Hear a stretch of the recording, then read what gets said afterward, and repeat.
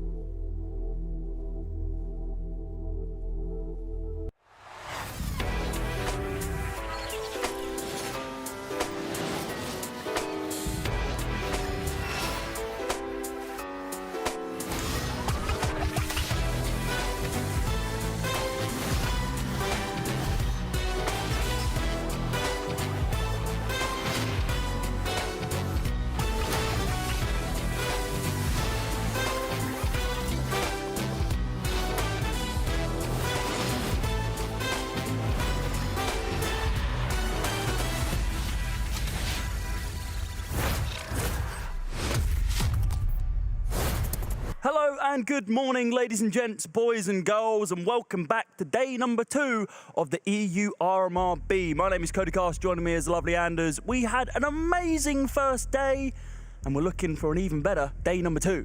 Yeah, an amazing day, but also kind of a shocking day. Some of the results, I mean, we should be used to it by now at the RMR, but somehow it still feels a little bit crazy. Monte has been playing exceptionally well. And, you know, justly so, they are celebrating. They should be. What a result. Yeah, an absolutely amazing result for them. They, of course, weren't the only team. Had some great success coming out of kind of that Tier 2 scene, the online circuits, and then, well, really showing up on LAN, 9 being one of the others as well, right? Look at these guys. I mean, they were ecstatic with their performance, as they very much should be. They are going 2-0 along with Monte. They've got some big games ahead of them in the best of 3s later on for potential legend stage qualification. Yeah, I'm excited. I don't think I'm less surprised by 9 than I'm by Monte playing well. I think 9 have had sort of a little bit of a hype coming into the RMRs. But I mean, again, what we're seeing is a lot of these potential underdog teams are just outperforming the mainstay names, which is really cool. Obviously, beating Cloud9 is kind of sick.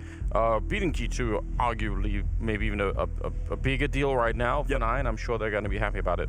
Yeah, I mean, this is just kind of the upsets across the board, and both from Monte and 9, and also some names that we should see be doing a little bit better. Astralis just couldn't piece any rounds together yesterday. I mean, they got a little bit close in a comeback against some ex-teammates in Vitality, but they weren't able to take it over the line. We spoke to Glaive yesterday, and he was very much saying that, look, this is not where we want to be, and you can see how dejected they are. I mean, nobody is happy, and ENCE in the exact same boat. We said in that opening BO1, I mean, look at them. They don't look themselves, and I feel like maybe the pressure of this being the final CSGO RMR is reaching some of these teams that we would expect to be doing incredibly well. Look at that 0-2 group. Astralis, Spirit, ENCE, iNation. I mean, yes, you could argue iNation, one of the teams that we semi-expected to be there, but up against ENCE, who haven't been looking great, I actually kind of favour their chances later on. I mean, it's interesting that ENCE and Spirit are down there. Astralis, I think, have looked a little bit shaky. Not that I would necessarily expect them to be 0-2, but still, only 2 of the teams can make it out of there. For sure. So a couple are going to be going home, which is pretty rough. Spirit, probably the other one that I think should be playing better. I think Spirit are still a pretty strong team, and usually they're just hard to play against in general. They seem like they're hard to just put away. Even if they lose a game, they usually put up some sort of a fight, but they've been struggling a little bit too. Absolutely. But, of course, with bigger teams getting upset, that allows for some newer teams that people might not know too much about to play up against some of these big teams that aren't doing not great. They're teams that are doing well. Cloud9, for instance, they're going up against Eternal Fire in our first opening BO1. You can see all of the other games on your screen as well. That final BO3 of the day for both sides. I mean, Heroic versus Monte for Legends qualification, and then 9 versus Vitality for Legends quals. I mean, if we see Monte and 9 go through to Legends, I mean, my predictions firstly will be looking perfect because I do love an upset, but it will also be an amazing scene to see more tier 2 teams coming into these RMRs and doing fantastically. Yes, well, for Eternal Fire against Cloud9, that's going to be tricky. Cloud9 are still a very dangerous team. They've been playing in tons of tournaments. They're obviously super warmed up. I think this is going to be very rough. The fact that it's a best of 1 though might help out, but this is definitely a powerful team.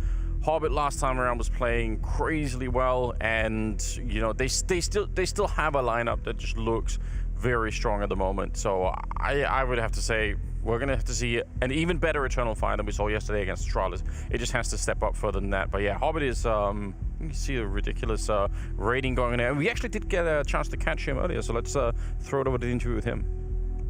Hobbit, morning, mate. Thank you very much for joining me. Give me your reflections on yesterday. What's your thoughts coming off the back of kind of finishing day 1? Everything okay. Of course, 2-0 is the best way what we would like to see, but it's okay, to be honest. We did a lot of mistakes, and of course Monte just did great. And coming in towards today as well, Eternal Fire, they're a pretty tough team, but you guys, you know, you're very, very well tenured. You're a very strong side yourself. How confident are you feeling coming in towards today's first game? Yes, I have like really, really confident feelings, but still Eternal Fire, very dangerous opponent. It's always hard to play against them. They have like one of the best aimers, and you know, huge spirit, and you're feeling that. So we're gonna try for 100% of our power, and we prepared for them, so we will see. And talk me through Buster as well. You've had a bit of time now to get Buster kind of integrated into the team. How confident and how well is he starting to fit in with the rest of the roster? Of course, you know him very well, but how well is he starting to fit into the team now you've had a few tournaments under your belt? Yeah, it's already, you can see that he already adapted, and we have a bit different game style right now, more about situations on the map. Of course, we have some structured system, but still now we have a very experienced guy who can call even. So, but we are still trying to find the best chemistry inside for everyone. Yeah. Quite interesting stuff there. I like that he said Eternal Fire has one of the best aimers, but didn't say who it was. Sort of a he who can't be named kind of situation. Presumably talking about Santaris over on that side. But yeah, this is it's going to be one hell of a game coming up. Yeah, I mean, coming into yesterday, if you kind of alluded to the fact that Cloud9 would be losing out to Monte, a team which I don't think they played up against before. It's certainly a bold prediction. I mean, that was a game that Hobbit was the only person on the team that went positive. Everyone else went negative. Naphtali found 5 kills across that game. True. Monte seems to just flat out have their number, which is great to see that they're able to do that. And Eternal Fire are going to be looking to kind of find these gaps that Monte are able to find and kind of abuse them as well to be able to ensure they are the team that go 2-1 and not their opponent. Yeah, they are a strong team. I mean, I think how Hobbit said it, dangerous team if nothing else. Really powerful aimers, and they look to be, again, very momentum driven. You could definitely see some of the frustration when they're losing rounds, but when they are winning, they do look really good. And, somebody to be worried about for sure. Calix had a great showing last time around.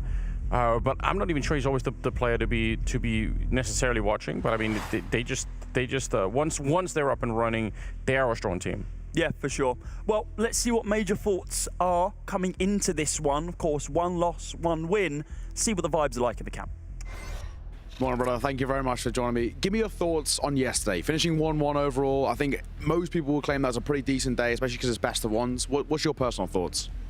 Yeah, to be honest, I'm sad. Like, we lost Nip, but we win after that Astralis, so I think it's okay day. Like 1-1 is okay. Today we play the first match against Cloud9. Difficult match, so let's see.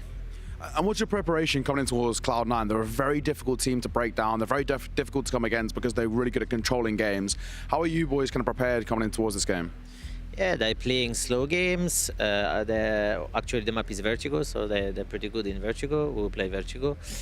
The preparation is, to be honest, in the minimum because we played the last match yesterday. We came in the hotel at 11, then we have to sleep and wake up at 6 this morning, at 7 to come here. So we'll do our best. We get prepared. Of course, I get my night. I lost 2 hours of sleep watching them on Vertigo, so let's see. Let's see. And of course, you guys played Vertigo yesterday against Astralis. It was very comfortable at the end. It looked like you guys were in control from start to finish. So generally, is that a map that you guys feel confident that you can rely on, like your aim? Zantares was playing well, yourself was playing well, Calix, all of you guys stepping up to the plate. Do you think you can really come in towards this game and essentially out-aim Cloud9? I think, yeah, we can IM Cloud9, but they play in different style than Astralis. Let's see. It's the first time we play in Vertigo against them. We always played Overpass, and in the past, yes, I probably got the map, but first time in Vertigo. They play on system, like Nafana is always sneaking and air extra. So let's see what's happened.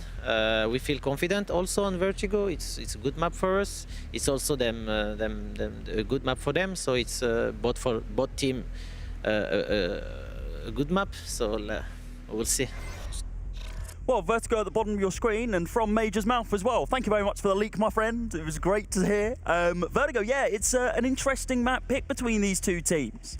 Seen it played yesterday quite a bit across those BO1s, and now we're going to be seeing it once more. It's a good map. I like this one. People seem to hate it. Anders, what's your thoughts on Vertigo? I don't really hate Vertigo as much as I feel like the rest of the community, so I'm okay with it. Predictions are here, and Cody, you've been I don't know, you've been drinking the secret sauce or whatever it is. Something's been going on, but you're way ahead of the pack. It's a good job. I'm taking that. After a diabolical RMR A, I'm coming back for RMR B, and let's see if I can continue this streak and if this game is going to be a banger. I'm sure it is. We're going to chuck it to a short break. Grab yourself a snack and a drink, and when we are back, it's Vertigo between Eternal Fire and Cloud9.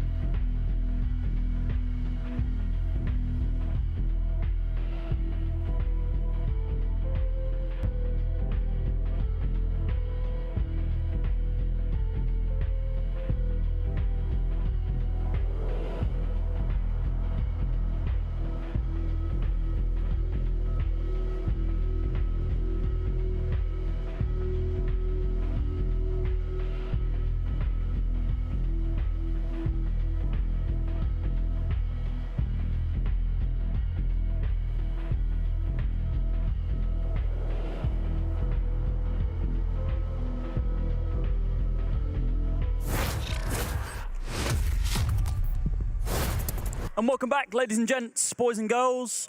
It's going to be a best of one time between Cloud9 and Eternal Fire. And well, the Unicorn odds are come in. Cloud9 very much favoured. Yeah, no surprise there. That's probably how it should be. But again, just to warn everyone, this is best of one territory. You really don't know. Vertigo is a map that Eternal Fire have been playing a fair bit. So at least we know they're going to be feeling somewhat comfortable. But whether or not they can actually do it is going to be a question that we're going to be about to answer here. We both picked Cloud9, didn't we? You didn't go for any crazy upsets on this one. Not on this one. No. I feel like Cloud9, while, yes, losing out one game yesterday, I feel like that's given them a kick up the arse to be able to basically say, look, we can't be losing anymore. We should be inside of that 2-0 group. Let's make sure we go 2-1 and still stand a pretty hefty chance of making it to the major. And well, we're going to be kicking it off in just a brief moment now. It's Vertigo, a map which Cloud9 have a 92% win rate over 12 games. Eternal Fire only a 60%. And we know the tiers of teams that these two teams will be battling off against each other.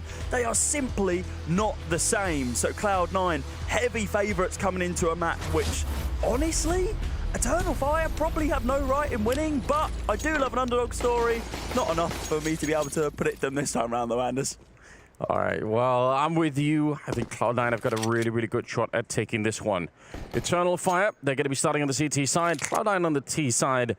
Not always sure. I feel like in the past, we just almost by habit say, oh, it's better to start on the more favorite side. But I feel like also the problem is in best of ones, you don't dictate the pace of the game. And if you start off a little bit rough, if the T side is going to be having a good, if Cloud9 are off to the races here, it could be tricky to bring it back for Eternal Fire. So we're going to find out. So execute heavy pistol round, 2 smokes and flashes and everything else. Oh my God, he just ran into it like he was trying to catch the bullets on the other side. I mean, it could only be Xanteris, right? Major, oh my God. How many bullets do you need to miss, sir? That is not what we need to be seeing coming into this round. That does not bode too well, but they do manage to recover it. Shiro with the P250 at range, and destroyed by X-Floud. That was, Did he accidentally put blanks in the gun? I don't even know what the bullet, he was right in front of him. Where are these going? Why is my gun not working? How are they disappearing? See a replay of that, because that was pretty abhorrent, if we're honest. I mean, this was really nice for Xanteris. Could only ever be him. But yeah, look at this, the amount of bullets that he's firing, just standing there, be like, why am I not killing you? That's really absurd. But it's all good. Recovered from it. A little bit of a hiccup there. Good start. Eternal Fire, they'll take it. They challenged the smoke. They actually just went through it. They said, all right, doesn't really matter what you try to execute on. We are going to make sure that you can't escape the bomb site and just fight straight up, which kind of makes sense. I think once the Ts get back to the ramp or back to the long side, generally speaking, it's just going to be very, very tough to try and hunt them down, maybe especially in a pistol round. I don't think they had any smokes, Eternal Fire, to go for a smoke defuse either, so it will be very tricky. So catch them before they escape. Yeah, had to force the issue. Second round now, forced buy from both sides. Seeing the CTs chuck every single penny into the round, and the T's following suit. Bit of a gap in that smoke for him all to be able to use to his advantage. Doesn't look like Nafany's going to be able to spot anything though as he peeks on into the corner. Little boost inside of mid. Hobbit getting a shoulder ride from Buster, and no information gained. So with a sub 1 minute on the clock now, 55 seconds to be exact. Still yet to see an approach it. Second I say it, here they come. Nafany gonna be able to jump over that smoke, finds that open kills. And Xanteris though, good to shut this one down before it gets out of control. That's a very, very quick move coming in from Nafany to try and catch Emo, but they're going to get Major in return instead, and now it's a 3-on-3, but they're running a little bit low on health on the Cloud9 side, so this aggressive buy that they've been doing in the second round, it could fall short. I think Buster's trying to see if he could sneak underneath, and I thought he was successful for a minute there, but the FAMAS is going to be able to find him, and now it's all on Hobbit, 1 versus 3. He's walking up with his back turned. They surely know that someone's still here, but maybe not. Xanteris just hiding for a long time behind the sandbags.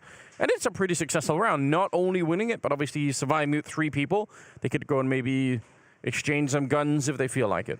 Yeah, exactly that. Now the T side, they're going to be completely devoid of any economy, so they're going to be on an eco around here. This is going to allow Eternal Fire to have a lot more success with this kind of force. What do you prefer, Cody? FAMAS or Galil?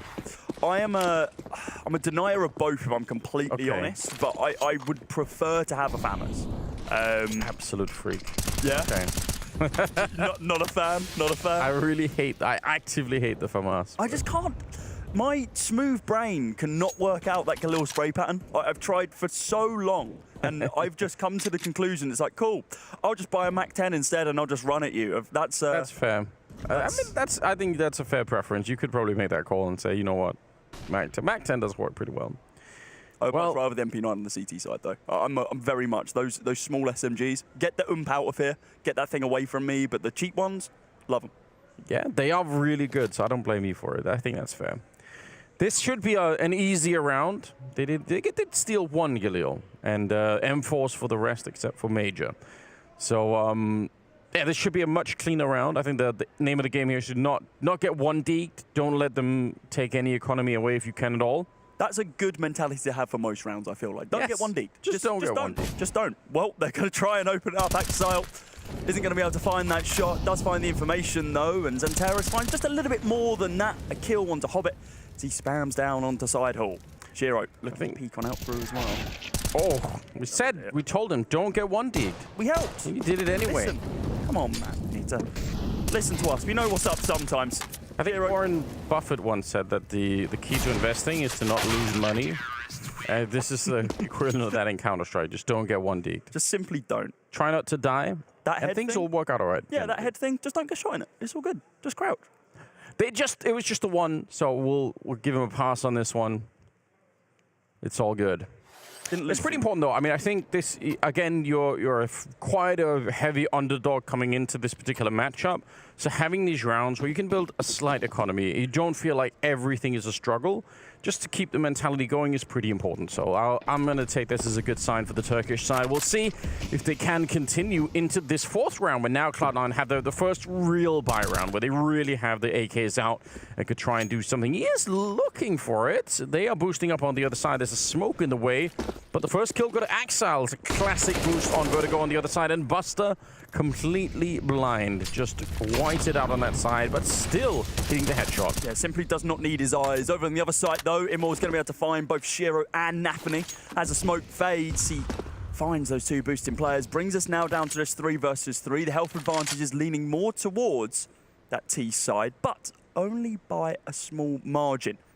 Immor quite lucky to stay alive in that fight, being chopped down to 8 and finding both of those kills. I mean, it opens up some more opportunities for the CTs. But there's plenty of time on the clock. Cloud9 usually haven't even taken a fight until that kind of 55 to 45 second mark, and they're already 2 frags in. I'd actually love to see the Immor replay. Were they coming off the boost just as he peaked? I mean, it seemed kind of silly that nobody was able to return and just take him down. But anyway, that's Oh, that's a nice nade. Chance for the replay, yeah. Oh, Molotov as well. It's going to slow them right down. Axel, Buster, everyone's taking a lot of damage from that one. Really opens up this. Oh god, Major. This nade could be absolutely massive, and it is. It's going to explode directly on the head of Buster, who had no hope. 20 seconds on the clock. Hobbit now inside of the corner. I think they know about this one. They're going to swing him. Smoked on out, but Axile's there to be able to help pick up the round. And oh my god, he's just sitting in the corner. Doesn't even want to help out his teammate. Instead, just tries to play for the bait. And it's going to be another round for Eternal Fire. 8 and 12 health left. They are so low. It's crazy. Nice double nade. I mean, the first one did the job, but somewhere out there, Threat is watching and thinking, hell yes. Something that when Vertigo was introduced, Threat was really good at setting up these, former head coach of NIP and all the rest of it. Really good at setting up those nades to go for the retakes. They're really cool stuff. But yeah, why not? Is it a retake if the bomb isn't planted? That's a good, I guess that's a good question. If you stop the bomb being planted, is it just like a flat out good nade? But I understand your perspective, right? I mean, 2 seconds later, not even that, the bomb's down and you're dead anyway. Yeah. So, that's fair. Do you think it would have been, how do you think that round would have panned out? If Buster did get that bomb planted, then died, the bomb's in probably a little bit more of a defendable position. Did Cloud9 have a better chance in that round? You have to assume that that's going to be the case, right? Also, the way that you said he was planting in a corner that he can't really escape from. Like, he's just almost, you have to just stay there and look straight up in case someone's coming above the boxes. That's a very unfortunate position. But yeah, probably if he could have just punched in the last digit, it would have been a little bit more winnable for them. It's a really expensive round for Eternal Fire, but it's fine. They did get the bomb plant though, so Cloud9 are able to buy. They got the round loss bonus building up, and with the $800 that you get for planting the bomb for everyone on the team, in case you're a new viewer, that's a pretty big deal for the buy. That was so weird for me, I mean, I kind of respect the aggro being like, okay, cool, I'm feeling myself. Like, let's see what you can find. Found 2 frags there earlier. Pushes down, loses 60 HP, finds no information and goes, right, I'm out, never mind. So just basically weakening himself for no real reason. Axile, it's rare that it takes him that long to be able to find the head of an opponent. Calyx is lucky to get a few shots off before being domed. Nade goes in, and there goes Axile. The tag team on that B bomb site doing work. Oh, they absolutely were. I'm shocked that they're trying to fight Axile in that position to begin with at all. Oh, the spray. It should have been good, but Major doesn't even see Hobbit on the other side. He's going to be able to catch him. Nafany, here's the steps and wants to catch somebody backpedaling. It's a pretty good idea, but he probably realizes they're a little bit too far back at that moment, so got to give it a rest for now.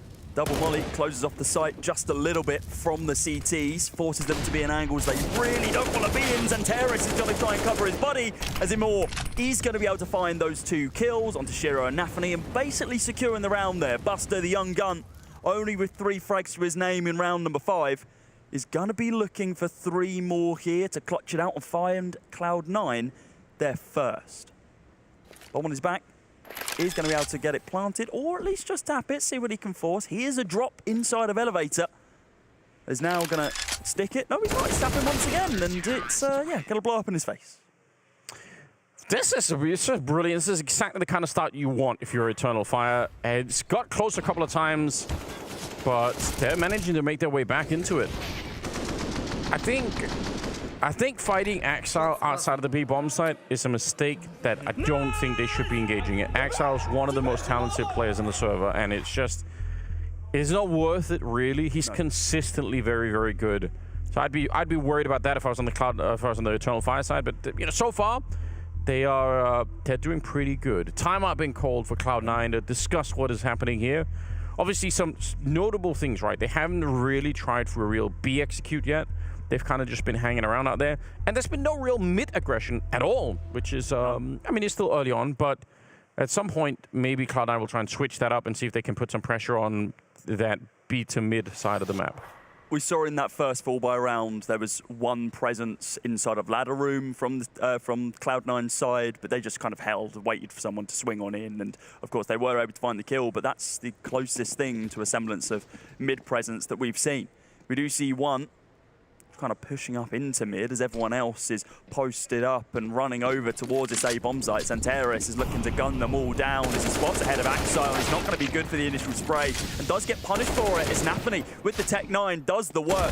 Imor now on the swing, using that smoke to his advantage. Should be able to find at least 1 more here, but everyone's falling back. A nice little read there from Calyx to recognize, okay, guys, we probably haven't seen all of them yet. Might be one trying to stab us in the back, and that was exactly what was happening. Buster on rotate to B. I think that kind of play from Imor is part of the reason why some of the tier 1 teams are having a little bit of trouble with the, again, quotation marks, tier 2 teams. Tier 2 in air quotes, yeah. Yeah.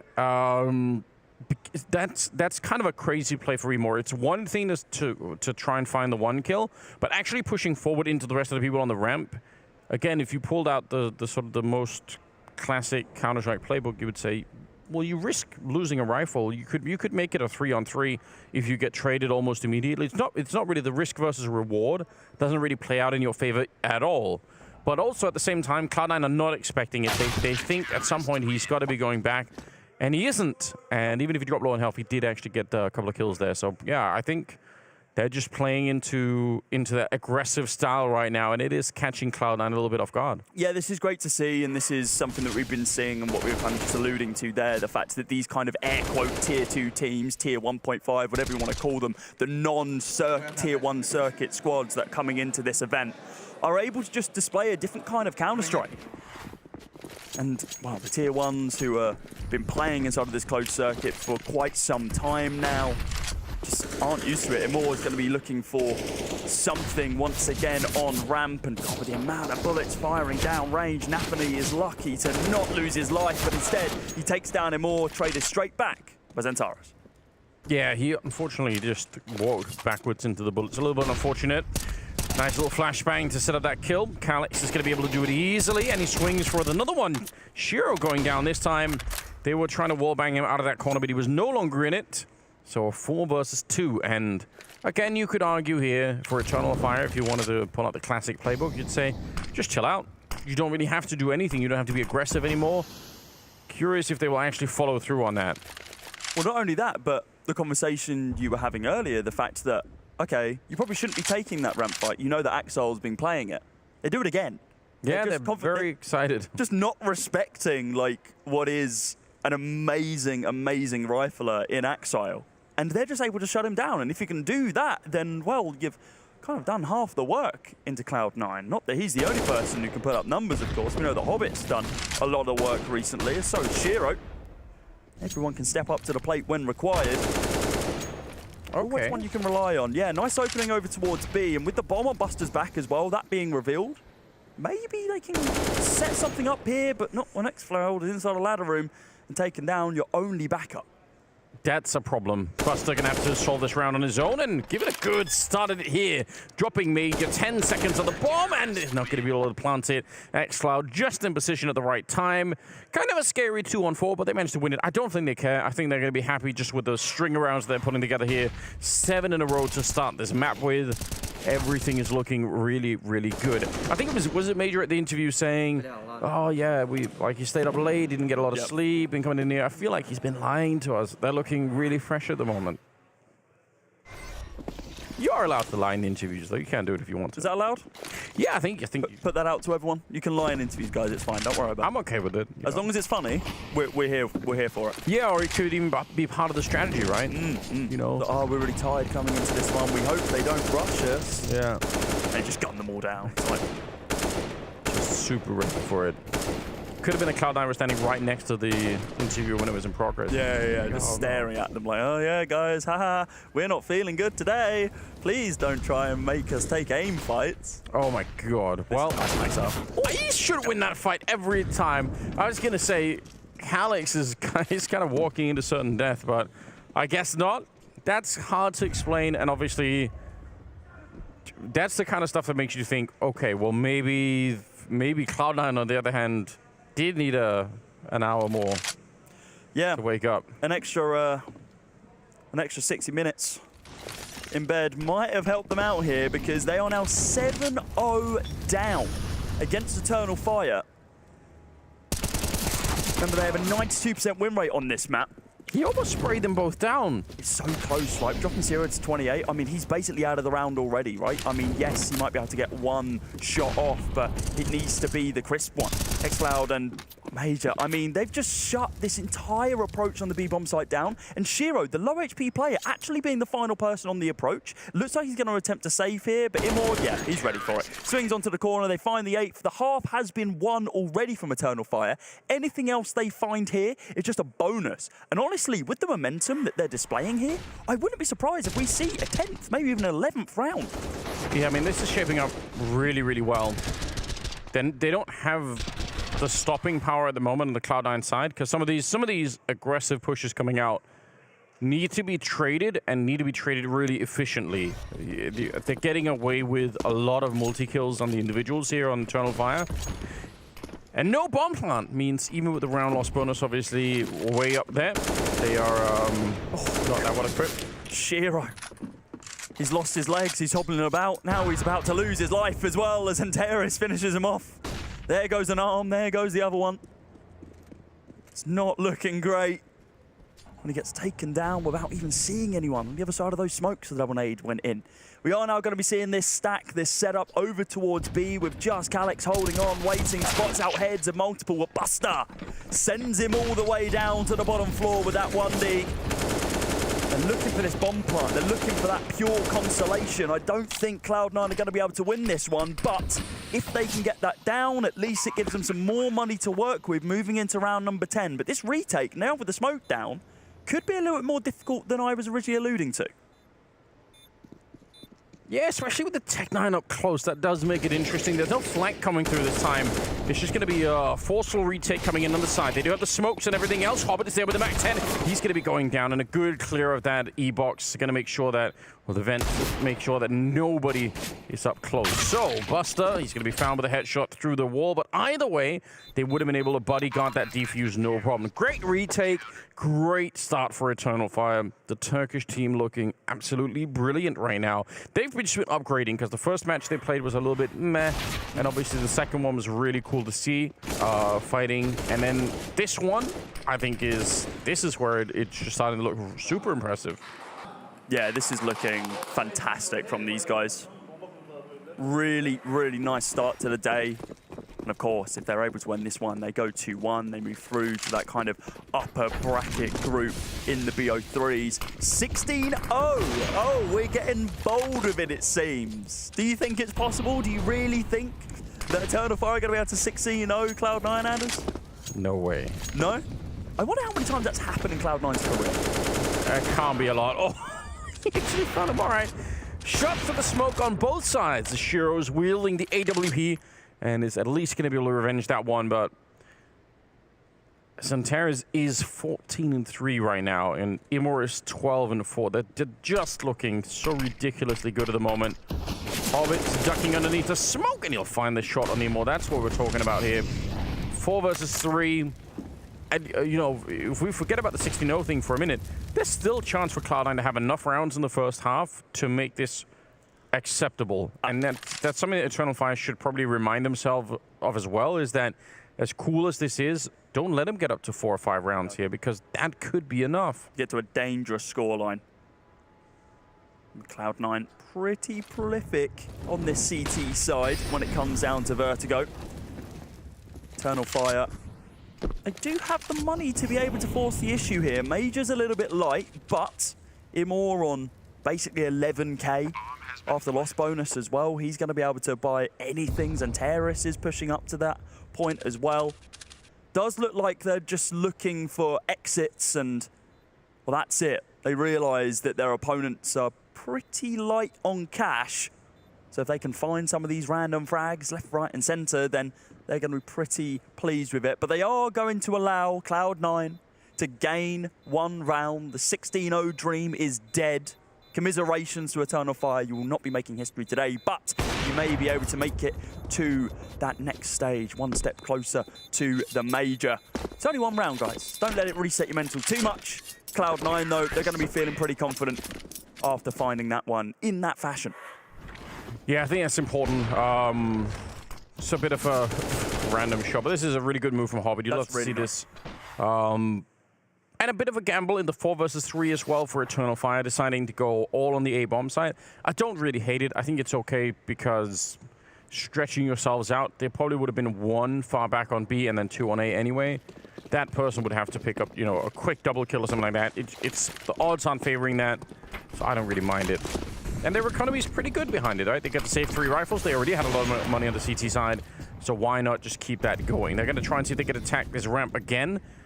Imor is on the other side, smoked off for the minute, but it does feel like they want to be aggressive once more. Yeah, quite an aggressive stack from the CTs as well, right? We're not seeing this kind of orange box defense. We're not seeing this kind of long angles being held. Instead, it's the sandbags, the side hall, everything up close to be able to find an opening. Molly goes down once again. It's going to force the issue here for him, or he might have to fall back instead. Yeah, just runs through the fire and flames.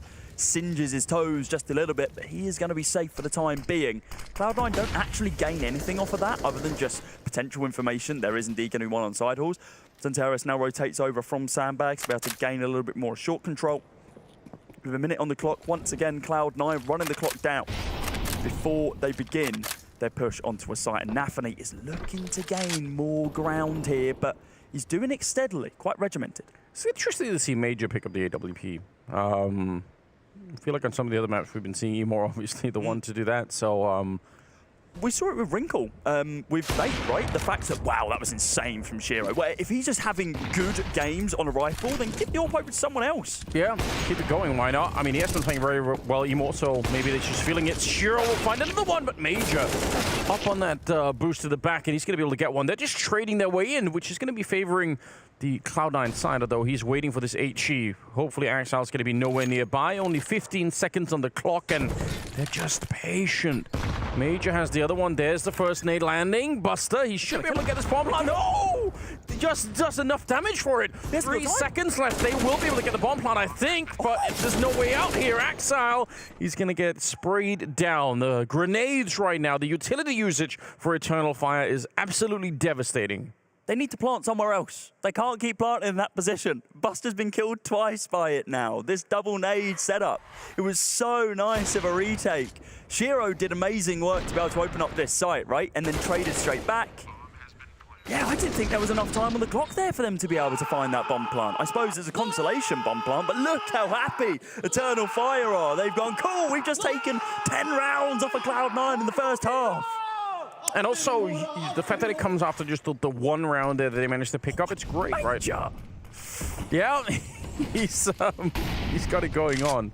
It stops Cloud9 from building any momentum, right? Because Cloud9, when they win the one round, I'm almost 100% sure they're going to be...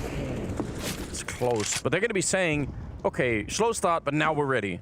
3 really low HP players there. Major took a lot of damage, and Terrace and Emor are both on 20 HP as well, Anders. I mean, this bodes well for Cloud9's chances, right? It surely does. I didn't even know what they do with it. They seem to be walking quite far away. They don't want to get grenaded down. They might just try and gamble somewhere else, pushing the middle, it almost feels like. And if Cloud9 stick to the game plan here, pick up the bomb and just go to the A bomb site, they're going to be rewarded for it. They need every single round. They need to make this a 10-5 half. If they do that, though, I mean, Eternal Fire probably still quite happy, but it'll have this weird aftertaste to it where you feel like, well, we could have almost ended the game, but now it's still quite open, so I think getting the rest is important. Deep nade onto Emor. That was an absolute touchdown. Anything you can do, I can do better from Buster there. You chuck nades at me, I can chuck them straight back to you, and oh yeah, looks like they're going to be juggling some of these weapons back just to make sure that they aren't going to be recoverable. They don't want the AWP. Bold. That's kind of interesting. Very bold. In your experience, is there a reason for that? I mean, I think it is just the map. I think we discussed this a little bit yesterday too, how it could be kind of hard to AWP on this particular map just because there are a lot of positions that just get Molotoved and grenaded out and smoked off and all the rest of it. So, I mean, it kind of makes sense. Major had it for a couple of rounds and maybe just felt like Emor's already given up on it, so maybe it just makes sense. We are seeing it kind of more and more that on the map especially, it's just a bit hard to make work. Fair enough. Here comes the push on the swing. Exile going to be able to take down the low HP and Terrace. Looking for a couple more here as well, but time in the round is called. There will be no more. Timeout actually going to be called now as well. They're going to be taking a brief couple moments. Eternal Fire trying to just reset their mental here. And this is the dangerous point, right? Because not only if Cloud9 move up to that kind of 10-5 half and they're able to bring it back a little bit, it will be because they've strung 4 rounds together, and that's a big momentum shift. It's actually more influential than those 5 rounds look like. If they're able to do this now, stringing these 4 together, then moving in, winning that pistol, I mean, that's very convincing moving into the second half. Absolutely, yeah. I appreciate the chance here to make everyone focus once again, because this is, especially playing a team like Cloud9 that's so experienced, has had many games in the past. This is, I mean, at one point, this is what Cloud9 were famous for, was making second half comebacks. So you don't want to really give them the opportunity to do that. Just try and see if you can lock the door shot here in the first half and leave almost no room for it. So, I mean, you need to display respect to this squad, right? Recently, they've had a great run of form. Second place in Pro League, first place in the Spring Showdown, close quals for Dallas. They came second as well. So this is not a team that slouches at all. It's a team full of very strong minds, very strong aimers, and great tactics. So many of the kills in this game are just happening through the smoke down to the ramp with nobody even seeing each other, and it's Shiro holding the edge of it. Just Virgo things. Yeah, it really is. This time, unfortunately for Santaris, he's on the receiving end, even if Nafany did drop fairly low. But it's a start for Cloud9 nonetheless. And looking at the money on the CT side, they don't have infinite amounts, really. There's a good bank on Calyx, but that's close to being it. So there is an interesting problem here if you're Eternal Fire. This could go from looking pretty good to looking very questionable. Emor is going to go down next. 5 versus 3. They do have 2 people at the bomb site, so maybe they could do something. That was a nice molly, though. Kind of splits the squad up for Cloud9. Only 30 seconds remaining, and looks like they are going to be waiting just a few moments to be able to execute. Mollies and smokes going down, just to be able to cut the site in half. Alex inside of mid, picks up Exile. No lurk for you, good sir. Xflow up close, spots out Hobbit. I think the head's been found, but Hobbit's going to be good for the kill. Major for the swing. Shiro, I mean, he kills his teammate in the process, but he gets the kill either way. Sacrificial lamb, and I mean, is what it is. Win the round, don't worry about it. Yeah, that was kind of scary. I mean, at the end of the round, there's about 13, 12 seconds left. So if any of those players from Eternal Fire, if they start hitting headshots right here, this is great. So stupid. Hilarious stuff. I love it. If they would have hit some headshots at the end there, they could have slowed down the bomb enough that it could have been really dangerous. So kind of a closer round than maybe it seemed. 10-3, and the last bit of cash thrown into this round thanks to Calyx Bank. Otherwise, they would have already been saving. If they lose this one, then Cloud9 probably do get to 5 rounds, and the game is right back on. Calyx Bank sounds like it could actually be a bank. Yeah, it does. It's got a good ring to it. I'd bank at Calyx Bank. Calyx Bank. We need to get back to the days when JW was buying shotguns just to be the bank for the team. I'm a big fan of that. I'm a big fan of that. Calyx inside of mid, and oh, that's a little bit laboured on Bus, who didn't even spin round. He was just like, nah, you know what? I'm going to hold on to this angle and pray that I don't get killed. Oh, I'm dead. Never mind. Trying to ignore him. Yeah, just look, if I don't look at him, he'll go away. He'll go away, I promise. Well, it is going to be once more into the A bomb site for the T's. A lot of util available from both sides. It is now going to start dwindling thin from the CTs as they start to expend some of those mollies. Only one more left. And a smoke on Xantares as well as a flash goes out. Hobbit needs to find this opening kill inside of mid. Does indeed do it. Now with that man advantage. Oh, he looks away at just the wrong moment. And Napoli's going to be good for the kill, but the backup there for Xantares. Nade comes in post-mortem, but he's going to be safe for now. Position given up. Rotate here from Calyx. Needs to find this kill on Exile, but it's not going to happen. And now this is looking almost certain for this 10-5 half, unless we see something miraculous here from Xantares. Shiro says no. Super smart play from Exile, catching Calyx running into the middle. They knew they had the other player locked out there. So, yeah, just a great read on him to say, I'm just gonna catch this rotation before it even happens. They're looking a lot more solid here on the Cloud9 side. Even if the trading is kind of close, it's fine. That's what you want on the T side. 4-10 the scoreline. The 15th round is coming up, and the money, again, you can see there on the Eternal Fire team, not looking very impressive. It's not, but I also don't hate this triple MP9 buy, considering how kind of aggro we've seen with more play and the angles that they've been holding. Xfloud's going to be over towards sandbags as well. This double stack's bold, I'd say, for the least, especially considering Exile seems to be this B-side player. He's probably going to clear you, and if he doesn't, his reactions are good enough to be able to find the head. So that's going to be an interesting prod and poke. They do fall off of the stack, though, and position themselves more towards A.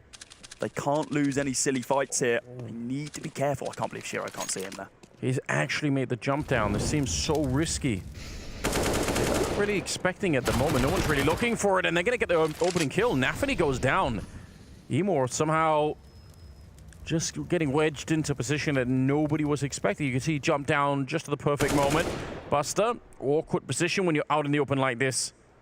They only have one flash to try and get rid of him. And there's Exile clearing the corner. This is his playground over at the B-bomb side. A lot of damage dealt, though. Major inside of mid looking to do some work, but Hobbit on the boost does get taken down after finding one kill. Major still inside of this smoke on the site. They have no idea he's here.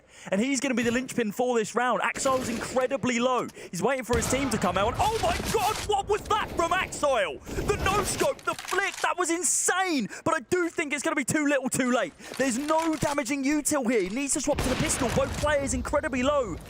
32 HP between the both of them with 15 seconds on the clock, the bomb in no man's land. This needs to be an insane 4K from Exile for him to be able to close this one out and find himself a 5th round. Another no-scope, but the flick is not going to be possible for the final one. That got way too close for comfort. You can see it on Eternal Fire's face. They're going to take this break to kind of reset the mental, and so are we. We'll be back after this.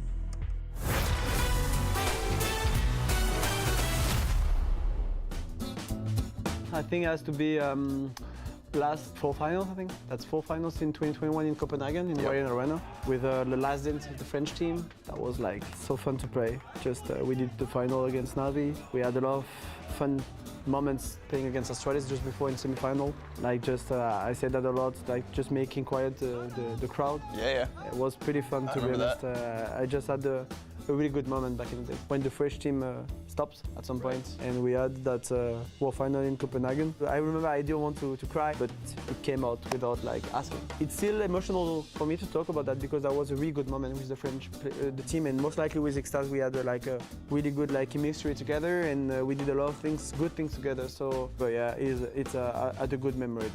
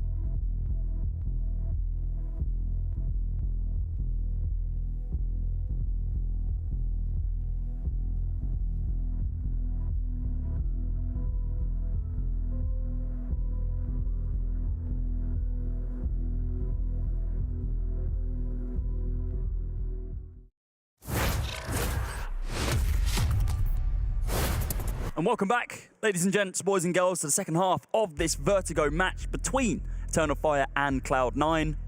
Axile, he's doing all right, but he's missing a couple of these crisp shots that we've kind of come to know and love. But when it comes down to stuff like this, he simply does not miss. And the slowdown makes it look like he had a much more time there than he actually did to be able to close this one out. And honestly, it was kind of a lucky shot from Xantares to be able to find him. He was feeling himself on the shotgun orb.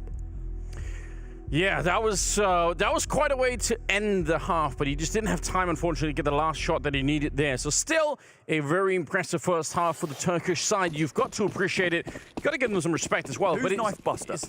Someone did. You know what? I think it's just a little bit of love tab. You know, it gets everyone a little bit spiced up. You know, everyone's ready for it. Could be dangerous, but... At least it was a left click. Let's not think about it. That's true. 11-4, famously dangerous scoreline. We've heard this one. Yeah, this is old school. Most deceiving scoreline in Counter-Strike.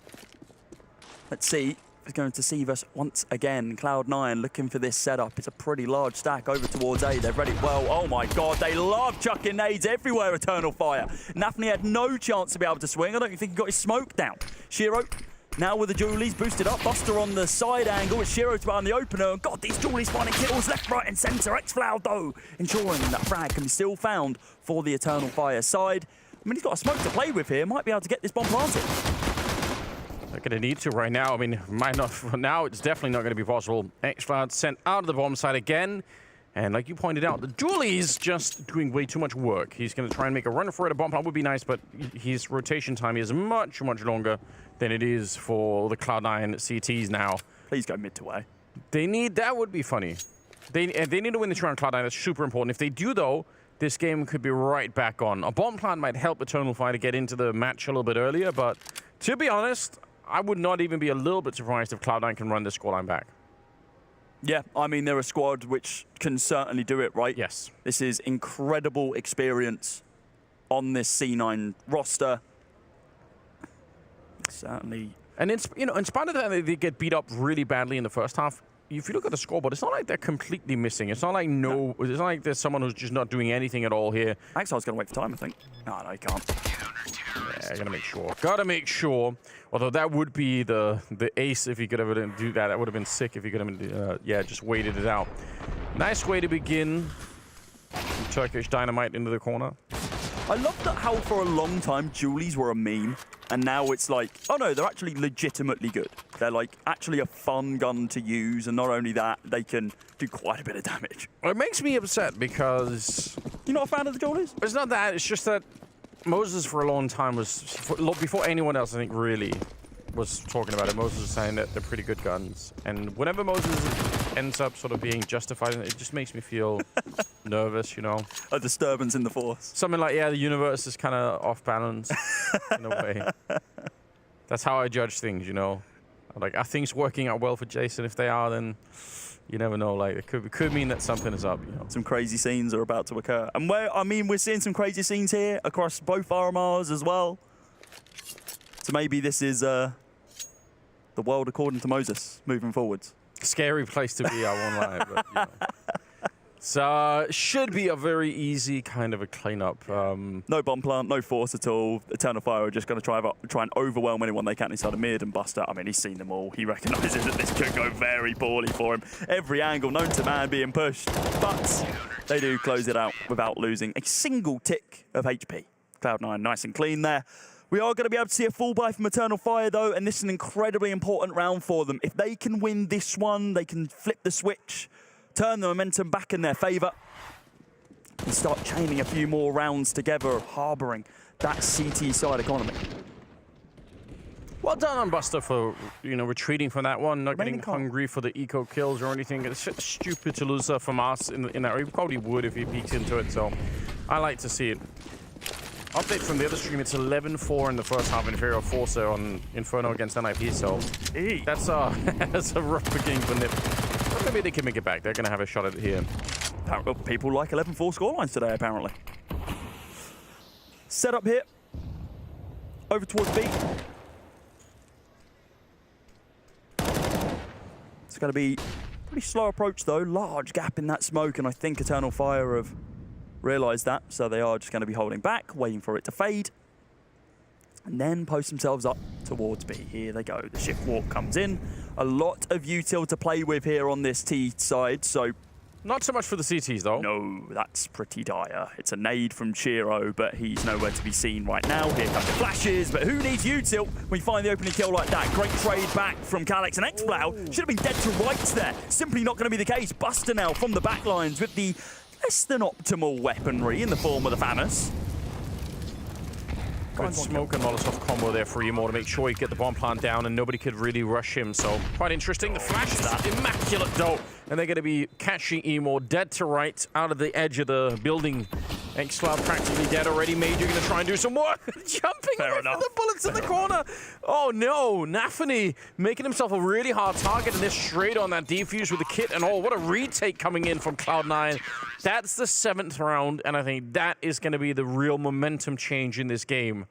I've got to say though, last time we saw Eternal Fire play on this map against Astralis, those B executes with the Molotovs that was sort of like their bread and butter. They love setting fire to this whole bomb site. And that's probably something that we'll see more.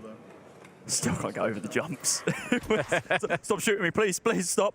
I mean, it worked out well, right? I mean, because he's aiming for the chest and potentially looking for that random headshot, dealt just a shed loads of damage to the feet, which is not what you want to be doing, and it does now force Eternal Fire back down to this incredibly lackluster buy. And once again, though, Imor's been able to lead from the front when it comes down to the economy.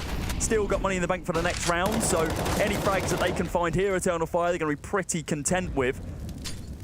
Still not 100% certain that the A bomb site is where they want to be, though. They're kind of feeding themselves one by one into this crossfire setup from Shiro and Nathan. Shiro, not even afraid at all. Wants to stay aggressive, wants to find some pressure down there, but Calix is going to be good for another kill here. He's up to 16 and is having himself a pretty good game, along with Santaris, who's at 18 kills.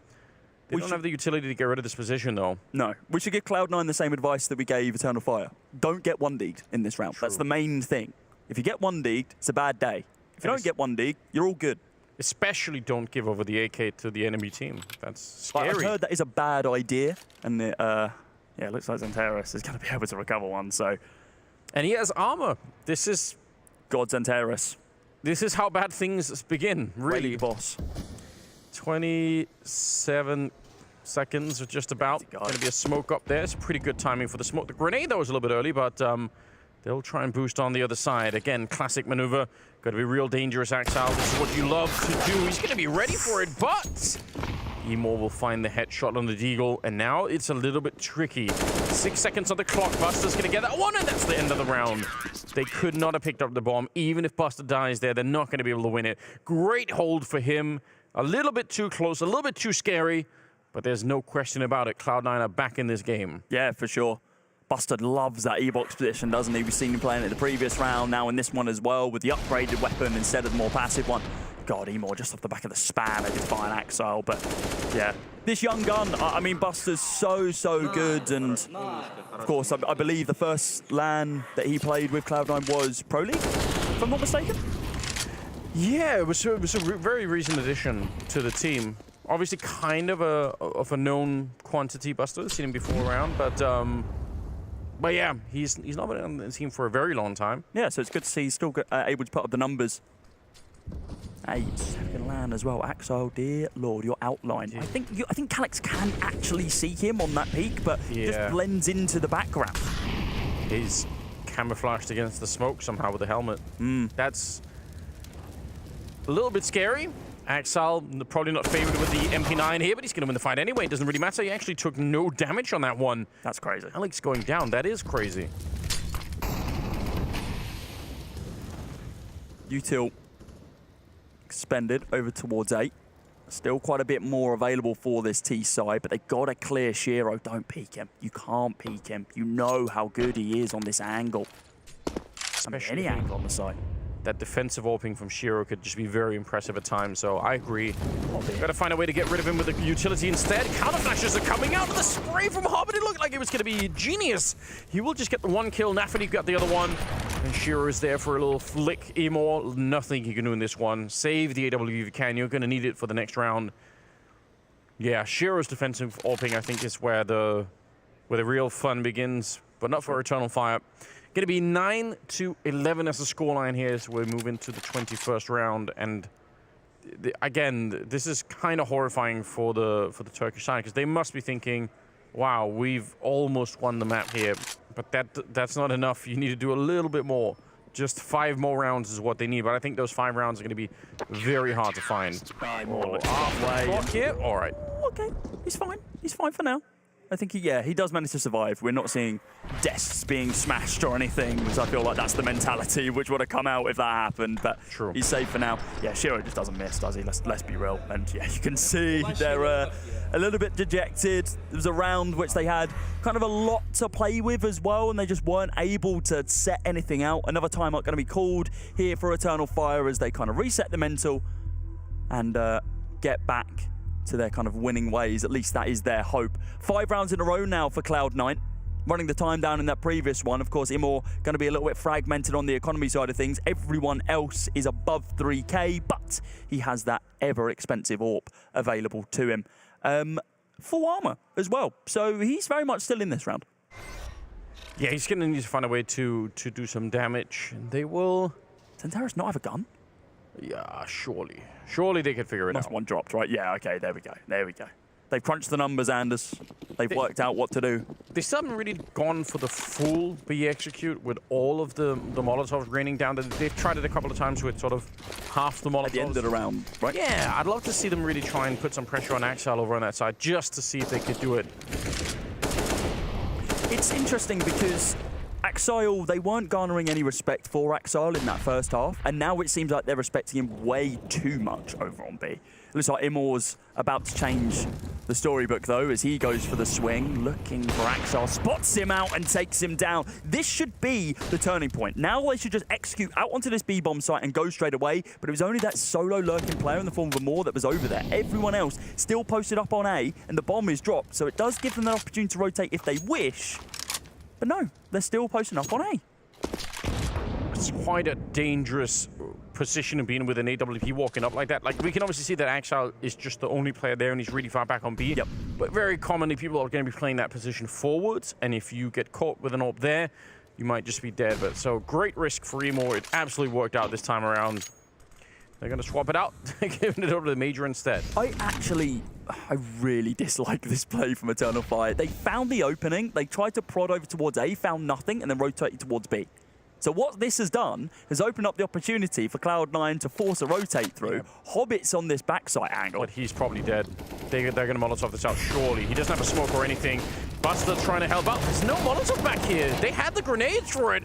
And as a result, instead, Hobbit's going to get a couple of kills. Shiro will show up.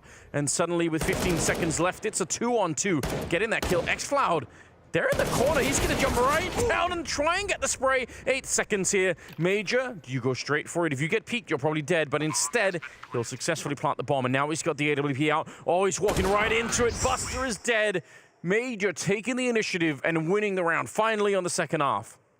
I mean, we saw the issues with kind of that force buy present themselves there, right? The fact they didn't have that one more molly to have to clear out Hobbit. The round almost blew up in their faces purely because not being able to clear that. He finds 2 kills and makes it much more difficult than it needs to be. I think they even had the Molotov available. They just throw somewhere else. I'm not really sure that they did. They certainly didn't use it.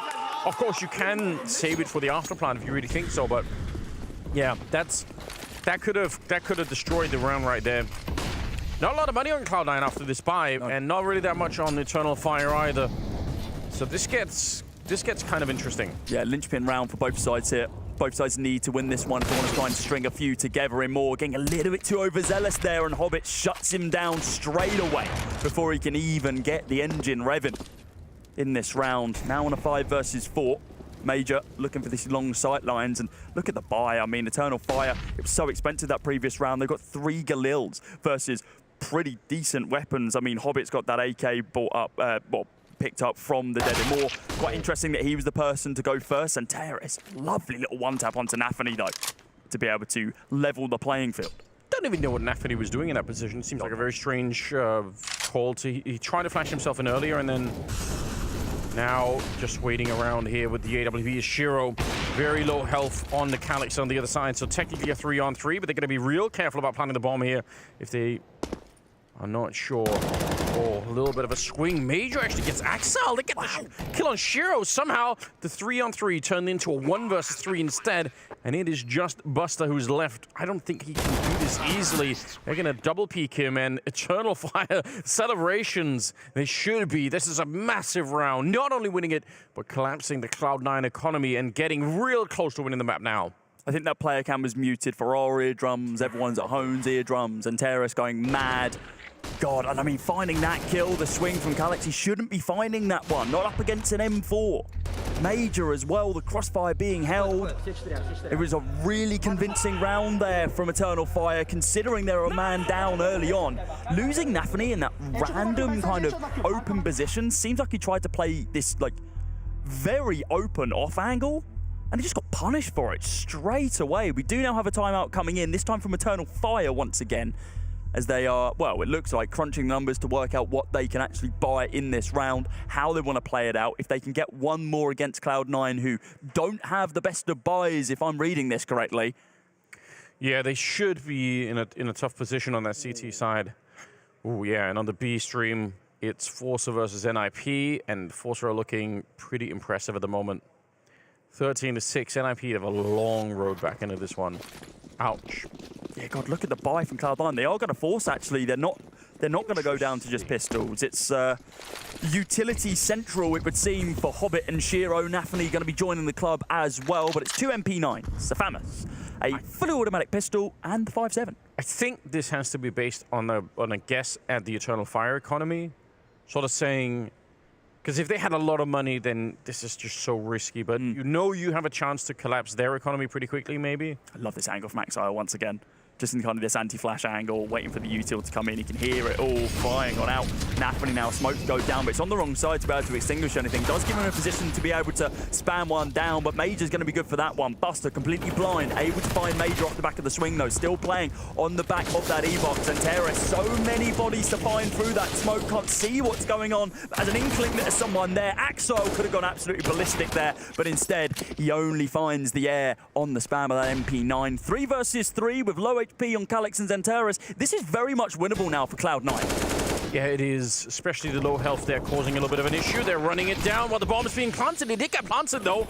Shiro going to be able to get that one kill. xFloud trying to escape, but he can't. And on the other side, they do not have the defuse kit, so they need to come and find Zentaris here.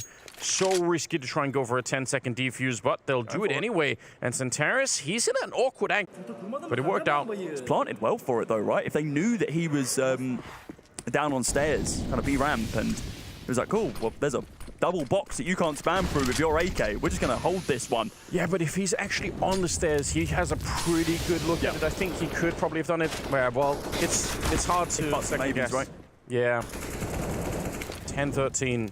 That's a big risk for Cloud9 to buy in that last round, but it absolutely pays off. Yeah, look at the buy now as well. Everyone's got something they're going to be pretty comfortable with. We've seen, actually, you know what? I was going to say Buster hasn't got the best gun, but we've seen him perform miracles with that FAMAS over towards that B bomb site. Shiro has to fall back. Here's some util coming on in and doesn't want to take a fight that he's not favoured in. Major trying to gain this mid-control. Buster, ooh, lucky to still escape with his life as we see more flashes going in, but both sides running low on utility now. The CT side, they've got good retake utility in that double smoke. Well, now single smoke as Shiro just tries to delay it once more. With 50 seconds on the clock, we need to see a push. Yeah, Nafany holding for that smoke, saying, let's try and do it again to slow them down. They're kind of out of nades on the CT side. Looks like they want to try and be a little bit aggressive and moving forward here. Hobbit out in the open, huge off angle. Oh, and Nafany goes down on the other side. Hobbit, he's all in on this one, and great headshots are coming through. What a double kill. A little flick from Shiro. Now they're favored, or he's going to duck back down, take out Calix, and spins for the third. Zentaris gets blown up, but again, the defensive opening of Shiro coming through for the Cloud9 team. And now the money is going to be gone. No bomb plant here. Eternal Fire. Now they're really going to be struggling. Shiro does not miss. Being able to use the movement, use the boxes to be able to reposition himself so he peeks out at a different angle every single time is so big brain. I mean, he just takes the flat-out fight, peeks out from the box, crouches on down, swings out from the left-hand side of the box. Oh, there's one over towards short. I'm going to swing from the box instead over towards to elevator and then find that one as well. Yeah, look at him. Wow, my brain is huge. First one there, crouches down, swings from a different angle. You're dead. Oh, there's one more over there? Sure. Bye-bye. Hobbit as well. I mean, you've got to give him some credit. Yeah, it's the frustration. Yeah, давай, indeed. Something else at the end of that one as well. Sure. That was I mean, the off angle from Hobbit is it makes me nervous watching it because it's so risky, but the double headshot is great. Better than the angle that Nafany played earlier, though. Yeah, right? Probably was. Ooh, bit 8. Here we go. They flipped the cone success. Oh, they did not quite. Grenade down. It's going to be blowing up xFloud and just more damage coming through. 11-13 the scoreline, and Cloud9 they're really getting warmed up here. Hobbit getting even more kills, a triple for him, and Nafany will find the last one. Very quick round, quickly dispatching off the T side. You get a nade, you get a nade, you get a nade. Everyone gets a nade. So much util damage being dealt inside of that round, and that's exactly what you need against the Pistols. If you're able to just slow them down before they can even get started. I mean, look at this from Hobbit as well. Like, his spray control has been absolutely perfect. How has he seen anyone there? He finds both of them and then swings, and Nafany is going to be able to trade it back, and God, the dejection is setting in. Look at it.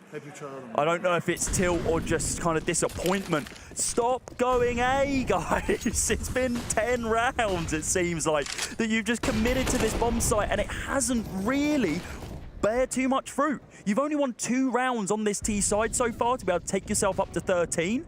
And most of the success has been over towards B. Sprint boost over. I think Axile heard it. Now we realise, okay, there's more than one here. I don't want to take this aggro fight.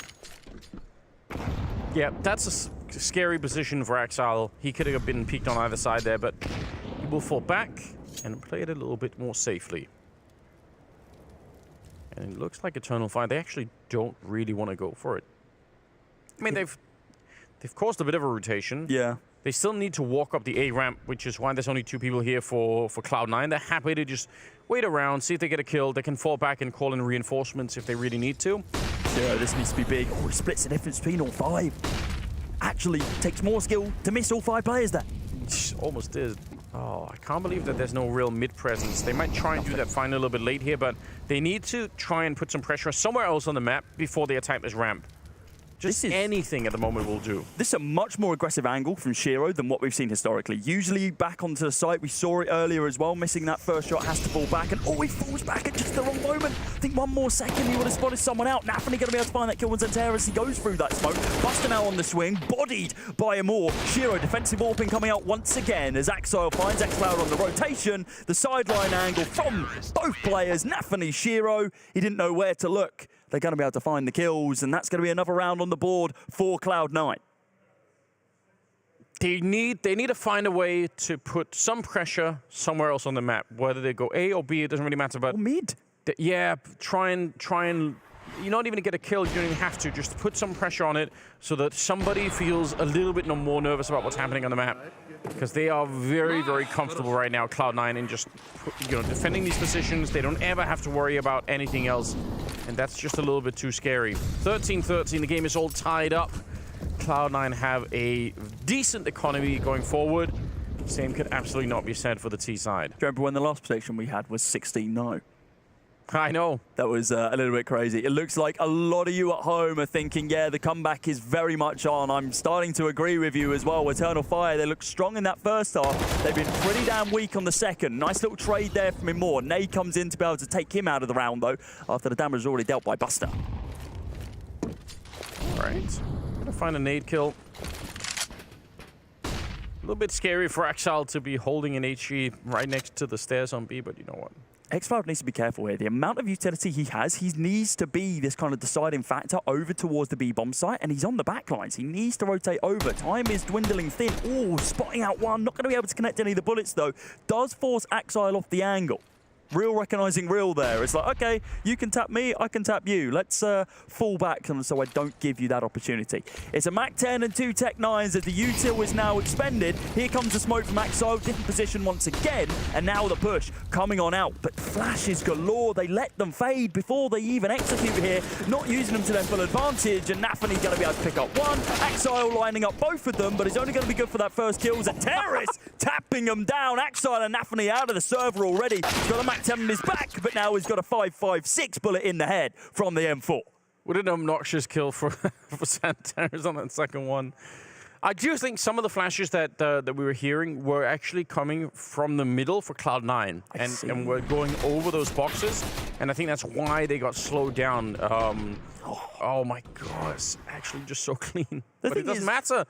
We've seen this so much from Xanteris, like historically as well, that if you put a pistol in his hands, not even the Deagle, something else, gonna find you frags. He's sick. 22 kills, but now Cloud9 are in the lead for the first time on Vertigo. They've actually overtaken Eternal Fire. 14-13. This could be super heartbreaking for Eternal Fire. Shiro We talk about the defensive side of the AWP play, but this time is a little bit more aggressive, and he just never even saw it. Top of the smoke looked like slight one-way there, favoring Emor and Exile. That you have to put a lot of faith in that flashbang. Emor's going to find another shot, and they're just getting completely destroyed. Talk about flipping the script. I mean, that was a very convincing round for Cloud9 in the previous. I mean, sure, it came down to a couple of 1v2s. The techs found a lot of damage, but early on, they were able to find a lot of these kills. This round, they found absolutely nothing. They barely seen anyone. No one's taken damage. To be fair, though, to Cloud9, it's obviously an attempt to try and actually change the pace of the game, right? They've been very, very defensive all over the map. They haven't been pushing the B stairs. They haven't been pushing the A ramp that much. And this is what they were trying to change. They were trying to say, let's see if we can catch Eternal Fire sleeping. Exactly because we've been a little bit more passive, maybe the change of pace is going to catch them off guard. It's not that crazy. It just looks that way when you get destroyed like that. But dangerous time to do it, though, right? It is, yeah, it is. I think that's maybe more of a reason to do it, is because it's less likely, because everything you've been doing has been working. It's kind of like when can you, if what you've been doing hasn't been working at all, you're not going to surprise anyone by changing it. That's what they're expecting that. It's when it's been working for 4 or 5 rounds in a row, and then you say, yeah, actually, we're going to change it before you even get a chance to adjust. It's going to be a 4K for him to be able to close this one out, but he is getting lurked upon. Hello, Calyx. Just get the kill. Nice and clean. I mean, I want him to knife as well, but I feel like they're a little bit on edge if he even thinks to go for that. Heaven forbid he dies or they lose the round. Wow, it's very, very easy for that spot at the beginning. It didn't look like it, did it, from our perspective on Shiro? So yeah, a little bit of a, I don't know if it's a one-way or just like client-side smoke working against him, but it's 14-14 either way. Eternal Fire. And looking to reset the economy of Cloud9 now, and this is an incredibly important round. Of course, not only is this going to be the first team to 15, but if Eternal Fire can win this one, there is no money in the bank for Cloud9. There's a little bit available for Eternal Fire if Cloud9 win this one, so they can still make round number 30 competitive, but it's on the tees to be able to close out this game now. They bought a second orb on Exile. I didn't even notice the double orb. That's actually really interesting. And he's kind of playing it like he's a rifle, just walking up to the ledge. I mean, he has been peaked a lot at range, so maybe he's trying to make sure, but it's questionable. They're going B. Finally, they're going B for a full execute, Anders. It's only taken them 29 rounds to do it early before finding a pick. And the rotations have been pretty slow for Cloud9. They don't begin their push over. Yeah, but look at it, though. They did just check the A ramp, so now they're going to know. Yeah, this is the one time they've actually tried to find that information early on. Here comes your mollies, here comes your util. Everyone now going to be coming over. Might even see a rotate come down from the A-ramp, see if they can kind of sideline them. Axile completely blind. Hobbit blind as well. The site has been cut in half, and they're going to start begin pushing through the smoke if they want to stand a single chance here. Bomb goes down, boosted inside a con. Hobbit's going to be able to find the opening kill. Shot there from Axel. Not going to be able to find that one. Hobbit with a second through the smoke once again from Major. Love this angle from Calyx. Imor going to be able to find one onto Buster as well. Now on a 3 versus 3 with an AWP and 2 M4s, and Calyx finding that kill. It's looking good for Eternal Fire. Needs to go massive now to Shiro and Nafany. We know he's good, but he's not going to be able to find that kill inside of mid. Shiro misses the shot as a 15th round. We're guaranteed at least an OT if Cloud9 can come back into this one. But this was the round that we need to see from Eternal Fire. They just used all their money. The economy. They've lost everything. The double AWPs has bankrupted them. I think Exile forgot that he had the AWP. He ran through the smoke to try and shoot the guy planting the bomb. If he had the rifle, he's definitely successful in doing that. And I don't know.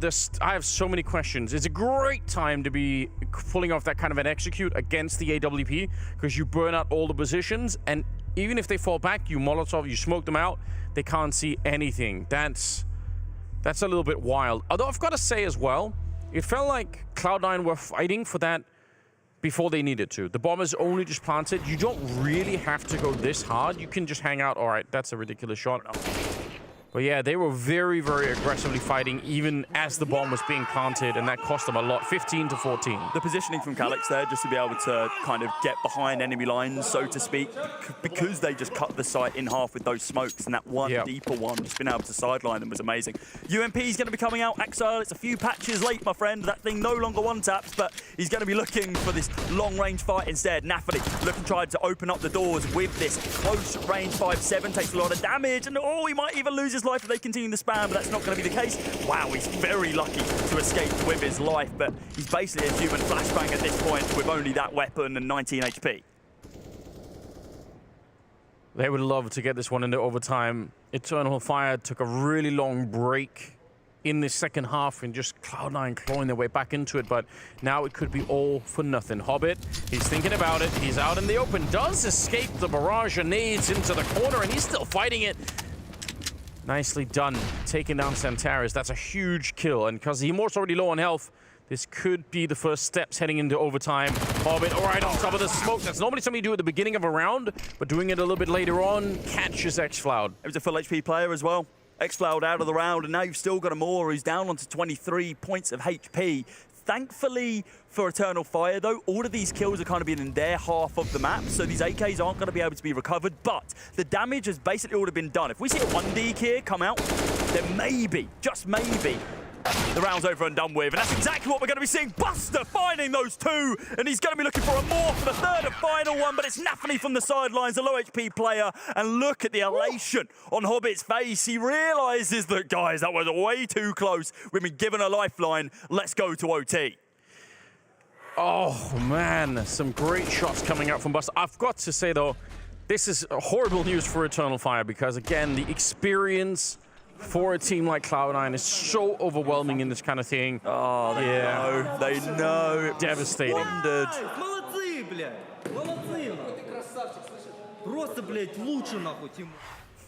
The kind of flick there at the end, that's beautiful.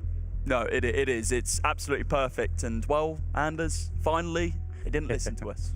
They did not. They got 1D'd. We tried to warn them. Look, we've been trying all this time. Oh, this is... NIP brought it back a bit. They've brought it really far back, which almost in a way can make things even more heartbreaking if you don't actually make it. It's looking good, though. I do like checking in with the other game just to see, like, okay, so what's happening this round? You see, like, a crazy shot or something. We saw last week the final phase game, and, like, we caught the final moments of that, and that was a little bit crazy. This round is kind of over and done with. Yeah, FORZE are going to be saving, allowing NIP to go up to 12. And the money's going to start kind of bolstering up. You want to go check that one out? Yeah. We'll open up a second tab. Make sure you're still with us, though. Get everything all at once. It's good. Why not? 15-15. We are headed to overtime. A little bit of a timeout for Cloud9 at the start of it because they did have that still left. So they've used all of theirs at the moment. Get a good chance to get some input. No longer the AWP and Exile. I appreciate that. I don't think it's necessary. He's such a god at this bomb site. We haven't even really got like a real sense of it yet. He can do even better than he's been doing. I mean, yeah, he's joint bottom fragging on 16 kills, which actually is a pretty damn big influence. Nice double sack nade there to be able to clear the angle. It's not going to be able to find anyone. Imor once again finds that opening pick over towards that A-bomb site as a lurking Nafany. He's caught on the sidelines. Buster. Oh, God, xFloud's falling off of this angle. If he swings this and is able to get behind them and just be that just annoyance, even if he doesn't find kills, just drawing lines away. Something that they haven't done. They haven't tried this kind of a lurk at all. So they could really, really catch Eternal Fire off guard. Gotta say, Imor has been a god as well as opening the A ramp. He's been getting so many fights in his favor over there. He's got 25 kills, and a lot of them have been on this T side trying to get the entries. That flanking is going to be coming through, so you have to be really, really worried right now for Eternal Fire, even if they're a man up.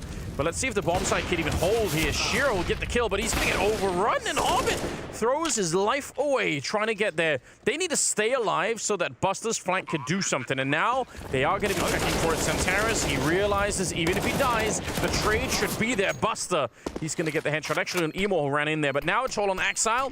1 versus 2, and a little bit dangerous here. He's low on health, and Major will take him down. First round of overtime, it goes to Eternal Fire. Yeah, there was a world in which Exile could clutch that one out. It was nice from Buster, but just the read from Santaris there to be able to flick on round and see him. It's like, oh, there's a guy there. Probably deal with that one.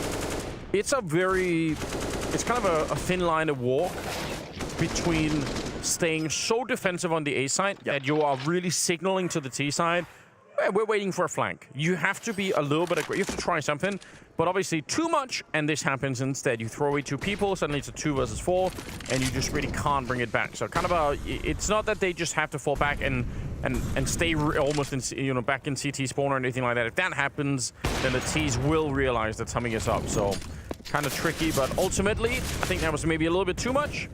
Oh, they're going to be boosting on the other side. Nafany's going to be ducking down. I don't think they're going to be able to see him. Oh, but it doesn't matter. Smoke fades, and Major just needed a bullet. Yeah, picks up a free kill there, basically. Nafany, I think his time was just slightly off when it came down to thinking when the smoke was going to fade, and as such, loses his life. FORZE just beaten NIP over on that B stream. I mean, they've been looking good, right? We've known this for a while, so it's good to see that. Let's swap our attention back over to this game, though, on Vertigo. 56 seconds now. Time is ticking down, and Eternal Fire going for this push. Left Hobbit alone. They're checking middle, and they're aggressive on B, so I don't even know why he's this alone. All right, he's getting some backup now. This could be a very, very hard defense. I'm assuming that there are going to be a lot of nades to get rid of Shiro's AWP here. Don't think he can just stay in this position at all. Obviously gets spanned down through the boxes as well. Wow. Expecting Shiro on that jump up. Not going to be expecting the second in the form of Hobbit, though. Great flashback to connect on the three. And Hobbit's looking for heads as he finds himself two. Calyx and Xploud taken down on the sidelines in this round. The spam continues through the smoke. And Buster, while low, still going to be able to do some work. Bomb is planted. It's now the onus on the CT side of Cloud9's about to win this one. Hobbit, AWP in hand, looking for these angles, which as of right now, he simply cannot find. There's only 2 kits available. Hobbit's not committed into one here. Should be enough for Buster and Axel to be able to win it, though. There's no util on either side. The smokes are now going to begin fading. The site's going to be completely dry. Are we going to be seeing a swing here? Hobbit through the smoke. Axel as well. Hello! Comes alive towards the end to be able to find those two, pushing through and just finding ground where realistically should have been covered. That was a very, very good retake. I think they figured out pretty early on where the bomb was planted that it wasn't the default bomb composition, and they managed to put up, look at this, almost like a wall of smoke. That's just very, very tricky for anyone on the T side. I think that's why they're peeking so aggressively, because there's so many smokes down in front. It's exciting times now. 16-16, and the last round of the first half of overtime coming right up. Major on an AWP. Centaurus now on the other one. I'm guessing that's spawn-based, but double AWP. All right, they're going to be swapping it out. They had the money for it, so Major's going to get back up, and Centaurus is giving... They're going to throw away both the AWPs. They just wanted the early fights here. Buster nearly caught quick switching, but he gets the kill on Xcloud. I do like that little sandbag cubby position inside of mid. Abused pretty heavily by CT sides, and you can see why it works out wonders. Remember, after this round, the sides swap, and it was Cloud9 who were not able to find many rounds at all on that T side. Eternal Fire, they just need to string a few together to be able to potentially pull away with this one. If they can find this round as well, they're set up pretty good for that second half of OT1. But they're currently a man down. A lot of their util has already been used. Nafany does take quite a lot of damage, but he's still alive and kicking. And even with 1 HP, he's going to be able to do a lot of work. Shiro finds that opening kill onto Major as they begin executing out onto A. He's looking for a second as well. The defensive warping of Shiro is next to none. He's absolutely brilliant. Truly is, and look at how he's beating the smokes. They put down so many grenades to stop him from having any scope available, and he just runs through the smoke. They actually did see him as well, and it doesn't even matter. Very impressive stuff from Shiro on that A-bomb site throughout both regulation and overtime. Hobbit's also having a bit of a game.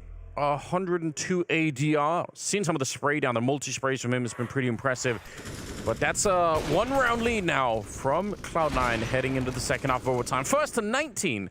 Will pick up the win here, or he could get double OT as well.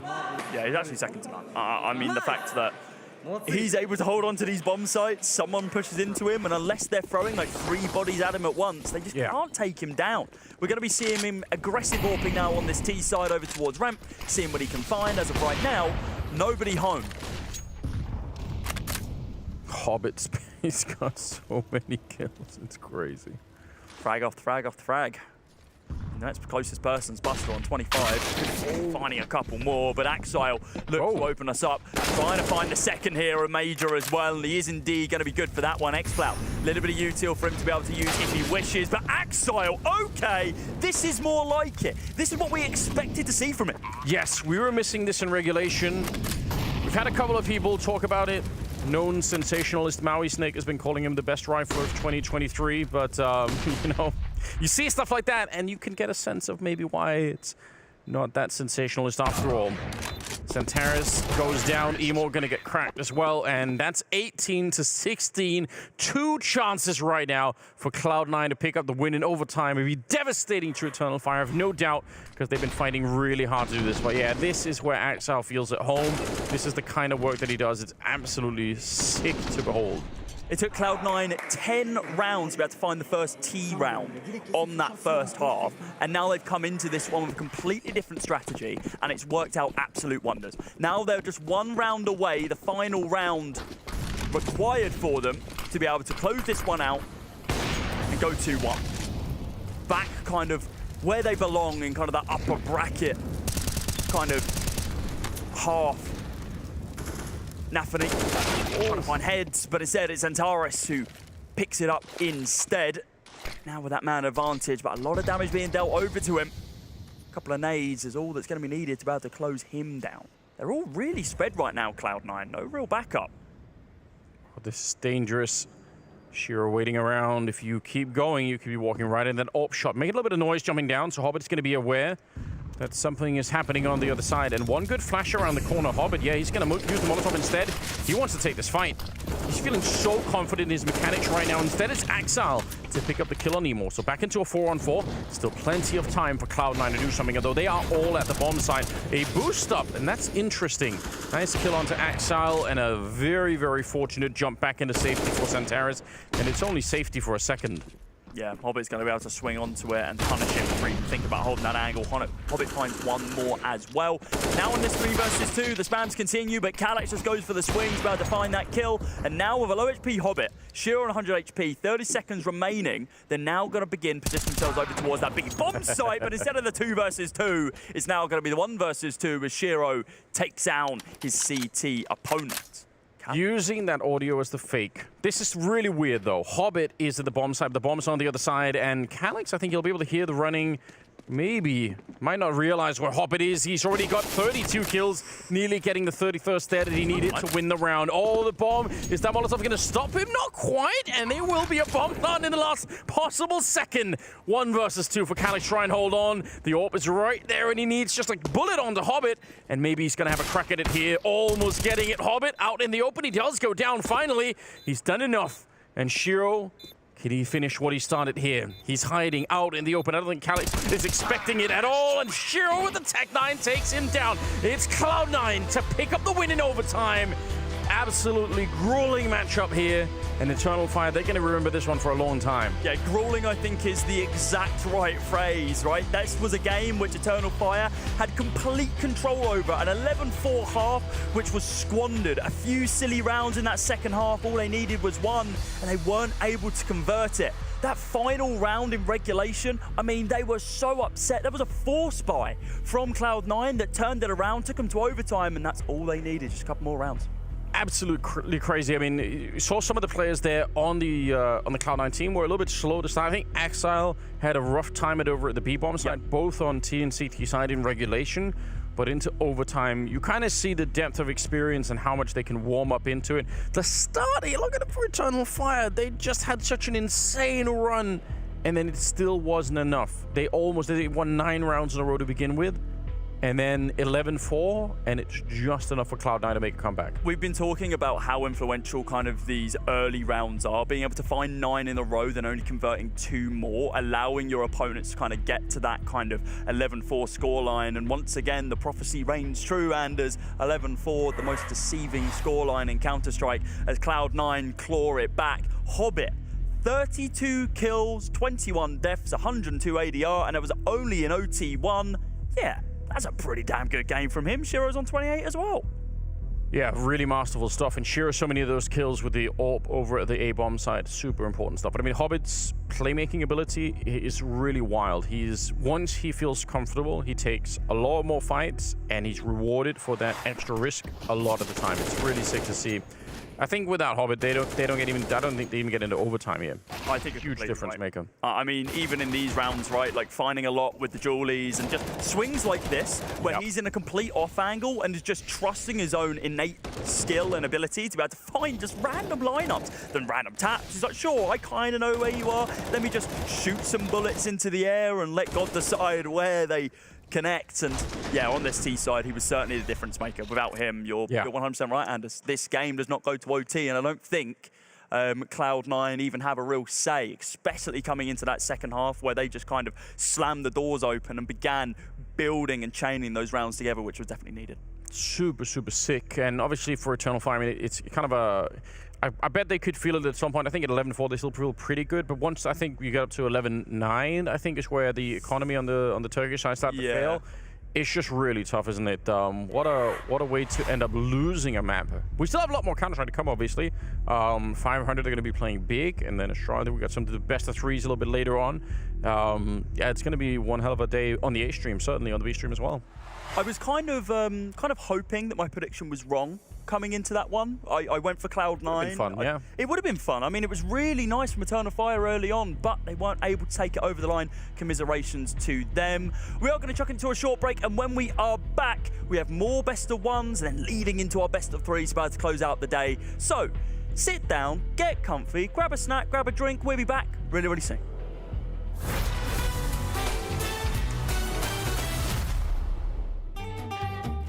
Our first time Royal Arena, playing in 2017. We want to win the first time on Danish home soil. Device is sick. We have to play with Dennis as a stand-in. I don't sleep 1 second the whole night. I didn't even understand. I remember me 5 in the morning, going outside, going for a run. I was like, what is going on? Why can't I sleep? And then I go back, I try to sleep. My heart is pumping. I was like, why did I do that? Why did I even go for a run? We go to the venue the next day, and I see the makeup artist, and I'm like, you gotta help me. I didn't sleep the whole night. We somehow managed to get to the grand final. Everyone is really happy, and we're 9-0 up on third map. Easy. And somehow we managed to lose that. We were 9-0 up on T-side catch. I'm never going to watch that game back. Never ever in my life.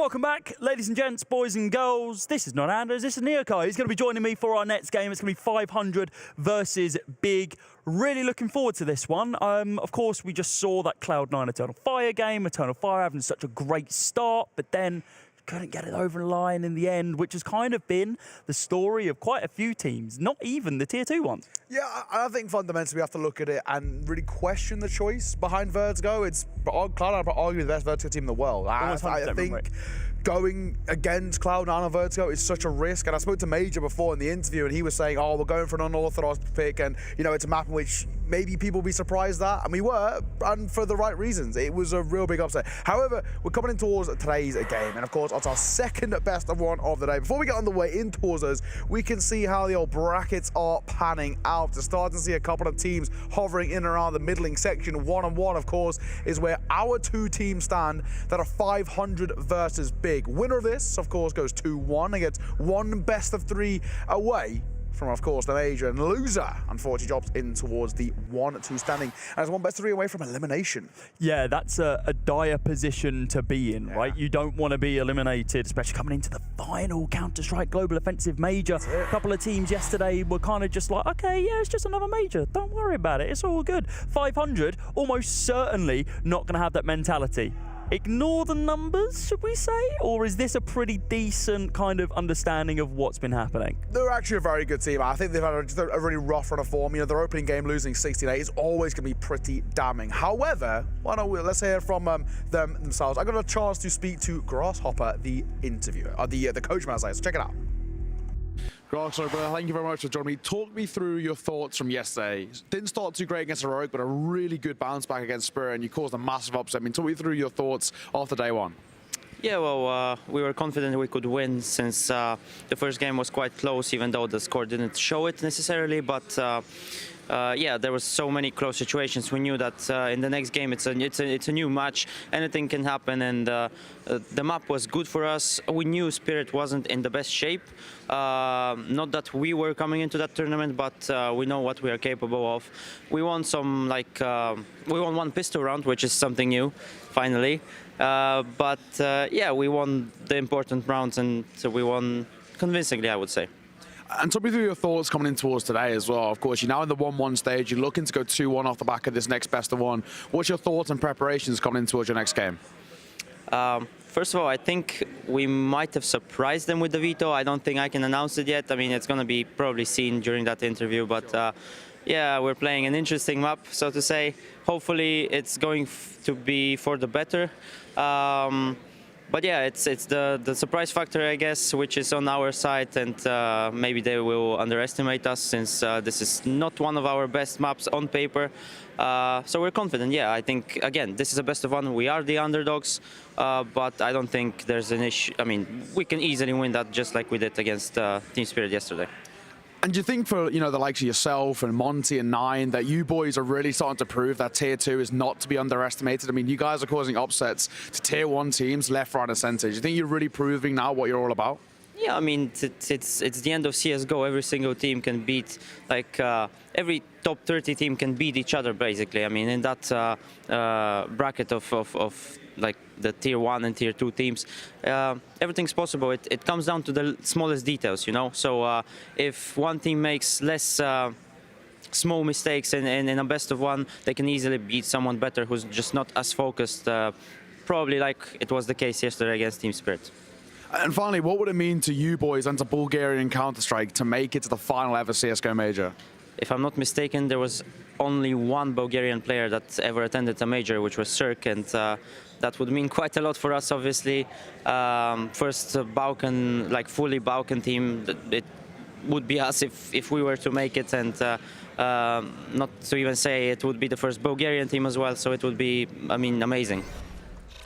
An interesting interview there with Grasshog, and as he mentioned, small details and interesting vetoes as they've gone for an Anubis pick. This one is a little bit wild and wonderful. Right now, of the last 3 months, 500 have played this map 9 times. They have only won it once, and that was against Sprout. And let's not beat around the bush. That really isn't selling us all too much positivity. Sprout are not a good team at the moment. It's not exactly a hard team to beat right now, so this does really spice things up. But we'll move on over to their opponent. It's that of Big. Keto right now having an unbelievable performance so far this RMR, 1.26 rating. But the new boy on the block of Hyped is the one that we are all kind of keeping our eyes on. Yeah, absolutely. This is a squad who have had a little bit of a tumultuous time online as of late.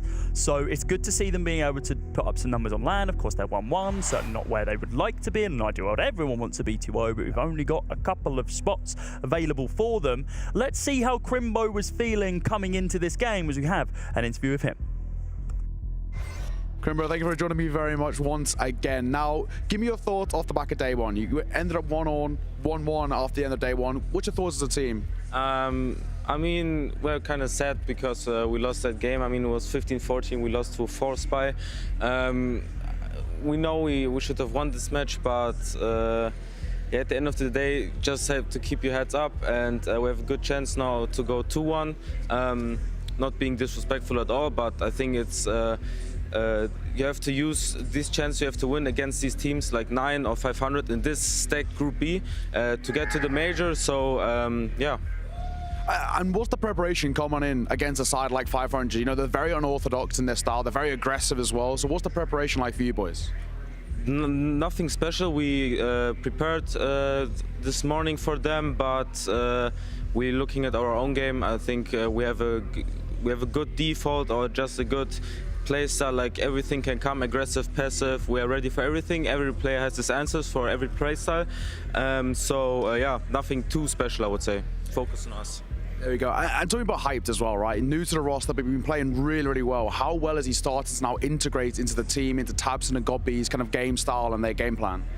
I think it's going better from day to day, and he's working a lot with them together. He's also very, if someone tells him something, he also tries to like figure it out instantly, like not being too, how do you say it, not just accepting criticism the whole time, and yeah, it's going well. And final question as well, how confident are you coming in towards this game?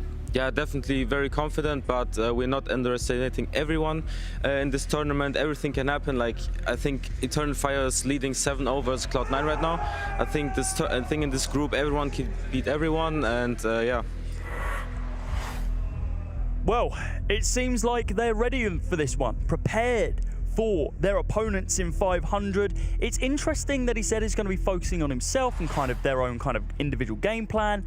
It's actually a strategy which hasn't been working out too well for many teams, right? When they're playing their usual strats, I mean, Unicorn seems to think they're still going to be able to win this one. When they're playing the usual strats, these teams who they potentially haven't faced before are able to come in and play, well, a better game personally, and then upset some of these teams. I'm interested to see what 500 could do from here, but I'm really glad to hear that Hyped has this mentality coming into this team that says, I'm ready to learn from these great players. Well, ladies and gents, we are about to get underway in towards our 1-1 best of 1. Winner of this goes 2-1, gets 1 best of 3 away from making themselves their way to the major. Anubis is going to be our battleground for this one, a map in which statistically favors Big heavily, but can they prove it in the server?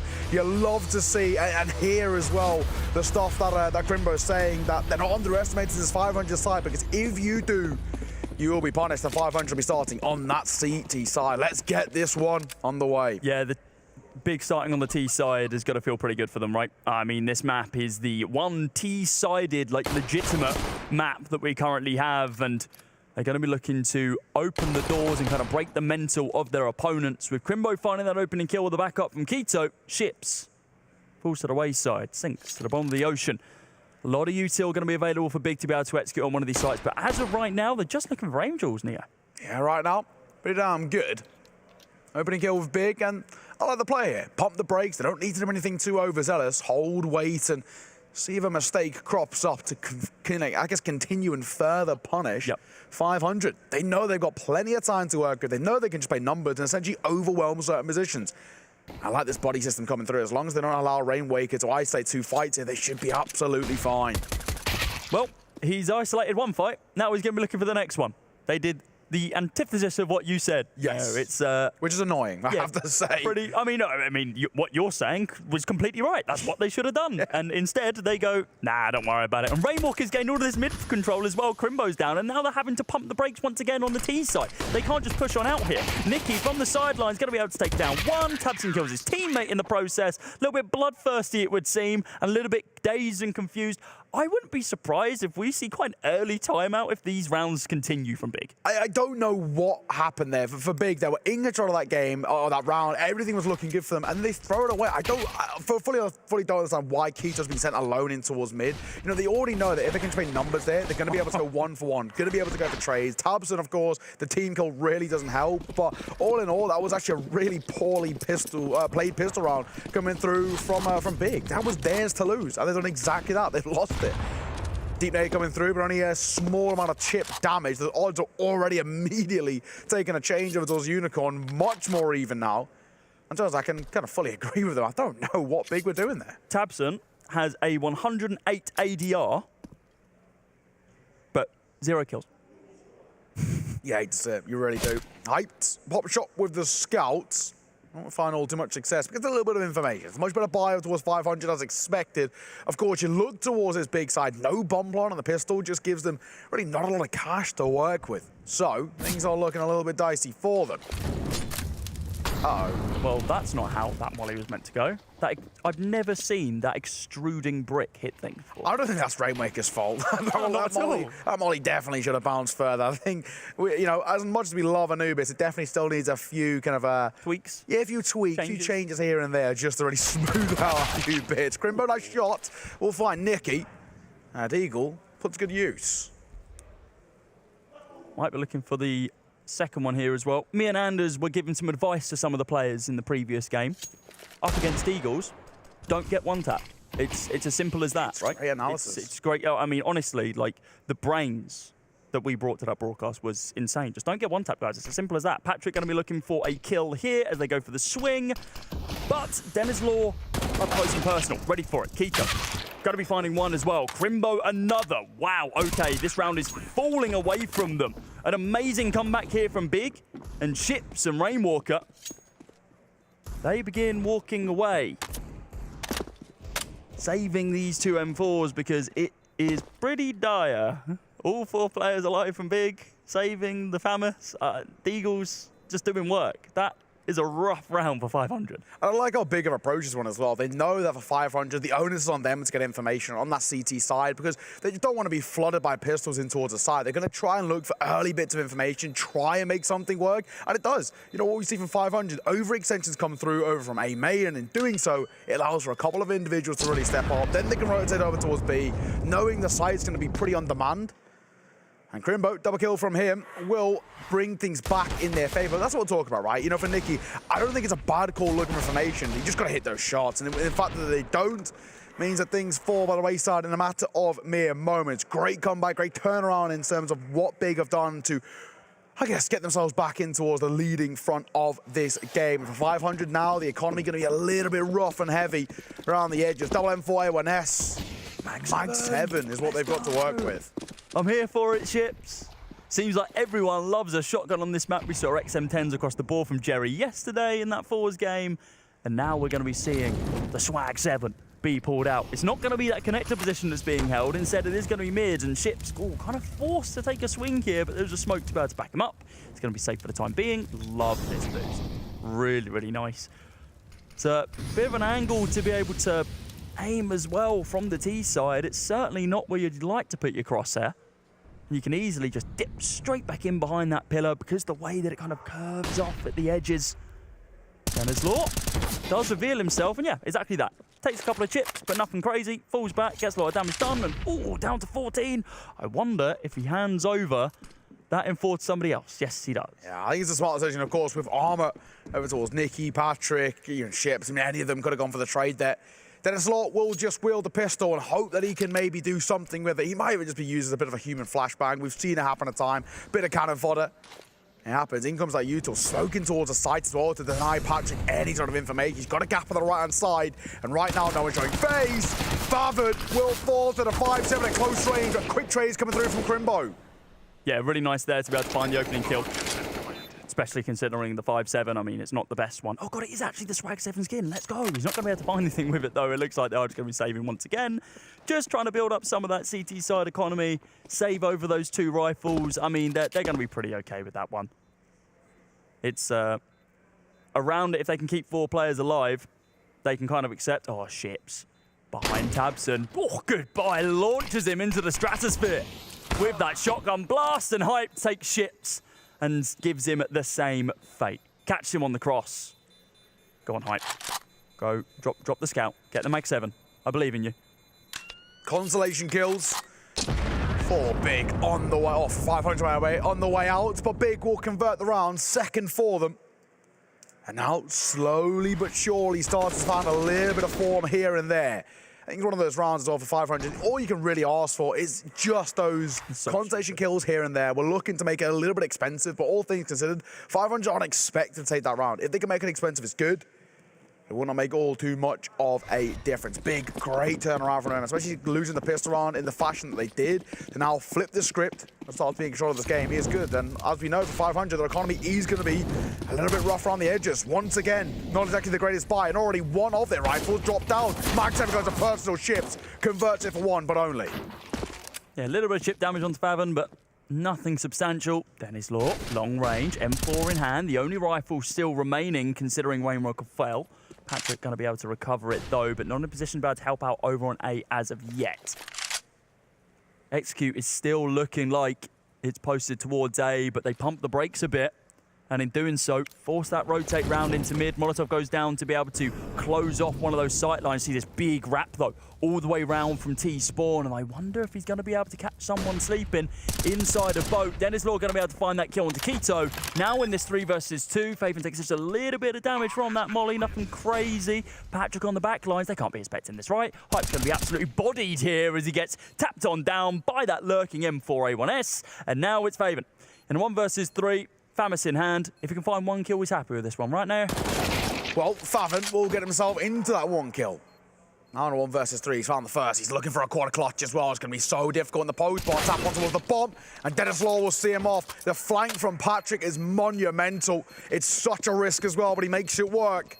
And in doing so, 500 will tie up this game, 2 rounds apiece. A really good round for the Bulgarian roster coming through, and a necessary one as well. It's a low buy for them, and for them to find success converting what is such a janky buy coming in, really does alleviate a lot of that pressure, and the onus now on Big to try and once again flip the script. I think Dennis Law's shirt's on backwards. I wonder if we see a player cam from Dennis Law, but yeah, look at Dennis Law. He's got his name on the front of his shirt. He's got his shirt backwards. on I like it. backwards. No, I'll respect this it. This is a strat. This is a big brain. Make sure everybody can see the name. I do respect it. I don't know if that's intentional from Dennis Law, but I respect it. I mean, fair enough.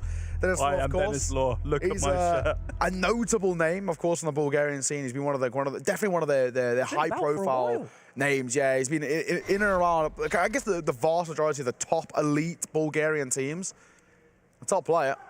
And of course, proving it, and I respect it. Name on backwards. You got the shirt on backwards, but making sure everybody sees the name when he pulls up a nice round. Up to 3 kills as well, alongside Patrick too. Tabson, unfortunately, still currently sits on -1.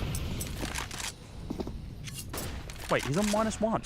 Team kill, pistol round. Did he make another team kill? I thought he went down to 0. Well, has he really not done anything since then? I thought you got a kill in the rounds where I had to level him out. That's a bit crazy, actually. Okay, I missed that one. Tabson's been a little bit silent these past few. 500 been able to level it out. Don't know where on earth that molly's hit, but it's not where it was aiming.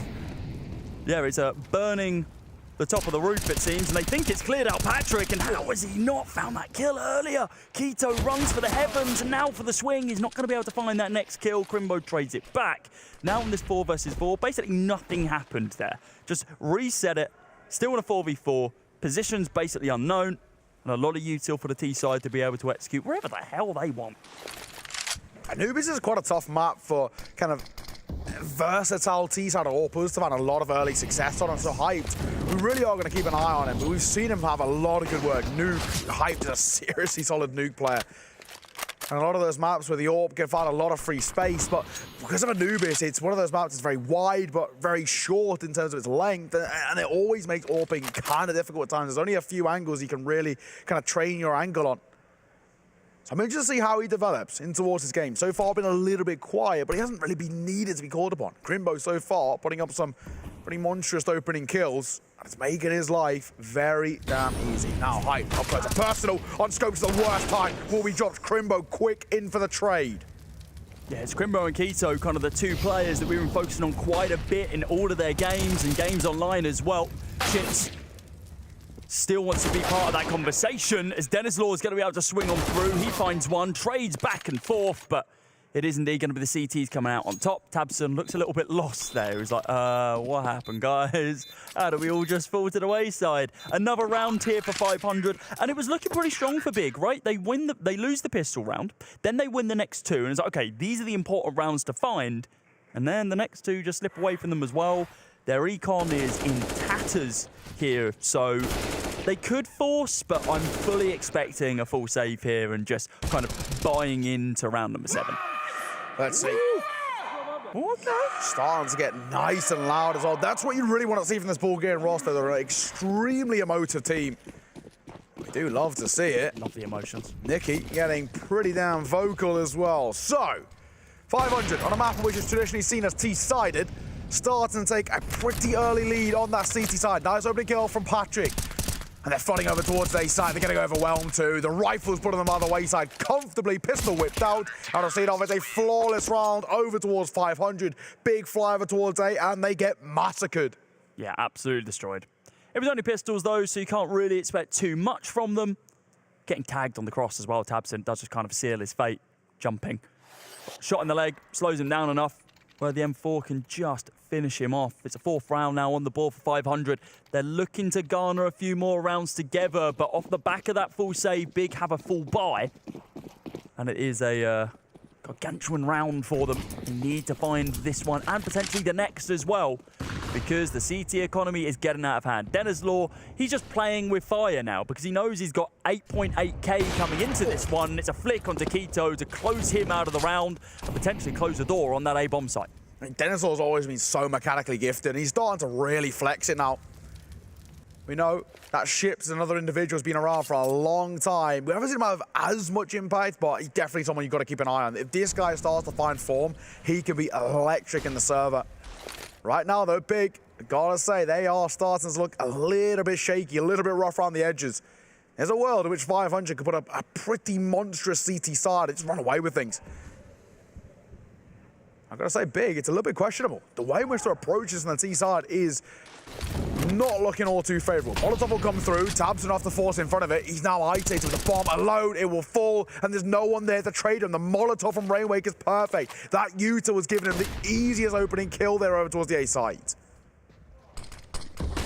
Now, we came into this one saying 11% win percentage on this map for 500 is dire. Why on earth would they pick it? It's still early on, but this is not looking like a squad who have had substantial troubles on this map historically. They have these set plays. They have these kind of sites regimented down. They know what they need to be doing to be able to stop Big from being able to get realistically gain any control. And we're now starting to see them feel themselves. Yeah. Swing on and out from these long angles with the AWP early on to try and take those openers instead of it just being like a dude with an M4 or something or an AK, whatever. Just being able to open up the round and instantly be 5 versus 4 and then just fall back and just be like, cool, it's on you now. Push us, I dare you. Big are going to be taking a timeout just to be able to reset the mental a little bit because these last few rounds, they've barely been in it. Yeah, I mean, the onus now is on God B, right? We need to see this guy really, I don't know, rally the troops. I think at the moment, things are not looking all too comfortable over towards the German roster. And I think, you know, a couple of the individuals are really stepping up over towards the 500. Of course, we already spoke about Rainwake and Dennis Law at times, but I think Patrick, right now, opening duels, he's 3-0. He has been causing a lot of problems where he's essentially and fundamentally an information gatherer, and it's working really well. Getting info, getting opening kills, and, well, not at a cost. The buy over towards Big is minimal in terms of it's just pistols coming towards the next round, which is going to make things all the more difficult for them. Right now, Big, more or less, should comfortably get themselves up towards a 6th round, pretty uncontested. Patrick. Nice little line up here. There we go. Bouncy, bouncy, bouncy, bounce. Just to be able to clear the corner.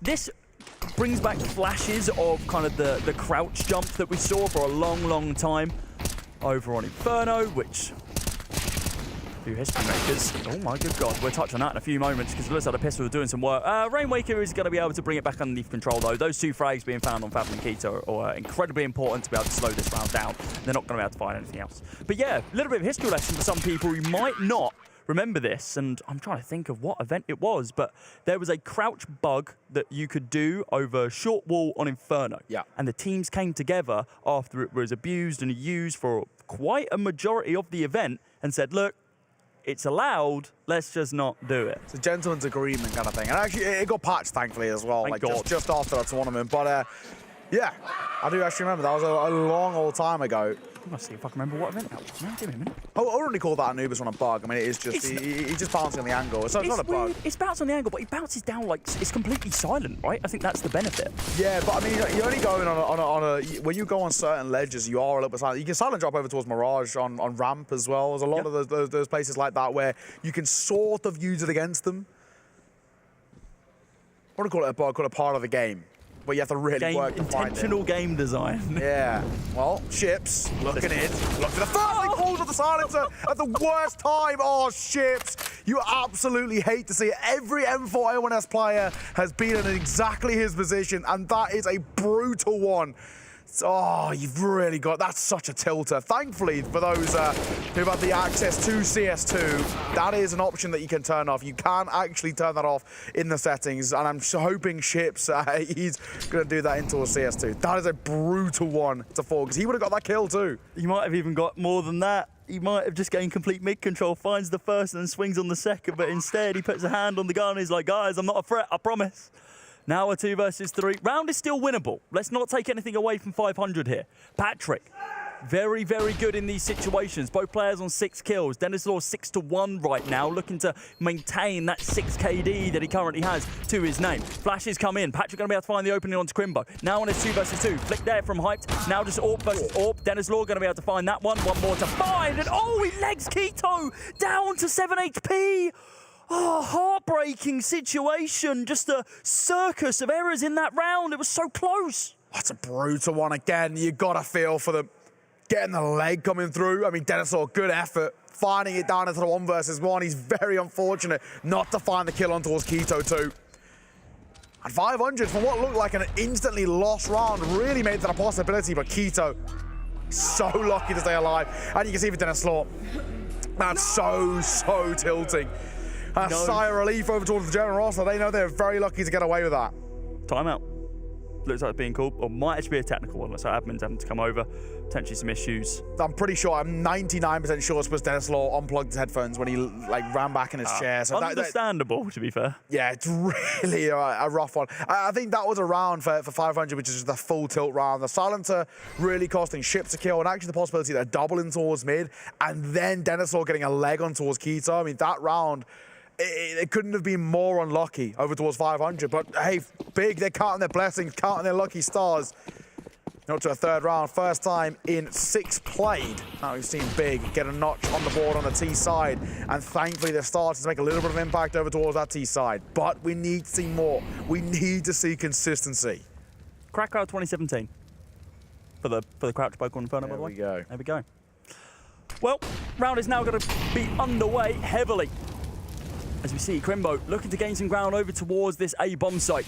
Tabson instead posting up towards B. Well, he went for a lineup and he said, you know what, 360, I'm out of here. Never mind. We do not want to be pushing B as of yet. So let's see what sort of information we can find over towards A. And with the smoke down from Rainwaker. Rainwaker, sorry. Yeah. Is that Windwaker? Don't go quite too much. Baven. Oh, nice opener there, but a lot of damage onto Patrick. He is going to be able to trade that one straight back, but puts these 2 Galils remaining on Tabson and Crimbo. Quite an influential spot. Nicky, oh, inside of mid. Oh, 4x3. He hasn't seen him. He hasn't seen him. That's a 4x3 moment. Oh, you hate to see it. Oh, my God. He's been kicking himself. Tabson Here he got away with something that could have been messy. Dennis Law on the flick will find Keto too, so we get the revenge on the previous round. Leaving Heights all alone, and the youngster can't convert. That round nearly went by the wayside by a 4x3 moment. Thankfully, Nicky, it wasn't all that costly. Tabson could not find success, and right now he is 1-9. Which is really rough to see. Tabson just not having the impact that you want to see on such a, a guy who is such a proficient rifler. He is struggling to have that impact. That second flick on Keto was so sick. But the issue here for Hyped was the fact that he found that one kill, and then it seemed like he just crumbled under the pressure, just pushed out, completely dry, wasn't able to commit his smoke, had a little bit of time still remaining, so he just felt like he had to go for it. Maybe the call was made, hey, let's just get this round over and done with, let's go next. It's not particularly looking good for us. Patrick, though, he's feeling confident in his own abilities. As that smoke goes down, he's looking to push it, waiting inside of it, see if he can find someone head-to-head, and he does indeed. Takes down Hype, but Crimbo's there for the trade. The pushes continue, but Crimbo's going to be good for a second kill now onto Rainwaker. Numbers favouring Big, but not the HP right now. If Crimbo's so low, and of course the firepower so minimal, this is a really rough one to consider Big taking in their favour. What Big are looking for is overextensions, and Ships gets caught in transition. Keto, that's a corker of a shot. Ships the fall. And now Big are starting to make something of this in a round which looked unwinnable. Potentially there's a possibility. Still, it is only the 1 AK in Crimbo's hands. I'm surprised as well to see that he hasn't dropped it over. A tag on towards Dennis Law. He opts for the M4 over the AWP. And it nearly cost him his life. Molotov will come through at the perfect time. Fav going to push in front of it. He hasn't been spotted. He snuck past. Oh my God, Dennis Law. He's going to be caught surely. And he will be. 40 Fams come through. And just like that, in a matter of moments, Nicky's all alone in a 1 versus 4. Big are about to convert an eco. Yeah, this is an amazing round from Big. Great momentum reset. Really nice mental reset as well. Being able to find these opening kills. And kind of the onus is a bit on 500 here. They were being super aggro. Lost 2 players quite early on onto the site. Triggered a splint here for me. This is Big. Only going to be able to find the one, though. Doesn't find any more information. Spins onto the corner, but Keto is holding with the AWP. And yeah, I mean, look, they're kind of just understanding of what position they were put in. Guys, we just got almost full eco. This hero AK from Crimbo, though, did so much work, being able to take down Patrick and Rainwaker, and the digs from Keto. Guys, just don't get one lead. Don't play the angles where they can come out on top. Yeah, overextensions coming through from 500 is very costly. We saw this exact same thing happen, honestly, not that long ago. I think second round in towards the half, where the overextensions came through from the likes of 500, and Big punished them. So, a worrying round for 500 to lose, and of course in doing so it will kind of put their economy and their investment into slight jeopardy. Mag 7 comes out. Only a deagle for Rainwaker, 2. Dennis Law in towards the AWP alongside 2 rifles. It's a janky buy, but it's one of which can be converted on the CT side. 500 sort of need it. If they start to allow Big back in towards this game, I'm going to get pretty concerned. But if 500 can guarantee themselves into minimum 8 rounds on the CT side, it's actually a good half. Yeah, 8's very nice. Puts them in a great position. Having a look at the kind of T to CT side win percentage from their perspective, yeah, of course, they're winning more rounds on the T side. But most of their games that they're playing, they aren't actually able to move into double digits. Only recently against teams like Partisan and Ecstatic, who they're able to get up to those double-digit moments. Before then, the only other time they did it was against that victory on Sprout, and that was in the Urbanistic event online. Let's see what Rainwaker can do on the site here. Spams to the body, a lot of damage being dealt. Damage onto Tabson as well, but not going to be able to convert it into the trade. Nice shot there, but not exactly what Dennis Law was looking for. He wanted that kill. Now on a 4 versus 4 retake, the util is quite limited. They do have a Molotov about to clear out some of these angles, but the backline here of Ships with that Mag 7 looking to do some work, but Faven, yeah, he's semi-expecting this one. They need to push pretty damn quick because they don't have a kit on any of these CT players as well, so maybe they're just setting up for post plants and frags and frags. It's looking like Axis. Molotov will come through, and will force hyped out. They need to be careful. There's a Mag 7 lurking. They are playing exits, and this position, Ships could make it expensive. Oh, I don't know. They actually might struggle. A couple of kills on the way out could be expensive. Patrick, Crimboga want a piece. On the exits too. Mag 7 swings in, finds a kill. And I think with Ships, that's actually not all too bad. They will be able to invest in towards the next round. So for 500, they will absolutely take the silver linings there. Big, yes, they found the round. But at what cost? 500 made that very, very expensive. Money won't be all too much of a problem over towards the German roster. However, I think for what the investment was, for 500 to walk away with 3 kills, not all that bad. Saving the AWP and an M4 as well, moving into the next round, gives them a lot of opportunities. Just a side note as well, over towards the other stream, Aurora put up a monstrous first half. 7 T-side rounds on Nuke, that's really good against G2. And of course, they've won the pistol and the FORZE. Right now, they're all tied square at 9-all. It was a really convincing pistol as well, 5v1 at the end of it. Nico, the last person there. But we draw attention back towards 500 versus Big. They are 2 rounds up right now. They're looking for that elusive 8th round. Dennis Law not going to be able to convert that first shot. Legging people again, my friend. Oh, he is going to start getting tilted if this continues. There's the second time it's happened now where he should be gifted a kill when instead he's just gibbing their legs off. Ship's going to be able to recover the AWP, but it's not enough. They're now posting up towards this B bomb site. Everyone else situated either towards mid or A, so the retake is not looking particularly likely. It's looking positively a 6th round here for B. Yeah, I think it's going to be the case. I mean, Favin, yes, he's taking damage, but just a lack of information, a lack of presence over towards this B site. He should lock it off. Keats has got all the information he needs. He can now just play rotations. 500, it is just going to be that safe goal, keep hold of what they've got, being that of the AWP and the M4A1S. Rainwaker, they could actually just go and send and see if he can make it a little bit expensive. I mean, 1 bullet over towards Favin is going to be a problem, but for the most part, it isn't going to be all too problematic. Keto is going hunting. Now, I like this call.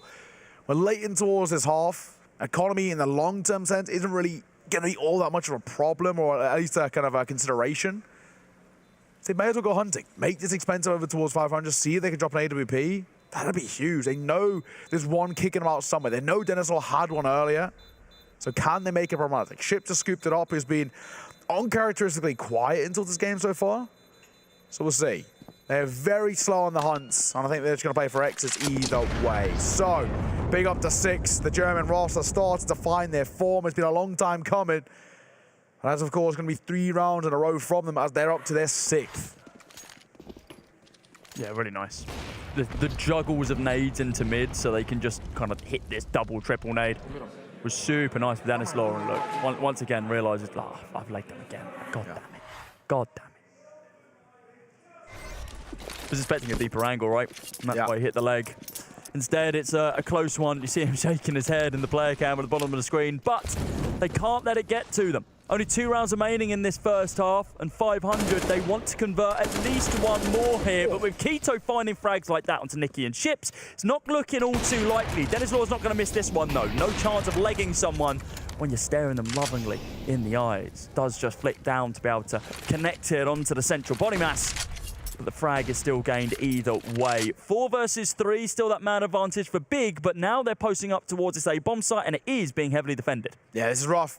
This could get a little bit dicey. Big, they can just play numbers. They know they can overwhelm it. Rainwaker, we need a bit of a masterclass. He's always been regarded as a very solid anchor, and this is going to be so difficult. Left eye peeking on Pillar. Molotov will come through as well. It buys him a little bit of time. He's hoping that someone overextends through the Molotov in towards danger, but it isn't going to happen, and Patrick will reclaim some space in towards mid. Oh, he falls off the angle just as they swing it. I think he's actually relatively happy with that one. The crossfire is still going to be held, though. I don't think they spotted him out as of yet, and they think, oh, yeah, it's completely clear. Nope. Pipe's going to get taken down, bringing us now down to a 3 versus 3, but he hasn't cleared the angle fully. Crimbo on the back line is going to be able to find one more. Oh, it's actually Tabsoon who turns around and finds that kill, and Rainwaker shooting one in the back for Crimbo. Now on this 2v2. Health advantage heavily in favour of 500, but no damaging util to be able to take either of them down. A HE would be absolutely perfect here, but that's simply not going to be the case. 2 smokes, an AWP, an M4, and once again, Nao, there's no hit, but it's a flick there from Dennis Law to be able to take down Tabson. Keto needs to find at least 1 early kill here because Rainwaker still is nowhere to be seen. He begins his rotate, but it needs to be crisp. Well, there's 1 frag, opens it up. Smoke goes down. He needs to start tapping onto the bomb because he's running out of time, and it's going to be Keto to be able to close out that round. A great clutch from him to be able to bring a 7-7, and honestly, punished because you need to be having kits to be able to make those situations in the late rounds work. You need to be pushing earlier if you don't, and they simply did not. Yeah, Keto did his job there really well. Coming up clutch from him. It's a great round, all things considered, from Keto as well. He's really had an absolute barnstormer. And in doing so, Big are going to tie up this game. We have 1 more round left in the half. And it's a really solid round from Keto to keep them alive, and it just completely shatters the funds over towards 500. MP9, double MP9 coming through, a Mag 7. And AWP on M4 AONS to keep the dream alive, but it's going to be rough. The AWP will find the first. That's important. Considering they've got a rough buy, that's what they needed. Yeah, really important round. And this kind of current scoreline at 7-7 doesn't tell the entire story. The fact that these last 4 rounds have been so convincing for Big, they've not really come down to these lowly clutches, the last one being the exception. And there you go, instantly traded straight back. We're seeing Ships and Nikki both taken down, and now we're in a 4 versus 3. Dennis Law getting aggro with the AWP. Don't think the scope would have been heard there. Nade on the corner, the swing there from Tabson, but it is going to be Rainwaker who finds that trade. Still going to be holding on to this bomb site. Flash goes out, lines one up, takes down Hype, looks for Crimbo as well, but he only gets dropped down to 22. Now in this 1 versus 1. AK versus AWP. Bomb now going to begin its rotation round towards this B bomb site. Patrick doesn't want to play too aggressive, wants to play these long sidelines. Bomb is going to be planted in a substantially safer position for Keto than his opponent. It's going to force Patrick to rotate out, but he thinks it's on the A bomb site. It's the wrong call. Patrick, he's only just realised that's a lot of time taken for him to clock on. Keto, he's been given plenty of time to work with. Just to set himself up towards the post bomb. Look at the U2 he's got to work with as well. A Molotov actually can be dropped. Did a little gap in the pillars.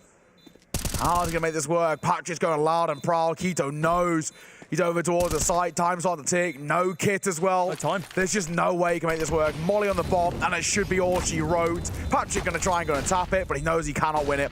Keto makes anti, and Keto wins the clutch at the half. Big 8-7. They claw it out. Let's see if they can continue it after the break.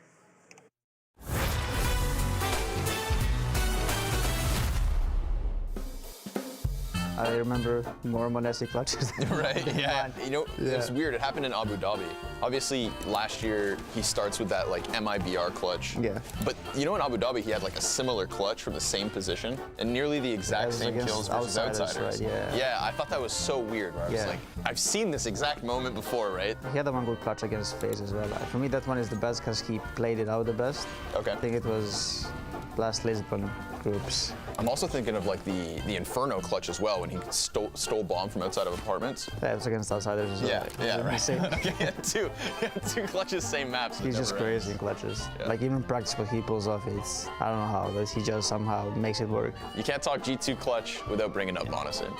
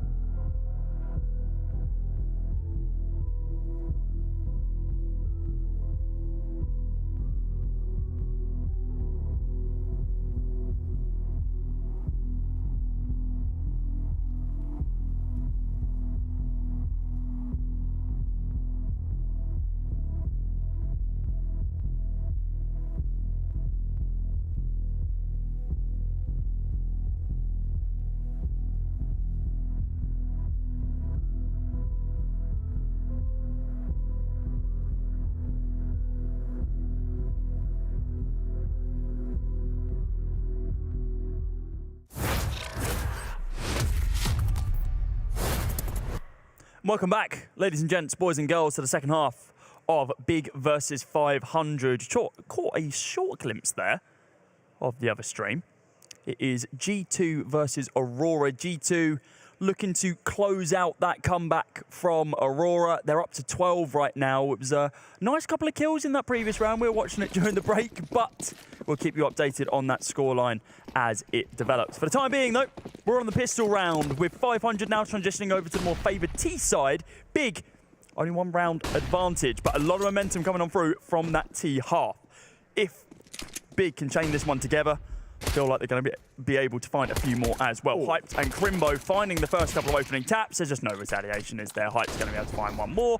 Gets the reload in as well, and dear Lord, man, this kid is clean. Nicky finds one kill, but it looks like a consolation. The bomb on an island out on the A bomb site. He's just hunting around for anything he can find there. So right? He's had one of those rounds, right? I mean, we just know how talented this kid is. And, well, right now, for Nicky, he would need something just masterful. An ace clutch needed from Nicky to even, get into the realms of possibility. It's just kind of unthinkable right now. A 500. Bomb is dropped in a less than adequate place. It is slap bang in the open, in no man's land, covered by multiple people. There's just no chance. And Nicky, a couple of consolation kills would be lovely. Also, you can be heard in the water, which makes things all the more awkward. I think they'll have a pretty good idea that he's coming from this position. Ready, waiting, Crimbo. The question of, will he be finding? Shoulder spotted, tapped, and now they can just group up.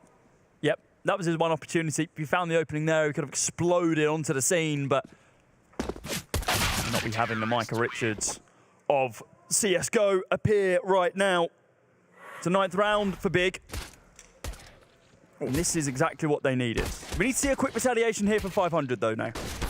Gotta say, that first opening shot from height, seriously quick as well. We know how talented this kid is, so good to see it. Keto getting loud as well, always good to see. An unbelievable player. Keto had a real good step up in a couple of rounds, especially those 2 clutches. I mean, that's where you want to see this big side in. Keto starting to find form, always good. Those unicorn odds are very favourable now, over towards that of Big. And 500's chances start to dwindle. Quick play over towards B. They're flying in as Keto and Favin step up and sing his praises, say his name, and Keto will step up as he finds 3 kills and Favin 2 to his name. It's a great round from Big and an inexpensive one too. Yeah, not getting the bomb planted in that pistol round, I mean, it just kind of sealed the deal. There's no real way you're going to be forcing into that second. It all now comes down to the third. This tempo is going to continue to build for Big on this CT side if we don't see some quick retaliation from 500, and I don't know if they've got what it takes to be able to come back into this one at this point. It might look close. The scoreline currently is only 3 rounds separating between the two, but if you watch that first half, Big were completely down and out of it until the tail end, chaining together those 5 rounds and then winning these first 2 here as well. It looks like Big's game to lose at this point. I'll be very surprised if 500 are going to be able to clap back. I hope they are, though. We do love a competitive game of Counter-Strike. Only thing is, though, this map is generally regarded as T-sided. So, it is. I mean, theoretically, there's a very good chance 500 can clap back. And that's a thing that I think Big are also cautious about. Hence, I was seeing them go for that sort of attack pause just to make sure they have some idea coming into all these next few rounds. The buy is what we generally regard as a bonus buy over towards Big. The MP9's brought into the previous round, the FAMAS suit. If they can make this work, though, that would be pretty monumental. Big flash coming through, but it's too little, too late. Ships doubles down before he traded out. And for Keto, if that flash had come off 2 seconds earlier, Ships gets away with nothing. Not the case, though. A couple of frags found on the site. Moved Ships from 5 to 7 kills in this game. It's been a little bit quiet, but when he's needed, he can step up to the plate. Keto now, lovely swing, but it's a double stack there. I mean, Rainwaker basically couldn't shoot until his teammate was already taken down. Tabson now on this corner angle. Little of a gaff in that smoke. He's not going to be best pleased by that one, but he is now going to be crunching the distance, looking for Rainwaker on this corner. 6 HP, and that is not a place you want to be when you've got an MP9 facing you. AK now going to be recovered with the FAMAS here from Crimbo as well. These 2 talented players are going to be able to close out this round. It'd have to be insane from Dennis Law.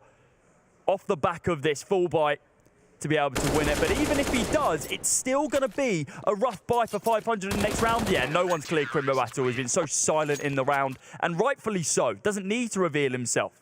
When he does, comes out on top, finds that final kill. Yeah, and there's an expectation as well coming through that from Denislaw that Crimbo is somewhere else where, he's playing maybe, one to each side, 1-1 split coming through. Big, they group up over towards the B side, they commit to it as well, and hey, really well played. Tabson, I think, individually won that round for them. Especially when things are looking really rough, Tabson is the one to make the difference.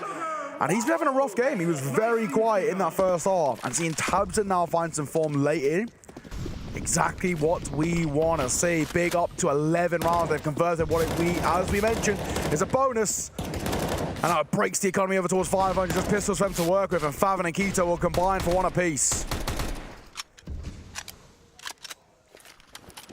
Yeah, really nice push out there. Now going to be on the hunt for at least some upgraded pistols. There you go. Rainwaker's going to be able to find the drenched Tech 9 as it's down in the water. Flash is soon going to be coming on in as the smoke fades. They're going to be looking for this kill onto Keto. Re-smokes the angle. They're actually not going to commit the util. They realise they've got plenty of time to play with here. These 3 players stacked up inside of this kind of water position. I'm just waiting. They have no real reason to do anything but this. But Keto says, those smokes you like fading? I'm going to chuck another one at you. And this kind of gives all the information over towards Big. The fact that nothing is happening and this third smoke is now being committed basically tells them, by the way, they are all here. Keto is going to be able to find the opening kill, but traded straight back there by Denislaw. Hyped, misses the flicks, and it's not going to be good for that kill. Faven's there, going to be able to pick up the pieces, but Rainwaker's looking to make it expensive. Finds himself 2 kills. Molotov goes down into Palace. Hang on a second, Rainwaker. A bomb plant here, and 3 kills already for 500. That's not a bad round. And he could make it a little bit more expensive on the way out. Won't be the case. The gamble. I think he was looking for the AWP as well to play Bogdan's Law with a low HP. Will not come to fruition. But I think all things considered, 500 can be pretty happy with that round. They got 3 kills, a bomb plant, they'll have money to work with in towards the next round. As things stand, it's not actually that bad. But the more important thing is Big are building up a pretty decent repertoire now on that CT side. Consistent rounds, consecutive ones being put on the board, and they're going to get ever closer to that finish line. This is where things get a little bit dicey. Yeah, that was exactly the point I was about to make. The fact that, yes, it's all well and good them finding these kind of eco-frags to hurt your opponent's economy on the CT side. You're losing time here. You're running out of opportunities to be able to give them these sort of rounds. I mean, let's have a look on the other stream as well. 14-10. Aurora found themselves a couple of rounds, but can they make the full comeback? I mean, it's looking like a pretty decent round here into round number 25, but they're going up against G2 for crying out loud. It's a hell of a squad to battle up against. And yeah, back to my point. I mean, it's 12-7 right now. 500, they need to be finding actual rounds converted instead of just, cool, we found a few kills, that hurts their economy. It does set them up for some nice ones, but when we can see that Crimbo's still on basically 6k, Hype's still got a little bit of money to play with as well, lost bonus will be able to ensure he can buy up in the next round. They're sitting realistically pretty good. Big nade coming through as well to open things up. Ships down to 68. Ooh, Tabson. Does make those M4s all the more scary. Right now, this is where this hit comes through. Over towards that B side. There's the opener. Favin, great from him. Looking for more. And alongside Keto, he will, at the very least, keep the pressure off. Nade comes through, just chip damage, but still, they're looking like they're going to lock it down, and Favin makes it a double for him. It's a great hold, and Keto and Favin towards his B-tight have been unstoppable. Denislaw, AWP in hand, Ships with the AK. Ships has been quite quiet in this game, and it's definitely starting to be noticed because Light's putting up some numbers here and there, and when he does, we see these 500 guys being able to find some of these kind of stereotypically unwinnable rounds, but without even able to find that kill inside a connector. And now just leaves Denislaw, who's not really revealed himself as of yet in this 1 versus 4, with an AWP in hand, and just kind of waiting, trying to save in quite an aggressive position, but this is an incredibly hard map for them to save on, right? Exactly that. For now, 25 seconds. And of course, we know for Denislaw, getting anything out of this round is going to be like getting water out of a stone, but he wouldn't get a kill. Keto to 4, so potentially could make it a little bit expensive on the way out. I think the right call is to save. He just knows how difficult saving is. And I mean, credit to Big. They're actually going to respect his call. They know exactly where he is. They could just send numbers to drop the AWP, but they're going to respect him. They're going to allow him to save it over. And in doing so, Big are really starting to find a lot of form now. This is where we love to see Big in control. It's consistent rounds in a row for them. Now that makes it 9 in a row coming through from Big. And it all comes down to, once again, Favin and Keto. These two, as a duo, have been unstoppable. Looking to make it 10 off the back of this as well. Remember, coming into this half, it was kind of a level scoreline, but not as... Didn't tell the full story at all. Let's have a look at the other match right now. It looks like Hooksy going to be able to find a nice little kill on Talaki there. So 3 versus 3, G2 are on map point. We kind of expected this to happen, right? It would have been nice to see Aurora really take it to their opponents, but we're just seeing so much dominance on T sides now on this map. I don't think the map's changed all too much, and I don't think the way that teams are playing it has changed all that much. It's just something's clicked, and now teams are actually doing pretty damn well on this T side. Kenzie, oh, I like this. I mean, I still sort of lean the other way. I still think this is the most seeded map of the 4. I just think this is quite literally the best team in the world versus anyone else. I think G2 would do the same sort of performance versus pretty much most teams on Nuke. They're one of the most proficient Nuke teams right now. I think credit to Aurora, these guys actually still remaining competitive, which is really good to see. Won that last round. Showing kind of that tier 2 is still definitely here to play. But of course, when it's G2, I mean, they are the heavy underdogs. It would have actually been interesting to see what those odds were for G2. I think they'll be pretty one-sided, especially when the second the map came out too. Yeah.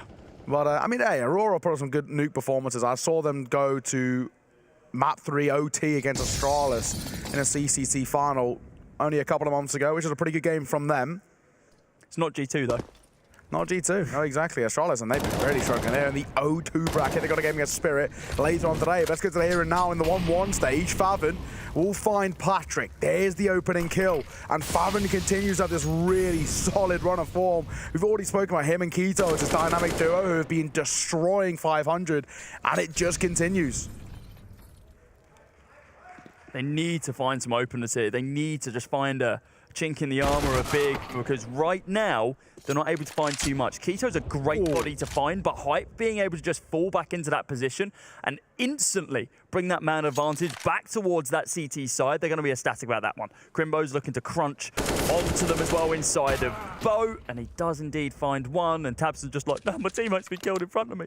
But he doesn't care, because he's about to find the revenge he's needed. Oh, does just miss the timing, but you won't hear him. No, he's going to continue pushing. Should be able to find this one from range. Favin's actually going to slip it away from him.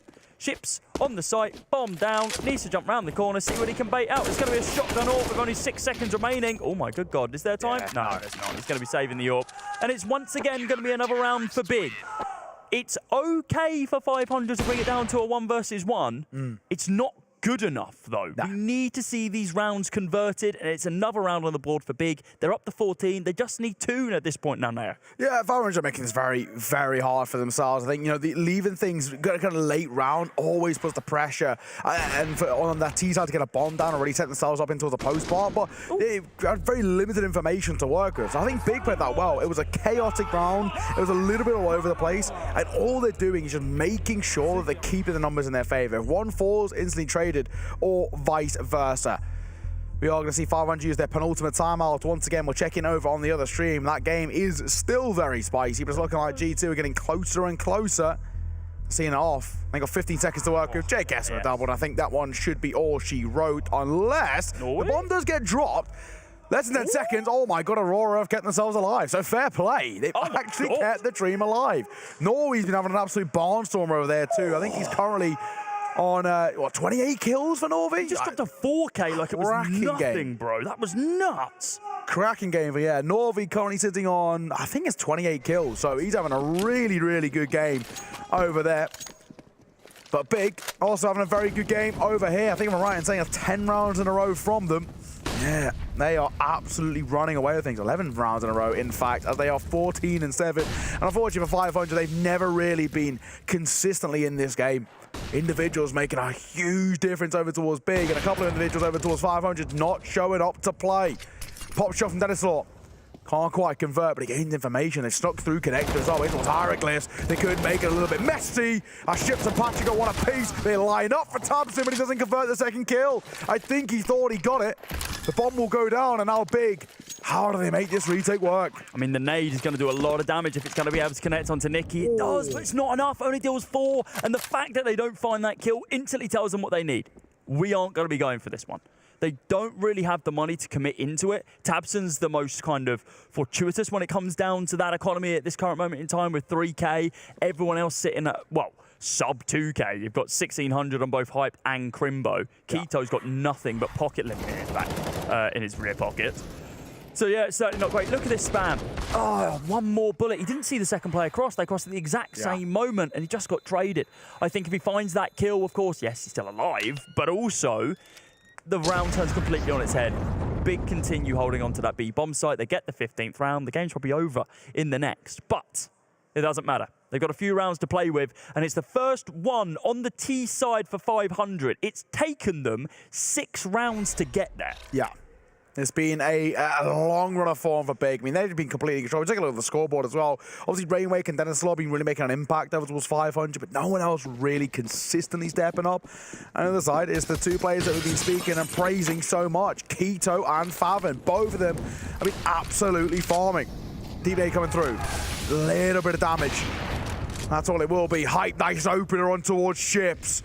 And in doing so, Big are getting closer and closer to that final hurdle of 15. And this is starting to get messy. You may be able to hear the streams. Aurora have just pushed it to the full 30. It's 15-14 over there.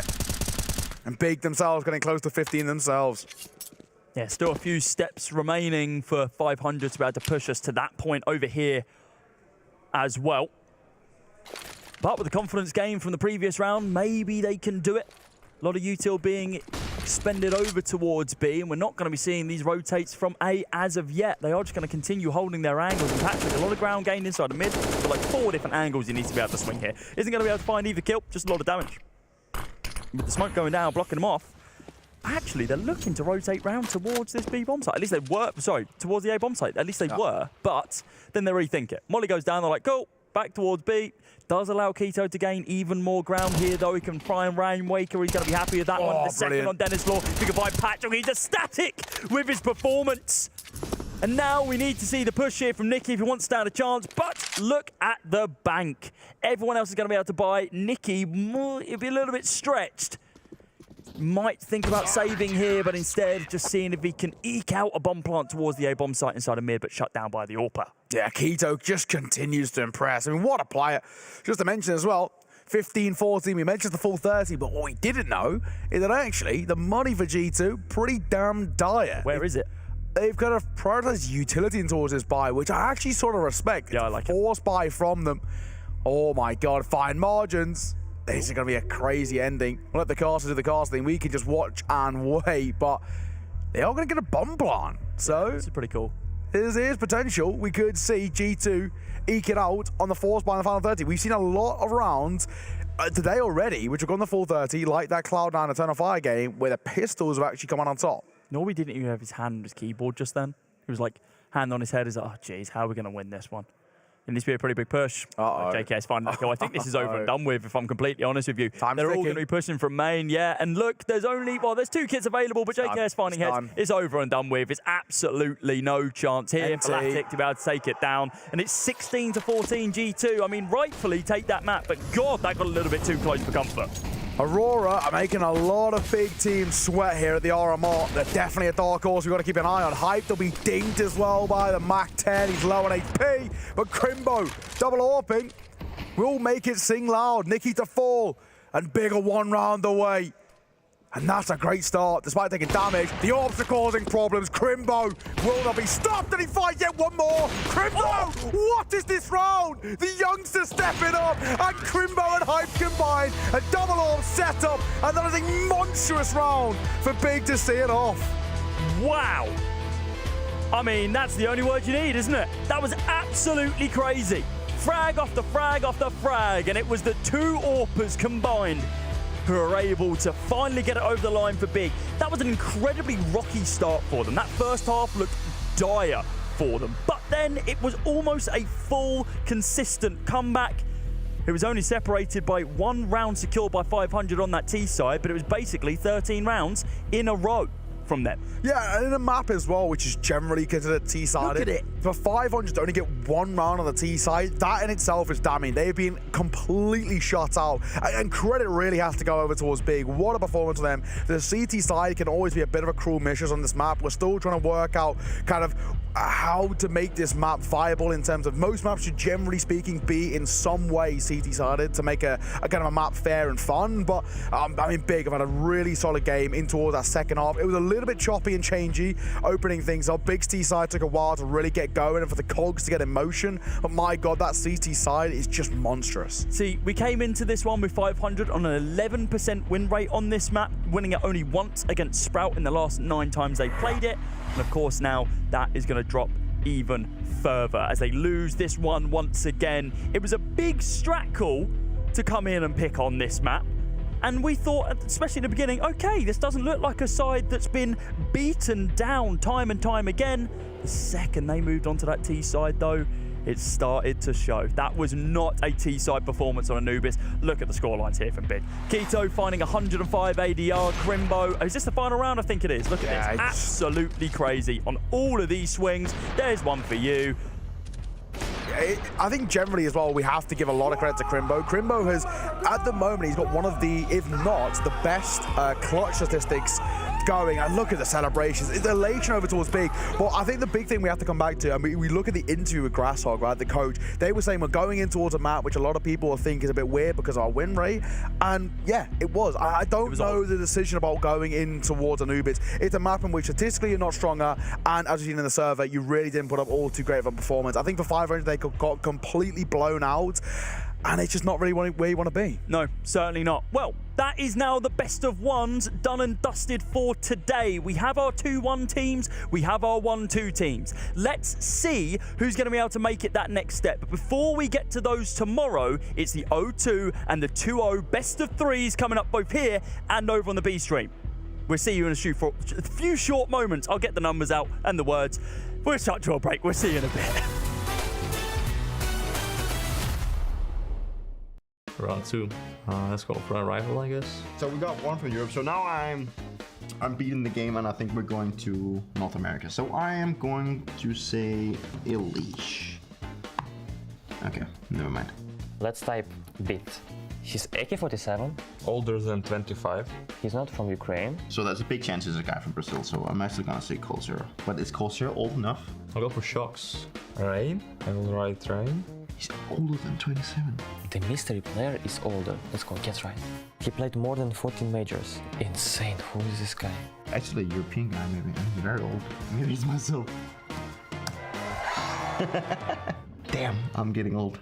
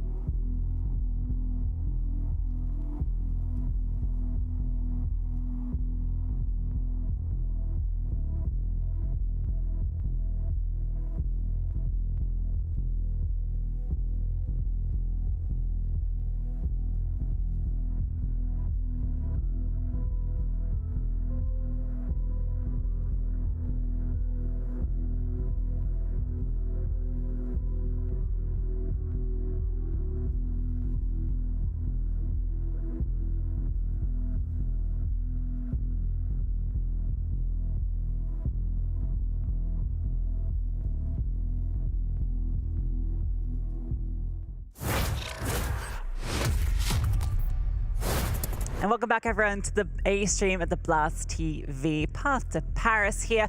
We've got an exciting series of games here that have already taken place on the A stream, Hawk, and we've got a lot more exciting games to come. Yeah, it's been so much Counter-Strike. I love having the two streams on at the same time. It makes it feel like you're constantly keeping up with all the Counter-Strike all the time. It's honestly been great. I think getting to see all these matchups come through, and we've already had some results today. Yeah, and talk about that first game being an exciting one. Almost the upset. Eternal Fire, they had the lead, went to overtime, and they couldn't quite close it out. But again, it was very close, and I think we'll have Cloud9 feeling a little bit hot under the collar, but Big, a little bit more comfortable over 500. And we've got a few games coming up, Hawker, that look very exciting. Yeah, into the best of threes now, which I think a lot of people, or certainly the players, will be happy about. And Astralis versus Spirit up early. That's going to be an interesting one. You can see those 0-2 matchups on your screen.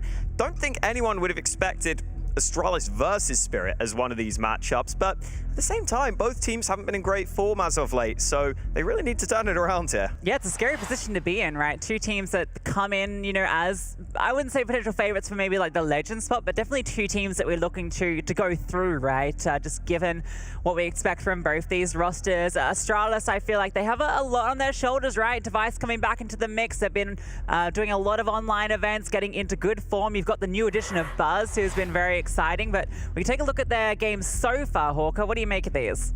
Yeah, hasn't been the best for them. I think that game against Vitality, even in that one, they got off to a pretty damn slow start. They had to try and come back, wasn't able to do it. And then the Eternal Fire loss, they just never seemed to get going in that one. And it seems like they need to make sure they have their heads in the game here. I mean, the ratings aren't going to be great when you've lost your two opening maps, but Buzz has been delivering. It's actually been some of the veterans on the team that maybe haven't been performing to the level we would expect. Yeah, I think the one that stands out to me a bit there is BlameF, right? You know, he's not really having those big carry performances he often does. Even when they lose, he normally has a good rating, but not so far. We have Buzz's ratings on the screen, which is the highest rated player for the team at the moment. Not the highest levels here, but I'm sure we'll be seeing more from him in this matchup. We actually have an interview with Zipnix on the sidelines. Zipex, not the ideal start for you guys yesterday. How do you recover from a day like that? Well, I think we started out the day well. 16-14 against Vitality isn't a bad result, but I think we ended the day poorly against Eternal Fire, and we just have to, you know, keep the energy up. I think we lost some energy during the day, so you'll see an Astralis with a lot more energy today. Good to hear it. And you're heading into the best of threes now. I'm sure that feels a lot more comfortable for you guys. Yeah, I mean, we love best of threes. We just played a lot of best of threes online. We have to transform that into the LAN play, but I'm confident we'll do that. You've played against Spirit quite a few times recently. Does that affect anything with this matchup at all? I mean, there is some mind games, at least in the veto, and also like when you play the actual map, you know their tendencies, they know our tendencies, so you have to switch it up, but it's going to be a fun game.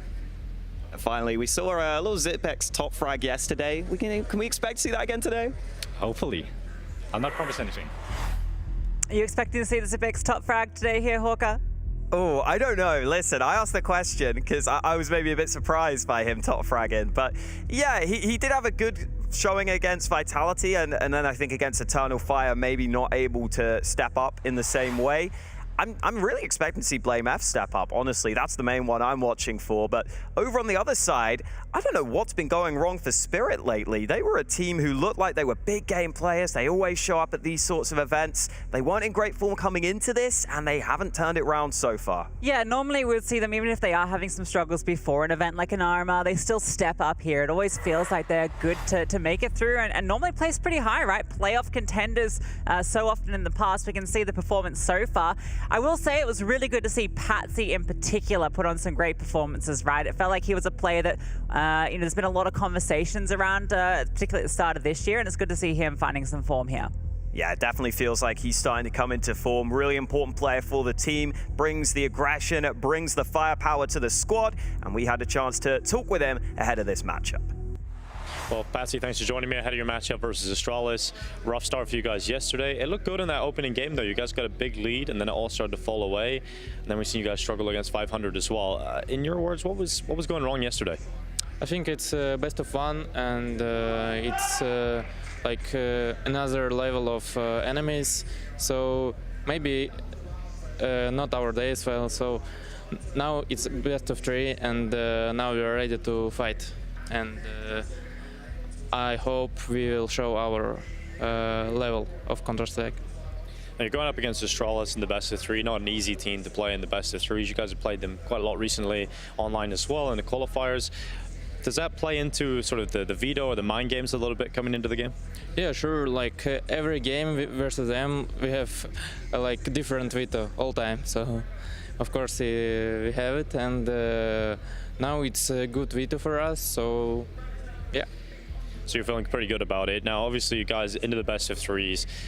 We see you guys do well in the major circuits. Magix was saying yesterday that you had a strategy of trying to sort of lower the expectations and try and take the stress off.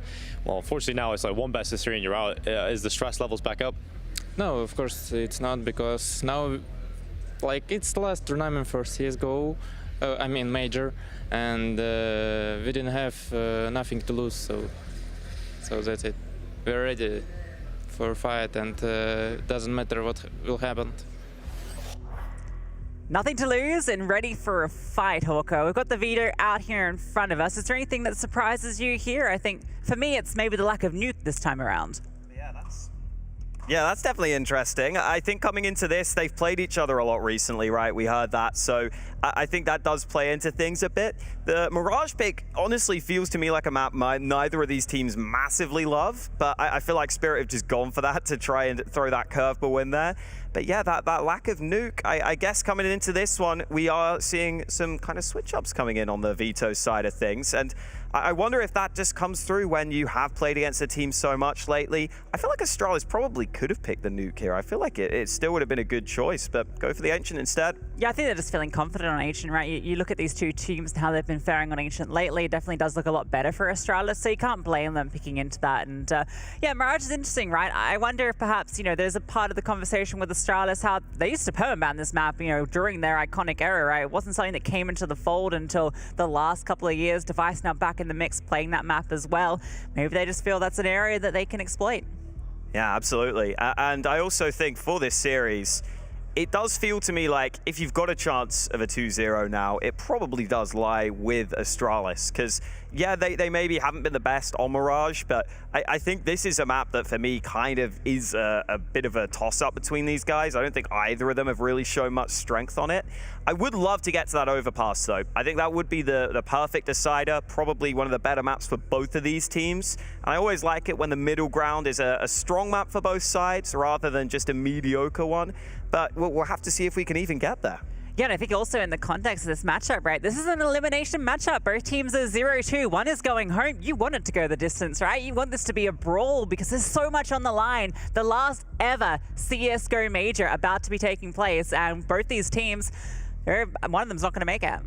Yeah, absolutely. You can see the unicorn odds on your screen. Astralis are favored. I think that is fair. I think they showed us a little more with their performances yesterday, at least in the names they faced against Vitality. Whereas you look at Spirit, they were playing against some of the underdogs.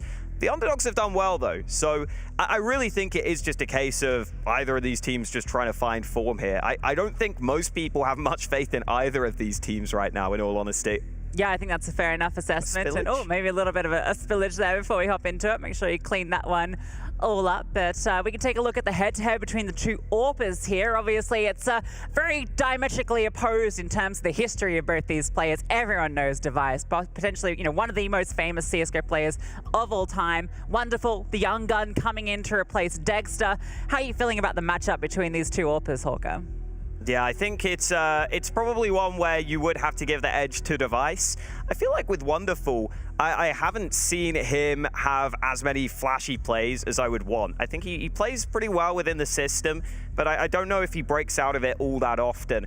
And Device on the other side, well, he's, you know, still in pretty damn solid form for Astralis. Even if it hasn't been shown at this event, you'd have to say he is one of the reliable pieces on this team. Yeah, I think if you look at Device and Astralis' kind of performance over the last, say, 3 months or so, all these sort of events that they've been playing, that they've been grinding out online, they've been showing that they really want to get back into the game, elevate their game by grinding against a lot of these tier 2 opponents, which we've seen can be very tough competition, and they've been looking really good. It's been Device and Blame F kind of head and shoulders above, but you know, the new gunner of Buzz also in there putting up some pretty solid numbers. So if they can show us today in this elimination match what we've been seeing from them online over the last 3 months, I think they'll be feeling pretty confident, and we might have an Astralis coming out ahead here.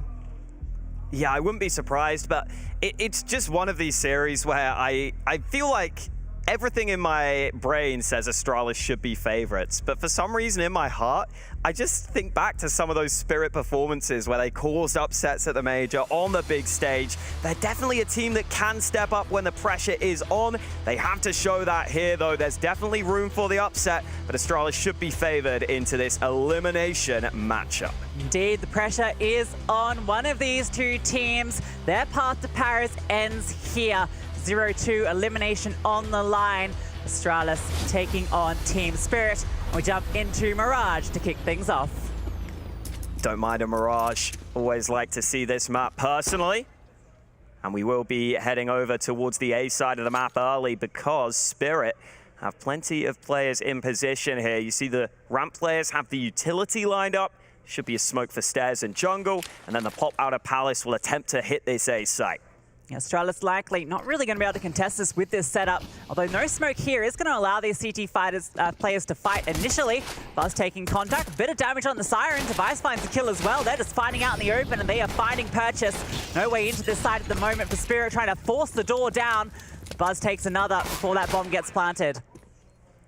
Good fight from CT. Astralis having the two players, and that double nade was always going to deal with Siren. Surely nothing Spirit can do in this position. They try their best, but Patsy, despite how good he has been, he's peppering them. A lot of low health Astralis players here.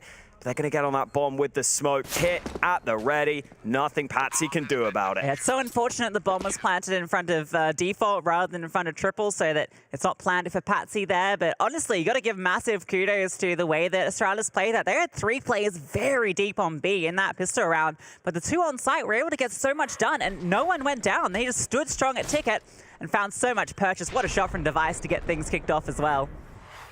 Yeah, you don't often see the 2 CT setup like that on the pistol round. Really nice for Astralis to have that in play, dealing with the early play from Spirit.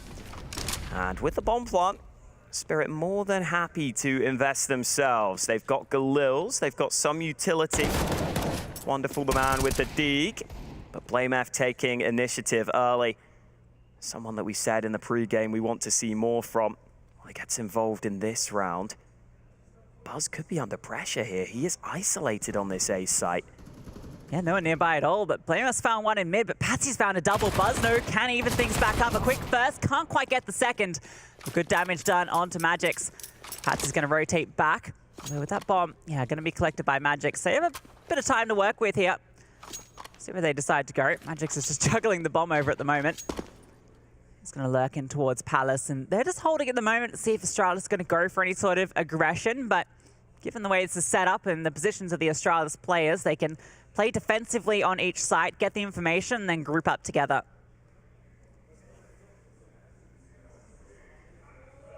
Happy to delay. And as you were saying, this should favor Spirit right now. I like that Astralis are playing it pretty passive here, though. I mean, Zipex even considering the prospect of a flank. But he can just wait this out completely, wait for that bomb to start getting planted on the site. There's nowhere safe to plant on A because of the position of Glaive over towards short. He can deny if they go for the con plant. Any other plant, and Zip has got this, and time is going to be an issue. They have to commit to this plant immediately. Obviously, Magix is the one that has to do it with the low HP, and, well, the pick up from Zip actually gets taken down from Patsy. If he just swung, maybe he can deny the plant, but now there's a chance for Spirit. Glaive, the IGL, now in a 1v2, and they have split up. No kit on his back and no head on his shoulders. Magix there to deliver. think that was the tiny gap in the box where you can spot through the little hole. This was the initial fights on mid. These were important. They got Astralis into a pretty decent position, but then Patsy suddenly brings it back. That shot was brilliant, and you can see Astralis a little frustrated with how they let that one slip. And Patsy obviously hyped that he's been able to bring his team an all-important round. And that was all Patsy, right? He got that double kill in mid as well, plus that crucial frag under Zip there at the end. Zip could have denied that bomb if he was given half a second more. Astralis off the back of that because it was so close, and that loss bonus hasn't ticked in yet, have bought into this round. So we'll see if their Deagles can find any purchase here. Device is looking to get his involved, but he's smoked off early. HE goes on through. Patsy taking control into mid once again. Definitely looks like Patsy will be the linchpin for this T side of Spirit. Oftentimes in the front lines. Can be very impactful on his day. There are the Deags out in full force for Astralis, so this round won't be free for Spirit. They've got to be careful, but winning that first fight certainly helps. Oh, and the second. Patsy looking clean to start this map. Yeah, Patsy's on a tear, and that's what we were talking about. He's been in a good run of form here so far at the RMRs, despite Spirit yet to pick up a win. He's come in absolutely swinging here, 6-0. Really the only contributor on his team outside of that double from Magix. And these remaining Astralis players can hold onto their armor and Deagles to give it another shot into the next, but this is the perfect start for Spirit, despite losing the pistol. They'll now be in a good position to collect a couple. Well, there hasn't been too much depth required on the Spirit roster in these early rounds. Patsy with 6 kills, Magix with 2, and 3 players not even needing to frag right now to get these couple of round wins. But I think that is going to be the big factor in this game, whether or not Patsy can keep on finding this success. And whether Astralis, once they get into the gun rounds, can use utility to make his life difficult. Well, it is what Astralis are a little bit famous for, their utility usage. I'm also interested to see Device onto the AWP when it comes out. Mirage, such a good map for AWPers. And head-to-head with Wonderful, as we illustrated in the pre-game. An exciting one to look forward to. Wonderful can be a very flashy AWPer, but not always needed to step up when you've got players like Patsy taking space.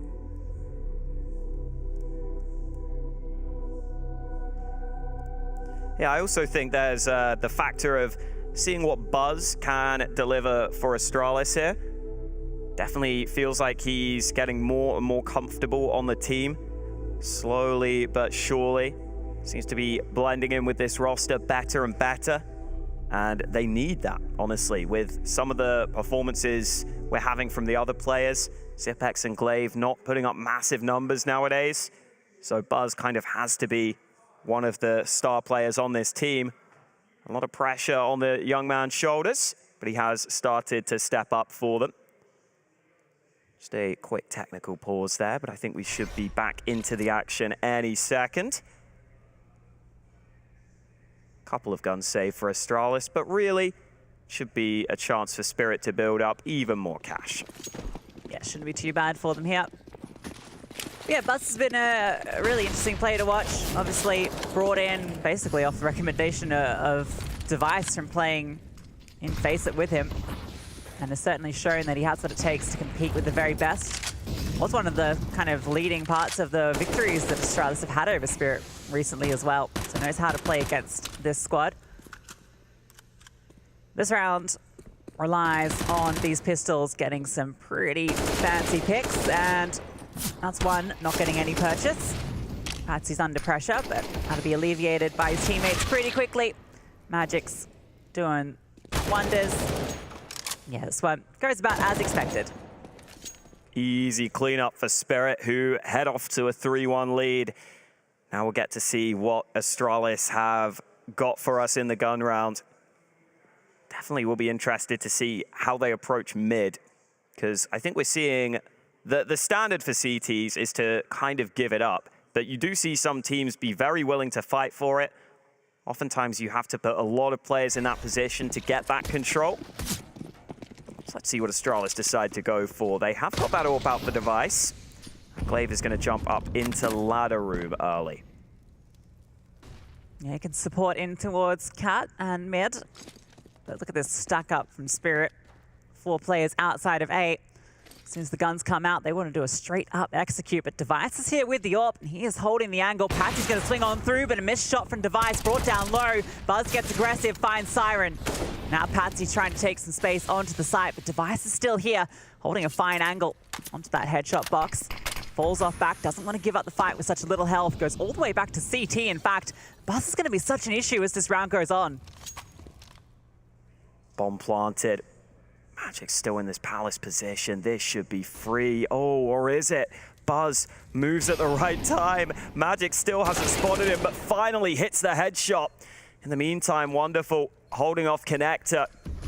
Glaive doesn't even have his gun out, so it's a freebie. Finally, the trade comes through, but the time is ticking here, and Chopper with this big flank could even deny the save. Patsy ends up stealing the kill away, and Zipex has to save the AWP. Might not even be given that opportunity. Maybe maybe he will. No, he won't. Chopper denies that. And well, Blast.tv poll, they looked pretty split on whether Astralis is going to go through here. And that round looked pretty convincing from Spirit. Chopper wasn't even needed with that great position. He was going to win the round anyway, but after that first kill, didn't really need to do too much. Patsy was here being phenomenal as usual. It just makes the retake so hard when Chopper gets that much ground. Gets into such a strong position. That wasn't really favorable for Spirit either, just with Buzz taking that control in Palace, finding that kill. But Device just couldn't continue fighting. He was just dinked down early through that box and had to fall on back. And losing that AWP, being able to contest on the side itself, just made it so much more difficult for Astralis to fight back into it. High fives all round for Team Spirit, who have had a high-flying start to Mirage. Up to a 4-1 lead. Again, Astralis having to go down to a weakened buy. Might be a round where they're happy to take some risks. Yeah, get throw these MP9s in the mix, get up close and personal, and that looks like exactly what they're planning on doing. Patsy's going to swing out and spot both for free, but Glaive's still able to get a kill, and so does Zip. So that works out well, despite all the information being there for the T's. Fast MP9s making work. Now Magic's might be ready for one of these players, but Blame is in a very cheeky spot on the box. Okay, it's slightly more confident. Yeah. for Astralis, 3-2. There's no mid ground here, though. There's no, like, 1-3, 2-3. Molly down. Device forced to reposition. This B split looking likely. And B short isn't really being held too aggressively right now. So Spirit might use that to just sneak into position instead. Oh, step made. I think now Astralis no. All comes down to Blame here on the box. Siren spots him out, and that's the position known. Blame can't get anything done there. Siren hones on in. Device does get one and actually gets himself an AK here. He can do a lot of work, and he's done it. Another kill goes through. Siren trying to do everything here. Got that kill with the HE after he died. Wonderful in the 1v2. Bomb on his back. Time to work with. Can go to A, and that's exactly the play for him. A smoke to allow some cover. Astralis aren't budging quite yet. Said earlier, I feel like I want to see more flashy moments. Round-winning plays from Wonderful. Well, he's going to get the bomb down. Here's the steps into CT. Knows that Buzz is close by, so he hard scopes on the angle, but he's caught between two mines. He hits the first. The second not able to land. A Glock comes out, but Zipex on the other side comes through, and Astralis managed to do it with the weak buy. Yeah, well done from Astralis. I mean, Device is the critical factor there, right? Getting that first kill, the AK delivered to him, getting that nasty kill into Siren as he's lobbing that HE over. Wonderful gives it a good shot, honestly. The fact that he finds that kill onto Buzz in CT is absolutely insane.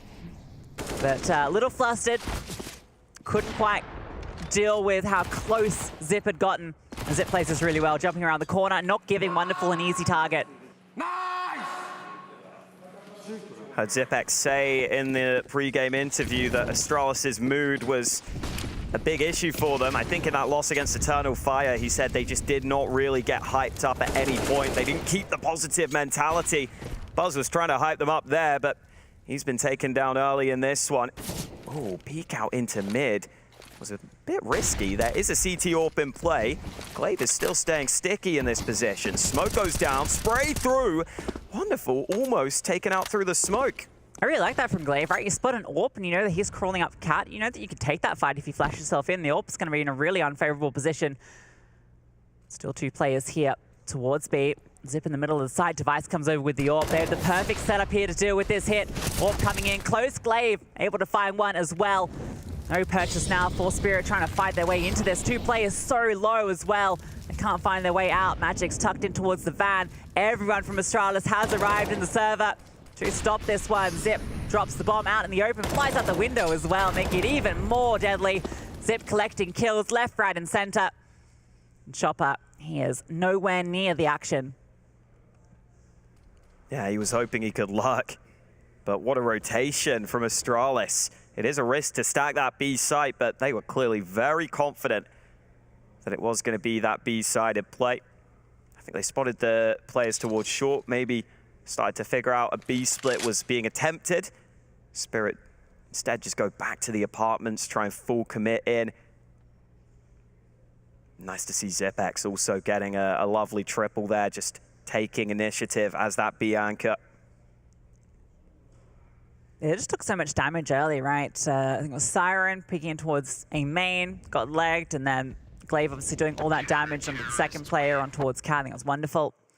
Just made it so hard for them to actually commit to getting out of the apartments. It relied on Magic's getting something, and he was kind of stuck in towards Van. Couldn't find any purchase. As soon as Patsy goes down there, it all just kind of gets a little tight for them, and Zip's able just to clean up. Very important that Zipex gets off to a good start here as that B anchor. You don't want to have that be a weakness on the map and affect the way that you're thinking about having your CT setups run. We've got the double AWP setup out here on the Astralis side. Glaive will get one in the mix. In the meantime, Device posted up on Palace.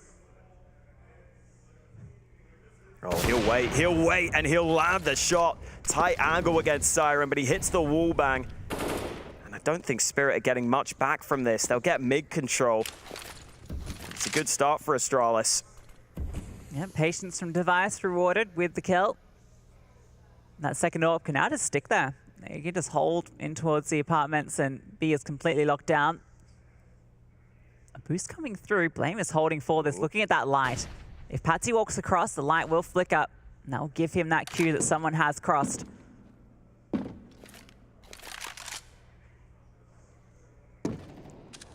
Oh wow, Zipex activates from short. Blame F alongside him. Quick retake of mid control from Astralis, and that's all they need. The 1-2 punch does everything. Yeah, it's a little flat, isn't it, from Spirit? They get this ground in mid, just waiting. They get Patsy up on the position to actually deal with short. That's what that angle is for. You get into that little corner, and you get that nice little shot down in towards short, but still Zip clears it, then finds the follow-up. Might see that one from Zip's perspective here, so you can see I gets that wonderful first. And oh, Patsy could just never get involved. It was just a bit blocked off. It's kind of his one angle he has to hold down, and he can't get into the action. Yeah, it seems like Spirit struggling slightly when they go down early here. We'll see if these pistols can do anything. Seems unlikely. They don't have the utility to set up these pistol players. But some nice initiative from Astralis. Hello, Siren. Don't know where that came from, but Blame F offers him the fight. He takes it. That makes things a little more uncomfortable for the Danes. Yeah, Siren's been doing pretty well finding these openers. Obviously went down to Device last round, but got the opener over to ramp the pry up. He's been doing well just poking and prodding over here at A. Now, Spirit with the advantage. Know that Astralis want to get some info back. Oh, Buzz doesn't spot Patsy. Tucked in up on the lounge seat in the corner. Bit hard to see. Zip wants the info. Nothing being found here. Rumbu's being assembled. And they're going to jump across. Magix makes his way over, but he's just got a Glock. So not too much that he's working with. Glaive, this could get a little scary. Misses the shot, but he's able to get away. 40 seconds for Spirit. They stay spread across the map. Maybe hoping that they can draw the attention towards this B site. I don't know if Chopper's done enough there, though. Device and Buzz will stick towards A. Remember, no nades for Spirit. Smoke down from Buzz. You see this very commonly now. You can one way over the top of it. You can fight Palace at the same time. And both these rifles on the A site delivering exactly what Astralis wanted. They take the lead. Yeah, this one way is just so strong against pistols in particular, right? Because all you're looking for with the pistol is the one tap, and you can barely see a thing over the one way. As is the intent, we get to see that lovely shot from Siren to kick things off, which did make it a little nerve-wracking for Astralis for a moment, but they showed no issues holding down the site, no further casualties. Now Spirit get all the guns out again, wonderful with the AWP on that T side once more. BlameF looking to line up this incendiary into top mid, but it's Device who peeks from connector. Chopper caught out early, and he's often the man away from the rest of the pack. So do Astralis realize there could be a quick site play here? They know there's a secondary AWP here because Glaive got spotted with it last round, so they should be prepared for this. The question is, how do they deal with Glaive? Holding this angle with the AWP. Patsy's trying to do something here towards mid, and honestly, he's keeping them fairly interested here. Full fight presented onto Blame, can't quite connect, but he's distracting them, and it's meaning Glaive is currently the only one focused on this position. They wide swing. Magix deletes Glaive. Now Zipnix has to step up again. Zipex playing from short. BlameF has arrived on the rotate. Can these two players combine? Apparently not. Siren and Wonderful with some fantastic shots. And now a 2v2 post plant or a 3v2 post plant on B. There is one player lurking, and Astralis realize they can't go for this. I'm surprised they didn't give it a slight look in. They knew Siren was low from that engagement, and you've got a fair bit of money kits on everyone, but I guess the AWP out of position. Mid is the issue. You can't really comfortably go up through there because you knew that lurk was in play from Patsy, and he could be tucked in anywhere, so decide to play it safe. Spirit finds success off the B hit, and that was from the 4v5. Yeah, Glaive can't afford to have those slow reactions there. Needs to be able to get that first kill. And then BlameF, I mean, I can't blame him for losing that fight. Siren just landed a stunner of a shot. But it meant that that B site fell very quickly. Not much Zipex could do. He only went 1 for 1. Spirit finally bounced back after losing 4 in a row. Oh man, bomb toss to the site. Quick trade from Wonderful. Very nicely done.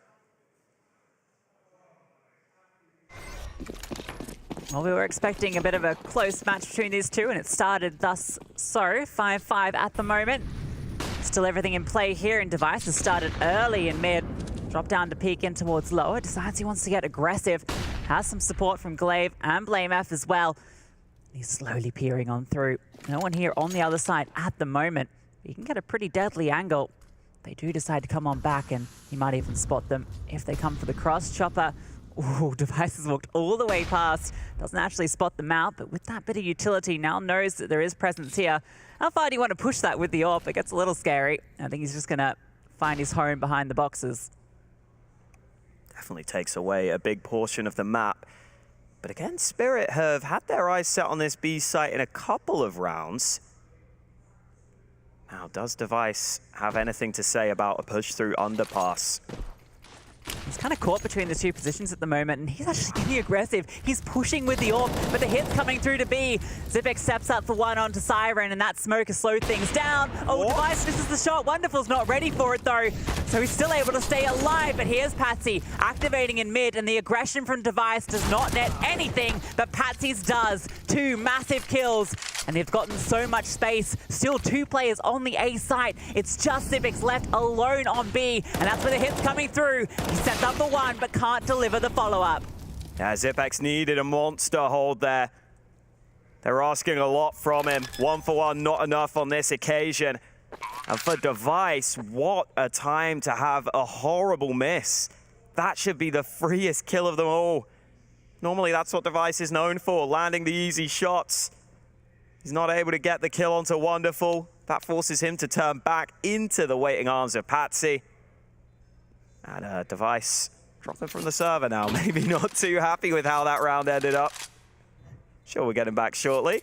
It's a very high-risk play, right, to solo push top mid with the AWP. Obviously, with no contact coming through, there's been a bit of early contest over towards App, where Xyp9x found that first kill onto Siren. So he kind of feels like maybe he can catch off a rotator, but can't be missing those shots. Wonderful gets away, and it was just well handled, having Patsy in position to punish. We get to see that one again. That feels like a big CSGO moment. I don't even know where that bullet went. Yeah, I don't know if he was moving. Must have been. I mean, he was, because right, he was slowly progressing forward. He was snaking his way through that. Oh man, it turns so quickly. Then Patsy in connector just starts getting a lot of ground for his team. Oh my. Oh dear. Oh. Well, I think you and I, with our nerds in our fantasy, are okay with this result. But if you're an iNation fan, you're not. Is there anything that we can go above than being on fire? Like, if you win 10 in a row, 15 in a row. The flames. Yeah. Oh, no. I'm weirdly invested in seeing if iNation gets 16-0'd. You never want to get 16-0'd. In an elimination series as well. That is the stakes at play on both of these streams at the moment, but not so dire an affair here between these two teams. Just one round in it. Astralis still have what they need to keep fighting.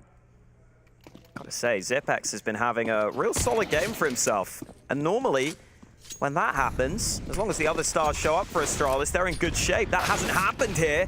Device getting aggressive alongside blameF. Initiative taken on mid, and Spirit have to respond on A, and that shot opens the door for them. Yeah, they have to go fast here, having lost all that control in mid, having lost so many players. Device in a powerful position, though. That gap in the smoke, he's behind it, but Siren takes him down. Siren on a tear here. Astralis is the victim. He's found another.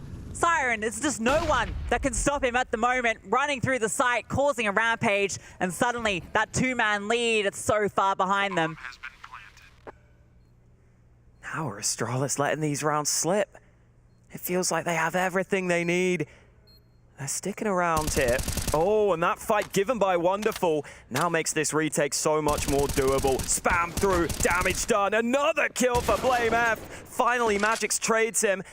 And this is a pretty decent position to spot the cross to the site, but he doesn't realize Glaive is still in CT. He's on the wrong angle, finally figures it out, but Glaive could get towards that bomb. It's a good headshot, exactly what Magix needed. What a shot from Magix to save that round. It looked like blameF was going to do it all there. That kill, the peek from Wonderful, and then he gets the information through that spam on the wall.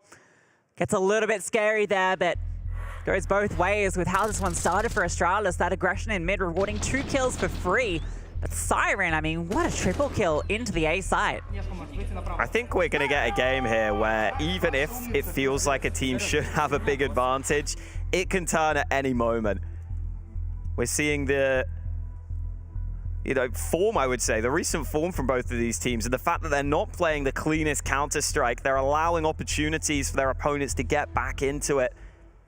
And it's a shame for Astralis. They've had quite a few rounds now where I feel like they've had a pretty good read or a pretty good idea to start the round. They get into a good position, and then suddenly the Spirit players just start popping off. Siren obviously deserves a hell of a lot of credit for that round. But Magic's the man that ends up closing it. And Spirit grinding out rounds, up to 7 now on their T side. I think that's the thing about Spirit. Even if they lose that advantage early, they're so fast to respond. They don't just let you simmer in it. Device in mid again with that AWP. Bit of movement. He's sort of looking between 2 angles at the moment, and Patsy might get a taste of that AWP in a second, but not with that smoke going down. Device doesn't want to stick around. Top mid still so exposed, and he's the only one that's kind of in charge of such a pivotal position on the map. Got this 2-1-2 setup, a lot on Device's shoulders if they do decide to come to him.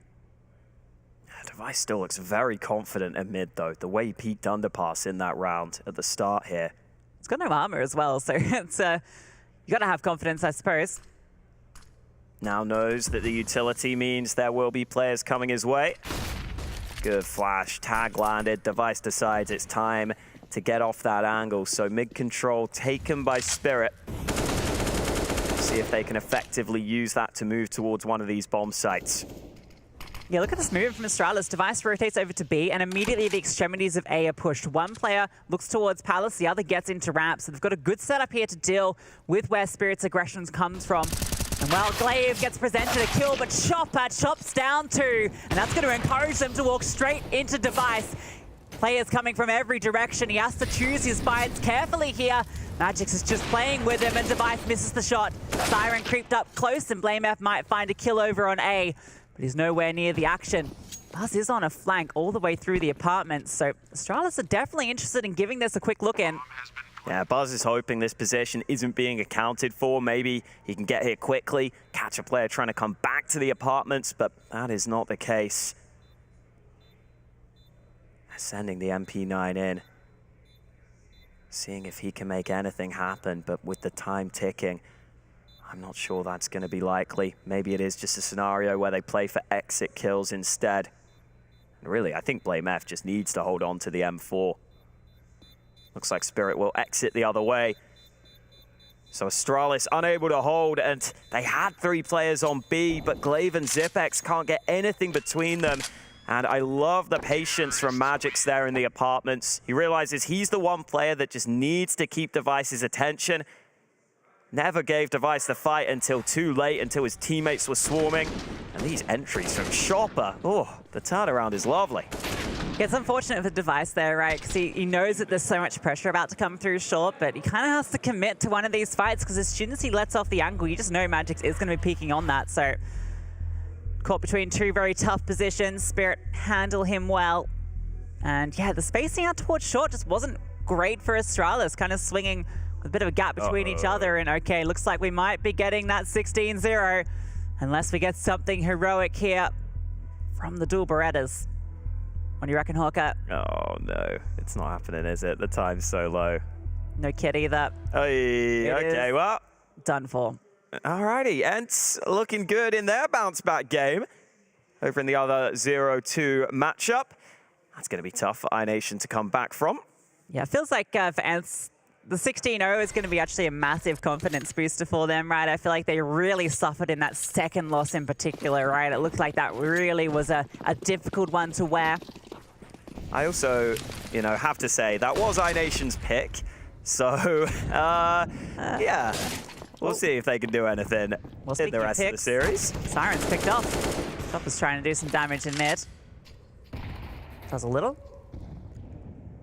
Already working with the man disadvantage here. And aggression in the apartments. Magic's almost caught out, but the MP9 does not quite connect. Now that area of the map is cut off to Spirit, so they're kind of forced to go back elsewhere. And look at this aggression. Buzz is just walking on through all the way in towards ramp, and BlameF's not that far behind him. This position could end the round immediately. Wonderful's going to walk in with the AWP, and there is no way Wonderful wins this fight. Buzz gets this every day. What is that from Wonderful? Ready for it, clears it with the AWP and hits the headshot. I was kind of setting that one up to happen, I'm not going to lie, Hawker, but it's still impressive to see it come into fruition. Oh, and now this gets a bit weird, a bit uncomfortable for Astralis.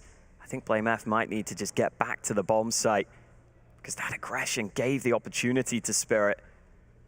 Impressive that Wonderful was able to take it. But it is now back to a 4-on-4. Zipex playing back from CT, so he can't even help BlameF here. Has to be the rifle delivering. He should spot the shadow, but it doesn't get him the kill. And Wonderful with another fantastic shot. And now Zipex can't do anything really in CT. It's going to be really hard for him to get involved.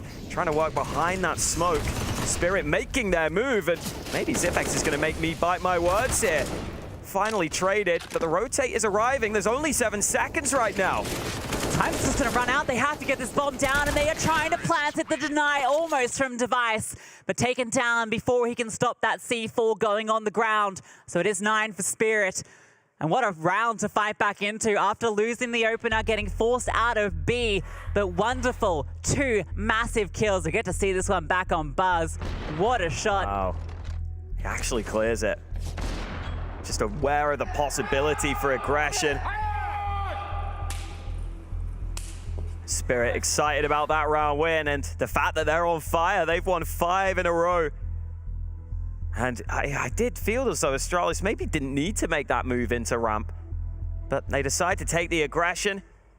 1v1 fight gifted over to Wonderful. He takes it. And now it's looking pretty damn good for Spirit here on their pick. Yeah, it's an interesting decision, right? Because you've already taken aggression into apps and you know that that's kind of locked down. So do you need to, in a 5v4, be taking that further aggression? Normally, it's when you're in the disadvantageous position that you want to take that ground, right? So it doesn't quite work out for them, unfortunately. And we go into the last round of the half. And Astralis, it's not the prettiest, but it's okay. Rifles on everyone, even if 2 are the FAMASs. Utility might be the biggest issue for them as they've dispensed a lot of it early already. In fact, it's just now the smoke and flash for Buzz that remains, and there's a minute 30 still on the clock. Should give Spirit free reign in this round when they run their play. They won't be too concerned about Utility breaking them up.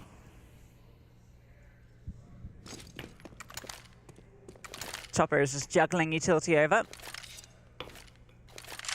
Should have a couple of smokes lined up from the same spot.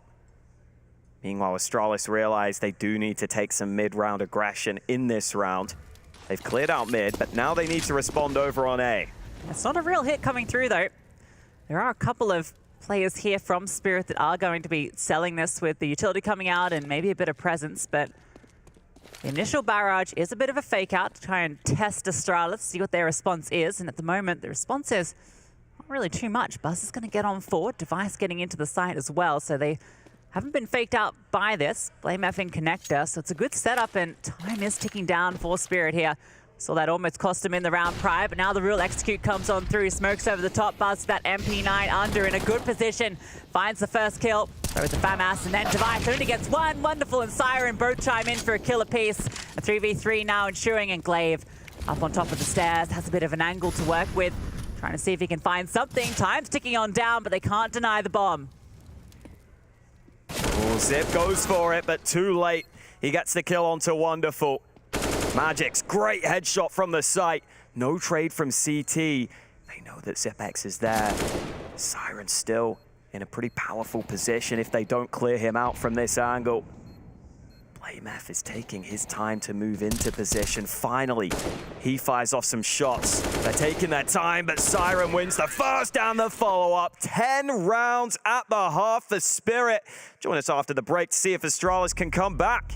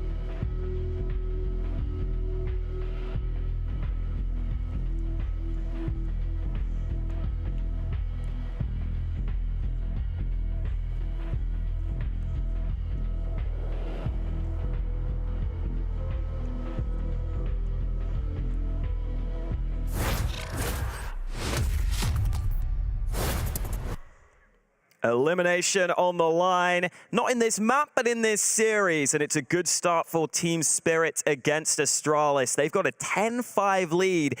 And it felt like Astralis were close to winning quite a few of those rounds, but Spirit always seemed to find a way. Yeah, 6 in a row to close out the half. Spirit taking the lead, looking pretty good with it, but that's not a great start for Wonderful. Pushed down early, he has to fall on back, and now they're just going to speed on up, crunching into the connector. Pats are trying to take some contact out through short, but denied the space to do so. Device takes him down, Blame F comes from behind. Magix falls, look at Spirit's positions. They are nowhere near this A site, stuck over towards B. That bomb is going to be going to A on ZipNex's back. You can plant that one for free. They're just being very thorough with their clears. Yeah, they didn't have anyone in ramp early in this round, so just waiting for Buzz to go and make sure that is 100% clear. And now Team Spirit will start to respond over to this A bomb site. Device is already hunting them, though. I think Astralis know they've basically got this round in the bag. Yeah, you can't really lose this if you're Astralis.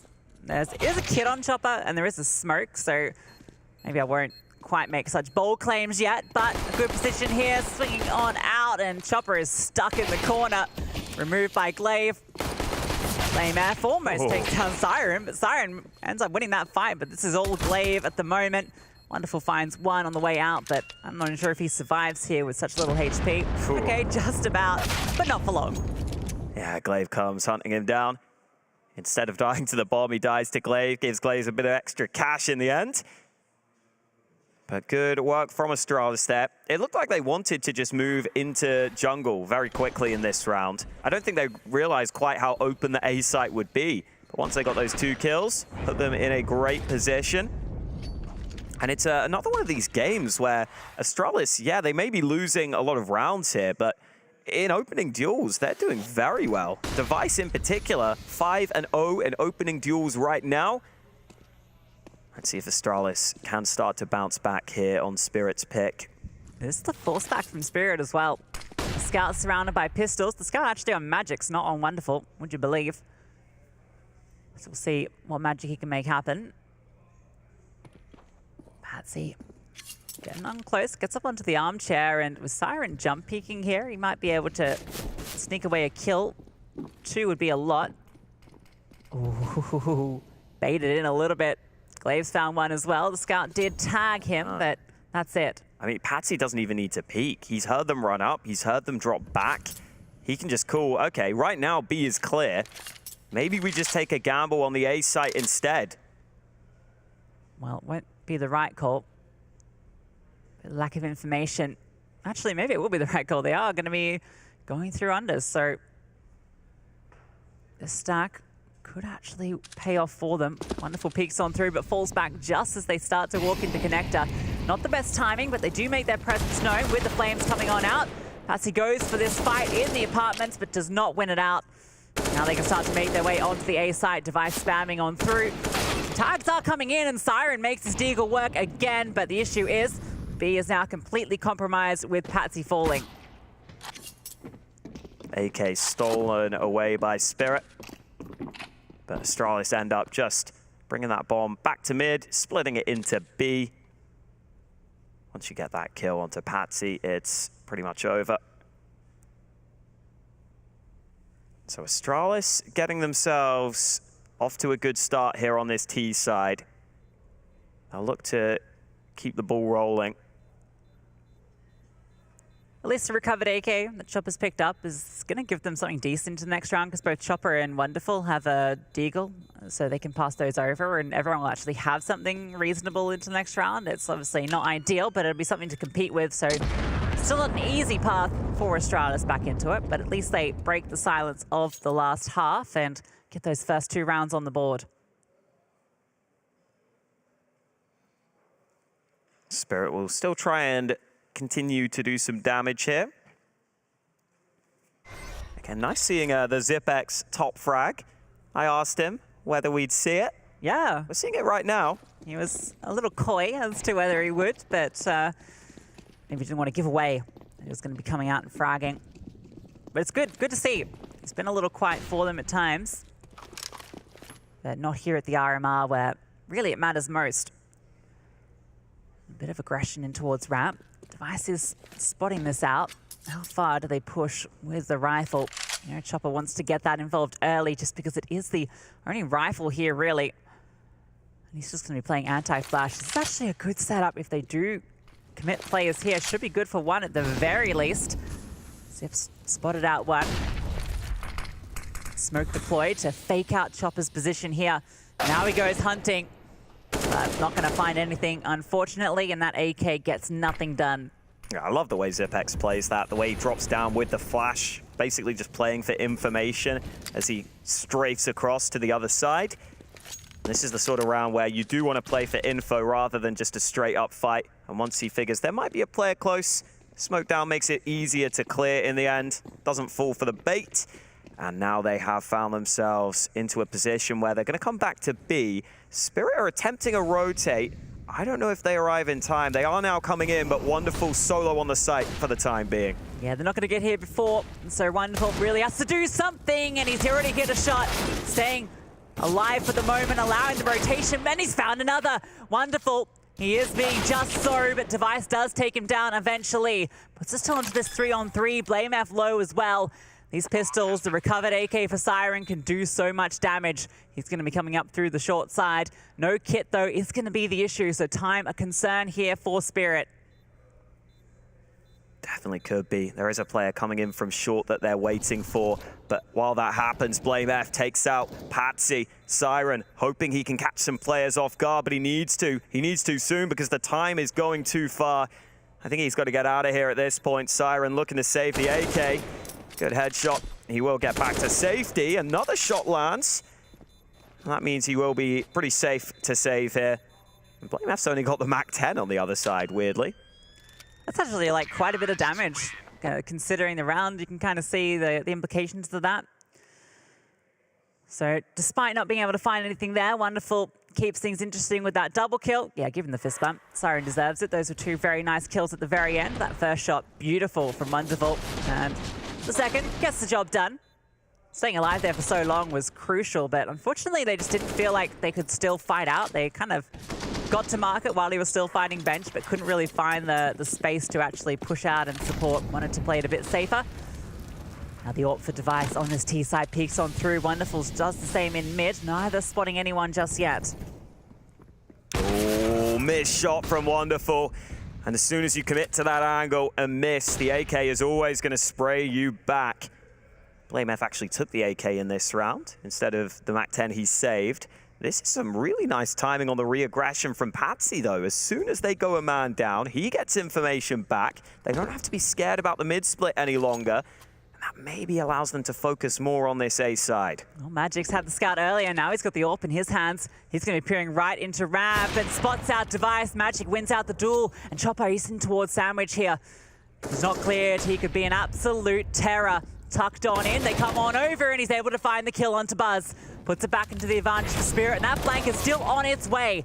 Chopper might get flushed on out, but keep an eye on Patsy in the back lines. Blame F falls.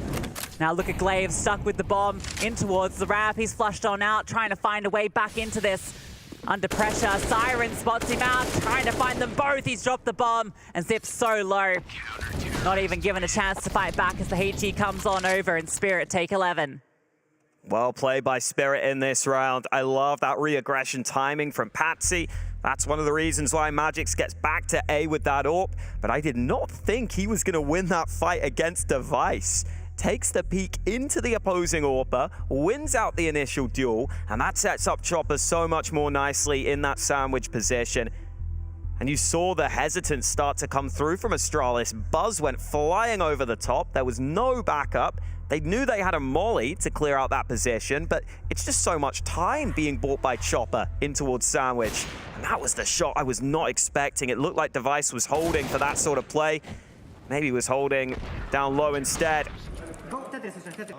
Astralis unable to really accelerate onto the bomb site. Blame F caught off guard. First gun round for Spirit. In fact, first round of this half for Spirit. Yeah, and instantly Astralis in trouble in terms of the economy. Shows the sort of implications of Siren's damage he did just that round prior, right? Completely resets Astralis. BlameF really the only one that can open this one up, and he's gotten some very good spacing in here. How aggressive does he get? That's always the question when we talk about BlameF. It's kind of on his shoulders to do it this round. Very good position to be in, because if Astralis start fighting towards B, there's a very real chance he can activate on some players in the back. So I think the timing is going to be important.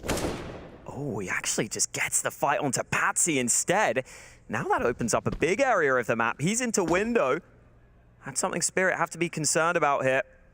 Such a huge kill to find. It's given him so much space to work with. He can just make his way around, keep them interested, and Wonderful's going to spot one, jumping across. Buzz is just throwing his body at the problem. Such low HP that he may as well. That's keeping two players over here for Spirit. BlameF walking on through with that AK, spots out one at Ticket. Magix is still here though, tucked on in a good position, drops the bomb. Now he can hold that one on down. BlameF still finding kills though. Magix is under pressure, but he's still finding kills. BlameF needs to try and hunt him down, knows the pressure is on his shoulders. Blaze picked up an AK as well. The USP comes out for Magix and he finds the kill. Huge from Magix. BlameF did everything and Buzz tries to do something, but Wonderful is there. Wow, that was an overperformance from Magix. I thought his position could be costly because he's so committed in that close ramp angle. But Astralis, it seems like when they're actually moving towards the bomb site, the spacing is sometimes slightly off. That first fight for Magix is very comfortable for him. Wonderful starts to arrive on the rotate. And Patsy keeping the mood up while Astralis not having that same luxury. They're down 12-8 right now. At least they have the buy back in this one. You know, every team can have a Patsy on it, can they? He's just one of those players that just always brings the energy. Saw Buzz trying it earlier, but it's a difficult thing to emulate. Sometimes you just have to force it. You know, we saw that with FaZe, right? And the kind of conversations they were having. We saw them when they were so down bad that they were really just trying to put on that bravado. And, well, maybe that's a bit of what Astralis needs right here. Patsy getting aggressive. That was even a bit of a dink through the wall there onto Zip, but Buzz has found one back. Magic's removed. Saw how much work he did before, and look at this push-through ladder. So much pressure about to be put onto Patsy, and he's flushed on out. Actually, he's going to get away. Glaive's a little bit slow on getting up here. But might still have the peak. Yeah, the timing works out. Patsy caught there, back-to-back rounds. Siren has to plug the gap. That could leave the A site vulnerable, but Wonderful's got the AWP. Doesn't seem to spot those players sneaking into connector though, so it is really up to Chopper and, well, Siren's gonna come back to the site. Oh, they almost line up, but both CTs fall. And I think for Wonderful, unless he gets something quick here, this is over, this round at least. That one looked great from Astralis, the way they handled that. Even walking into the site there and able to find both. It looked almost like the double kill was gonna come through from under the palace, but not going to happen. And that was a bit unfortunate for Patsy, that kind of timing in towards window. You can see he was kind of playing with fire there, both literally and metaphorically. And he's the one that burned. And speaking of burning, money burning for Spirit, just pistols. Yeah, having to take the save in this round. Definitely better signs from Astralis in terms of trying to stay closer together on those entries to the bomb sites. Even if they nearly line up in that round, I prefer that to coming way too late to help your teammate.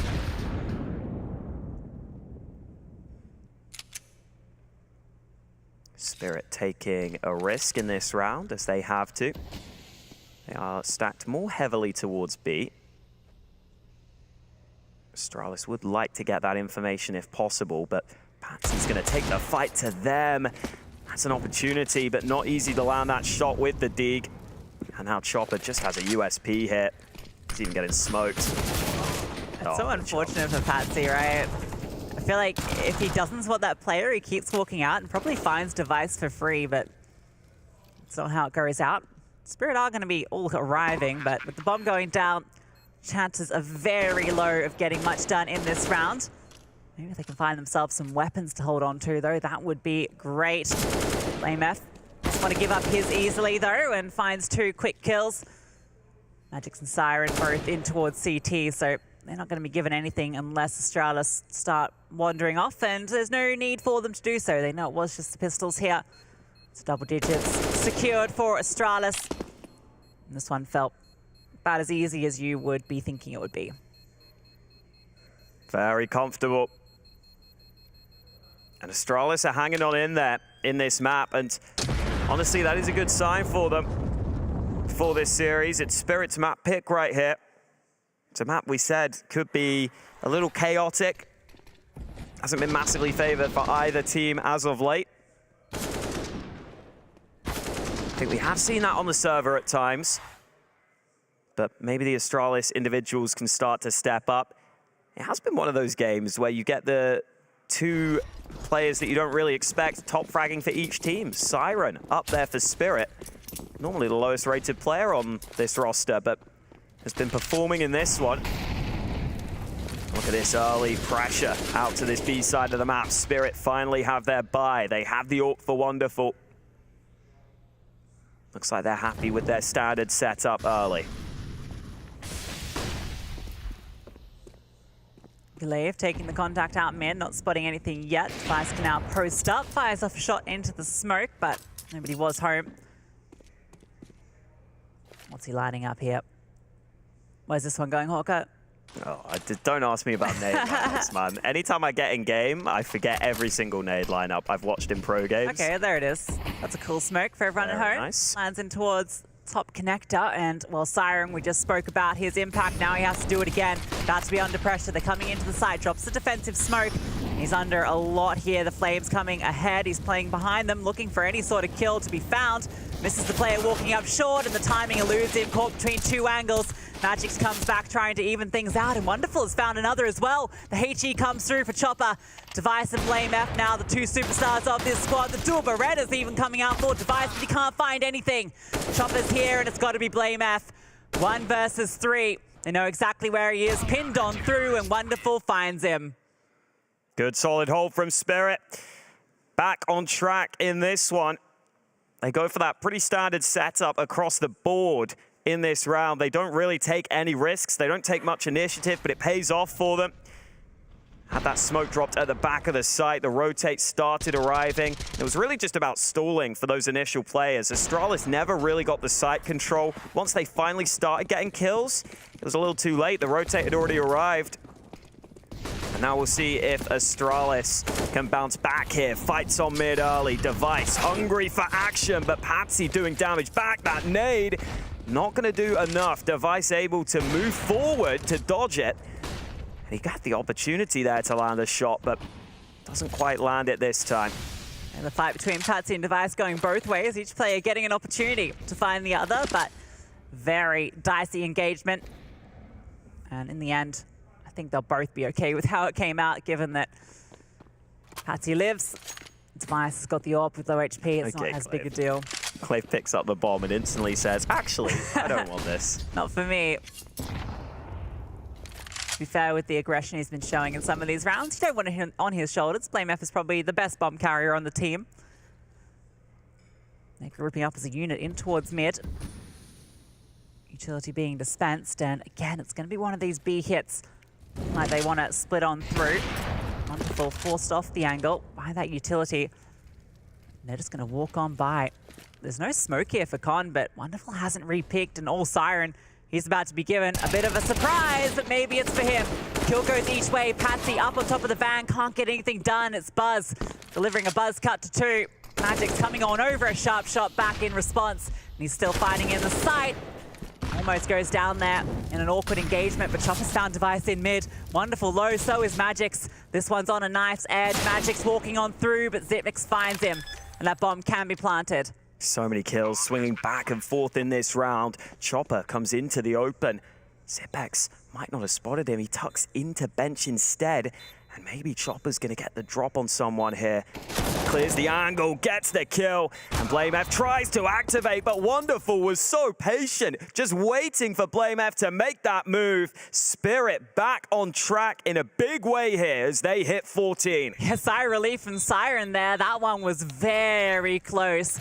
A bit of a brawl on the B side, 1-for-1 in the initial engagements, but Magix does a lot there.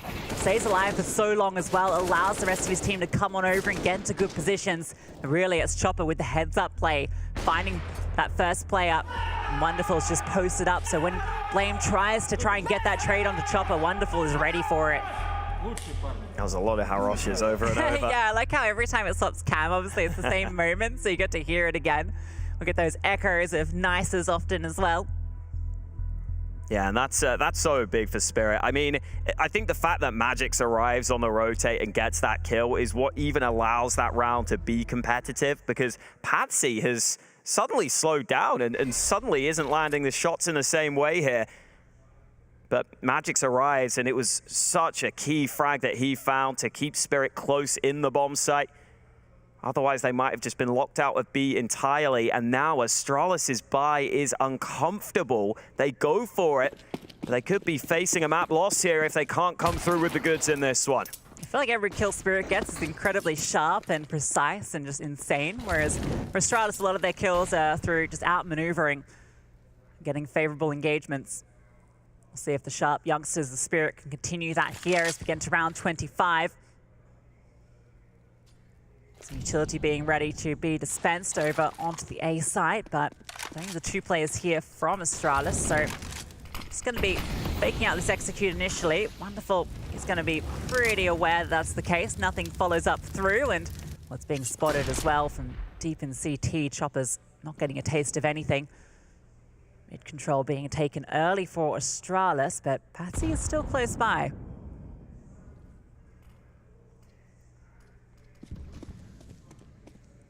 Yeah, there are Spirit players hanging around mid, but it doesn't look like they want to take initiative yet. And here comes some nades from Astralis. A-split looking likely. Chopper playing in CT. Magix on the site. There is this smoke down. Chopper doing a bit of damage through it. And Wonderful has also arrived with the AWP now. So 3 CTs around this A-bomb site. No smoke for CT spawn. The bomb should go down, but Magix still hasn't been spotted. It's a free frag for Magix. Make it a second. And Astralis in trouble here. BlameF can't win this. It's impossible. It's planted for him, but they all peek at once. Chopper deletes him. I like some of the ideas there. I like this sort of double pump onto the A side. That's smoke deployed in front of Chopper. It provides that one way where you can see the legs of the CT player as they cross the site. But you can see Chopper's not falling for that. He knows exactly what's at play, doesn't peek on out, focuses on the players on site, and the whole time Magix has been stuck, hidden away, and he activates at the perfect moment to come on through for 2. Some ideas there from Astralis that are nice on paper, but with the setup from Spirit just fall short. And even with the bomb plant, Astralis is by very awkward. Utility especially lacking. Maybe they just try and force fights instead. But I don't know if Zipex can even do that. He's stuck behind a smoke right now. Yeah, they just have to commit here. Just the smoke's okay. Sometimes when you just go through a fight, you've got a player like BlameF who can strong arm his way into a round. That's one way to do it. Patsy removed. Wonderful now has to focus on this position. Device looking to phase this smoke onto Magix. Magix is tucked on in, knows that this might be a play that's being considered. Now it all comes down to who gets the first fight. Magix swings on out, Device removed. The kill back and forth puts it into an even stead. And Astralis losing Device. They slow down this A approach, regrouping. Yeah, Magix has really stepped it up here in recent rounds. I feel like he's such a big game player. When it comes down to crunch time, he always seems to deliver. But they need more out of him because this A-split is looking likely. Rotation from Wonderful. Right place at the right time. Only one smoke left and it's on Blame. He doesn't want to reveal his position yet either. That means Wonderful, he's going to get all the opportunities to find kills, but spotted on that jiggle. It's well timed. Maybe timing is going to be the issue here in mid. Glaive, you can see he wants to swing on out, but smoke comes through. Wonderful is going to have those open fights. Magix on the site looking at this angle. Astralis You can see how nerve-wracking this is for them. The Magix, the Magic Man with 2. Zip gets 1 back, and Magix is still here standing, and he finds a 4th as well, because why not? Buzz now in the 1 versus 2, fakes out the plan, swings on forward, but it's Chopper that takes him down, and Spirit take their map pick. Massive plays from Magix at the end there, kicking Astralis over like he kicked chairs over, and Spirit take their map pick. Astralis could be in murky waters here.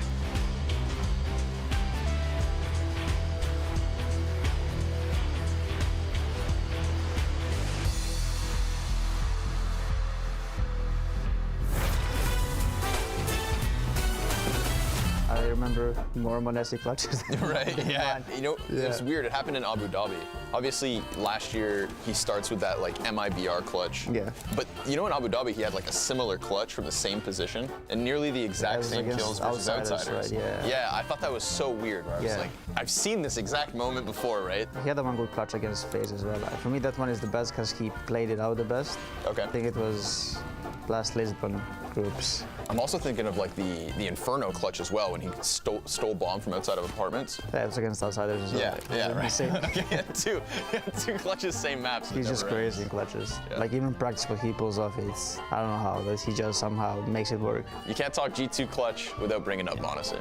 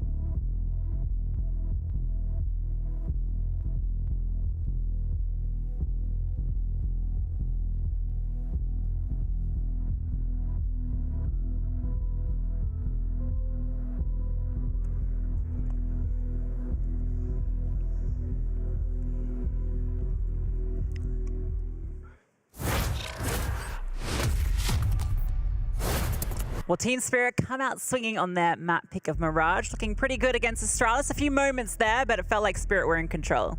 Yeah, I would say so, especially towards the end there. They started to really take over and, well, looking at the scoreboard, there was one man on Spirit who really took over. Honestly, it felt like Patsy had a really good start to this map, kind of tailed off a little bit. The rest of the squad doing decently. I think Siren definitely had a great game considering the roles he plays, but all in all, Magix was the main man towards the end there. We have Patsy starting off strong, definitely got them into a lot of their T rounds. But yeah, Magix, I love this guy. I feel like he's so good when it comes down to these big moments, these big games for Spirit. He always seems to deliver. It's kind of wild to me. I felt like Patsy must have got all 14 of his kills in the first like 5 rounds or something, because like he was just dominating them early on. As it got a little bit tougher and stakes got high up, that's where Magix really stepped up. This CT side from Magix was just absolutely unbelievable. The amount of multi-kills he got, even the 4K at the very end to close it out, were just fantastic. And we can see all those numbers looking pretty good, Hawkeye. Yeah, ADR really up there. Ended on 24 kills, had a great game for himself. And Spirit definitely need that. They definitely have the sorts of players that can step up. We have seen it in previous majors from them, in major playoffs from them. So really nice to see Magic's having that level of performance. And I think for Spirit, the fact that they were able to go on that big streak at the end of their T half, it just felt like they, for whatever reason, always seemed to have the slight edge individually. Whereas for Astralis, I can't really remember any moments where there were crazy big plays. Whereas on the Spirit side, they had a few rounds where individuals were just winning for them. Yeah, I felt like the story of like the individuals of Spirit rising up, whereas it was the team play of Astralis, which is obviously what they're well known for as a unit throughout their entire time in Counter-Strike. But that felt to be what was getting them those rounds they did find. And well, we had one player from Astralis who did step up and talk up, maybe not the player we were expecting, although you were suggesting it might take place.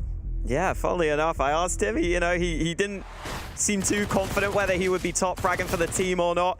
And listen, I think he'd rather take the map win than the top frag, but he did have a pretty solid showing, especially towards this B site early. Got a few of the Astralis rounds for them, but not enough on this map. And I guess maybe we have to look forward in this series, because I do think Mirage was always going to be a bit shaky for both of these teams, honestly. And I think that kind of showed up in the server, but Astralis should be much more comfortable going forward here. Yeah, a bit of a messy one at Mirage for both teams, and as we sort of expected. But looking at Ancient, this is a map that Astralis has been very solid on for some time now. One of their favorite picks. That man on your screen there, Blame F, I feel like he's one of the best Ancient players out there at the moment. So I'm looking at him to step up, and I guess that kind of maybe tells a bit of a story about this team on Mirage, because when you don't have Blame F, Device, or Buzz at the top of the scoreboard, maybe there's something not quite working there. Yeah, definitely could be the case. Definitely want to see some of those players step up for Astralis. I also think it's funny for them in this series. I really feel like they have two great options for their picks. Either Nuke or Ancient could both be really good for them in this series. So that has got to lead to me that they are going to likely be able to bring this to a third. And I think that is what we all want here. I don't want to see Astralis just bowing out and not looking good. We want to see these teams try and bounce back here. Yeah, and I think we can have a look at the updated Unicorn odds. Looking pretty good for Spirit now. They're the favored going into this, and it makes sense because Astralis are one map loss away from elimination at the RMRs. Yeah, they could go out without even picking up a single map if they're not careful. It is Ancient, Astralis' map pick coming up next. We'll see if they can step it up or whether they get eliminated.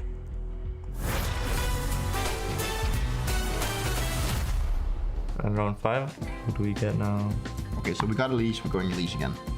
I'll just try Carrigan, because I think Carrigan is gonna give me a lot of hints. GKS, Justin Savage, Justin Kill Savage. He's older than 24. AK-47, more than 5 majors. And it seems like he is not European. It could be Nitro, but at the same time I think he's been... I'm gonna try Nitro. That's exactly the same result. Not so familiar with all the NA players, so it's maybe a bit tougher on me this one. Okay, let's try Nico. The team is not Liquid, so no one from Liquid could be it. Maybe Rush? We can try for Rush. Twisty's Canadian, so not that guy. Neff. But then again, it could be Neff, but at the same time, but maybe Canadian, I'm gonna try Neff. Hooksy. Wait, it's not Europe, Electronic. More than 8 majors, and it's not even close to the Russia or Europe. Russia is not it, but I have the age range pretty clear now. American teams, it's Liquid.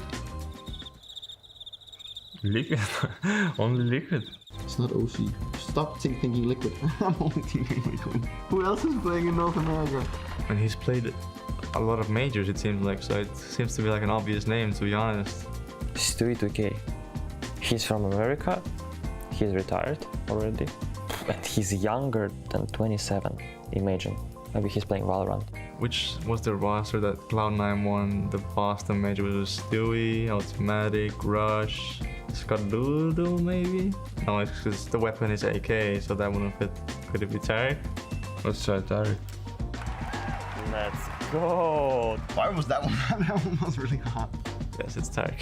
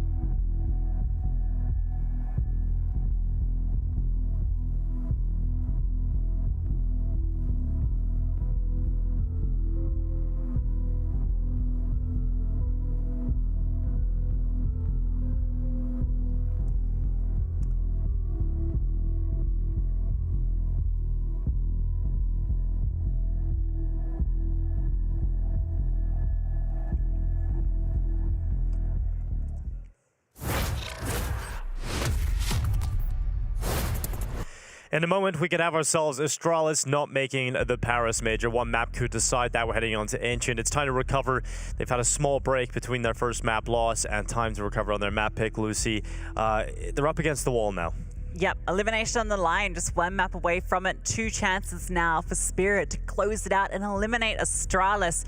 What a devastating loss that would be. Yes, the organization that has won the most majors in Counter-Strike Global Offensive. You got 3 major champions in there, 4-time major champions. It's incredible how many majors this team and these players have picked up throughout the years, and to not be in attendance at the last ever CSGO major would be a real shame for them, but Spirit have them on the ropes, Cody. Yeah, they really do. I mean, we saw some absolutely magic rounds from Magic himself, especially towards the tail end there.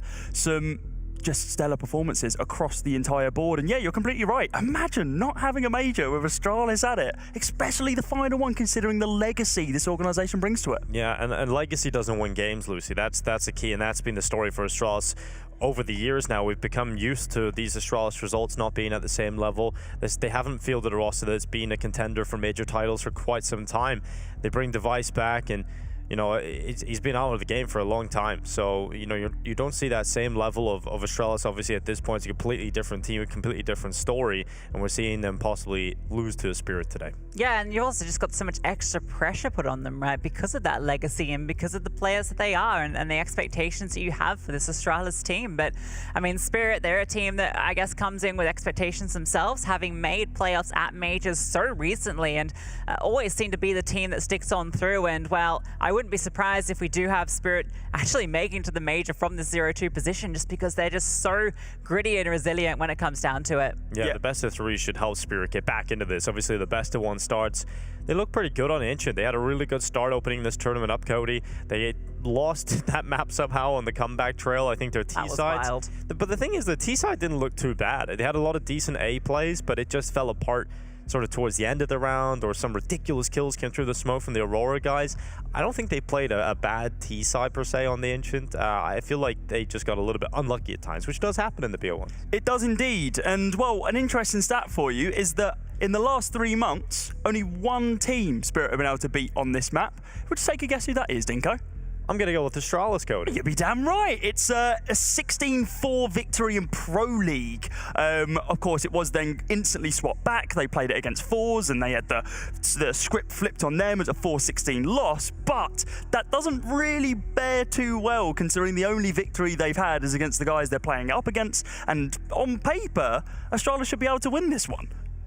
On paper, yes, but, you know, the pressure is building for Astralis. So much here on the line, and Spirit, well, they've shown that their individuals are really stepping up here. We saw Patsy in that first half looking phenomenal. Magix and Siren both chiming in. I will say the AWPers were a little quiet in that first map. It really felt like, considering it was Mirage, that we didn't really see a lot from either Wonderful or Device. Yeah, the thing is for that last matchup, as all that Cody was touching on, that was a huge CT step up from Spirit again. A huge amount of rounds, 13 picked up on their CTFR the last time they played on LAN on Ancient. Well, against Astralis, well, they had that start at the opening portion of this tournament yesterday and couldn't close it on the T-side. We'll have to see if that is a little different today for Team Spirit. Astralis versus Spirit. Elimination on the line for both of these teams. Astralis, it could be done in just this map. For Spirit, they want to try and stay alive in the competition by taking this series 2-0. They've got a decent opportunity of doing that as we head into Ancient. Let's see what Astralis have to show as they start on the T side. Going to be moving as a unit over to that B bomb side, and well, early on, it's just the sole player there. It's aggression from Spirit into mid. The old Ancient helicopter sounds as Siren peeks in towards mid. Glad I'm not going crazy. Yeah, don't worry, Cody. It's all good. It's not so good for Patsy, though. He has lost his life. BlameF catches him up towards B lane early. Patsy cleaved off the top of the ledge. There's a couple more players there, and BlameF is calling that. He's just trying to hold him there, though, because he wants the rest of his teammates to move up into B. Yeah, site would have been pushed on, and now Astralis looking to be able to just gain full control here with the bomb going down and only a single kit onto Chopper. They don't have too much util to play around here, but it is going to be Chopper on Wonderful 5 frags of their own to be able to bring it into a one-man advantage situation. Yeah, BlameF has been here the whole time, though, and well, doesn't get anything for his troubles. Device and Buzz on the side have to do it all. 4 players coming coming towards them. There is a kit on Chopper as well. Smoke comes over the top. Device wants to deal with this flank, and it does work out for him. Buzz swings on out, needs to get a multi-kill, and he's done. Well done it. 3 for Buzz, and the pistol for Astralis. Buzz is just incredible on the pistols. There's something about him that's just unbelievable with the sidearms. He kicked off his Astralis career with an ace. In the blast group, it was incredible there, and every single time we see him, you always have to give him a shot at getting a multi-kill. What a pistol round from the young man. That cubby angle is amazing. We love seeing shots come out from here as well. We saw it from Mezzi on Fnatic, about to close out their games, qualify themselves over towards Legends. Look at the vibes off their server as well. This is what we need to be seeing from Astralis. Sure, it's only 1 round, but if they can continue this momentum, maybe, just maybe, they can bring themselves back into the series. So important for them to get off to a strong start after how that one ended. Well, this isn't a good start to the follow-up round.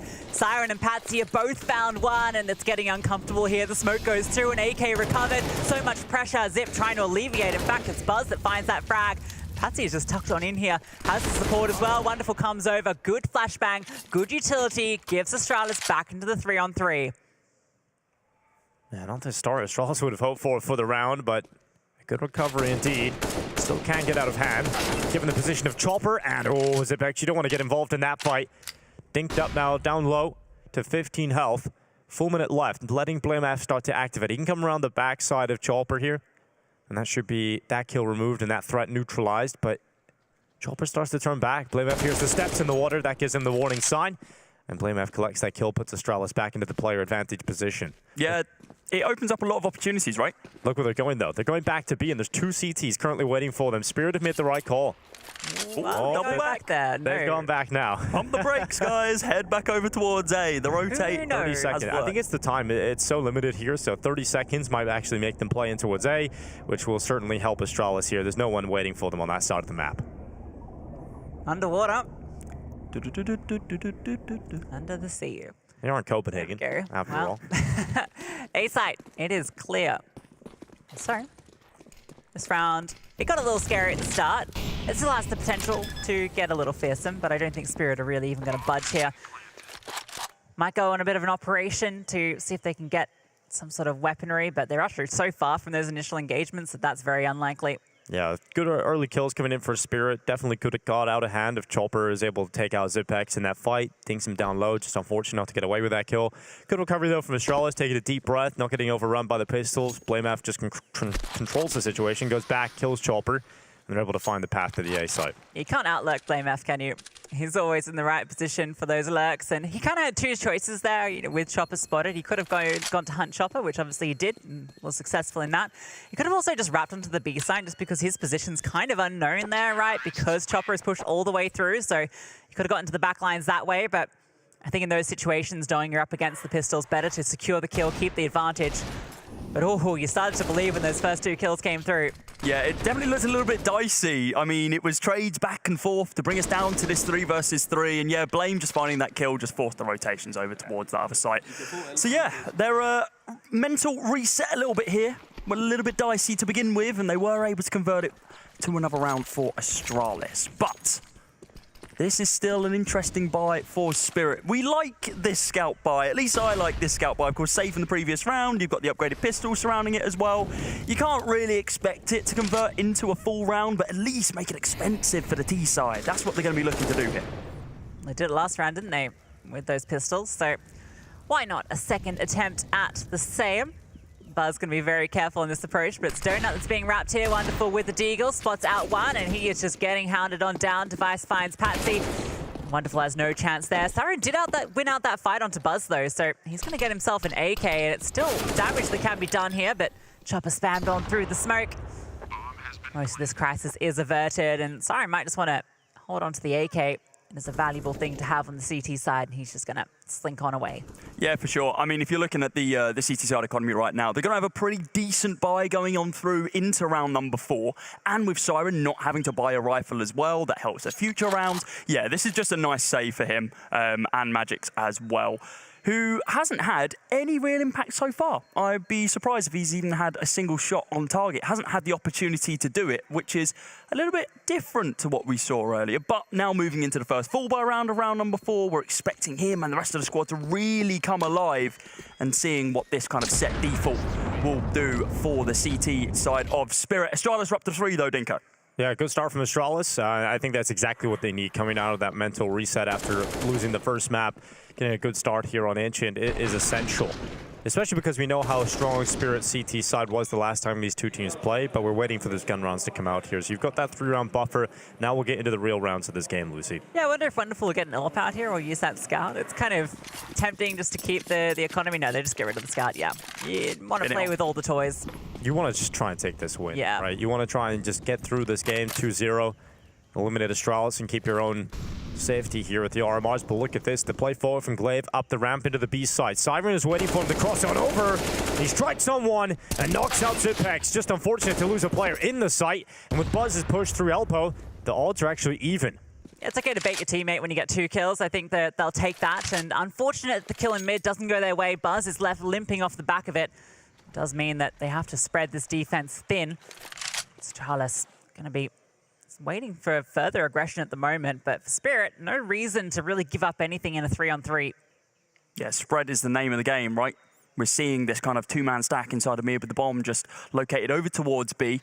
They are looking for anything, something, a semblance of presence inside of mid, and it's not going to be something they're going to be able to find. A lot of util on this T side, though, to be able to execute basically wherever they want. They're going to try and completely cut that B site off from CT. As the smoke now plumes, Wonderful now has to make that choice. Does he want to try and take this more dangerous push, or does he want to just wait for it to fade? He is going to go a little more aggressive as Siren going to be on the back site, holding and waiting for additional swings. Is already good for 2.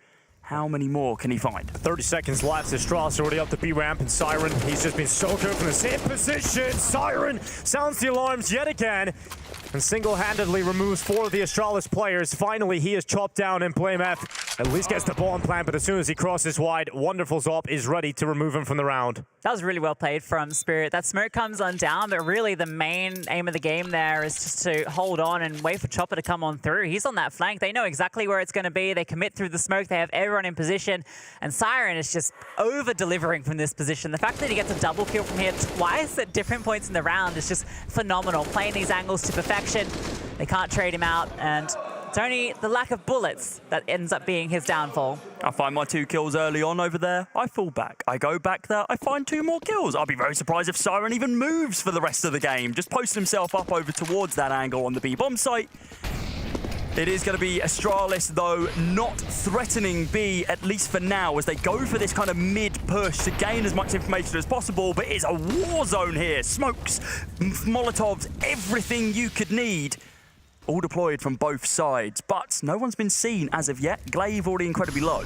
Let's see what Patsy can find. Well, Patsy's done well from red. Glaive just crosses into the open, and Patsy defends red room with his life. 2 kills in, switches out to the AK. And Astralis' mid-push does not work out to get that red room control. They committed a lot of forces to that as well, Lucy. Yeah, that was quite a commitment just to take that. Even BlameF pushing through the smoke just to force that trade. But Patsy looking very good there. We saw him early on in that first map really firing off, and that's a good way to get things started. Chopper's getting aggressive here. Oh, and he's been spotted. Yeah, but he's got them pinned inside of main. He knows exactly where they are. And Chopper just swings out with a FAMAS. Buzz does nothing about it. Device and Zipex now in a 2 versus 4 recovery. Flames down at the feet, though, and everyone has rotated on over. They have all of the information. Mid is completely under control of Spirit. Device and Zipex are absolutely penned on in here. Siren, this off angle is deadly, and even a smoke at the face is going to slow down Astralis.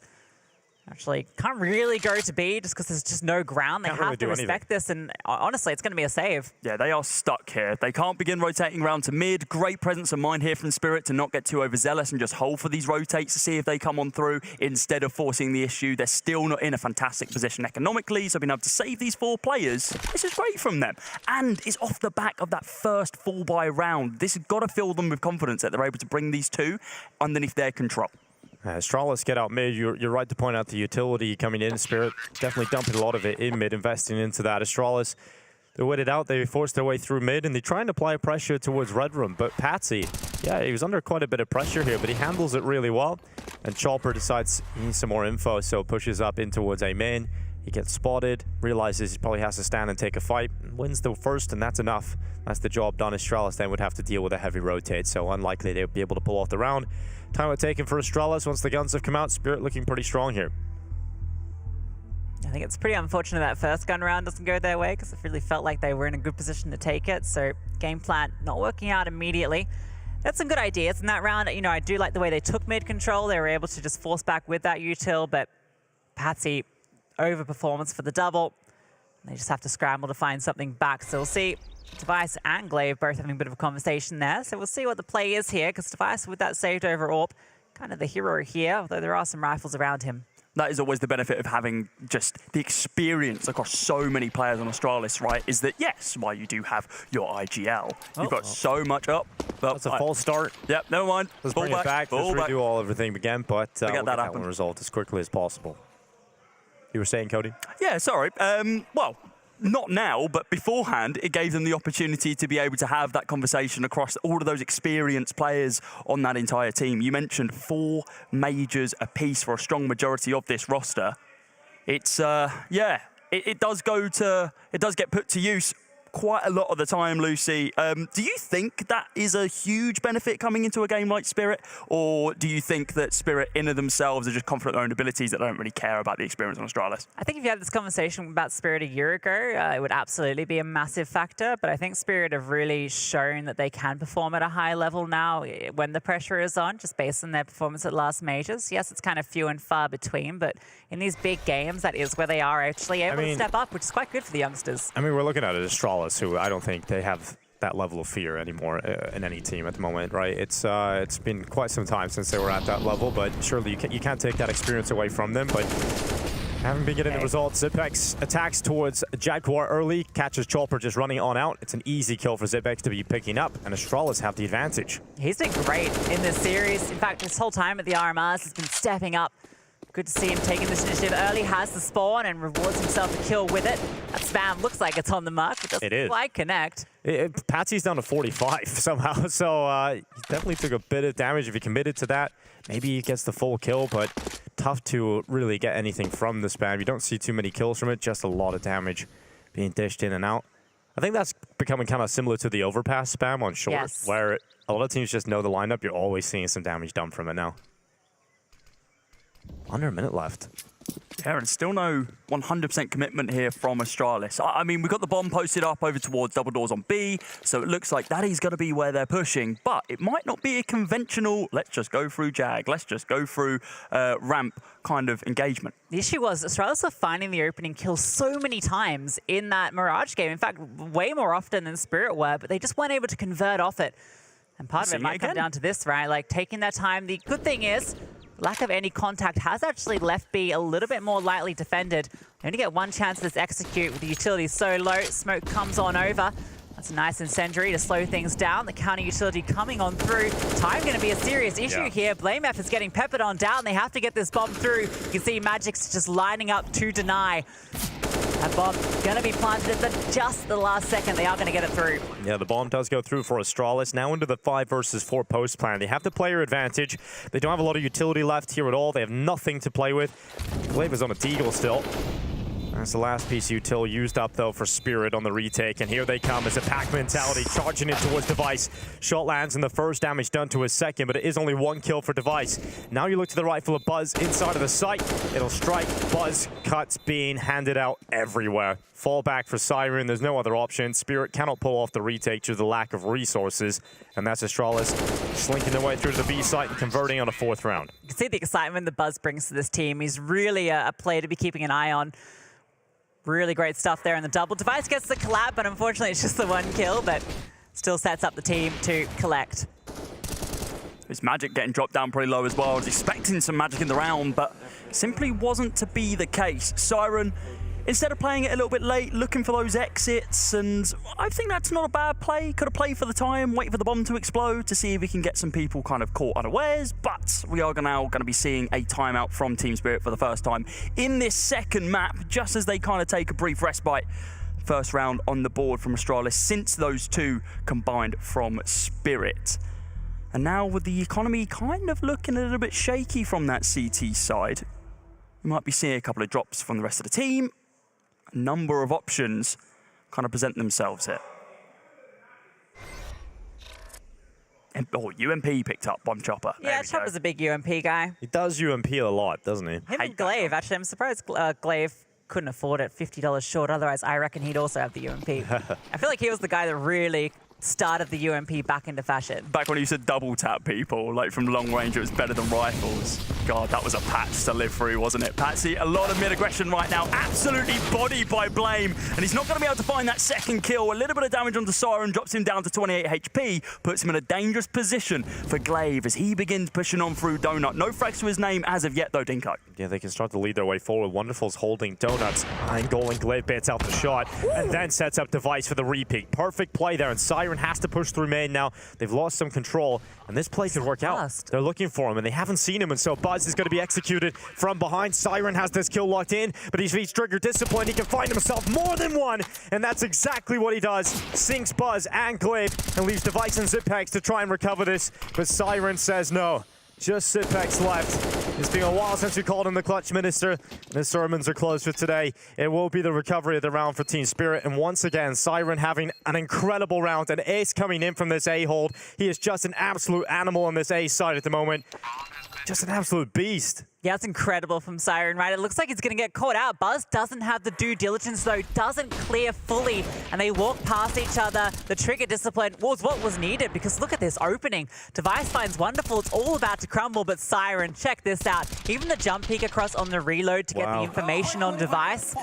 Device is distracted by the Temple player, and yeah, that's frustration. Buzz knows that was a little bit on his shoulders for not fully clearing. He can do it on B, he can do it on A, he can do it anywhere. Siren finding frags when it matters most. And Lucy, this was the same performance we've seen in their opening game, right? He has such a big CT performance from Siren. It wasn't enough to get the win, but definitely was able to stick up on the CT side. And on the same note, it was this aggression from Patsy in mid that was really impressive. You know, sometimes it wouldn't work out, but even going 1-for-1, I think, is actually not too bad for the damage that he can cause there. This time around, throws out the utility and falls on back, but keep an eye on that fight. This boost in mid, smoke is starting to fade away now, so they're going to dismount.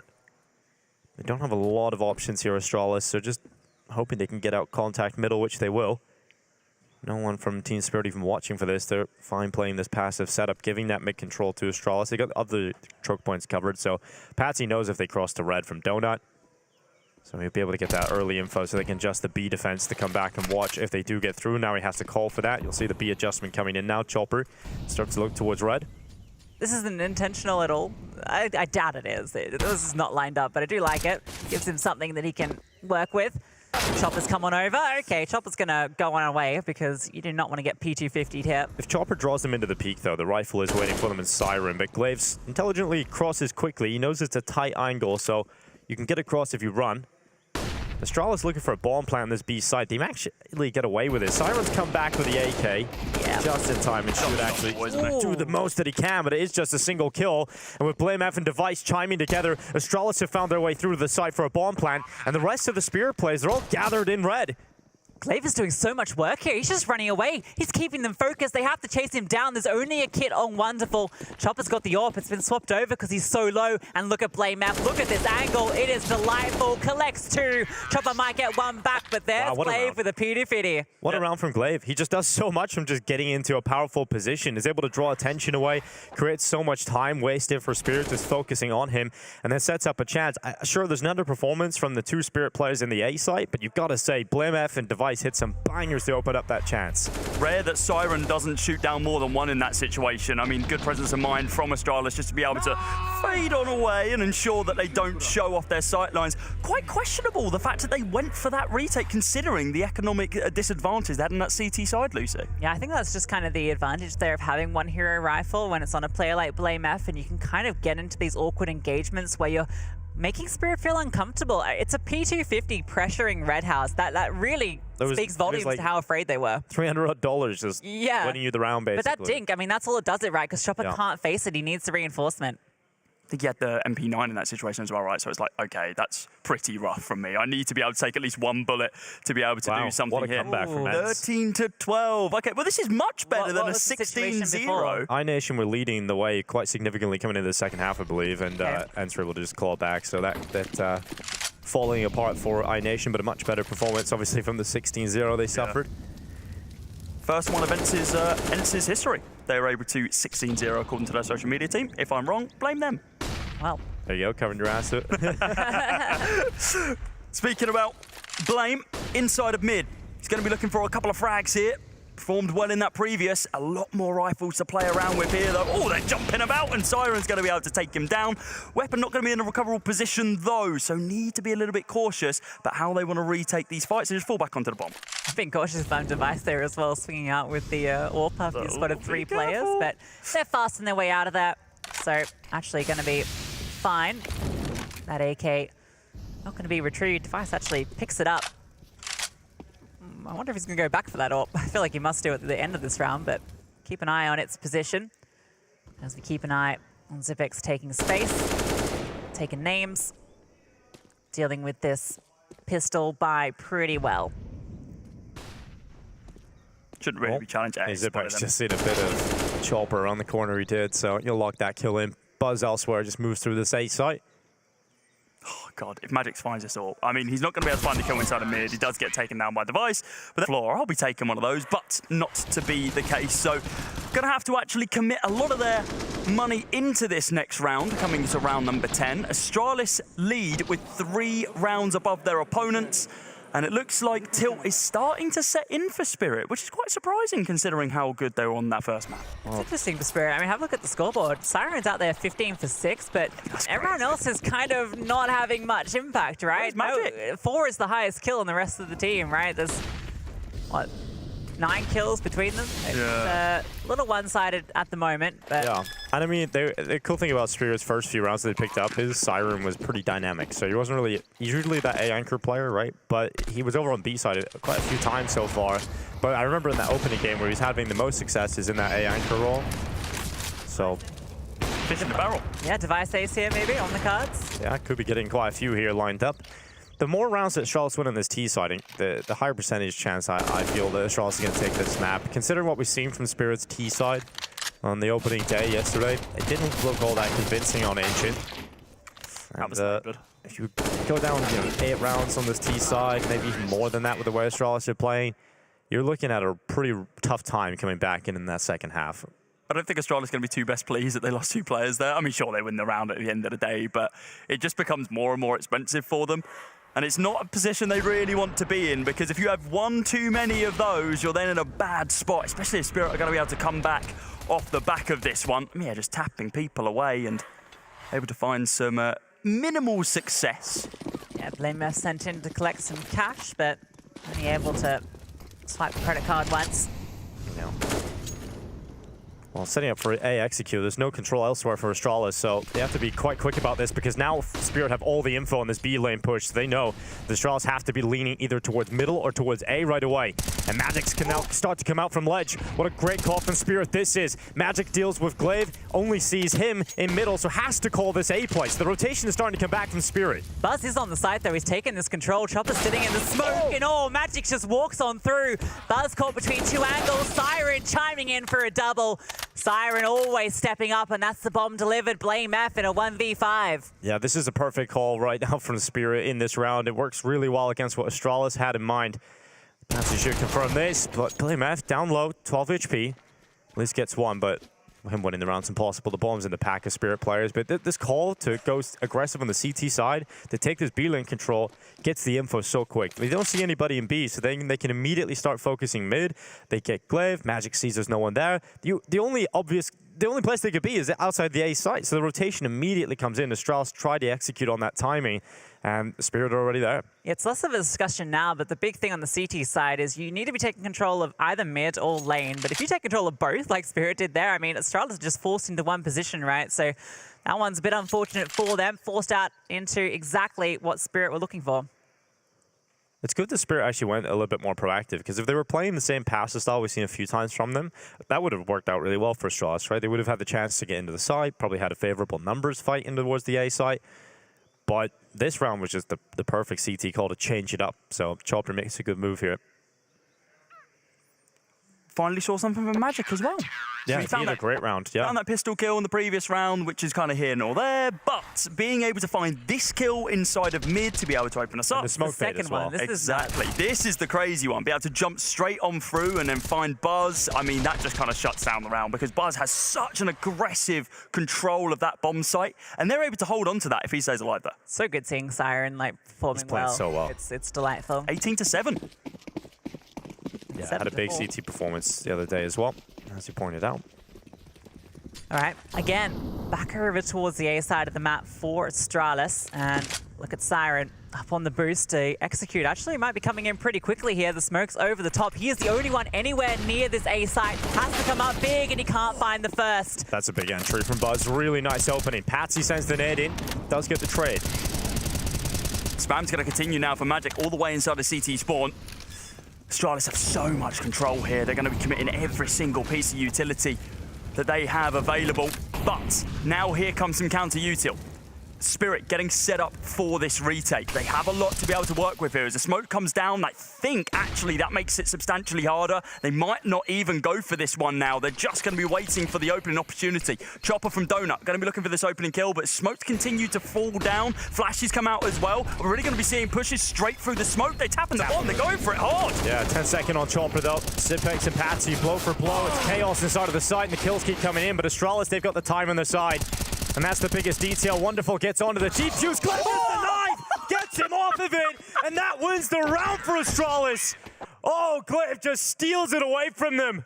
Double knife kill. When was the last time you saw a round come down with the last two players getting killed by knives? That's hilarious. That is chaos right there. And chaos that Spirit kind of thrive in, right? That felt like Astralis' round easily. It still was, but it wasn't easy. What a fight back to make that come down to those final moments. Check this out. Oh, Magic just misses out on the opportunity to shank his opponent. Glaive gets in first into the gut, and it's Astralis with the round. Yeah, call that a red wedding. Marriage of knives leaves Astralis on top, and Glaive now attacking straight in towards mid. Donut is certainly weak given this purchase from Spirit. It's just upgraded pistols, and they've opened up the A side again. Siren's getting bullied now. It's just too easy that for Buzz up against the weaker gun, and Spirit were elsewhere on the map with the majority of their forces. Glaive setting with that Mac-10 to get info, but it's Buzz just walks into the site for free. This one should be easy enough. Device in the backlines now will make that definitely so. Glaive spots out the boost as well, so trying to connect some of these Mac-10 bullets, but they're still actually holding this boost, and not for long. Device disassembles it by force. And this one's a nice, easy round for Astralis. These pistols not getting anything done at all. Yeah, bits of chip damage here and there, but it's simply not going to be enough. Magic's, you might be able to find one inside of mid if you want to lurk on through to find Flame, but no, it is just going to be a 9th round here from Astralis. And look at Device. He's smiling, everyone's happy on the server. Same cannot be said for Team Spirit. And this is the issue of having one player who's going above and beyond to be able to borderline carry your squad when the rest of you aren't able to perform and they have maybe an off round getting killed early on. Then the round just kind of falls apart. We need to be seeing more from the remaining 4 members of Spirit to be able to bring themselves and the rest of their team back into this game, because while a 9-4 scoreline isn't too bad, in the manner that it's been won, it's really not that great. We're actually going to see the 3rd timeout from Spirit coming through here now. They're not getting enough done here on the CT side at all. No, not at all. And you look at the 3rd map, if it carries on like this, I think we're going to be 100% going there, right? So look at Overpass. It's a map that Astralis will feel very comfortable on heading into that final map. Had some great results on it recently. It's up there with Ancient. So I think they're pretty happy with the veto. They share a similar map pool. But Astralis needed this coming out of that break because that first map is going to sting. So just a positive mentality to start this first half of Ancient. And here's the purchase back from Spirit, Lucy. That Device going in fast. Look at the ground he's taken. Oh, he's beat all the utility, actually. So that nade even goes a little bit too deep. So Device can get himself up into the red room. Does he keep walking with it? You know, once you get outside the door, it's a really powerful position just to hold here. Yeah, I think given Patsy has been so aggressive, they take the time with it. That, okay. Okay, they have gotten on through. Patsy's checking it out. Device looked away, but it doesn't matter. Swings on back around and finds Patsy. That one's going to sting for Patsy. Flame Mouse now looking for a follow-up. Magic's falls. They're getting picked apart here. Astralis looking like a different beast on Ancient. Siren does get one back at the very least. Chopper, he's holding this flank, and well, the vote not looking actually great for... Yeah. People are believing in Astralis, right? They don't want this to be the final map for Astralis at a Counter-Strike Major. And it could very well be the case. But everyone at home's believers. Siren's looking to ensure that is not the case, though. Being able to find those 2 kills, be able to open up a new avenue in the round. He's over towards that A bomb site, and Wonderful, with the util being committed over towards the B bomb site, Wonderful is going to be sitting pretty over towards B, and with Siren inside of Temple. Well, the plan's coming in. Siren hears that, so Wonderful is already making that rotation over. He's not too far away, but with Zipex in mid could be the issue for him. Siren's being cut out. Wonderful's held off. He's taken too much damage. He can't get back into this. You want the ult for the last round of the half, and that means Astralis have 10. They have double figures already on this T side. Spirit have not put up a fight on this defense. It's 1v9 for Siren right now, it feels like. But Astralis, this is so impressive. Looking so much more like a team unit here. Everyone's stepping up. Yeah, and for Spirit, I mean, Wonderful's just had a non-impactful half. There's no other way of looking at it. He just hasn't really done much on this half. Siren's been the shining light for them. No one else really has stepped up to a massive extent. Magic's had one big round, sure, but has looked really unconvincing from Spirit. And for the Astralis side, I mean, they're just winning some ridiculous fights too. I mean, Device should have died in red. You know, he looks away at the wrong time. That should be an instant kill for Team Spirit, but Device somehow turns back, gets the opening. And that's pretty much how this first half has gone, really. I think it's finally set in, the fact that it's like, okay, we've just lost the first map of our best of 3, and if we lose this, we're never going to be at another Counter-Strike Global Offensive Major. We need to ensure that we can come back from this one, and not only they got to do this, then they've got to continue winning best of 3s to be able to get to at least that final opportunity to get to the LCQ. But they're not going to want to push for that either. They want that instant gratification of getting to the Major. I think best of 3s is really where we're going to see Astralis shine. A lot of the experienced teams will talk about that as, you know, the best of 1s obviously are important for the strong start, but the best of 3s is really where the difference matters. Chopper with the UMP inside of Jaguar. Device is looking for that opening. Boosted up on the box and the ramp now. Chopper takes half damage. Close to going down, good flash. Forces Device to come off of the angle. And Magix continues to fight. Clave is willing to go into that battle, nearly loses his life, but does open it up for Astralis. Under a minute left, and Chopper, he gets peaked, but he swings out and wins it with a UMP. It's a big trade to come through, and now he's got Patsy trying to help him and strengthen this cave control. How is Chopper alive? Okay, he's cooked alive. alive. No chance there. Device even finds Patsy as well. Tell you what, Astralis have not been putting pressure over to B, but now they are, and it's working out. Wonderful is here, but Wonderful is all there is, and there's 3 more players to find. Yeah, once they confirm that Wonderful's here on this side, that bomb is going to be booking it back over towards A. And they know they can do that because of BlameF's strong position, right? He's got the rotation cut off here. Wonderful will need to be very quick to this, and he won't be. A strong half to return from their map loss. Astralis looking good in their map pick. Will they close it? Find out after this.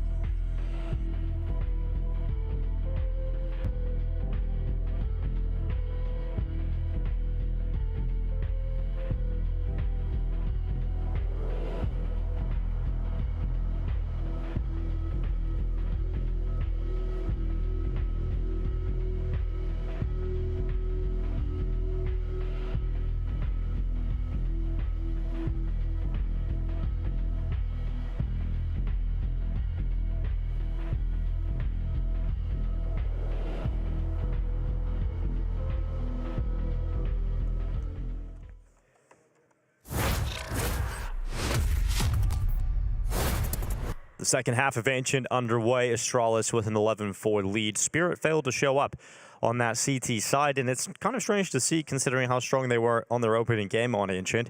It's actually their T side where they had the most struggles. That doesn't really paint a pretty picture coming into the second half, Lucy. Yeah, it's a little concerning for them, and maybe crumbling under the pressure a little bit. It's only really Siren that's been anything to talk about for Spirit, but we'll see if this pistol will have a different result, as they're going to be moving as a unit, one player in towards mid, but aren't going to be taking control here early. Siren leading the charge up and over. Smoking towards Red House, giving them space in mid. Buzz in the donut. He's been the player to get excited for Astralis. He's going to hear him going on past, and Blame F comes over with the dual Berettas. Look at this angle. Glave's got his own pair as well, baiting out for Blame F. He's going to be in the danger position to swing on through, and then just into the meat grinder, but somehow Siren grinds a couple back himself. Nice little pick up there. The Julies only doing one frag between the 4 that were picked up. Glaive and Blame F not performing as well as we would have liked to see, but the CT control right now from the USPSs should be enough to be able to close this down. The Glock's just not as prevalent in these long-range engagements. Device going to be able to find the opener, and then Chopper. Ooh, tap and down zip. Okay, there's a world, but we do not live in it. It's going to be a 12th round there for Astralis, the pistol round being 1. Yeah, that's pretty good from them, and it sets them up for a very decent CT side. Yeah, Spirit not winning that pistol is a big blow to the comeback story. Astralis looking very good now with that pistol picked up. Siren once again at least trying to do something for his side. In the end, Astralis head to 12. Not even just losing it, but also not getting a bomb plant right. You often see you don't have that good force even if they get the bomb plant, they'll force, but you just can't, and that means that you're conceding 13 before we can even get the guns out. And there's a risk as well, even if you wanted to go for the force buy, you get that weaker force buy. There's a risk in that too, because you don't have too many rounds to play with, right? So right now looking very rough for that of Spirit. Playmath kicks off the next round with an opening onto Patsy.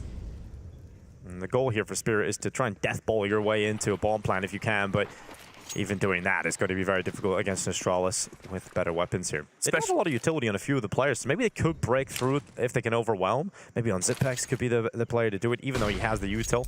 But he is alone right now, isolated towards A main. But getting there is the tough part, and you've got to walk through middle, where Blame F and Buzz are ready to chop you down. Siren just wants to find a couple of kills. He wants to have some stay in the round. And yeah, that death ball kind of mindset and that mentality and that approach only works when you have all 5 players alive. Losing that one inside of mid and then slowing it straight down is like, okay, well, that's incredibly counterintuitive to the actual plan that you want to make. Blame inside of mid, though. I mean, he just picks up absolutely everyone, but it's barely in contention. Siren does well to be able to pick up 1 kill. That's basically all we can really write home about. Exactly. Now we're into a better round here for Team Spirit. This really is starting to be their last few steps on Ancient, Lucy. They have to pick this up, otherwise Astralis should take this. Yeah, pretty much has to be this round. Otherwise, it's such a long, difficult comeback. And while Patsy with aggression in mid might be the man to try and make it happen, getting up in front of this smoke, but it's a missed one from the T. As you can see, it's bloomed way too far down those stairs, so he can't get up too close. You know, he'd love to be just inside that doorway. Buzz is looking out over the top. The re-smoke comes on through. That is going to allow him to slowly creep on forward. We saw how much success he had here on the CT side. It's whether he can replicate it here that's the question. Flash goes up. Buzz caught by it. Oh, and Buzz under a lot of pressure, a lot of damage being done, but somehow Buzz will win the fight versus Patsy in the most unreasonable fashion at red. That makes no sense at all. Absolutely no sense. But Buzz has been so good across this game.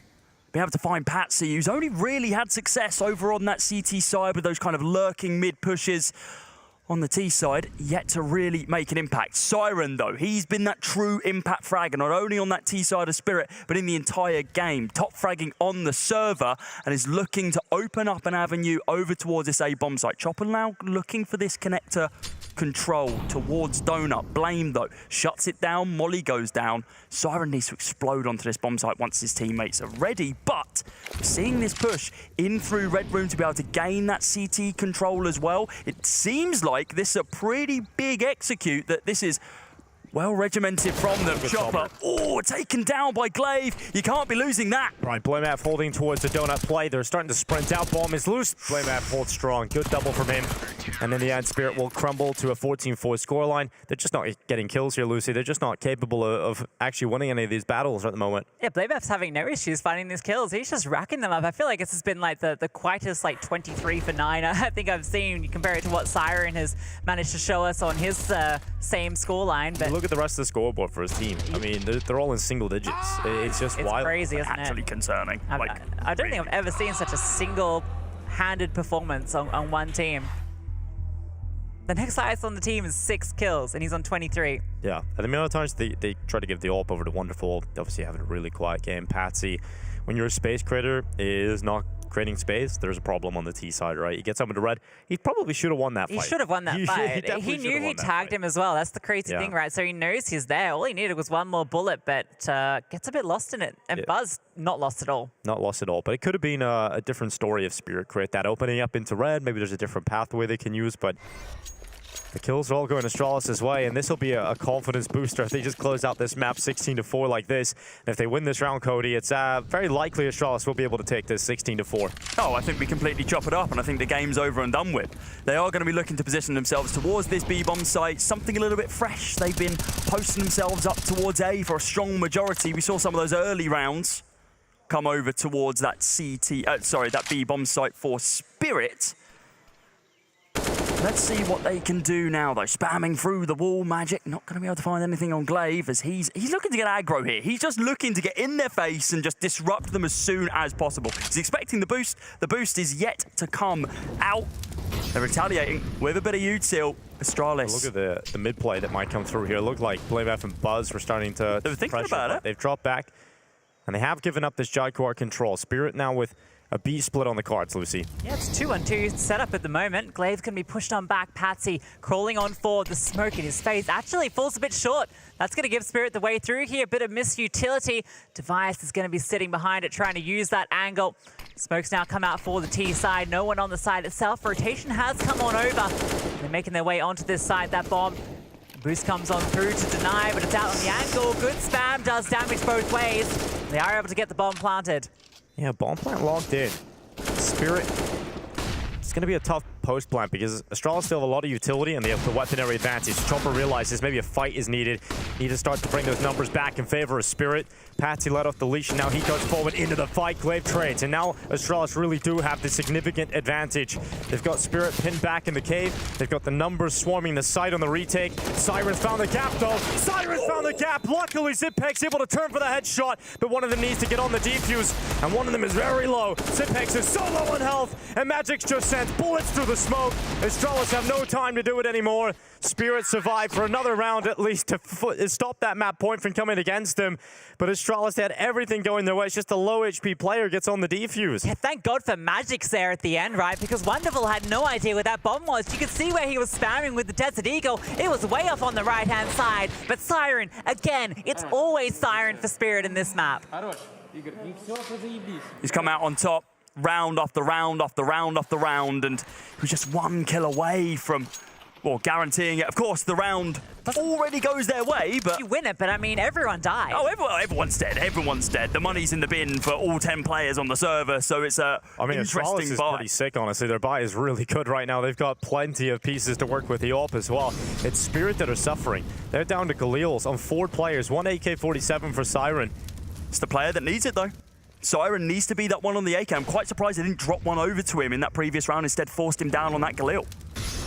Zippex playing in towards Cave. Here comes that swing right in towards Zippex. He needed to get at least one there. That's an important kill for Chopper. Barely standing. The flash goes in and Glaive gets a double. He'll be very happy with that. His teammates will have confirmed to the blinded player he got 2 from it. And Glaive can slink on back. Spirit handed a disadvantage for the remaining 1 minute. What a hero play from Glaive. Flashed himself in, and well, Patsy getting up to his own heroics, but that one's a bit more costly. Brought on very low in that engagement, and Device is still on here. At the moment, Device is actually the only one here.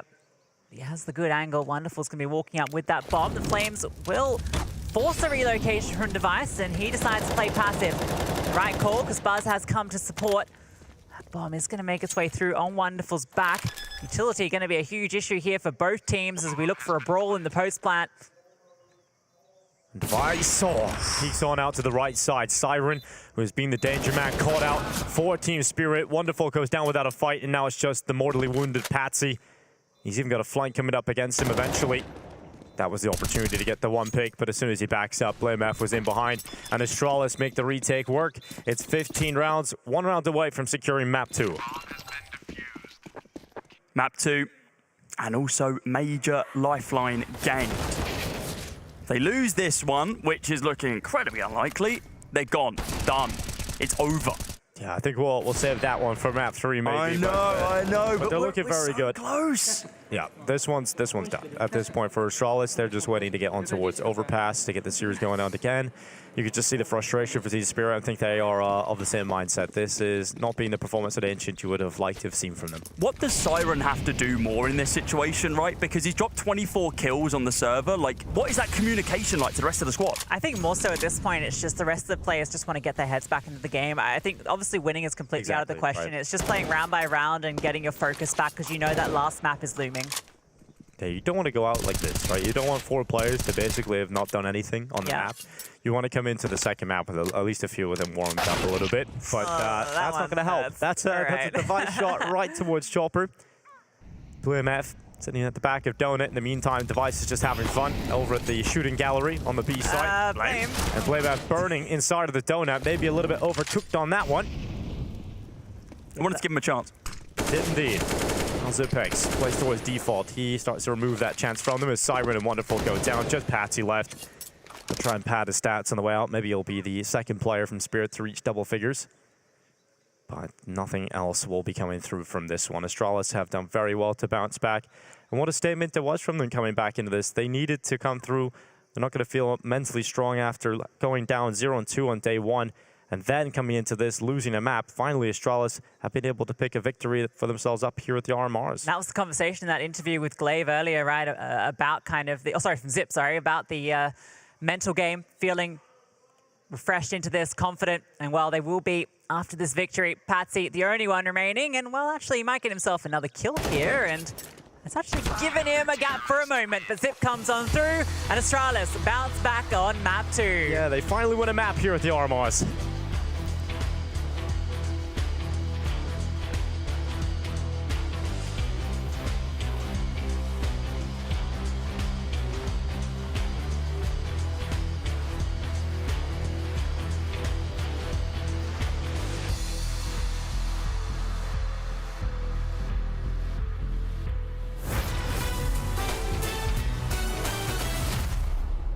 Round 2.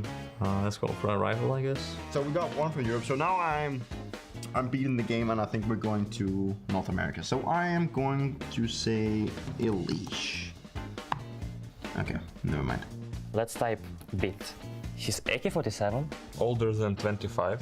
He's not from Ukraine. So there's a big chance he's a guy from Brazil. So I'm actually gonna say Cold Zero. But is Cold Zero old enough? I'll go for Shocks. Rain. I will write Rain. He's older than 27. The mystery player is older. Let's go, guess right. He played more than 14 majors. Insane, who is this guy? Actually a European guy maybe, and he's very old. Maybe it's myself. Damn, I'm getting old.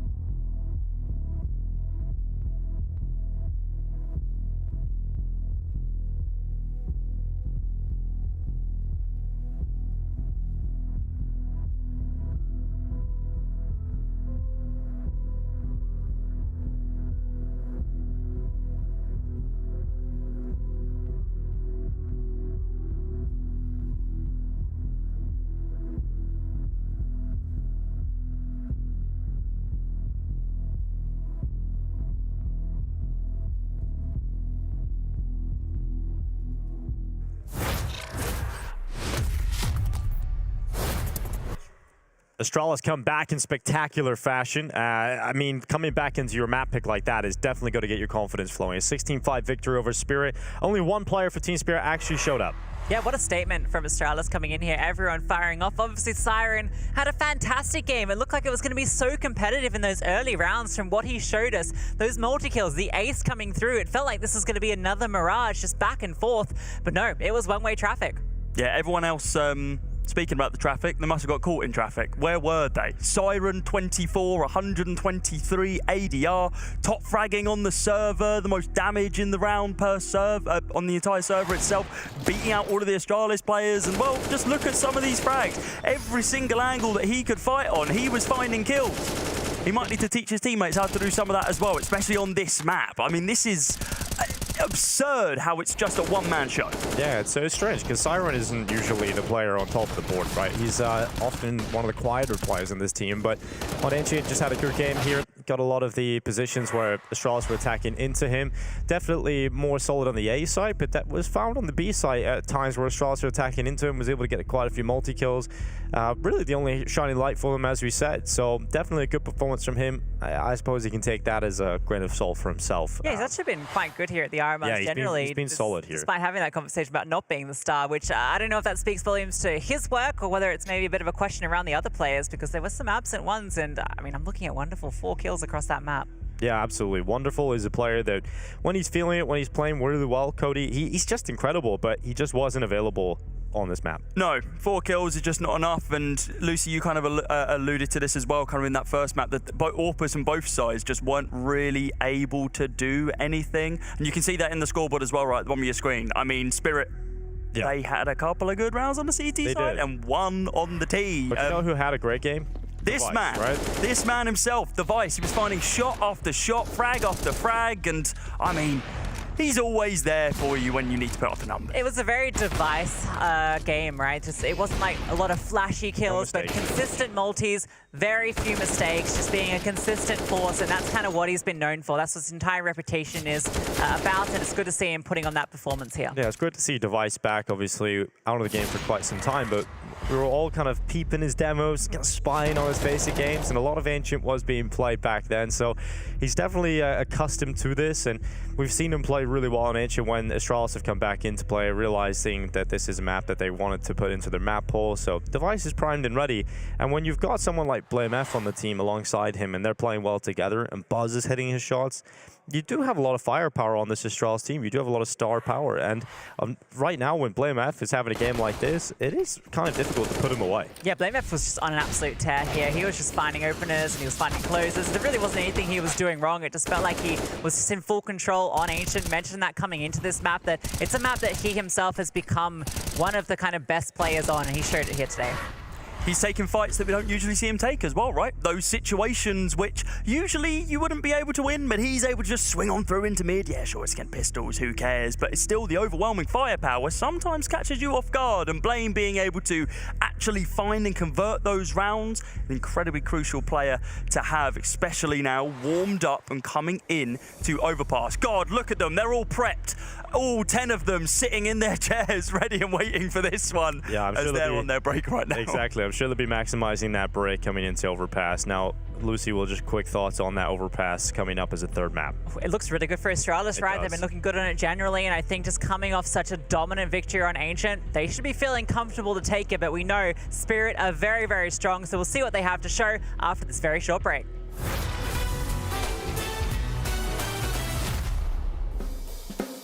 I remember more Monte clutches. Right, yeah. You know, it's weird. It happened in Abu Dhabi. Obviously, last year, he starts with that, like, MIBR clutch. Yeah. But, you know, in Abu Dhabi, he had, like, a similar clutch from the same position and nearly the exact same kills versus outsiders. Right, yeah. Yeah, I thought that was so weird, where I was like, I've seen this exact moment before, right? He had one good clutch against FaZe as well. For me, that one is the best because he played it out the best. Okay. I think it was last Lisbon groups. I'm also thinking of like the Inferno clutch as well, when he stole bomb from outside of apartments. Yeah, it's against outsiders as well. Yeah, right. Okay, two clutches, same maps. He's just crazy in clutches. Yeah. Like even practice what he pulls off, it's, I don't know how, but he just somehow makes it work. You can't talk G2 clutch without bringing up Monte.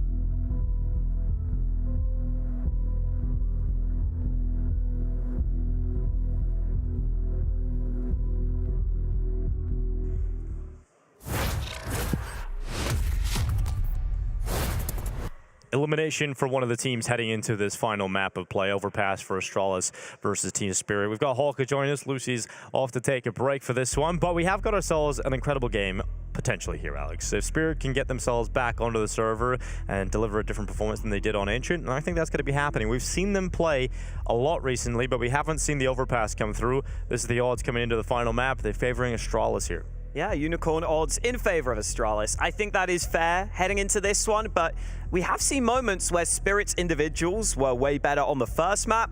Not on that second map, though, so it really needs to be a big reset here for the Team Spirit side. Yeah, Siren, the only player going positive when it comes down to that map. I mean, dropping 24 kills will do that to you, but the fact that only one player got double digits from them, they just need to completely forget that game happened. With the exception of Siren. So Siren can take that one as like a masterclass of, cool, I'm going to do this again over and overpass, and then that's great. Everyone else just needs to kind of bring himself even to half of his level will certainly help out. Dinko, you were saying that actually, as of right now, Team Spirit are on a pretty bad loss streak in general, right? Yeah, 6 loss streak coming into this. They played Astralis a couple of times in that field in the last few months, but their overpass is definitely looking pretty positive. It's a map that is their most comfortable statistically. Have played it a little less than the likes of Anubis and Mirage coming into this, but you know, overpass is definitely a map they're capable of getting involved on. This is an update from the other stream. Heroic leading the way over Monte. Oh, I wanted the update on the snacks that have been chosen by Spirit. Yeah, I see some sort of bar there as well being eaten. Probably, yeah, there's a banana. It's the classic. And a banana. Classic esport banana. You got to do it, man. Slow release energy, can't complain. It's not the star Monte we're hoping for, is it? No, they can complain. What's your favourite pre-cast snack? I don't know. I don't really have a pre-cast snack. Hawk has a lot of like sugary drinks for breakfast, and it powers through mini eggs. So I love mini eggs actually. So Hawk's diet consists of a lot of eggs. I can't find mini eggs here, man. Yeah, I'm not getting all the eggs I need in my life. How am I going to live? For them? Should we see if we can find some mini eggs? I'm sure they're out there somewhere. If someone can point us to the direction of mini eggs in Copenhagen, then thank you very much. Where it looks like everyone else, I mean, they've gone for more of the grab your energy drinks and let's just reinvigorate ourselves coming into this third and final map of Owner Pass. Do not slip on those banana peels, lads.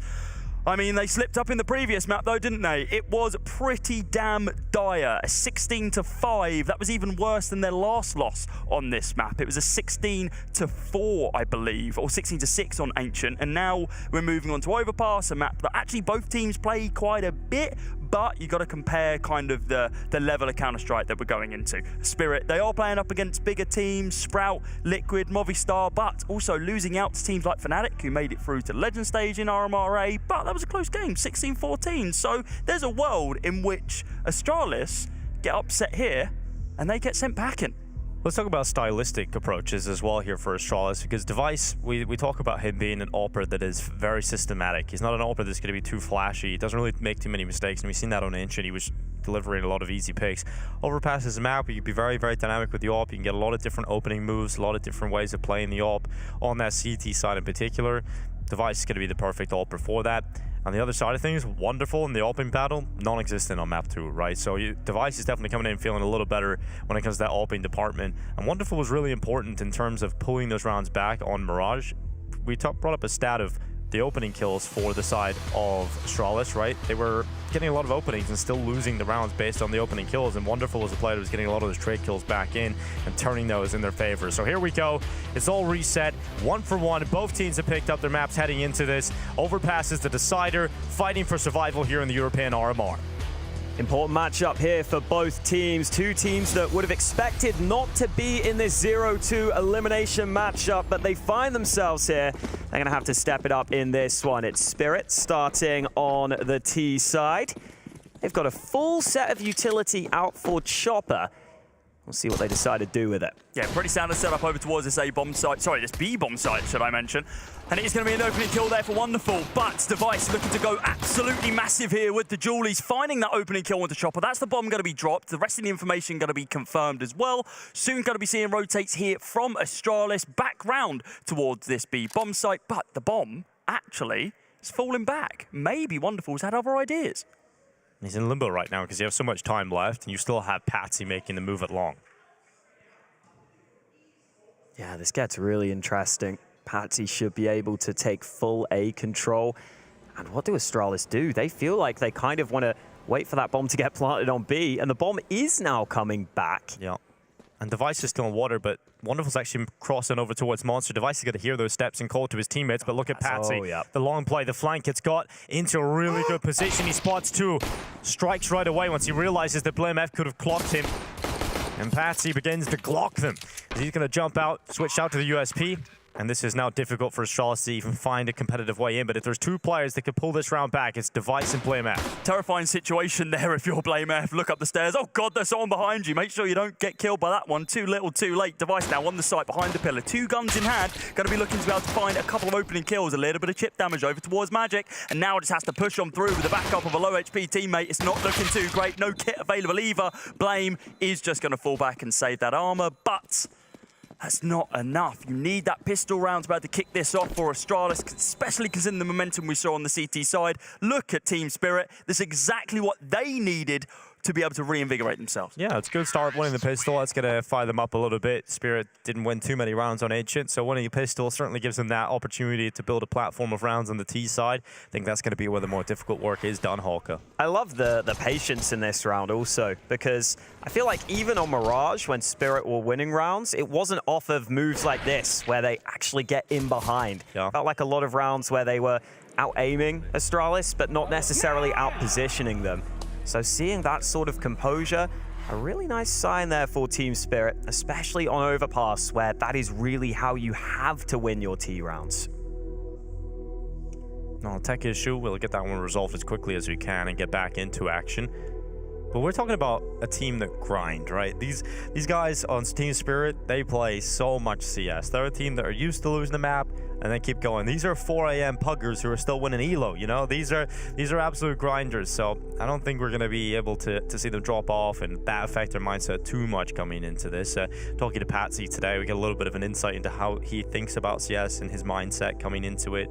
And he just said, yeah, I mean, yeah, we've lost a lot of games, but now we're into the best of 3s. Doesn't matter. We're gonna destroy them. And right now hasn't been destroying them, but you got to back yourself at least. And we know what these guys are capable of in big pressure games, in big games, based on what they've done in previous majors back at Antwerp. I keep bringing it up, but it's so impressive to me that this was such a young team, a lot of fresh faces, and they all delivered, not just under pressure, but in a scenario where they're playing in front of a massive crowd. Yeah. They were so impressive there, so I don't think this sort of matchup is going to phase them. And we talk about the experience of Astralis, right? But Team Spirit actually have more of the recent experience of the big pressure lands and the big pressure moments than these guys, right? Astralis, sure, a lot of these guys were in the Cologne semis or playoffs last year, and that was kind of the only time we've ever seen them run deep at a tournament recently. Spirit have been more of a contender than Astralis for a long time now, and they have definitely been at these points throughout the last few years, whereas Astralis, they've just been on the receiving end of a lot of losses.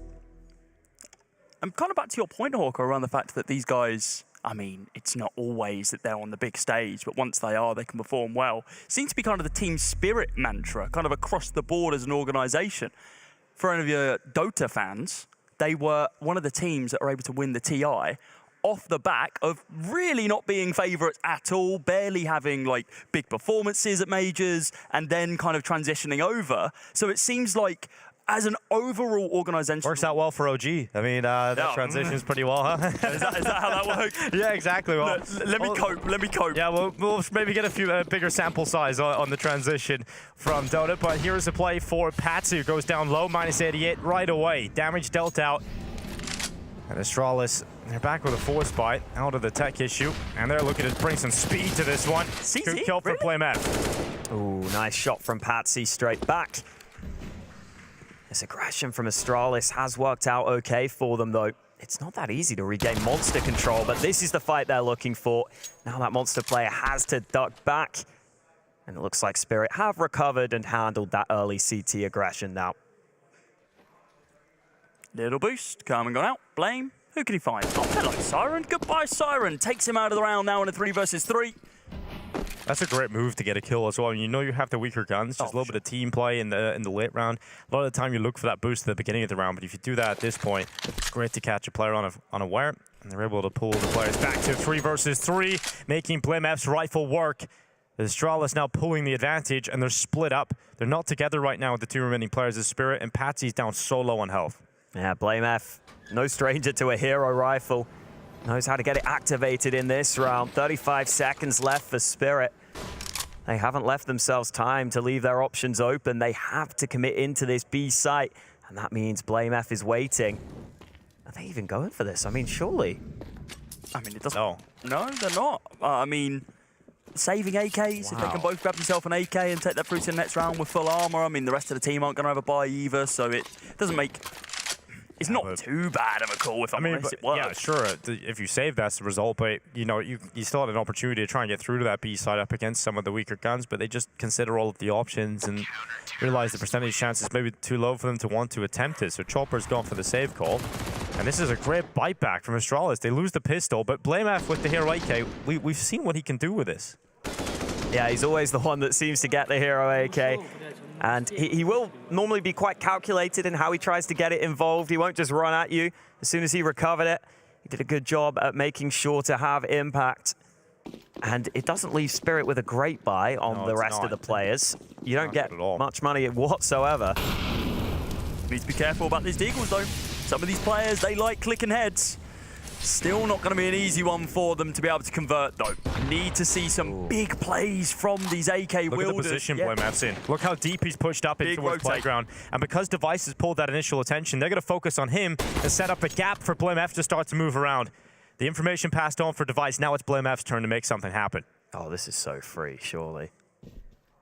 He knows exactly. At least two. Hear them. Hello. Definitely getting at least 2 kills here. Strikes first. There's a second. Oh, BlameF keeps it clean. 3 kills collected. And now starts to look to Magix. Or Magix, rather. Nearly combined one of the Danish combos. There we go. He's back, boys. He's back somehow on the Astralis. Sleeper agent on Spirit. That's how it works. I'm glad we're getting BlameF start to get activated in this series, though. He was really quiet on the first map, but definitely started to deliver on Ancient.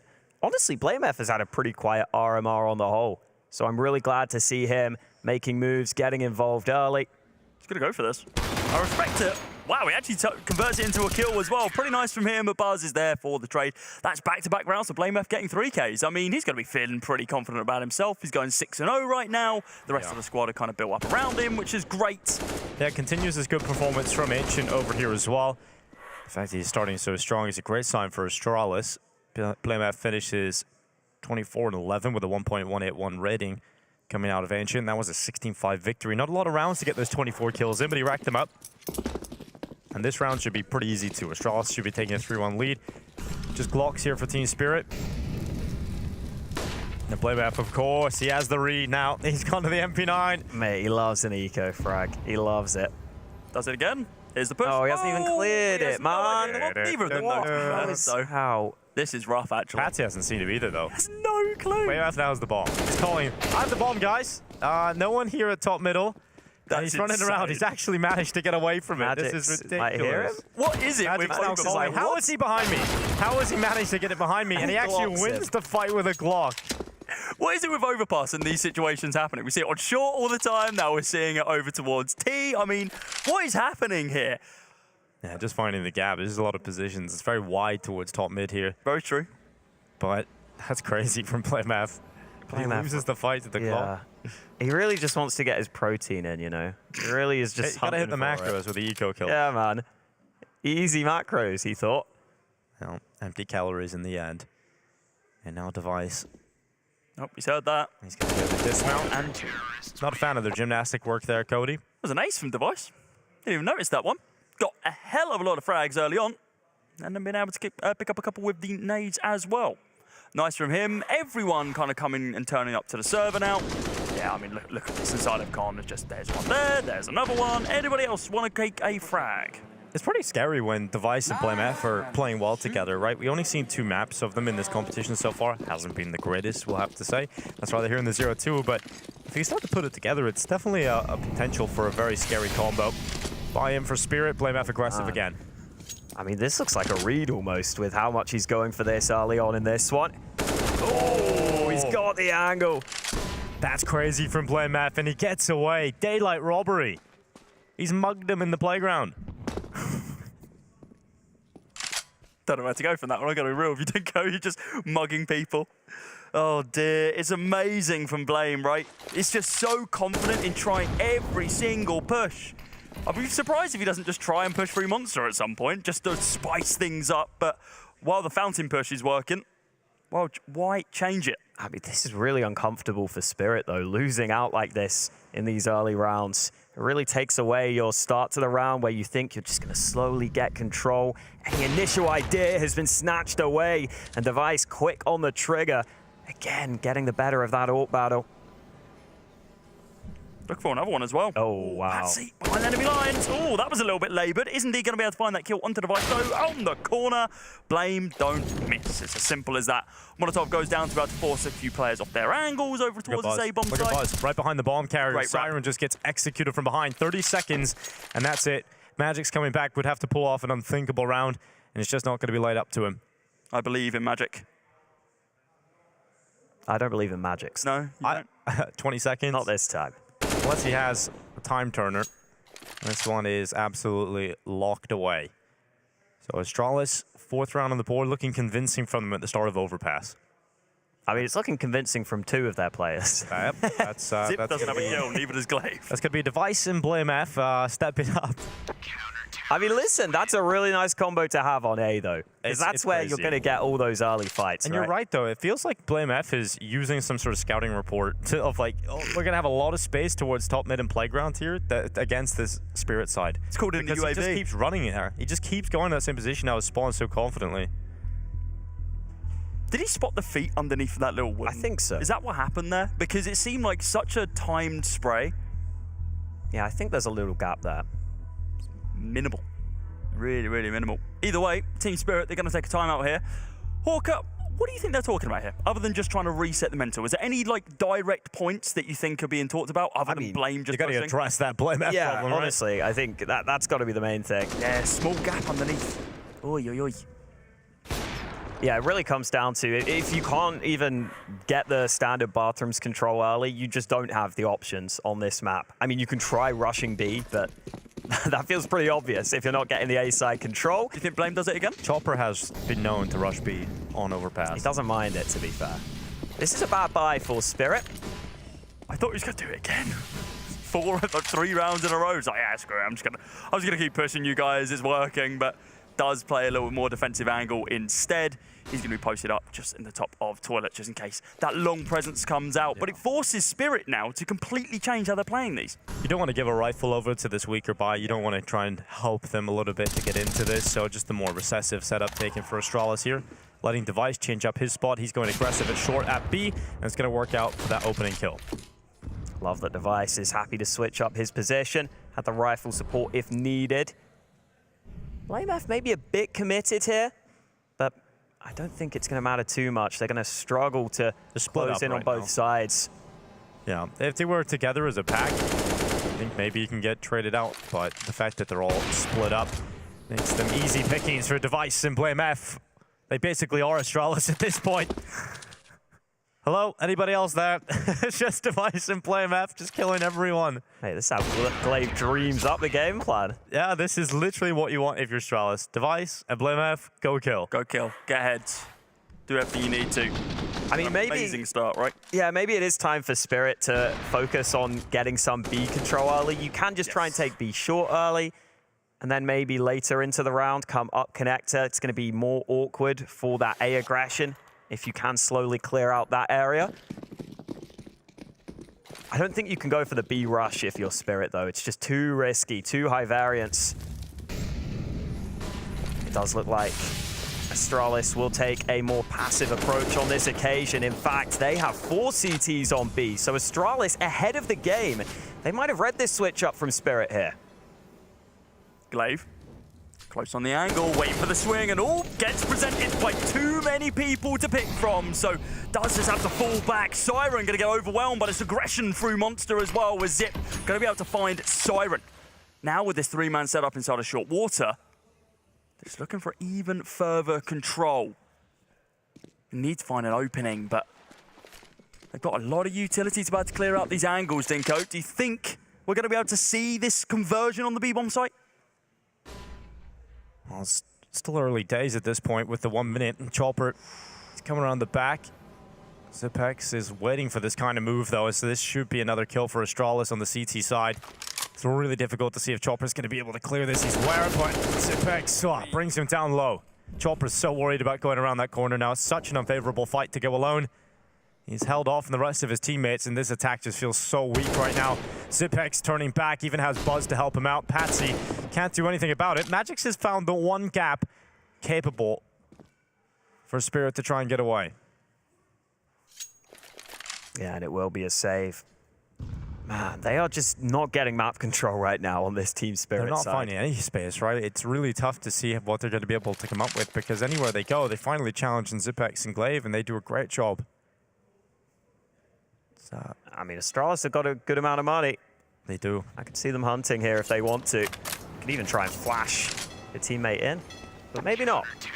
Wow, okay. Just let them go. Give them some mercy, at least, I guess, before the bullying of Device and PlayBF comes back.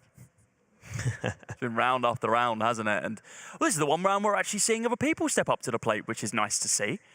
The rest of the Astralis squad finally getting frags on the board. Quite surprised we didn't see that kind of nade be committed there from Zip after the initial fight, just to see what he can find. I mean, of course, as we know, been about to find himself a frag. But it's 6 rounds on the trot now for Astralis. They are certainly feeling themselves. It's about that time. It's, the B bomb site, finally the execute, but Zip is expecting it. He's ready because he hears the utility coming over the top, and Zipex just going to hold down. Magics and Patsy dealt with. It looked weak for a moment. It looked like if Zipex goes down, then the B site's compromised.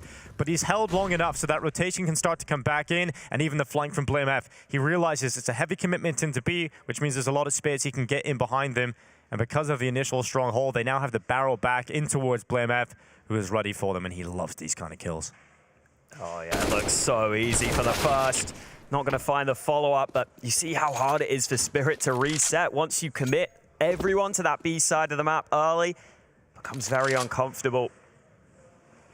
Everyone and their utility. Like, it's a big, big factor. The fact that now all we've got on this T side to be able to execute out on this B bomb site, if they even want to do that, because they're currently positioned for a 55-second save call, is 2 flashes and a Molotov. Sure, it can work. They can clear out at least one of these angles using that and then force the fights into different positions. But with Buzz at such quite a forward angle, waiting for this lurk out through Monster. Yeah, the idea is to play contact out here, but the problem is if they get out too wide, Device has the AWP at the ready. He doesn't miss these either. Buzz's util goes down towards short. They've actually managed to slip up to the side. They've done a good job at getting out here. They've done a very good job getting out, and they can take Buzz down. What a shot from Wonderful. And they've opened up a chance back into this round. Device goes down as well. And Wonderful. He's just an absolute animal sometimes. These rounds where he can just pop off and deliver ridiculous headshots. Glaive now thrust into the 1 versus 2. Jumping around, see if he can spot anybody, but at this point, Spirit being handed a golden ticket. Mr. Wonderful with 4 in the round. Wow, so well done by Wonderful. That is such an overperformance as they enter the B bomb site. You thought Device had it locked in. You thought Device's AWP was going to be too much to overcome. But Wonderful finally shows some of that firepower from Team Spirit. We have not seen that on this map, and that is something for Spirit to get excited about. I take back absolutely everything I said about the utility. Screw it. Doesn't matter. Yeah, when you got Wonderful there, you don't need it. The idea is to just slow down, right, and try and keep them guessing a little bit, keep one player up on A. They actually find the perfect pathway to get onto the site without getting spotted from Device from Heaven or Buzz in the site. And Buzz is a little bit further back. You know, if he's playing towards barrels or he's playing on the pillar, he gets that information quite early. But he's playing back on this platform just at the edge of the bridge. And Wonderful sure hits an unbelievable shot. This one's even better. And able to shut it out at the end, so great round. And that's Wonderful did nothing on the second map of play. They need him to deliver here on this map for Spirit, and that's the kind of map that can inspire, can get you right back into this in that round. A smirk on Wonderful's face. He knows he's had a big impact moment in that round. Astralis again with a pretty forward stance on that A side of the map. But Spirit are taking over Connector right now. Oh, Device, easy pickings for him. Yeah, another good opener from Device. And BlameF has occupied the party. I think it's going to be an Astralis party here. Oh, turn back. Wow. Thought Patsy had the chance there, but BlameF overcommits, loses his life in the 1-for-1. And Device luckily has dropped back to the site. Catches Chopper unaware. And out of position with util in his hand, and that is going to be a 4 versus 2 established now for Astralis. Immediately back to comfort. Yeah, not a bad idea for Spirit to try and get up through connector, make BlameF's life uncomfortable. You saw they were able to trade him out, but it's just too much from Device earlier on in the round. And now this really is a miracle round required for Spirit. I think it is another one of those scenarios where you could just try and go in dry, try and catch someone off guard, and there might be some fair fights offered up here. I don't think they're going to win them, though. No, not anymore. Siren, he's just telegraphed absolutely everything that he's going to be doing here, and I wonder now, with the last 30 seconds ticking on in, if he just saves. I mean, it's kind of pointless him even considering going for this. He is going to think about pushing through the smoke, at least with the remaining 20 seconds. Bomb on his back, a little bit of util to play with, but he's not going to be able to find the round. It's purely going to be consolation frags, if anything, so why would you? But wants to make it a little more difficult. The best thing that can happen to him is he doesn't die after the time. Yeah. Because if he goes down after the time, $350 here for Siren. And luckily, he did just die, I think, just before the final second. He has 3K in the bank there, so definitely could have been worse. But it is rough to see Spirit go from such a big round from wonderful to immediately just back to the same old, same old. Yeah, it didn't look like they were ready for the switch up in position from Device. 14-3 now. That ADR through the roof. And yeah, the flash just wasn't for his position. He gets the early kill. Quickly just falls back. Spirit overextends slightly on Banana. Punished. And this is the issue now. This has now been 2 maps in a row in which an individual player is performing well for Spirit, but it's not the entire squad. Siren on that second map, and now we're seeing Wonderful with these crazy rounds, but this is dangerous. This is really dangerous. BlameF in the connector. Chopper could overrun him. They have 2 players here right now as well. They're just going to overrun him. They're going to get his gun as well. BlameF commits down connector, and there was no escape plan. Yeah, I do find with BlameF sometimes against these lower buys, I've seen him give away a rifle sometimes, and it can lead to scary situations. Chopper with his first kill on the board. And he's the one man with the helmet, so it might be up to him to try and crack open this round. The only downside for Spirit is you really have no utility. Even a couple of flashes could have been nice. But instead, I think you probably just send a player ahead of Chopper and try and allow him to trade with that AK. doing that exact thing, Hawker. Posting up the 2 pistol buy-ups in the Tech and the Deagle, seeing what they can find, see if they could bait out these AWP shots from Device, allowing Chopper to then retaliate. Device just comfortable in this, and so is Glaive. Look at this wrap, but Chopper's kind of read it. He's expecting this. There's your gun barrel. There's your life out of the round. M4 dropped on the floor as well, but Device is going to be able to trade one back to Wonderful. Yeah, Device has to turn this back for Astralis. 17 seconds, limited time. Spirit's still trying to sprint towards the site, but they've got to get through the turret. And Device dishing out death on 3. Siren and Magix, they will not leap towards the site in time. And Magix is doing his best to make this at least costly for the side of Astralis. He'll slip away, but there's so much money on the Danish side, so he's happy with an AWP. That was the best thing you could hope for, was slipping away with a better weapon there and not dying after the time. And that's exactly what Magix does, gets away. But it is nearly around the goes the other way if it wasn't for Device here. Yeah, Device dominating, and Spirit did recover a flashbang, but it just was not effective. Didn't land, you heard it there, and it made it easy for Device to clean up on that bomb site. Eventually, Magix comes in from long, which was unexpected, because Glaive was there earlier on the CT side, and here's the boost, or maybe not. Yeah. They've cancelled it. They've messed up the initial foundations. Rocky foundations. It's not going to last much longer. They didn't smoke that molly, though, so Astralis kind of know early. That A pressure not as concerning. Now Spirit will start to try and take that back, though. I mean, this is a round where finally Spirit aren't having any CT aggression to deal with immediately. Flame's going to be fine in that position as well. The molly doesn't connect onto him. So he can just sit there, wait for the approach. Got 2 angles that he's covering. One inside of short water, one coming down the connector. We can see there is going to be some presence over there very, very soon. Device just lurking out to try and find some info, but gets smoked off. and actually might have actually saved his own life. Little flick there onto Chopper. Simply is not missing shots this game. Yeah, he's looking for the boost, and I thought that was going to cost him his life there, but the flick down on Chopper, quick and accurate. I mean, this is a round, though, where Spirit can just run their standard nades, run their standard map control, and they don't even do anything to stop Device on that angle. They finally start to take bathrooms, but it's so late in the round here. And there's still a player in connector. Yeah, BlameF starts to activate, sensing the final 30 seconds is his time to strike. Pops on up, and of course the first player he would have found was wonderful with a bomb on his back. But the sniper is quicker on the trigger. You have to go A here. But they have to commit to A because of the time, right? So Device is just holding. He's been so good at just delaying. So slow. They can't get to the site. What are they doing? They can't get to the site now. 10 seconds. Device has locked this in. What has happened in this round? They don't even need to blown do up in their anything. face. They literally don't have to do anything at all. Device can get as many kills as he wants, but he might as well just wait for time at this point and then hunt down Magic. I mean, he's just going to be stuck here. Are they even going to look for him? No, they're not, because they realise, sure, you're going to have your rifle into this next round, but if you're not going to fight me until the last 2 seconds, I don't care. Yeah, it's falling apart here for Spirit on this map. Unfortunately, this T side has not been impressive whatsoever. You're right here. Device, just standard angle. No flashes, no utility to get him off of it. They don't run their standard map control protocol here, and in the end, they run out of time because they took so long.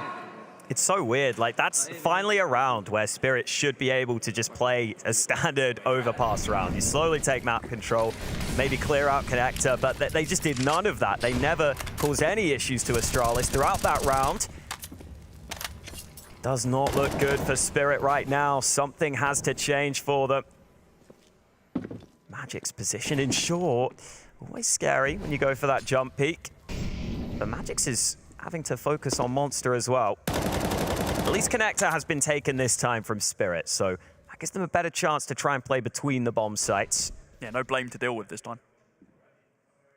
Yeah, he's been a big problem in there, right? He's just been a thorn in their side from multiple different positions throughout this first half. He's actually slowed down quite a bit. Considering Device is continuing to get frags after frag after frag, he's up to 19 now. Blame's only on 12, considering he was on, like, what, 11 last 4 rounds? Yeah, it's a slight change up in how they played, right? So he hasn't seen as much action, but definitely impactful in the last round. Patsy gets up towards Divider. Yeah, I don't know if I love this from Astralis. This maybe gives Spirit a chance to get fights early. Boost available. Patsy picks up that opener onto BlameF. They've got to deal with Device. That's easier said than done, right? He's not been missing many shots, so they're staying committed towards B at the moment. They don't feel like they can go back to A in time. They feel like Device has been too much of a problem, and they could get delayed upon entry. So they're going back to B site, and Siren needs to be let off. He goes forward. It's 1 kill on Buzz, but there's still so many players available here for Astralis to run that clock down, and Blave gets caught. Utility in hand. Zipex not able to do anything, and Spirit clear out the B site. It's Device left now, but in a 1 versus 3. And he would have to reclaim control of this B site. Spirit should be good for the third, and Device realizes that. He'll back away. Device almost had that lineup to be able to stop the bomb planter, but he just kept missing the jump like 3 times in a row. So unfortunate from him, but he just has to save this now. Magix is pushing after him as well. Might get him. Oh, the timing. Device looks away. Magic has no idea where he is. Wow. Okay, that's probably one of the first real shots we've seen Device miss this game. Yeah, absolutely. But it's a round for Spirit coming back in on the board. They decide they don't want to go back into A in that late round. They want to challenge B, and it works out far better for them. It's so funny. I actually think Astralis didn't believe Spirit would just run into B with no nades. It seemed like they just weren't ready for players to push out like this quickly. And you see, I mean, Zipex not able to spot those monster players. They get out onto the site.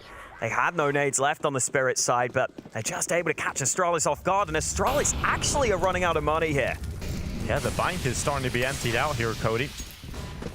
Look at this aggressive play from BlameF up towards the fountain. More like it. This is more like it from him, but are they going to be expecting it? He's going to be opening kill now from a blind Device. He swings on through to be able to take down Patsy, but that's basically all that's going to be happening in the early round. The second those smokes are then deployed, it cuts off that sight line, and no more fighting is going to happen over there. Our attention is drawn back over towards Connector, where Siren, Magic, and Chopper, to join them in a few moments' time, are going to try and open up this B site. Well, Device has still stayed somewhat aggressive towards the playground, right? He's up here towards that angle of party. Denying that all. And he can get information if they decide to come back here. So Spirit running the clock down. Chopper walks into the AWP with Device.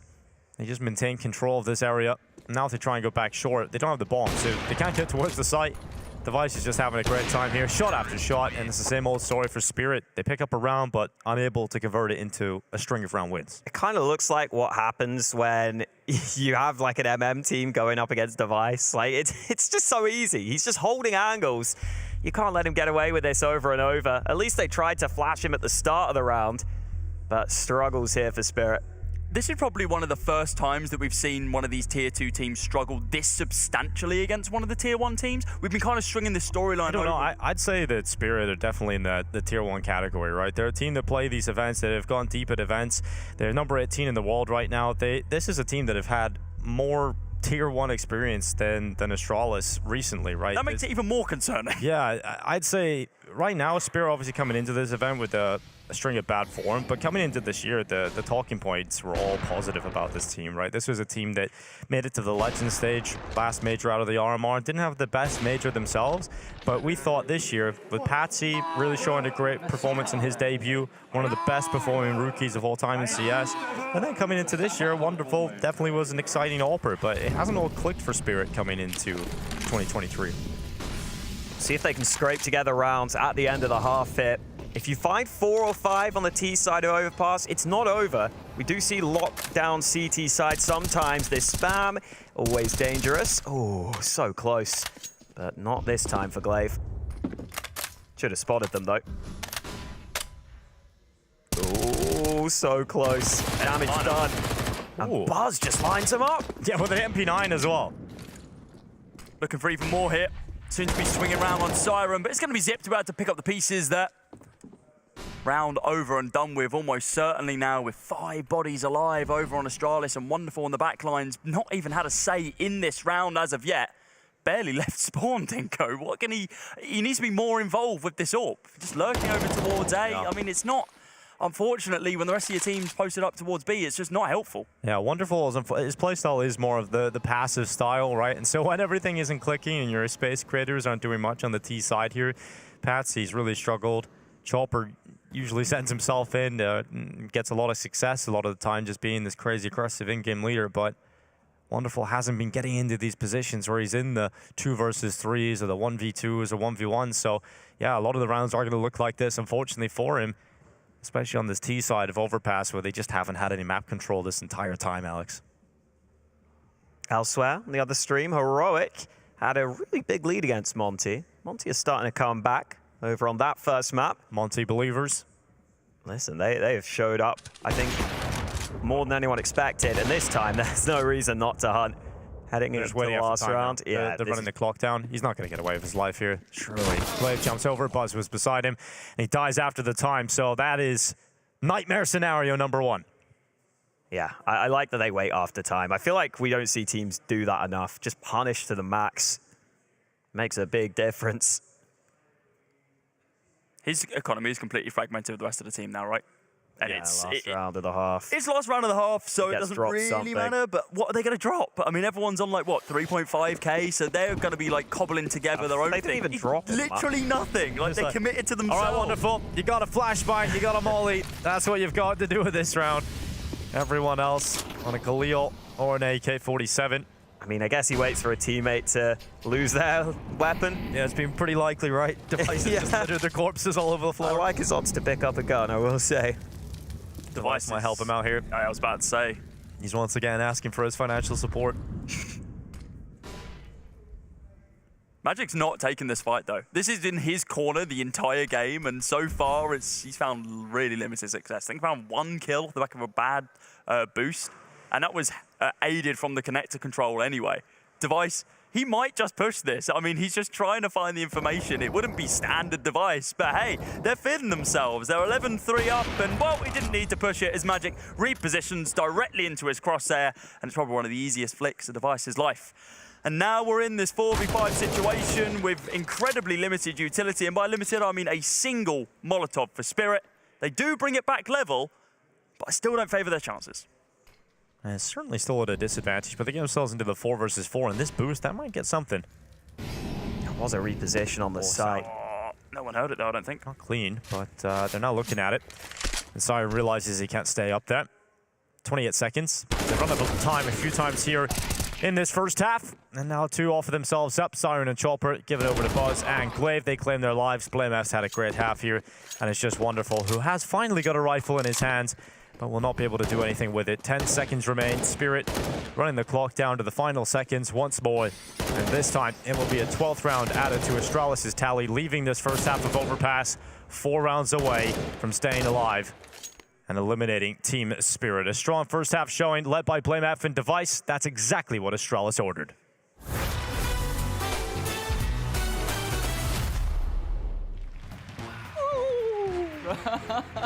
So I just immediately like... We saw some recruits. He started talking trash a bit about Copenhagen Flames. And Oh, no way. Hey, I'm gonna catch one. It's time for the Gauntlet Challenge. What is the Gauntlet? No. It's the f***ing goal! No way, this is last place. It went really badly. I wouldn't say it's good, because I would say it was great. Let's go, baby! As Cadian prepares to take on his toughest challenge yet, let it be known it'll take more than a hero to beat this one. We know he can lead his team to victory, but can he go at it alone? It's time for the Gauntlet Challenge. It's time. It's time. Let's beat Dupree's ass, yeah? Okay, so what does the Launder show have for me here? Rings off, you know. Step 1. Let's go. Okay, let's go. This is the one, guys. Off to a good start. We go for the quick entry, no look. What? Buck, everybody saw that. No. It's the f***ing goal! Okay, I think there might be some system to this is where the boxes will hit or what, I'm not sure. Oh no. No! I failed the bunny hop so bad. We need just a little bit of luck here. Little bit of luck. Let's go quick. No! No! That's it. We're done. Dupree, he doesn't know what to do about this time. It's too strong. Yeah, I'm number 1 now. All right, guys, let's give it up for Cadian. Come on in, Cadian. Well done. Take a bow. Calm down. It was good, but calm down. I'm going to ask for your signature in a second. Yeah. You were really burning calories on this map. To be completely honest, I was just chilling. I knew that Dupree don't stand a chance. Dupree don't stand a chance. You heard it here already. Well, why don't we make it official? Let's see if he lived out his dream of beating Dupree. To find out, we'll have the assistant, roll out the leaderboard assistant. Come on, let's keep it moving. Don't go out all night. Don't be alarmed by how long it takes me to write this number down. Just be happy it happened. The submission here from Cadian to the Gauntlet Challenge to see if he could beat Dupree. Did he do it, folks? That's right, they finally gave me my own show. Watch the Launder Show exclusively on Blast TV. Let's go, baby! And as always, it's been a blast.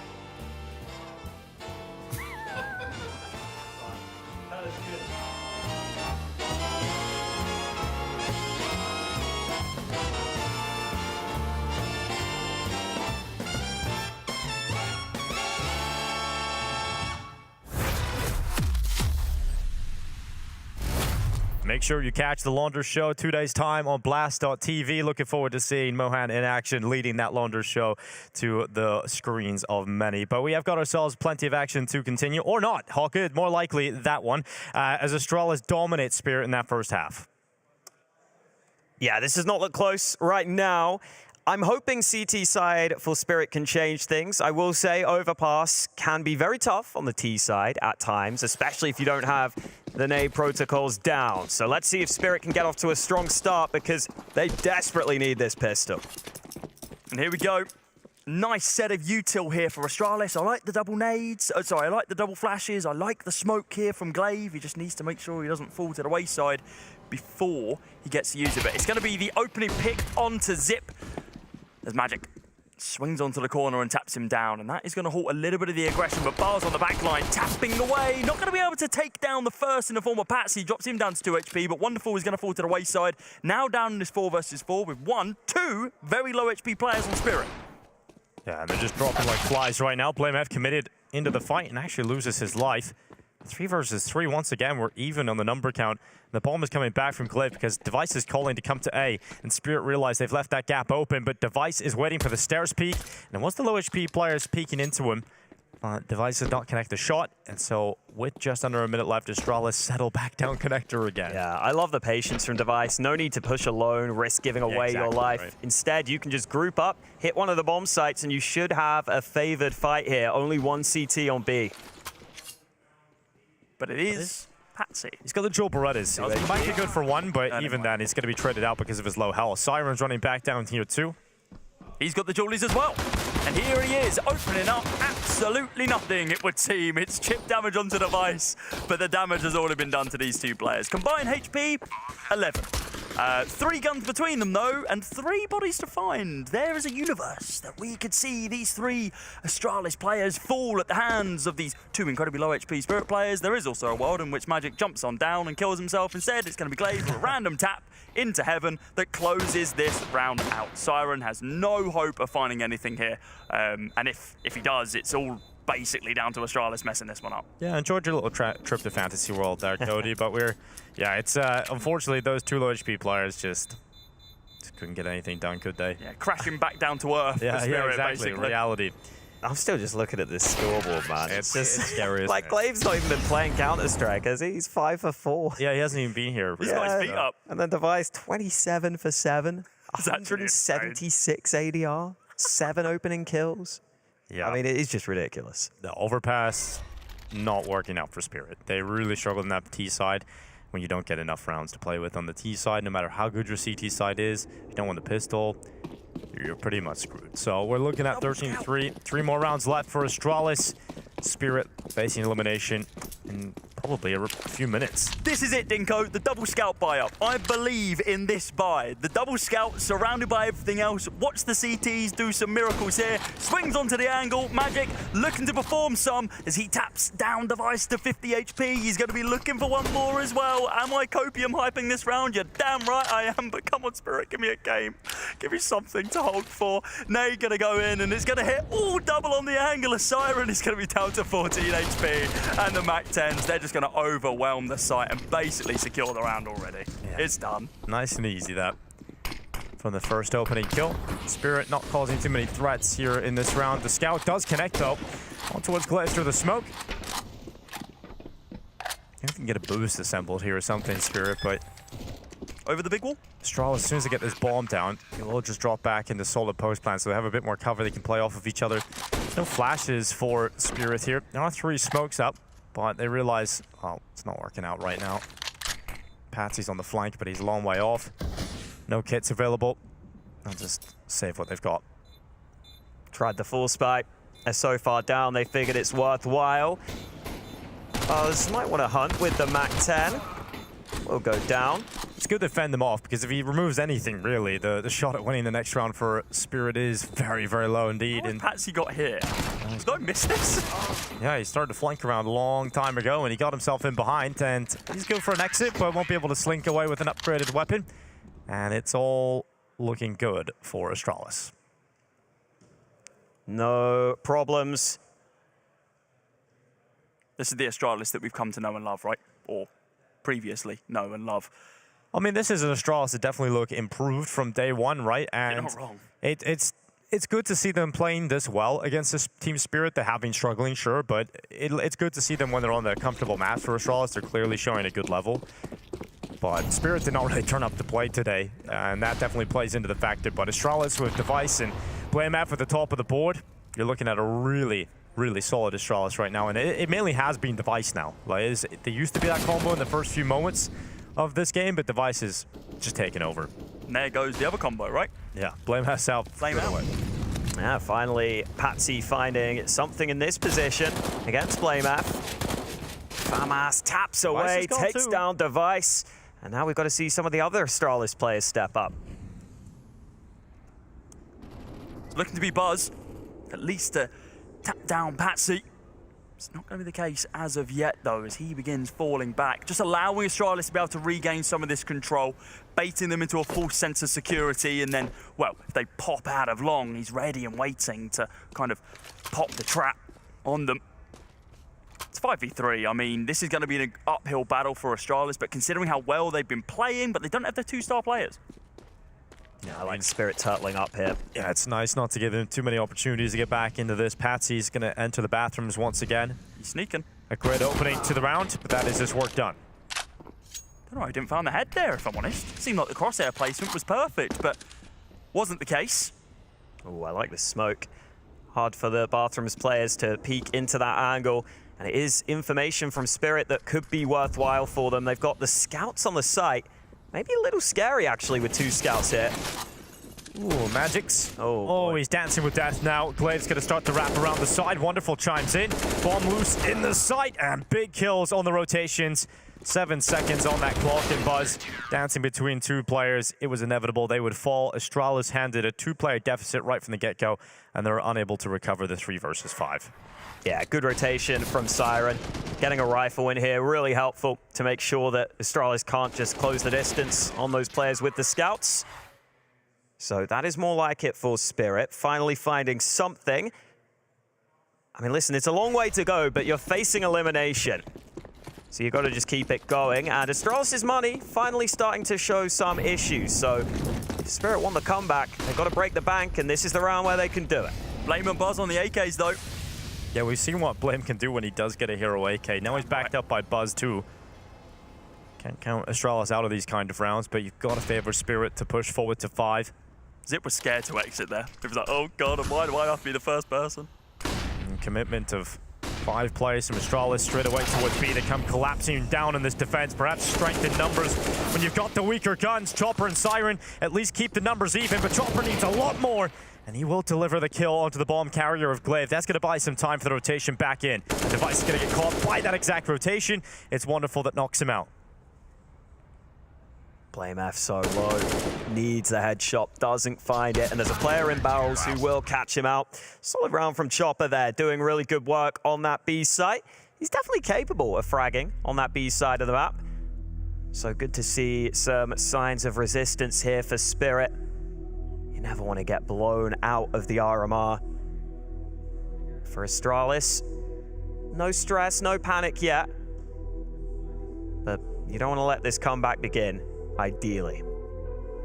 I mean, yeah, on paper it's only a 5th round, right? But a 5th very soon becomes an 8th if they can begin stringing them together. And now with the device, the Astralis, I mean, it basically is the device show, isn't it? The amount of frags that he's been getting. Right. 27 kills to his name, 151 ADR. It's dropped slightly since the beginning of the half, but he's still very much here.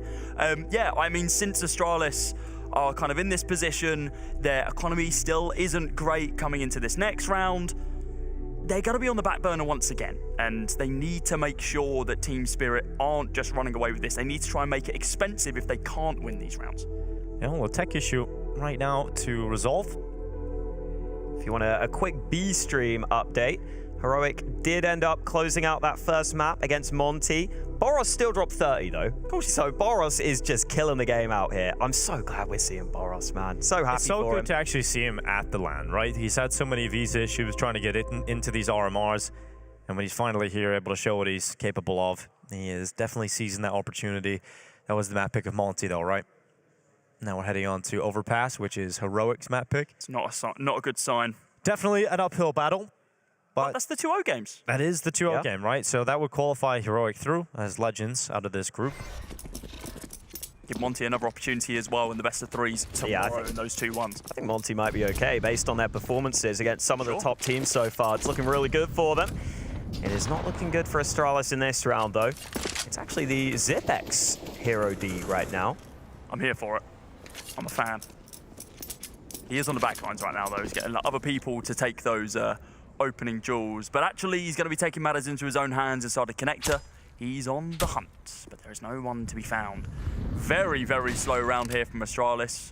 Kind of, I mean, it looks like, yeah, some conversation being had. Maybe just taking like a fake timeout here, just to kind of have conversations. Yeah, Blame's talking a lot right now. Yep, just using this round as a nice slow one. Oh man, it's not a timeout. They're all showing off their knives. That's it. It's a fashion show. What's that? Is that 3 stat track kills from Blame? Get those numbers up, buddy. Yeah, that's pretty rookie. You've got that knife, right, Holger? Well, it's yours, but yeah. Yeah, but you use it, right? I do use it, yeah. What knife do you use, Dinko? Currently using the Talon knife. Very. What one?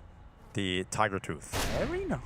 Yeah, Scrawny got me on that because it has the infinite inspect loop animation. Oh, he's got you. Mate, the Karambit is just better. I'm going to say it. I know Scrawny hates me for it, but the Karambit's iconic.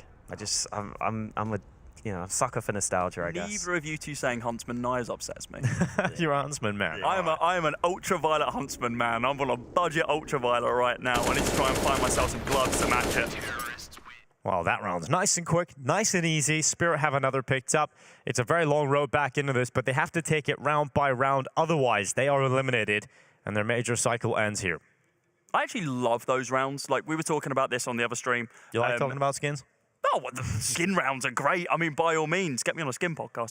Please don't. But no, those rounds where teams just kind of take a back burner. It's like, okay, cool, we're not going to be able to do anything in this round. Then towards the end, they know they're not needing to find any rounds or It's a frags good or use of anything. it, right? If you feel like it's unlikely to get a bomb plant, it's a really good use to talk ahead of this gun round. So we'll see what they have discussed as we head into round 21. Wonderful's AWP searches for the opening, but decides to drop on back. And this is much more of the standard map control. Yeah, I wonder if we will see those solid nades from Astralis clearing out some of these angles. We do have Patsy and Connector. Buzz could have been caught, but Patsy fluffs his lines. That's a clean 5v4 for Astralis. How has Patsy lost that fight? He's going to be kicking himself about that one. Buzz will be chuffed. Now Device hops up on top of the flower bed. I bet your Buzz doesn't even know what chuffed means. No, he probably doesn't. But he is that. He is, yeah. He just feels it. It's just a feeling. It's a feeling, right? 1 minute left. Wonderful. Selects a more passive angle in bathrooms. It's still pretty nice info, though. If Astralis were to go back down to B. Right now, though, Spirit stacking the wrong site. Oh, here goes Wonderful. He wants a bit more info. Nice. And he goes ahead, catches Glaive, sees a nade in his hand. No one else in the bathrooms at all. No one from Astralis showing presence towards A. That's information Wonderful can call over towards this B setup. Final 35 seconds. Astralis, Nice. oh, big swing out. Chopper sets up the flash. Siren drops Device and the bomb spotted. Siren delivers two. The bomb loose inside of the monster tunnel for the final 25 seconds. Blaymat picks it up, runs on out, and needs Buzz to work with him. And Chopper's just hiding at the barrels. Yeah, head down. Crouch is simply not enough. Chopper going to be able to spot out the final one, the former Buzz, and that's going to be a round all over and done with. Spirit, they do manage to secure themselves a 7th, now just 7 away, Hawker. They look reinvigorated. Like, I think this CT side is going to look way better from them. Just the utility there. I mean, firstly, Wonderful taking initiative, really nice timing for it. Get some information back, and it just allows that rotate to come in. You saw the incendiary onto short. The flash into Monster was beautiful. Spirit get back to the B site in time. Great round from Spirit across the board. Good team play. And they look more comfortable on the CT side. That's always the way right now. Yeah. I mean, they've left themselves with so much to do. Yeah, they do have a lot of track to walk back into. That's the downside, but you never know. Nobody home for this nade stack. Would suck to drop around to this kind of play. And Magix doesn't look like he is going to be dropping anything apart from 3 Astralis players. Very nice. You take those. Keep these rounds as clean as possible. Not much else ready to be said about that one. Zip is looking for a swing to tap a couple of people down, but with the aim punch, all of the shots just end into the top of the monster graffiti. Wonder if we get an Astralis timeout here. How many have they used? Feels like 1, maybe 2. Yeah, I can't imagine many. Does sound like they've taken a timeout. Get the answer to your question shortly, I'm sure. What if it's Spirit? You never know. Imagine. Astralis are going through those notes though. How many notes has Glaive got? It's a lot He's of turning notes. so many pages. Okay, it's the first time yeah. now. What? I mean, listen, they've been dominating. That really tells you the story of this game, right? Yeah. First time they made them sweat even a little bit, where they have to go to the notes, they have to go to the solutions. It's like, guys, should we actually look at our strats now? Like, should we think about this? Like, let's consult the game plan. Blame and Device go kill hasn't worked for the last couple of rounds. That seemed to be the CT idea. Now the T idea, it's Zip and Glaive go kill. But right now, that isn't bearing many fruit. 7 and 8 respectively. It's not fantastic from them. But the rest of the squad are kind of pulling it up instead. Slice has been on 27 for a while, but this T side has been a little lackluster in recent rounds for Astralis. This is their chance to step it up though. Smoke into bathrooms early. Very standard smoke to make the AWP's life more difficult, and that's how you get the AWP off the angle, flash him away. Wonderful goes back to the site instantly. And now Astralis will start to move back to B, and this could be with pace. This could be unexpected. Yeah, this could be explosive right into the setup. Spirit, they have no warning. They have absolutely no warning. And Zipex charges open with the opening kill. Device burns away Siren. That's that 1-for-1. Zipex's life goes away, but I'm sure Astralis will be happy with their start to round 23, and they are not committing into B. They are making Spirit adjust, and they're going back up through connector. Got to remember, there are very few nades here for Astralis. So if they run into that AWP, it could be a real issue. Right now, though, Wonderful has left this A bomb site. That puts the weight of the world on Patsy's shoulders. Nade goes in. Oh, no. He's looking for a little bit more, but wow, shuts him down straight away. Just no opportunity. Yeah, Buzz just catches that good timing. Patsy wasn't ready. Buzz just walks out of the front bathrooms, and easy as you like. Astralis put the bomb down. It should just be a few moments from confirming that 15th round, locking it in, an elimination point against Spirit here in the RMRs. A team that qualified through as legends in the previous RMR, a team that came into this year with a lot of positive headlines. The analysts, the pundits, they all had great things to say about Spirit and their chances in 2023. What a disaster the year it would be. They wouldn't be attendance at all at any major all year. This is the only one they've got, so they're fighting tooth and nail. Chopper jumping into the side on the retake. A double kill for Chopper. Time is ticking. He's got on the defuse, and Clave will deny any miracle from coming through. I mean, they gave that as good of a go as they could have at the end there. Smoke onto the bomb. I was surprised the player on truck didn't win the fight, but Chopper's somehow ready for this as he jumped up onto the site itself. No idea. Device caught off guard. Don't say that often, do we? Has to stick that bomb desperately, but Clave gets the lineup, and Astralis still able to get up to 15. Looking good for Astralis to bounce back here in this 0-2 bracket. Yeah, strong final two maps as well. They'll feel really good about how they did it. This is just the conversation around how do we close it out now? Like, let's just get this done. Yeah, let's make sure we don't prolong this unnecessarily, right? The money isn't great. Yeah, I don't know if Spirit have a good buy. Spirit have a lot of money. I think Magix and Wonderful had like 9K going into that round. That's why I was quite surprised that Wonderful wasn't just sending it full in. But I'm more concerned about the Astralis buy. I'm not too sure what it's going to look like. It is okay. It's pretty decent actually. Device doesn't have any util, which isn't great, but everyone else is kind of supplemented by that. So we're still looking at a very competitive one from both sides. Spirit need to win this one to keep themselves with major hopes. A good opening from Patsy. A lot of damage done on as well to Device. Not a bad start of the round here for Spirit.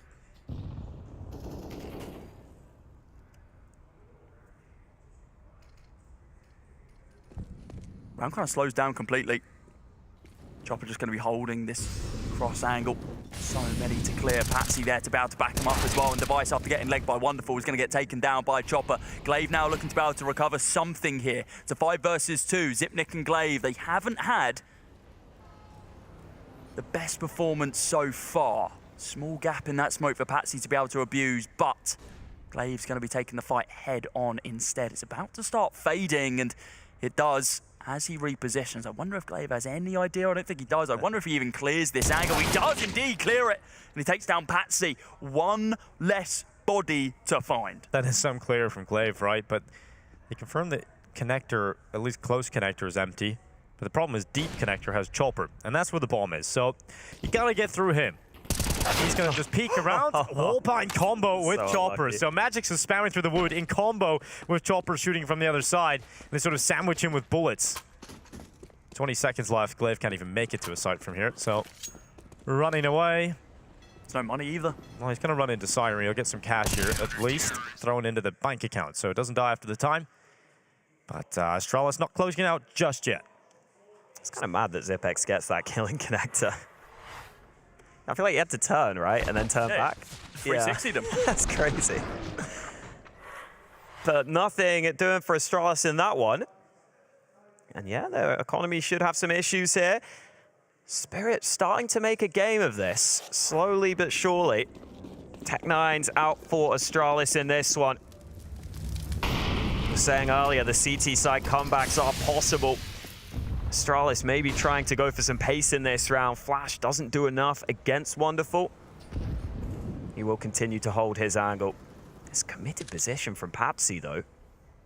Oh, timing on Wonderful. Glaive will spot him. Wonderful drops back, giving quite a bit of control here for Astralis. They've got some space to play with the pistols. Patsy's out towards long, so he might activate a flank around the backside here. If Wonderful can just delay on the site, then Patsy is perfectly set up to catch a few Astralis players unaware. Oh, well, yeah, no one's looking back here at all. I mean, why would they? Patsy's made no noise whatsoever. Instead of the trigger discipline, just goes for the opening kill onto Glaive. Shot now from Wonderful. The pace increases, but it is just the spam down from these M4s that are looking about to close this round out. Device and Blame both find kills, though, and this is now difficult, but Patsy once again from the sideline finds those two. Patsy actually flanked in that round, right? Because he is the saving grace in this round. Massive round from him. Gets around the backside. Both of the site players hit the deck, and he's able to recover what could have been a bit of a mess. Thought we might see the old Astralis Tech9 round for old time's sakes. Won a couple of those in their times at very important moments. Not meant to be this time. Yeah, I think Patsy actually ends up flanking because Wonderful got forced back from bathrooms by Astralis. So he was stuck on long and realized he can't just get pushed from both sides. So he took initiative. Actually worked out very nicely for him. And now we have that buy back from Astralis. All out for Device. Everything they could want into this one. This is the round. This needs to be it because their economy is broken, in tatters right now. Everyone sub 600 with the exception of Glaive, who's sitting on that exact number. Needs to be big. Device is not taking any form of aggressive fights, just waiting for this mid-aggression that we saw Spirit kind of commit in those last two rounds. And instead, they parked the bus, stood on the brakes, and have now fallen back.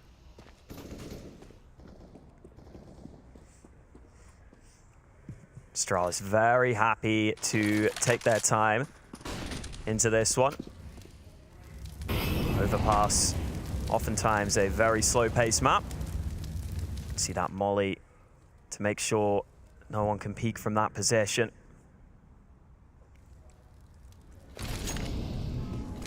So slow bathrooms control being established. 45 seconds remaining. Still decent utility for Astralis. I don't know if they've done enough to shift Spirit's setup in this round, though. Wonderful's AWP is scoped in on B short, so they've got a 3-man A stack right now. That's aggression from Patsy and good information. Where do Astralis end the round, though? I'm so surprised that isn't the opening to just bomb on towards that A-bomb site. Instead, they then reposition themselves towards B. But actually, it doesn't look like they're fully decided as of yet. The bomb gets dropped, and now with less than 20 seconds on the clock, Dinko, what are they going to have to do? Well, they're sprinting towards the A site. There's only one margin for error here, and it's a really passive setup, so they should be able to get onto the site. 10 seconds, smokes up, bomb will start to be planted, Buzz will lock that in, and now suddenly Astralis have found the only gap that has allowed them into a competitive post plant. Oh, good angle from Buzz, but he can't get the kill. Stuck on the site. Buzz trying to find out the bind. Swing chopper. Beautiful headshot. His teammates have now arrived as well towards the truck. Device searching for 30. Will collect it and drop back into the bathrooms for a more passive post-plant position. So strong for Device. No nades against him. Is he gonna boost? He's gonna boost as well. Oh, they haven't lined it up perfectly. Luckily, they're not on the defuse just yet. And what a great move to take down Wonderful! And what a wonderful performance it's been from Device. Just Siren, but moments away from confirming their elimination.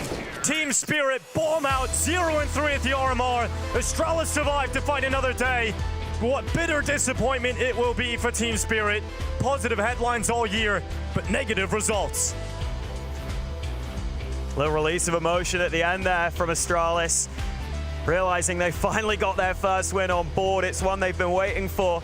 They'll be happy to get it. As for Spirit, unfortunate for them that they've been in poor form and they haven't been able to turn it round at this event. But for Astralis, got to be happy with that win. I think Device, obviously the main man, 32 kills, really stepping up with his performance. And I love that final round as well. No nades against him. He's got those lined up all day long.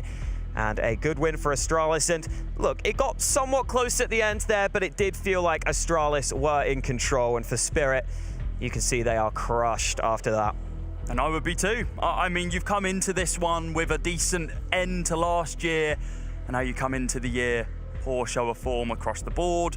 You come to the final qualifier for, I mean, the final major of Counter-Strike Global Offensive, and what do? You go 0-3. I mean, no one wants to be in that position, especially a team that has kind of the potential that we see from Spirit. Unfortunately, that potential was not lived up to today. But there were some great individual performances that we saw. Siren, let's not take anything away from him over on that second map of Ancient. He was an absolute star performer. 24-17. Wow, okay, they just disappeared. They got teleported to the airport. That's crazy. iNation and Spirit both sent home already from RMR Group B. Astralis, they live another day, but they're still got to fight from the bottom all the way up. They've only won one series so far, Alex. Yeah, they said they prefer the best of threes. They said they were pretty confident heading into this game against Spirit. Have played them a lot lately, and it has showed. But for Spirit, listen, some of these opening losses, I know Aurora have been causing some surprises. 500 are a team that are capable, but Spirit can't exactly be too sorry for themselves looking at some of these results. These are games that you've got to be able to win some of, even against Astralis. That should be one that they should be competitive in. And those final two maps weren't really all that competitive for Spirit here, not playing to their best, and I think they know it. Oh, look at Device, 32-16. It's a hell of a performance, and we just saw how impactful him and Blame were towards that entire first half. It was round after round where Blame was just able to get aggro peaks, and Device was even doing some of the same as well, and then it took him a few more rounds on that T side to really reinvigorate himself. Look at this, final moments, looks of elation on everyone's faces. They're really happy they're finally able to secure one more, but a long road ahead. Yeah, kind of wild to see Astralis having that sort of release of emotion in an elimination match, right?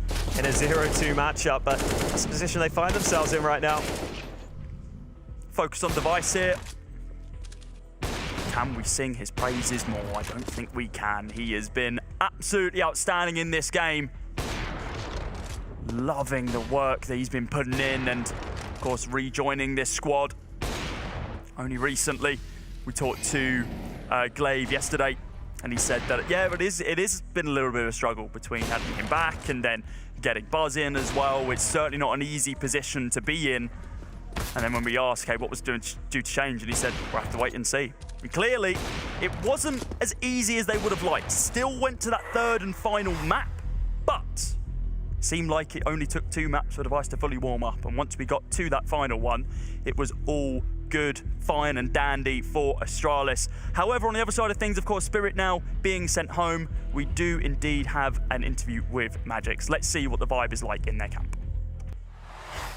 Thank you for joining us. I know it's not easy at this point coming onto the interview after just being eliminated in such a fashion, but you know, it's not easy to go out at this point. Looking at the rest of the year, though, plenty more trophies to chase, but first of all, just getting your emotions after a 0-3 loss. It sucks.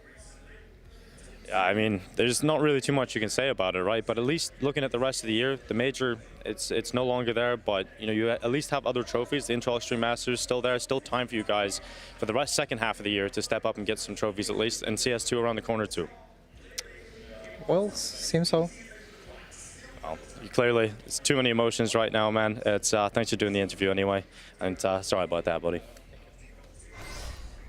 Oh, heartbreaking. Absolutely heartbreaking. I mean, clearly a lot of emotions going on, not only with him, but the rest of the team as well. Now, do we ask the question, are changes on the horizon, considering this not fantastic show of form? Yeah, it's hard to know. I mean, you feel for them right now, because, listen, this is a team that I think has been really fun to watch in the past with the way they were able to come through in the majors. I think they won a lot of fans there. They won't be here this time, though. You can see the results so far today. We have got into the best of threes. Well and truly now, ENCE over on that B stream, we're able to beat out iNation, and we also have one more exciting best of 3 coming up on this stream, 9 versus Vitality. I think that's the matchup of the day. Honestly, 9 have been really impressive. Yeah, I'm really excited with the work that 9 can do on the server, and I can't wait to see how you guys delivered that action to us, Hawker. We're going to be chucking it to a short break, and when we are back, it is going to be that final best of 3 of the day, Vitality versus 9. Who's going to win? Let's find out. See you in a minute.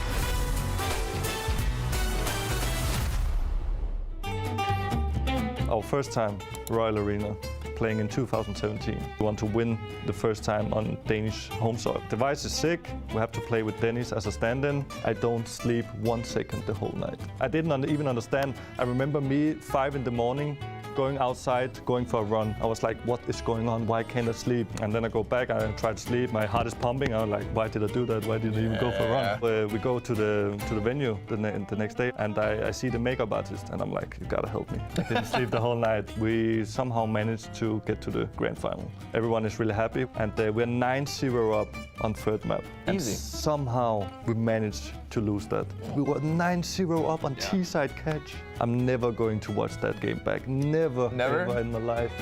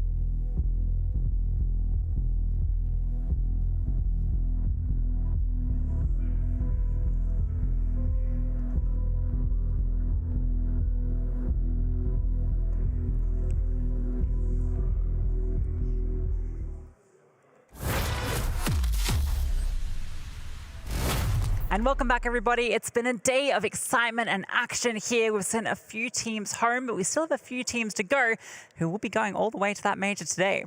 Yeah, very exciting whenever we get to book in some teams for the major. And I think it should be fun to see which teams are going to go straight through, because there should be big favorites in these matchups, but we've had some pretty big surprises so far throughout all the RMRs. You can see those 2-0 matchups at the top of your screen. Heroic versus Monte is already underway. 9 versus Vitality coming up in this one. And I think everyone wants to see Vitality at the major, and it would be lovely for them if they could go 3-0 and straight to Legends. Yeah, I think there's been a lot of upsets at both of the RMRs, but one thing that no one is upset about is Vitality sitting 2-0 at the moment. Everyone would love to see them be 3-0. Maybe not 9 fans, so they might want to see them go through on a different level, but 9 are a team that has come in, Hawker, and has just impressed out the gate. Yeah, I remember asking Hooksy when he was having his opening matchup, I said to him, do you think there's any teams that will be causing surprises in this event? He said, I think 9 will after we play against them. Well, that wasn't the case, because they ended up just beating G2. Then they took that win against Big, and some impressive results for them. And listen, they're a team that have been getting this hype behind the scenes. I know maybe a lot of the fans at home might not have seen all that much from these guys, but you can already see on your screens, Hades, the main man right now for this squad on that AWP, and he just looks completely reinvigorated on this team. Yeah, he's the one with the most experience at the T1 level. Obviously used to play under that ENCE banner, took the time out of that roster, reformed in this Polish team, and has been an absolute powerhouse here at the RMRs. And while we have an interview on the sidelines before we jump into it. Eddie, thank you for joining me once again. Now, you end day one 2-0. Give me your thoughts. I mean, so far so good, you know. Everyone's happy. I think we prepared for today, so hopefully we go 3-0 today. And of course, you've got Vitality, your team to take on. They're a very difficult team to come against. You know, one of the better teams in the world. They've got ZywOo as well, a very hard player to take down. And of course, he is essentially going to be your counterpart on the other side, an all-pro on the other team. How are you going to individually kind of come up against ZywOo and try and take him down? I mean, against ZywOo is always rough, you know, so we just need to hope our team play is on point, and if the individualities click, then we should take it, you know. Even ZywOo can't help. Take it, you know. Even ZywOo can't help. And of course, you know, it was a long day yesterday and it's a somewhat earlier start in towards today. Have you had much time to prepare kind of your strategies coming in towards the team like Vitality, or are you more just working on yourselves? We worked a bit on like the counter for Vitality, but we mainly worked on ourselves, I think. What would it mean to you boys being seen as a kind of a quote-unquote tier 2 team to go 3-0, legend spot, I mean, really prove what your worth is and being able to compete with some of the best in the world? What would it mean to you boys and, of course, yourself personally? I mean, it would mean a lot, you know. It would be crazy winning against all these good teams and then qualifying to major. Legends instantly as well, which I couldn't like do in ENCE. So if I did it with a Polish team, it would be something insane. And of course, my final question, you kind of mentioned it, you know, your time at ENCE ended kind of roughly in a way that you got dropped out of the roster. Now you're back and arguably performing better than them. ENCE are 0-2, you're 2-0. Does that make you feel good in a way that you've really proven that you still have that ability to perform at the top? I mean, for myself, yes, but like I'm pretty sad for ENCE because I know they put like a lot of time and effort into what they do. So seeing them go 0-2, it's rough, but they will bounce back, I think. Final question. Any fighting words over towards Vitality before your game starts? Nah, I'm a respectful guy, you know.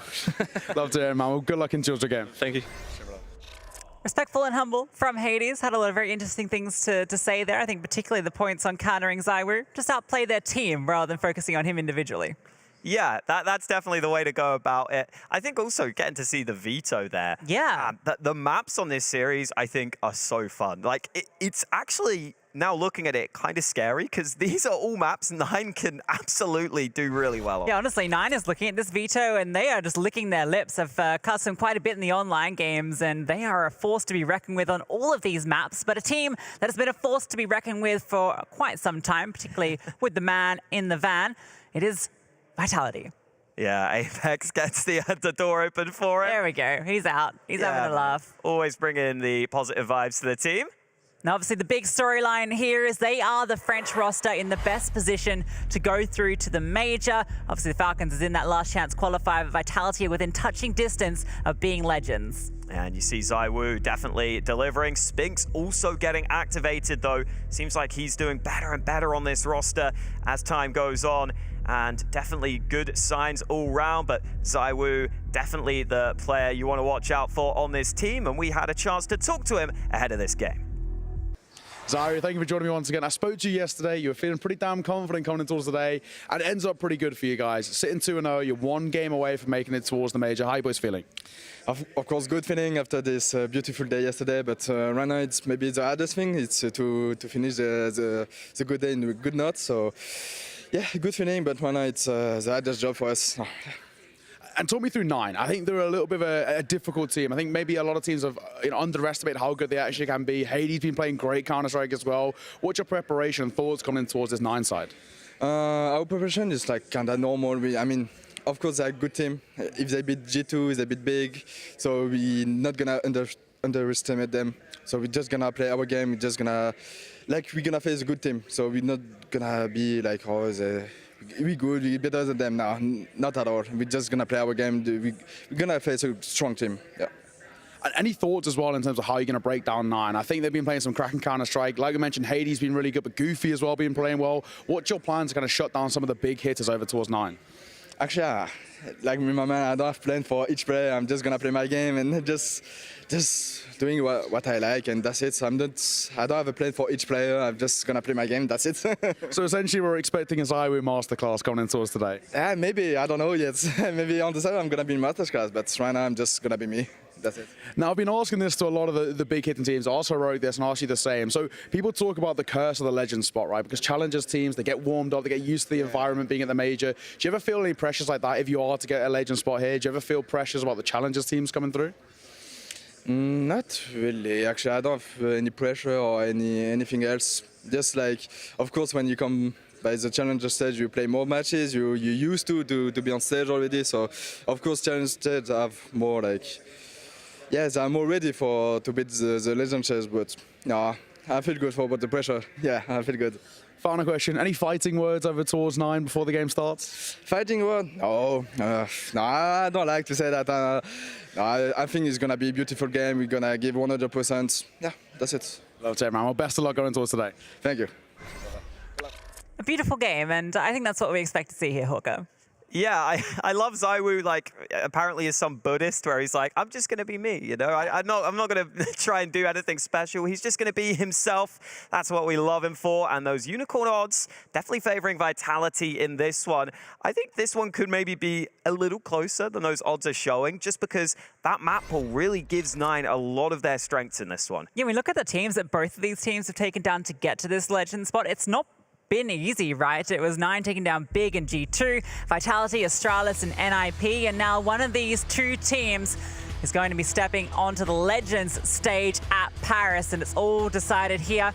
That first map coming up very shortly, Hawker. Yeah, going to be an exciting one. And you're right, in terms of the path for both of these teams, they've both taken very tight wins to get here. We're going to kick things off in the best of 3 with Nine's pick of Vertigo. Is going to be Nine starting on that T side and immediately moving up into A ramp. ZywOo with the dual Berettas in towards short. We're seeing what he can do in this position. Support is coming over in his teammates as well. Drops the smoke forward. That's going to deny access early on for Nine. He's just standing by. Support on the site itself. 2 players nearby. This contact is going to be coming through shortly. Utility over the top. ZywOo getting up close. Contact coming through ever so slowly. ZywOo finally getting hounded by K, but ZywOo comes out ahead with the dualies. Spinx has found one as well. Nine haven't found any space here. ZywOo with these dualies, going deadly with them. He's so good in that position with the dualies. Did the exact same thing yesterday. And Kyler looking for a desperation play towards B, but nothing doing for Nine. And, well, they felt the wrath of ZywOo early in this one. Yeah, it was just a complete repeat of that round we saw in the pistol and their Vertigo game yesterday. So ZywOo coming in, swinging with the dual Berettas. They try and hound him down, but, well, what can you do against a man with 2 pistols? It's just the spray control on them is crazy. This final kill, it's at such long range. And it's a headshot, of course. Had to be in the hands of ZywOo. Good work indeed. Good work. That is indeed what just took place. And unfortunately, a little techie coming in early, but hopefully we'll get that one resolved shortly. It started with the bang for Vitality getting the pistol round here on Vertigo. I'm excited we get to see Anubis in the mix. Vitality picking into that, which I think is a bit crazy, right? They had the choice to pick into a few maps here and decided that they wanted to let Nuke float and went for the Anubis pick, which is a little scary. It's a map that Nine have played quite a bit against some pretty decent teams, including Monte, who are currently battling out for a legend spot of their own. So that's going to be an interesting map too. I actually think this veto is so sick. Just it's so comfortable for both teams. It's what I love about it. It's a lot of their better maps. You don't get any punish picks like I think we kind of had in the Astralis Spirit series, which led to some fairly one-sided maps. I think these could all be competitive in this series. And for Nine, I mean, you know, you've got a map you beat G2 on in Nuke as the decider. You've got to feel pretty decent about that here. Even if you are the underdogs against Vitality. Nothing doing in this round for Nine. Yeah, no bomb plant, nothing to invest at all. The old Glockaroonies, see what they can do with it. Just wait out some utility, make it a little bit costly for Vitality, but really nothing to be done here.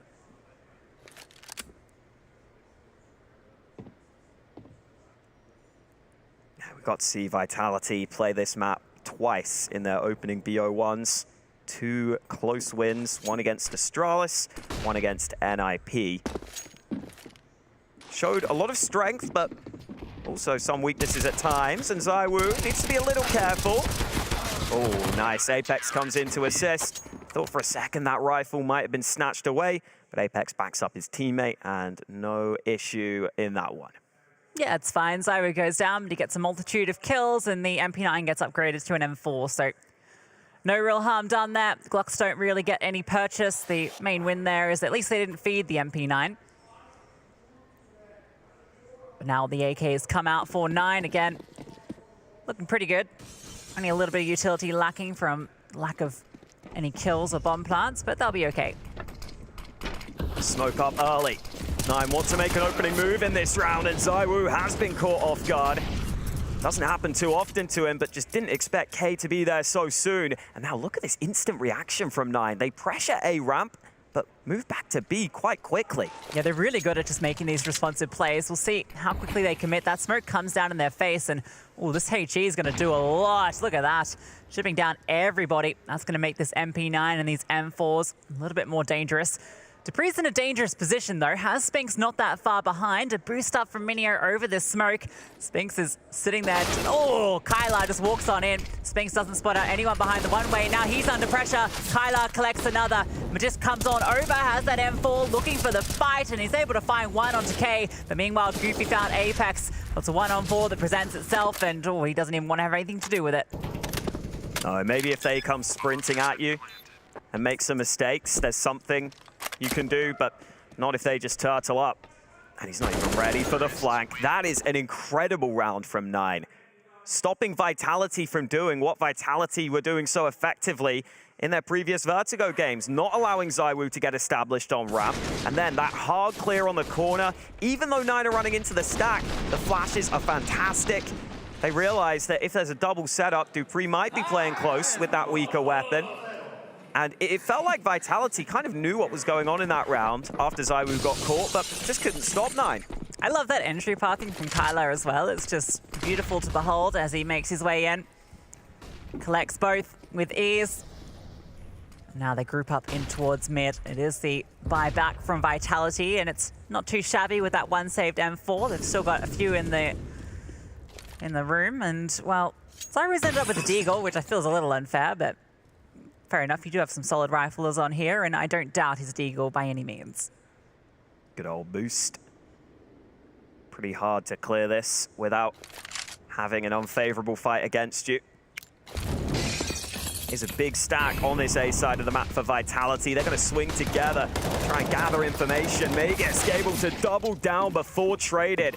And more CTs close by. Apex can recover the rifle.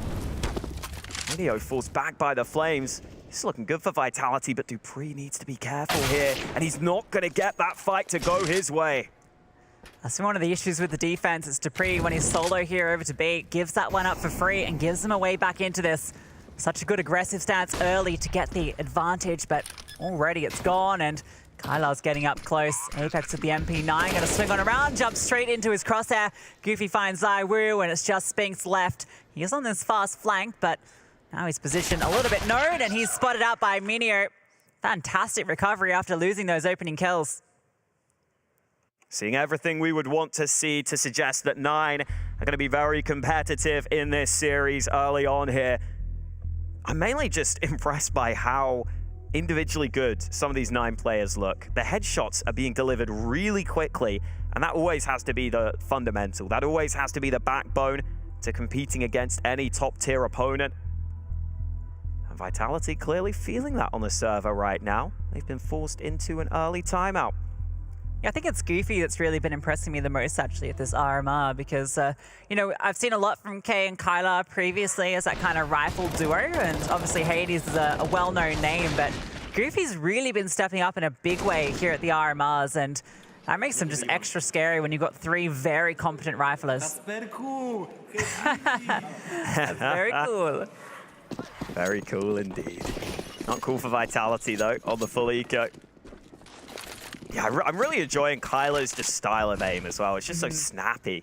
It's really fun to watch. I feel like that 2K entry in the first gun round was just absolutely stunning.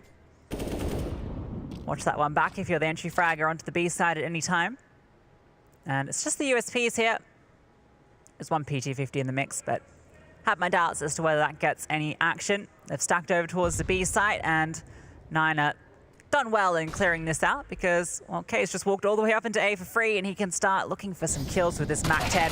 First delivered is ZywOo, and then the hunting party will continue. It's actually a scenario where I don't think Vitality get that AWP out into the next round, which is a bit of a shame because we saw ZywOo yesterday doing a hell of a lot of work on the CT side of this map over towards A ramp. Always good around that construction area. And at least Vitality can try and bait these players in. You know that they're going to try and hunt you down for that bonus money. Yeah, the hunt's actually not going that great, though. Oh, wow, that was some serious air from K, and, well, he does get that second kill, so it ends up being all right, because the AK kills aren't really that valuable, and you're risking a lot there putting the rifles out, but at least the MAC-10 gets a couple, and they don't really suffer any casualties. Let's see what the investment looks like from Vitality. Yeah, there is no sniper. They're actually missing quite a few nades as well. No kits for them. So we'll see how Vitality approach this round. We were seeing yesterday, they had a couple of rounds very heavily stacked towards A, sometimes peeking heavily into A ramp to try and get all that info and map control. Maybe that's an option for them in this one. It looks like a pretty standard setup to start things off, and Apex is indeed getting involved towards ramp. Yeah, like many IGLs, he likes to get down there and get aggressive, get the information. Hades sounds out his AWP for the very first time. Look at this position from Spinks. Bit of an off angle here, but the MAC-10's about to come around the corner. That flashbang is good, and his days are numbered. K got up so close, and he is not slowing down. It's Goofy that finds the frag. There's only one back in response, and Goofy's looking for more. Out over the heavens, gets a little overeager, and he does go down. The bomb got dropped back on mid, so even though 9 get all this access to the bomb site, they're having issues here, but Hades arrives at the right time. And now Magisk is in so much trouble. He's got to feel vulnerable. Oh, somehow turns it round. And there is a flank coming in. ZywOo in the perfect position. Oh, but Kyler turns around onto him and gets the wall bang through the smoke. What a back and forth round, but 9 able to hold on for 4 in a row. Yeah, they almost threw that round there with that bomb out in the open. I don't know how those kills come back away from the CT. It's so unfortunate. ZywOo looks like he's about to end the round on that flank, but Kyler on a swivel turns around and ends up getting both. What is this? Oy. What? That is unreasonable. Apparently the dot crosshair has some benefit to it. Obviously the crosshair that allows you to do that, nothing else. Purely crosshair. If you use that crosshair, you will be hitting every headshot. That's the Hawker guarantee. The Hawker guarantee. Any complaints? Hawker ZMs. Well, no complaints for 9 right now. This is an incredible start for them. Highly competitive rounds. This aggression from Magisk.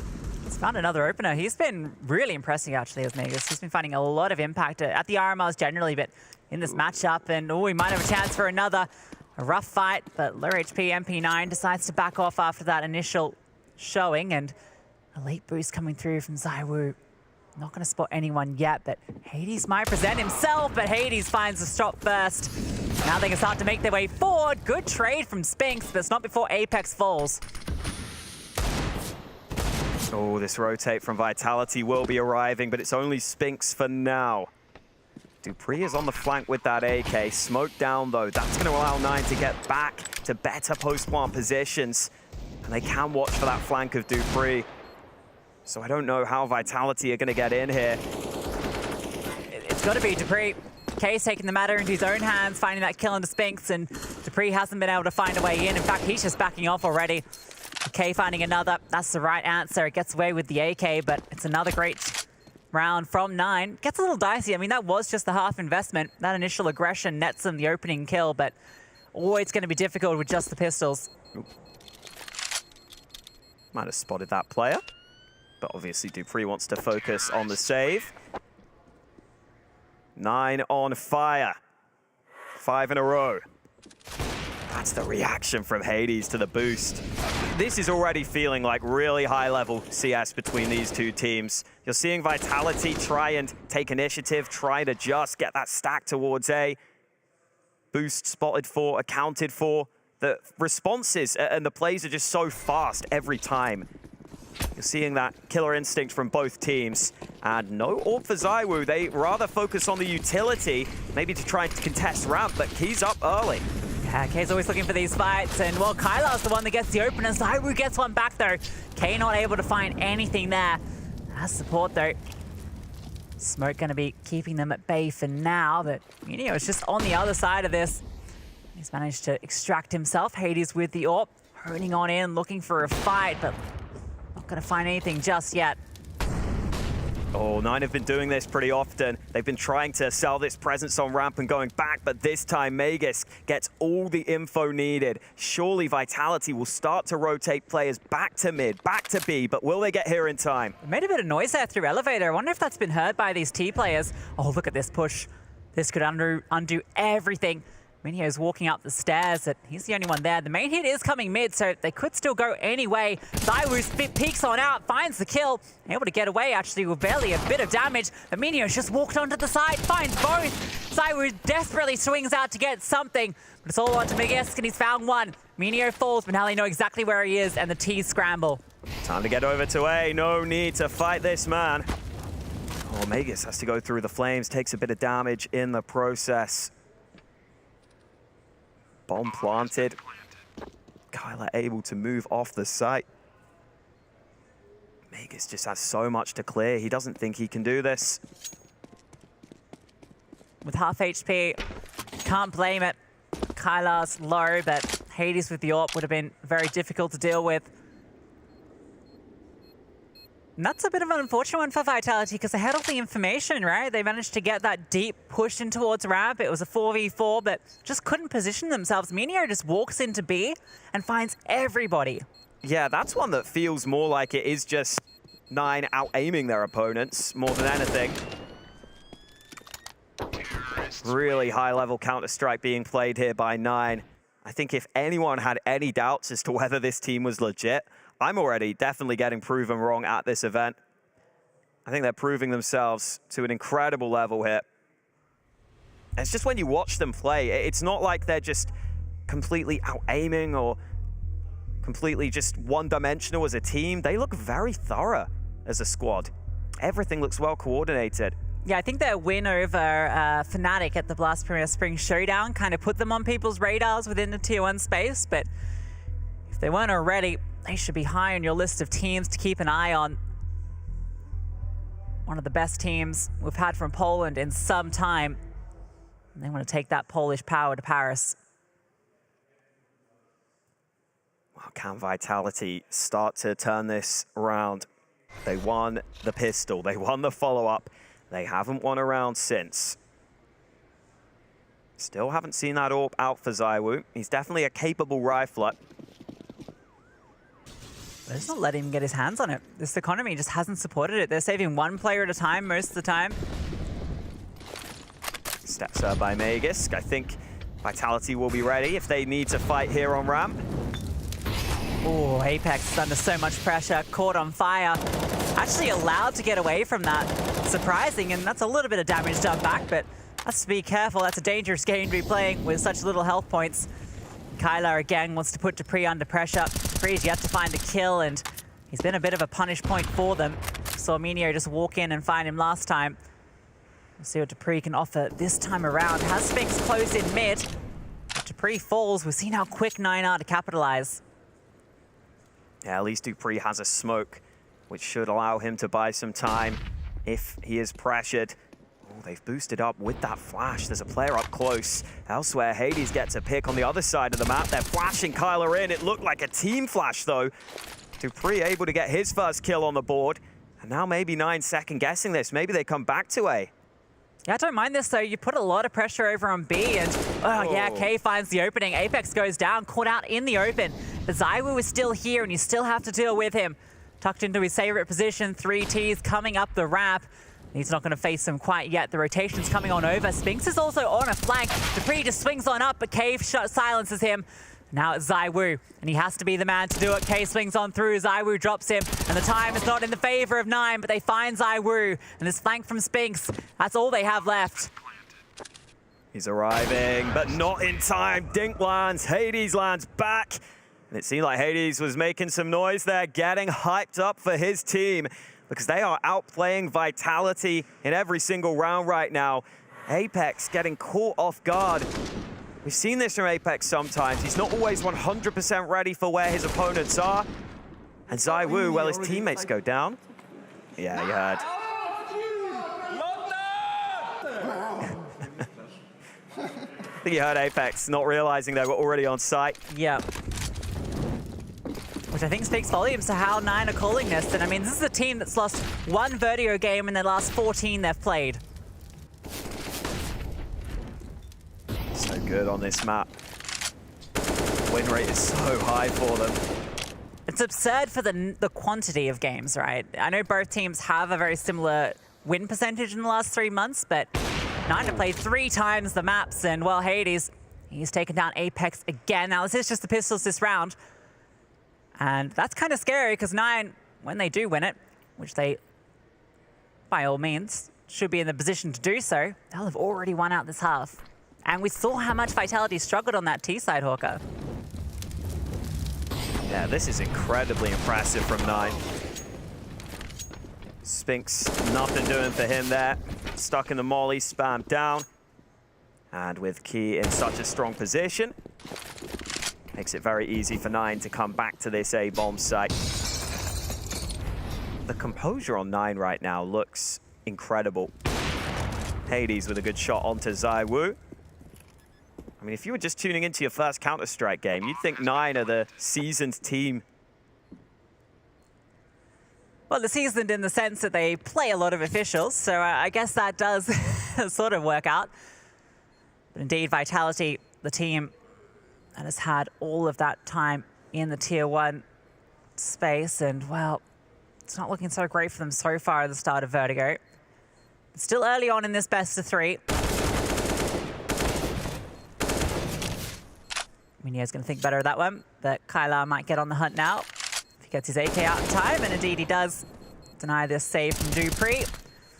Maybe not. Dupree gets to hold onto his M4 to live to fight another day.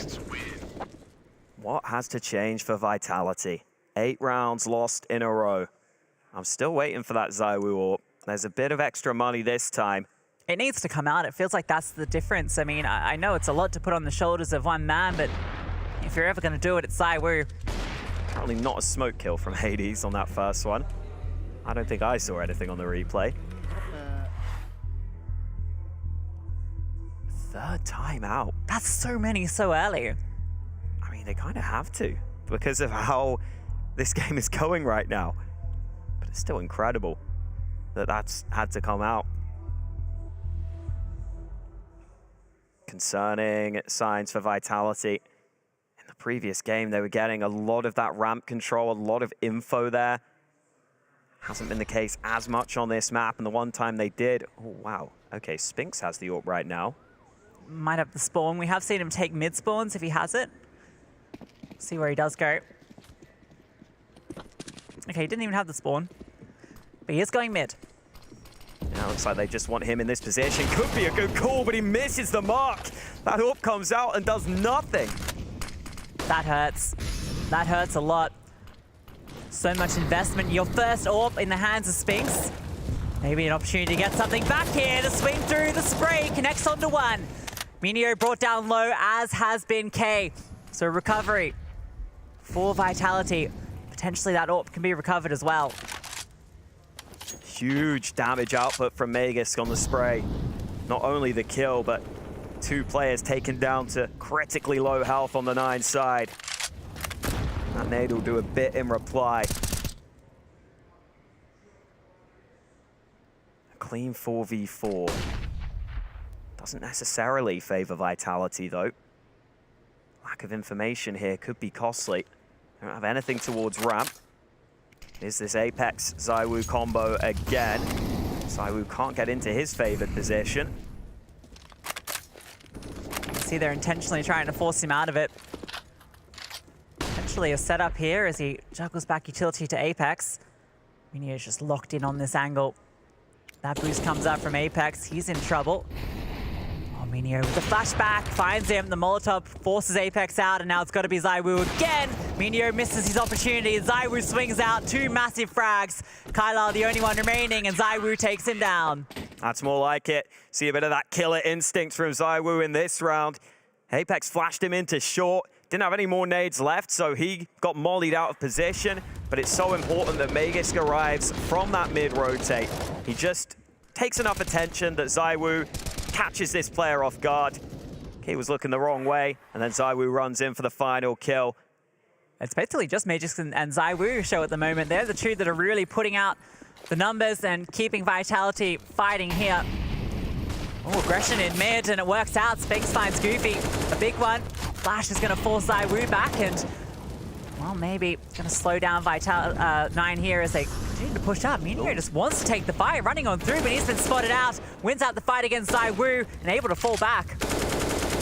Yeah, look how composed that is from Minio. Realizes he's out in no man's land. He has to get back to safety, but look at the re-aggression. This is unexpected. No one's watching this. It's free for Spinks on 1. Magisk able to give his team the man advantage. And 9 decide they can't risk the bomb dropping on ramp. They've got to go back and try and activate Kylar. Yeah, they knew that 2 players were deep committed ramp, so there's an opening in mid here. Kylar's walked all the way through. He might just catch this player on the rotate. Doesn't quite spot him out, and he was spotted. dupree's able to readjust. That timing's so unfortunate for Kylar. Leaves it now on to K. 1v3, and now his position definitely no, but B is still the weaker side if he can get across to it. Looking to see if he can even the odds up first, but can't find a kill. dupree's fallen on back. The right play, getting out of dodge. He's taken down by the AWP. All right, Vitality finally finding something here. Meant to be a pretty good map for Vitality. They've been outclassed on it up until this point. But this re-aggression on ramp was well-timed, finally catching 9 off guard in one of these rounds. Got them into the advantageous position. And that fight on B was key from dupree. Yeah, I think a second faster on that flank from Kylar, or a second slower on the rotate from Apex into mid, and dupree's a dead man, and you're in a 2v2 with the bomb down. And that's going to cause the first pause from 9. They haven't had to use one yet. But they've lost 2 in a row now, and they know that Vitality are building back into this. Over on the B stream, Heroic Monte still going at it, and, well, Monte may have lost their map pick, but they are still putting up a very good fight over there in that series. Second map also a close one. Heroic coming back on that CT side, though, and we know how strong that CT side of Overpass can be. I think that's the first round Heroic have got in, what, at least 5, right? Because the Monte were on fire there. We saw the little flame icon. Oh, it's the run boost coming through. Kylar gets some air, but he is spotted out on his descent. At the very least, you get stairs control, even if it costs you a little bit of health. Yeah, and Spinks thinks he has to reinforce this B side briefly, just in case there was a commitment behind it. In fact, Spinks goes up close. So he spotted dupree a bit further back. I don't mind this, because as he flew around, right, he's not spotted anyone close there. That's the information you gain. And ZywOo has the AWP. This has been the missing piece, and well, it already fits into place. K is taken down. ZywOo is looking for more, peering on through, spots a player low. That flashbang is so good, though.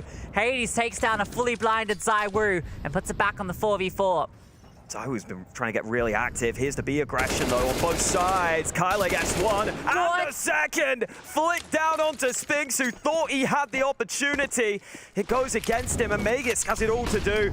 Runs on over, drops the flames in time, so it does slow them down. And he feels like he needs to get involved in the fight. Hades is pinned on in the ankle, and they're to split up on the CT side. A missed shot from Hades presents an opportunity, and Magisk is taking it. Finds one more, that HE over the top. Might even, oh, Hades just about survives. And look, Apex hasn't budged at all. Minio's making so much noise. Apex has this kill every day of the week. Should just need a peek around the boxes, and there it is. Finds it clean as you like it, and now into the 2-on-2. This one being recovered by Vitality. Hades and Goofy with everything to do, and the denial utility already ready to be dispensed. Incendiary will be so nice here with 14 seconds remaining. Goofy has to extinguish. And now Apex might try and move in and spam the bomb. They can't defend him, but they can get the bomb down. Goofy tries to back on up, but he gets spammed. It's Hades with the AWP. And that makes it difficult when they tap that bomb, but he's not panicking, he's not concerned. He's got to be scared of the flank though. Apex is moving around the backside, and I don't think Hades can do anything about it. Beautiful read from Apex, some key kills from him. That's a 2v4 that they win out without either of the CTs dying. I mean, look at the health. They barely took a scrap. That's just well played by the two experienced players here. Very well handled. The fact that, I mean, this is insane from Kylar.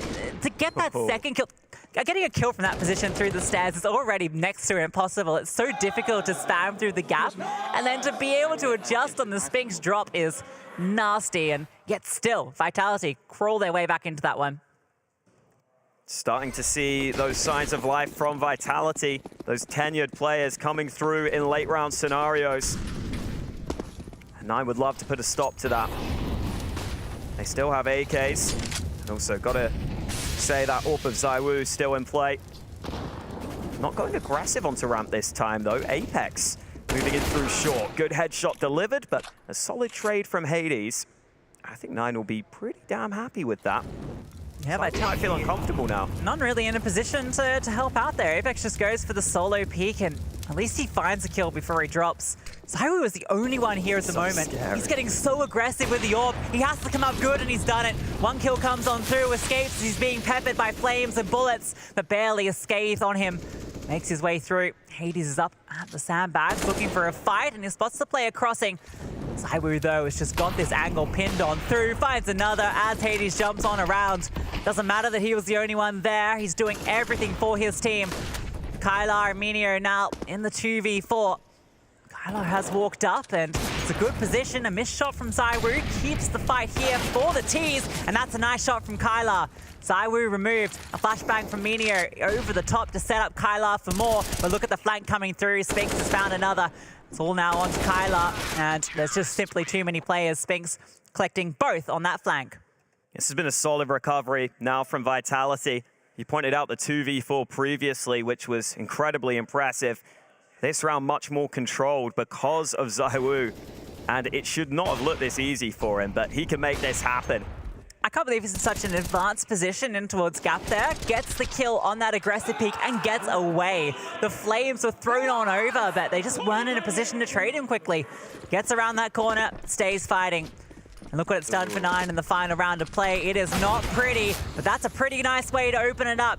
K strikes with the Mac 10, and he's looking for more. A double with the SMG, and he barely takes a tickle of damage in response. He's not going to slow down either, unless he's forcibly made to do so. I mean, you saw Magis was ready for the smoke lineup, but can't hit the headshot. Apex wide swinging, though, was so ballsy. The Vitality could still fight in this round. Minio leaves his teammate out to dry there, doesn't go for the swing, but that's because he wants to set up for this flank. Knows that the real hit's coming on through and he can end everything here, but this position spotted out, the Mac 10. Not really what you want to be taking that fight with, but it does draw away some attention. So now they can start to pincer onto this A site. Bomb goes down. And they're just looking for the head of Hades as he tries to peek on up out. Flashbang over is perfect. Hades not spotting anyone. The flame is good. And Magic starts to burn. Just about staying alive. The smoke has to come on through, but K has found another. Hades activates for one, and Dupree is the only one remaining. 4 of these T's ready to hound him down. The clock is ticking. Dupree needs to make a play. Steps on up, almost finds one. And the spam through actually finds another. But it's K that collects, and it's a 9-6 half for 9.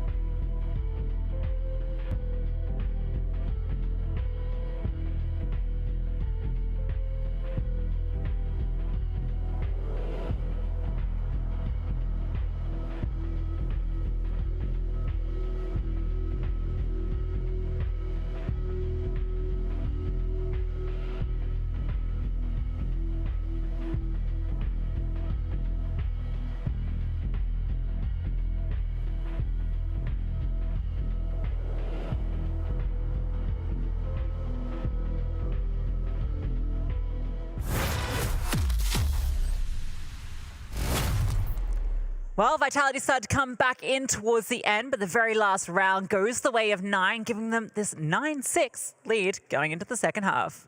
Looking good for 9, but Vitality at least keep it competitive towards the end of that first half. I think it's been some really high-level counter-strike between these two teams. And now we've got to see if 9 can try to close out their map pick of Vertigo. And this is where I get a little scared for Vitality, given their T-sides that we've seen so far in this map, but I'm sure plenty for them to reflect on from those opening games, and I'm sure they've come in prepared here to verse 9 for this legend spot. Group up in towards mid for 3 Vitality players. The 4th going to be joining them in Apex shortly. It's being jiggled at the moment by Kyler, who has a flashbang he can drop as he falls back. There's that Flames that goes in towards the elevator, the little cheeky one to allow this split to come on through. They're going to wrap onto the B bomb site. You can see immediately abandoning it is the 2 defenders, knowing that they want to take this fight on ZywOo, but ZywOo comes out ahead, and Goofy's now stuck. ZywOo still fighting and still winning those fights. The Glock doing everything. Doesn't matter what pistol is in his hands, he's finding kills, but Goofy eventually finds the trade. Spinks surely gets that kill, indeed, delivers alongside Dupree, and Vitality come through with the T-side pistol. And ZywOo definitely deserves a lot of credit there, just left by himself to hold on to the side, left by himself to hold against that aggression. It's 9 who don't even get to fight for the site. ZywOo ends up taking them out away from the bomb site, getting them off to a really good start, and they're able to convert from that position. Yeah, it's such a cool execution, right? Because it's obviously the mid to B, but the fact that you know the CTs will be forced out, the immediate response from CTs in that situation, fall downstairs. And you have ZywOo there, and you say, ZywOo, go kill. And he does just that, getting 2 and denying 9 away back into that one. And, well, they're not going to have anything into this one either, just the USPs. Vitality going to be moving up as a pack onto A, as 9 move as a pack, mostly a pack of 4. Into the waiting arms of the Mac 10. Yeah, maybe, I was going to say maybe don't round the corner anymore when it's the Mac 10 on the other side, but Magus won't mind. Okay, just taking some damage. Has to swap to the Glock, and that doesn't work out for him, but Spinks is there to collect the final 2. And it's just the Mac 10 that falls, so no harm done. Really solid recovery here for Vitality. It felt like when 9 were winning rounds, when they went on that streak, they were just always able to find a way to get the edge. A lot of convincing round wins, and then a couple where they had to exceed expectations. But now Vitality really coming on strong, and they are going to keep 1 Mac 10 in the hands of Apex. Keep an eye on whether he's flying in first for the team in this one. Oftentimes likes to brawl around that ramp area. We've seen that on both sides of the server, haven't we? Enjoys to get up in the faces, but this time around, it's just going to be the smokes deployed. ZywOo spams out a little bit. That's not where Vitality are interested in pressuring early. Spinks is going to be taking a look in mid, joined up by his teammate in Dupree. In fact, it's once again looking like a bit of a mid presence being shown by Vitality. Often a rarity on these T sides, so we'll see how Goofy handles it. Goofy switching between angles, Minio alongside him. Should be a nice setup for 9 to try and get some favorable trades and then quickly drop back. 9 have all the information. They've got a player looking down the stairs. They've got a player looking from top ramp. They know that mid is where the pressure is coming. 2 players can focus on this. Utility comes on over. Minio doesn't connect his shots. Goofy swings out and almost gets a double. Not quite though. Now K comes on over.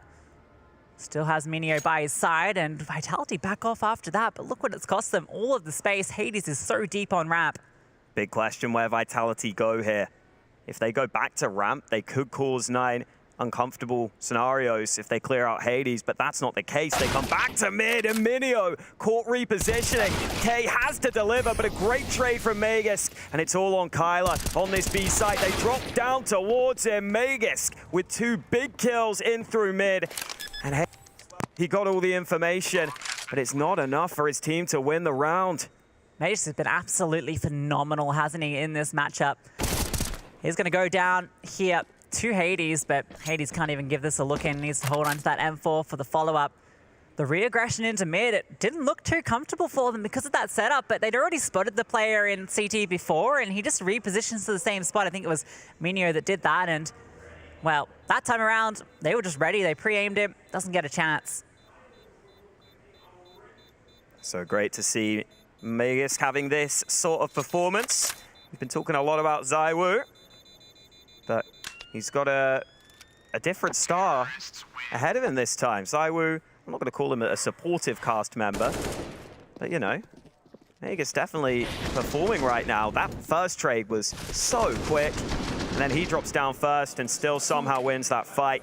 It's such a tough fight, and it's so well handled to drop like that. As you're falling, you know, it's going to draw the crosshair down. You get the accuracy as you fall, and then you've got the player up on the actual gap to swing on through.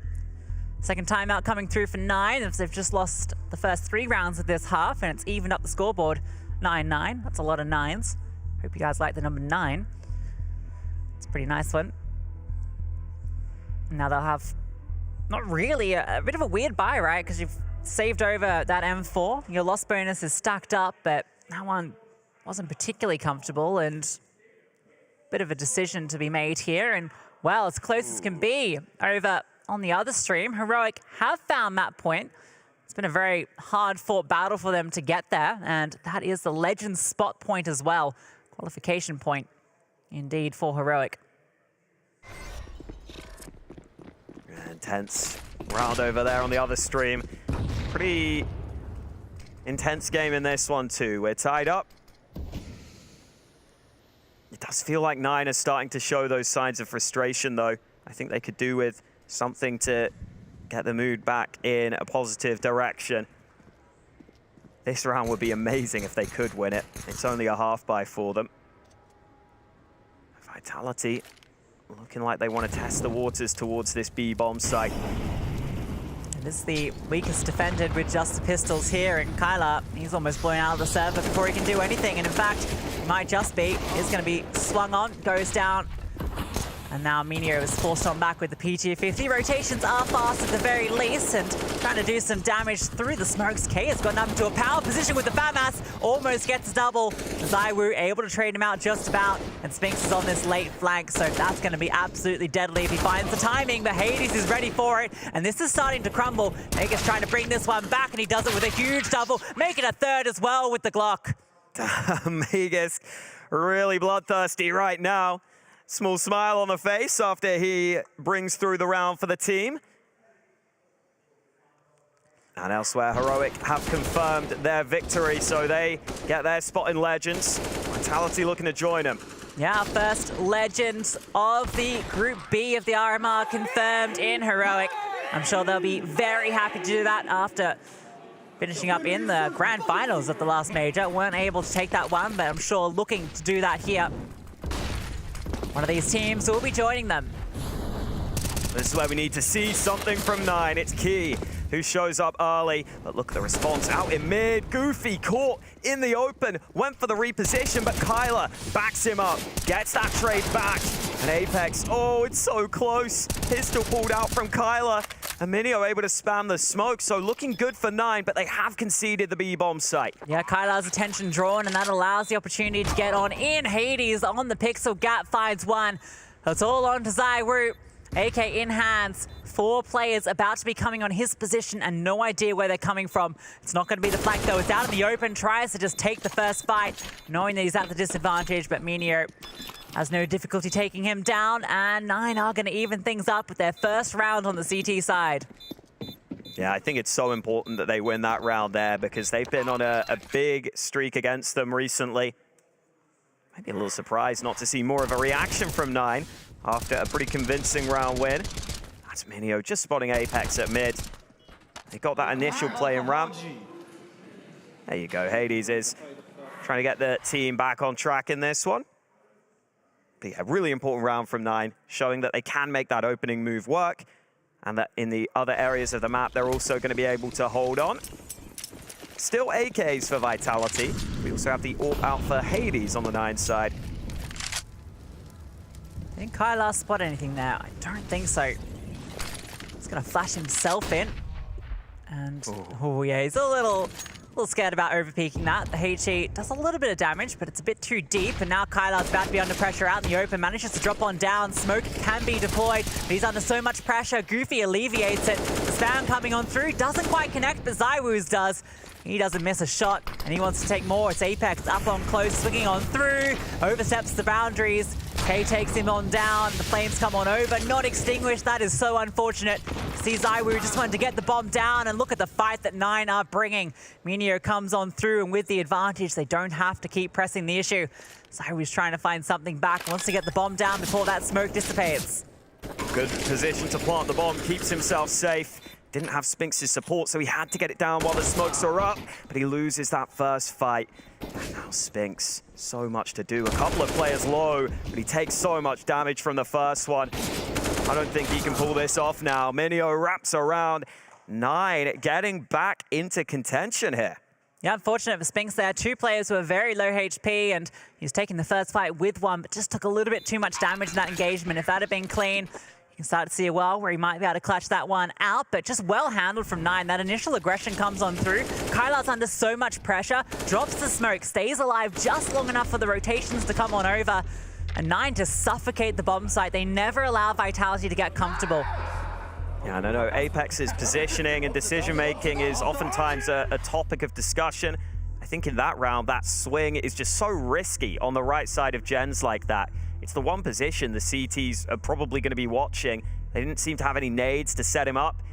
And once 9 start to get into a man advantage scenario, it's much more difficult for Vitality to get that bomb down. It's one of those situations for Apex where you know a player was spotted there. You've just seen him just jiggling out, dropping that smoke. You know that also he took a bit of damage in that initial engagement. He just feels like he needs to get that kill to put it back into a better position. But the rotations were so fast from 9 because there wasn't any pressure anywhere else on the map. They knew that there really wasn't anything else coming through. So 9 take back the lead.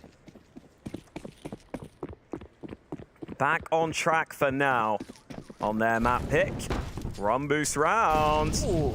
Hades getting into position early, but no one peeking him.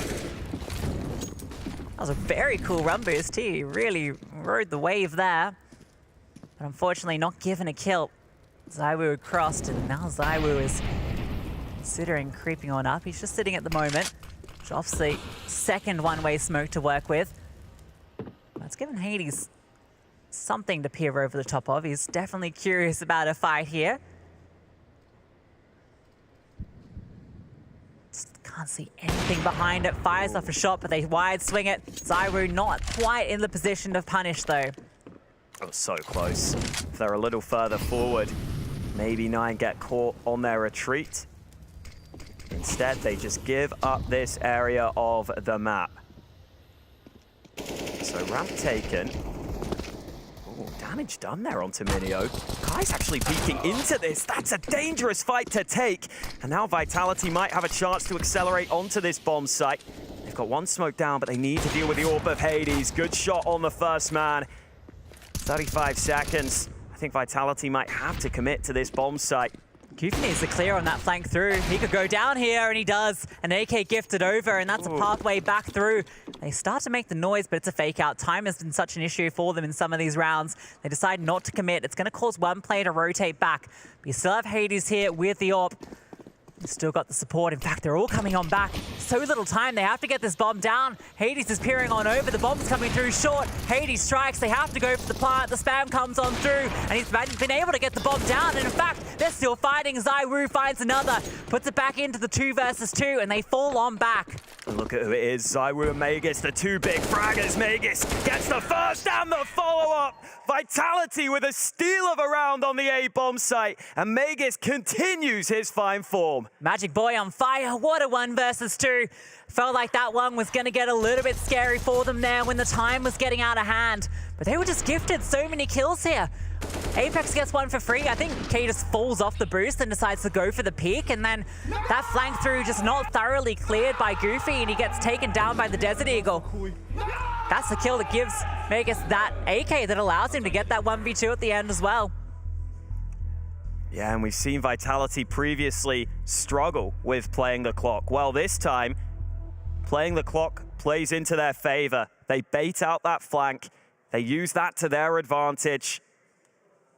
And you saw the response from 9. They've got to accept that, listen, you're sometimes going to lose rounds like that at this level of play. The instant reaction was one of disappointment, but you have to instantly get your head back in the game. Let's see if they can do that here, because they are on their last legs in terms of their economy on the 9 side. They get the AWP out, but there's an MP9 in the mix. Yeah, a bit of a swing round here. Megas is the only one with extra cash because that came down to the 1v2. No loss bonus, really, for Vitality. Apex, peeks on through. Spots out to play it, falls on back. Dangerous game being played here. Ooh, peek on up, doesn't quite spot anything. Kyla falls back as that smoke starts to fade. This aggressive mid setup, not going to be peeked into yet. I like the idea from 9, given that Vitality have gone for a lot of mid plays, particularly later into the round, but this time around, nothing here, but it gives Goofy a lot of space to work with, and given there's no pressure anywhere else, it's absolutely fine for him to take this. Oh, baby. Vitality are watching for that flank right now.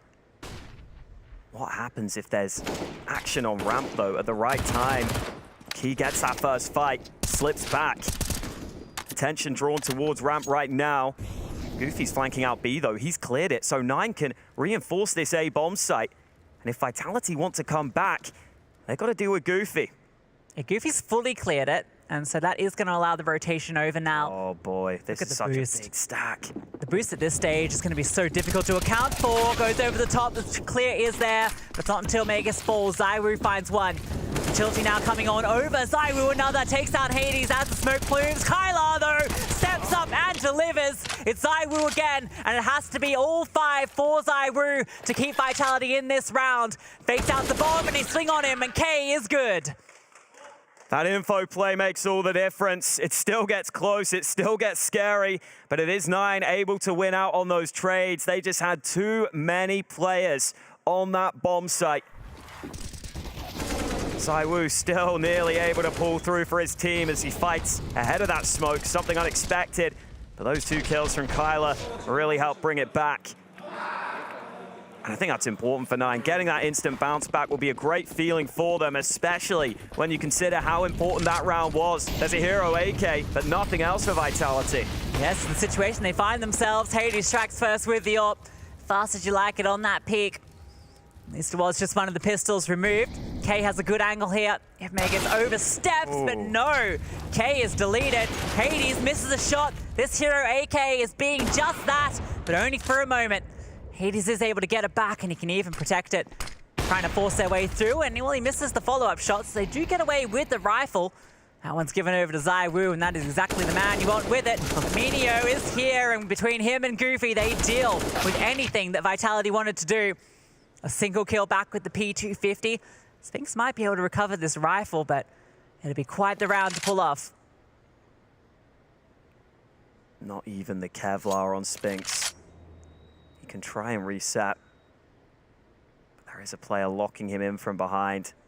I think that player's pushed through mid, all the way into spawn.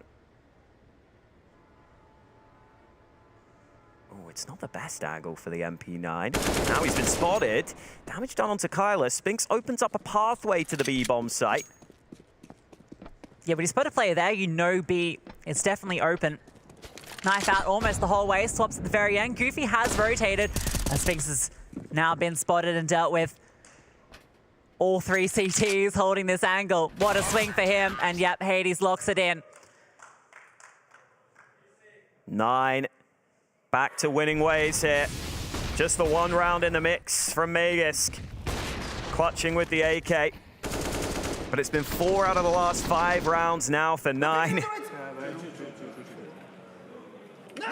Apex a little frustrated. I think he ended up dropping the nade forward awkwardly. Kind of just gave away the peak that was about to happen. And some more hype on the 9 side. Ooh, this isn't good either. That investment they put into the last has really messed them up here. Yeah, Vitality with some weaknesses in there by. Maybe send the AK in first here, try and open things up. But Dupree takes damage. I think someone else will be eyeing up that AK now. Yeah, pass that one over. Megas on 27 kills. I think he'd like his hands on that rifle. Ooh, big B execute coming in, and there's no one on the site right now. Dupree's gonna be coming on first. Kyla flash on off, can't quite fight it. Now he swings on through. Spots a couple of players. Apex trying to come on through, and both of them are dealt with. ZywOo gets one back with the Galil. Goofy in mid, though, up on high, drops both. All now onto ZywOo, and he doesn't even get a chance. It's 14 for 9. Nine have taken over here. You can see smiles on their faces because they know how close they are to this first map. Vitality's money in a real problem position for them now. A boosted angle getting work done on mid, and even though they get into this B site, ZywOo trying whatever he can. These players at mid just get completely destroyed.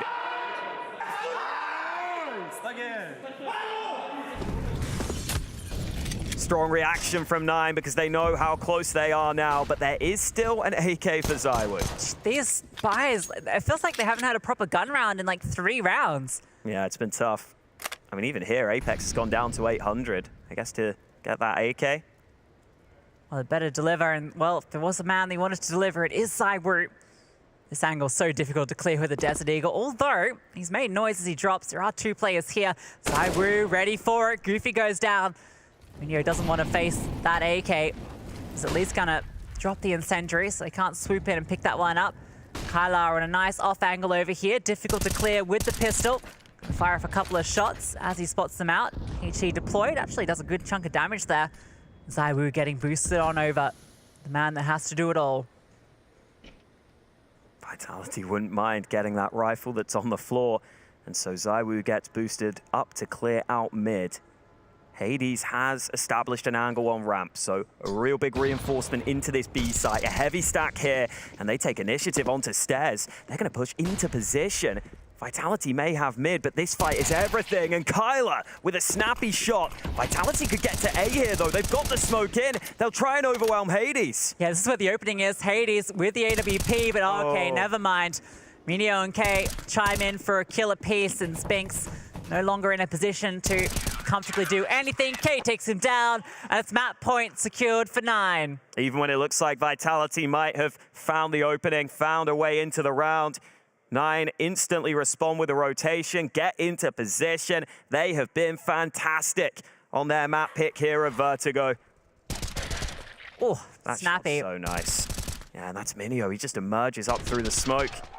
Every rifler on this team is popping off, and then you got Hades, who's also having a quietly fantastic game. Whereas it's very top-heavy for Vitality. ZywOo made this show, and we'll see how that show is going to end, at least this episode. Fight over towards ramp, a lot of utility both ways. Apex, he's trying to get up close, pushing in towards the gap. K peeks on over, spots nothing yet, and look at the space from Apex. No one watching this right now. I mean, the AWP is, but he's going to get so far up. Oh, Apex dealt with, but ZywOo gets the kill elsewhere. I think maybe that's the opportunity, but they were always accounting for the fact, but at least ZywOo found that one back. K's desperately looking for something over the top of this smoke. This is going to be messy, and he spots out the dome of Dupree. Takes it off. A 3v4 now for Vitality to stay in this map. Magus finds an opener. Kylar goes down, and that's the B site open for business. It's that 1-2 punch again. Magus and ZywOo who open up the round for Vitality. Still utility here for 9, though. Maybe a molly onto the site to try to deny. It's not here in time, though. Flash in instead. Magus goes forward, but he goes down. It's all on ZywOo to keep his team in this map. They snuck onto the site. He's got the first. ZywOo can't adjust. 9 take their map pick here against Vitality. They are playing with the big boys and beating them. One step from Legends from 9. They take the opening map of this best of 3, and they can almost taste Paris.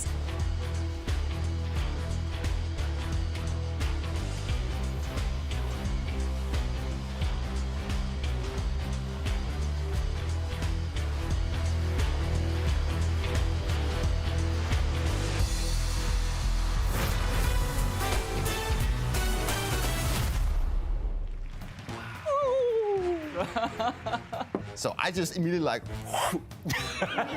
We saw some recruit. He started talking trash a bit about Copenhagen Flames. And Oh, no way. Hey, I'm gonna catch one. It's time for the Gauntlet Challenge. What is the gauntlet? No. It's the f***ing goal! No way, this is last place. It went really badly. I wouldn't say it's good, because I would say it was great. Let's go, baby! It's now time for dupreeh to show us how much grit he's got. Will he bring vitality to this challenge? Will his movement be good enough? Or will the new map take the spring right out of his step? It's time to start the gauntlet. Ooh, interesting. All right, let's get this show on the road. Ah! So this is another long jump thing. Oh, I jumped too. No, that's very nice. Oh, surf. Oi, no. Oh, yeah, I made it. Oh.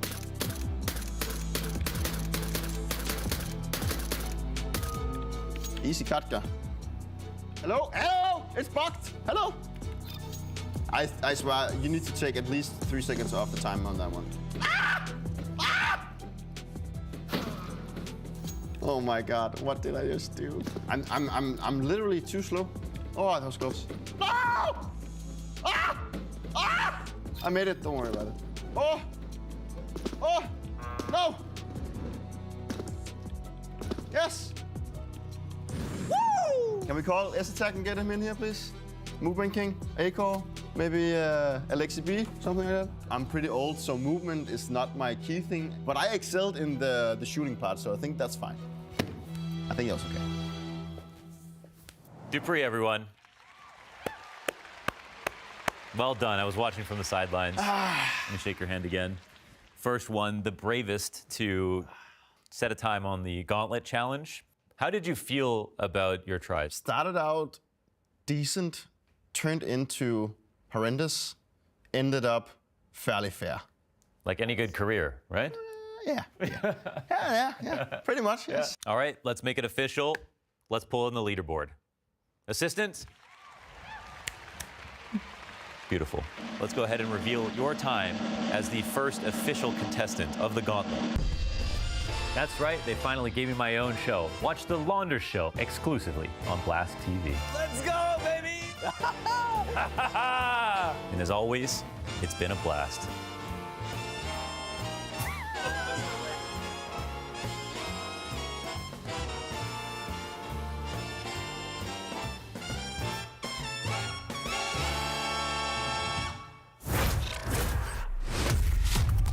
Nine take their map pick of Vertigo, and well, it looked pretty darn convincing, didn't it? Yeah, honestly, towards the end there, they really took over, and that's despite Vitality having a couple of star performances from ZywOo and Magisk. So if you can beat Vitality when they got a couple of their stars popping off, that's great. But I mean, just the difference in how top-heavy the scoreboard is for Vitality, I mean, that's something that they'll want to improve on going forwards. Yeah, that's the big issue here, right? We see ZywOo and Magisk, the top fraggers in the server, both of them actually the highest 2 fraggers, but it's just not the same from the rest of the team. Spinks had some moments, but it really felt like it was a 2-man show, whereas everyone on 9 really did step up at different times, and I think that was the key difference here. Definitely saw a big step up and really a team performance from 9. I think you could see the chemistry on display here. Obviously their map pick, so they were very comfortable on this one. Yeah, for Vitality, I mean, normally when Magisk has this sort of game, it's the thing that pushes Vitality over the edge. He's normally that sort of middle of the pack player, but for him to have this sort of performance and not able to get this win, it is a shame for them. But we were saying this is a series where there's a lot of comfortable maps for both teams. Vitality should still have a chance in the rest of the BO3, but the main thing for me is seeing that 9 are going to bring it to these top teams in the best of 3s as well. Yeah, it's going to get you excited for this team, right, and what they've been delivering. They've already taken down 2 massive kills, 2 massive teams in those best of 1s, and looking to do the same to Vitality here. And yeah, I mean, this is a great highlight package from Magisk, but it was just him. Really, ZywOo was up there behind him, but it was just those 2. Yeah, definitely something that Vitality will be hoping to improve upon. I think for Apex specifically, quite a few rounds where he was getting caught out of position. Maybe because he's, you know, not quite as comfortable on this map perhaps, but we have seen Vitality play it. I'm hoping for their sake their pick looks better because we have got that Anubis coming up. It is an interesting pick coming in from them because they haven't played it too much, but they obviously had that nice win against FaZe on it. And again, Hades on that AWP, also just delivering consistently. Yeah, I think the thing looking ahead to Anubis is going to be Hades, right? He's been so good on the AWP here, 4-9 on both sides of the server, and I feel like when we look at Anubis, that's a map where the AWP can have way more impact than it can on Vertigo, and yes, that does apply to ZywOo as well, but even back at EPL in that game versus FaZe, ZywOo wasn't particularly comfortable on the CT side AWPing. He even mentioned it wasn't one of his things that he enjoyed doing. The rotations are difficult, and that's something where you could see the AWP of Hades punish. Yeah, weirdly enough, it was the T side where ZywOo started delivering. And, you know, listen, Anubis seems to be a map right now where you can have huge T sides. So it does make some sense. I still think ZywOo is really good on that T side, getting into those post plants. But yeah, the question will be for Vitality, how many CT rounds do they need? How many will they get? And can we see a more consistent output from some of the rest of the team here? Yeah, because I will say their CT sign looked a little bit shaky there on Vertigo, particularly in, you know, the first 8 or 9 rounds. It was just one-way traffic for 9, right? And I think the big issue there for me was the B side. dupreeh felt like he was getting punished again and again there, and that can't be the case when it goes to Anubis. Yeah, well, I think for the other side of things, for 9, we really saw everyone show up that we wanted to see here, and K doing it again, man. These guys have really, really good aim. They're showing it. They're showing basically all that we want to see from them. Kyler had a couple of crispy moments as well. And Apex, bit of reflection going on there. Even Minio got in the mix, right? Not normally the guy you see at the top of the scoreboard having a lot of impact for them, but he definitely had his moments. But yeah, K, a fantastic map from him. And when him, Hades, and Kyler are all popping off, this team becomes one of the deadliest. And they are a team that can take down Titans. Certainly. I think it is, you know, Vitality we're kind of looking at now, because 9, look, if they cause the upset, this is great for them, but we want to see Vitality showing us that they are in the running for Legends, that they are that sort of team, and I guess we'll have to wait and see whether that's the case. We have got their map pick coming up shortly.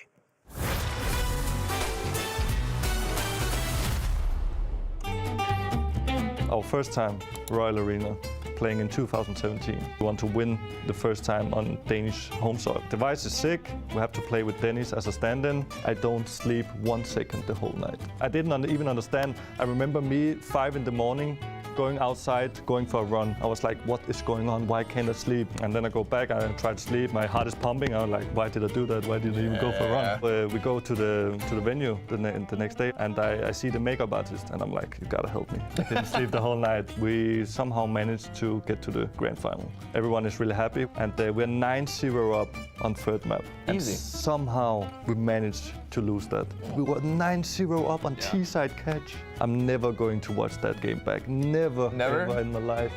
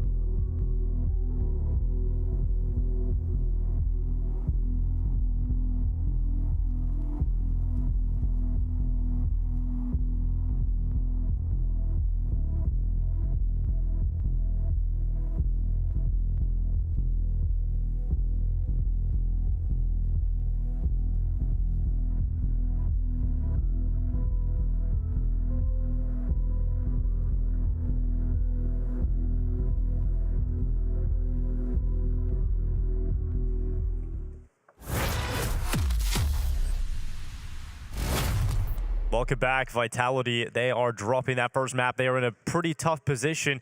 9 come through the underdogs. Lucy, I think you were predicting them all the way through. You were telling us all about this 9 team, how exciting they are. Well, here's the Unicorn odds, and they're now favoring 9 coming into this matchup. Yeah, I've been picking up 9. I'm a big fan of this team, and well, you can see why. What a display from them in this opening map. I think they've definitely made a few new fans already. Certainly. I'm excited about this team. Just the fact that they are so good individually while having those fundamentals, it's the perfect combination to be a very good upset team. And by the time the major comes around, if they keep playing like this, we won't be calling them an upset team anymore. They will be a team genuinely competing against these tier 1 opposition. We've seen it here. They've already taken a couple down, and they could be in position to take down Vitality. It is Vitality's pick of Anubis, but it's an interesting choice from Vitality, right, coming into this. I feel like a lot of the top teams don't like to pick the newest map when it comes out, but Vitality are happy to lean into it. Yeah, we're willing to play it back in Pro League. Obviously, got 2 wins under their belt.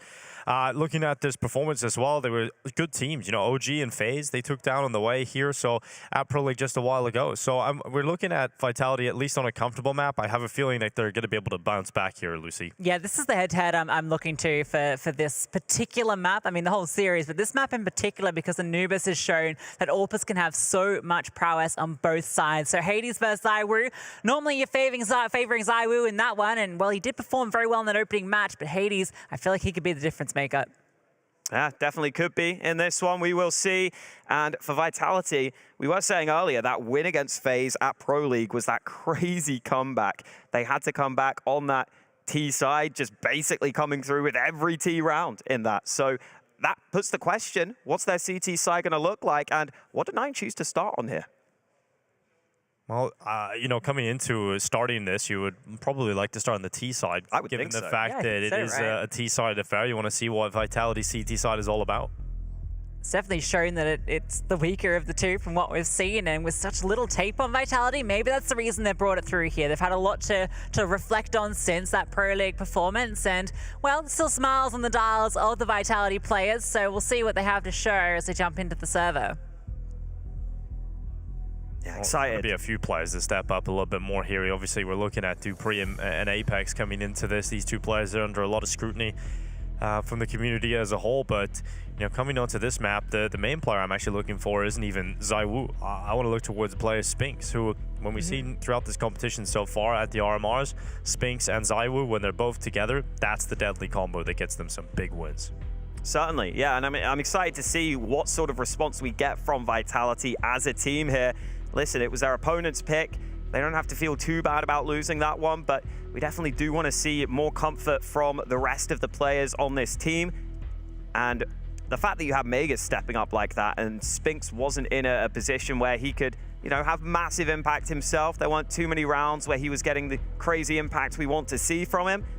Wow, that hopefully means if he does step up here, get to see a much better face from Vitality. I thought you were about to comment on the amount of notes from 9, but actually it's in Polish, so that's probably about 4 words.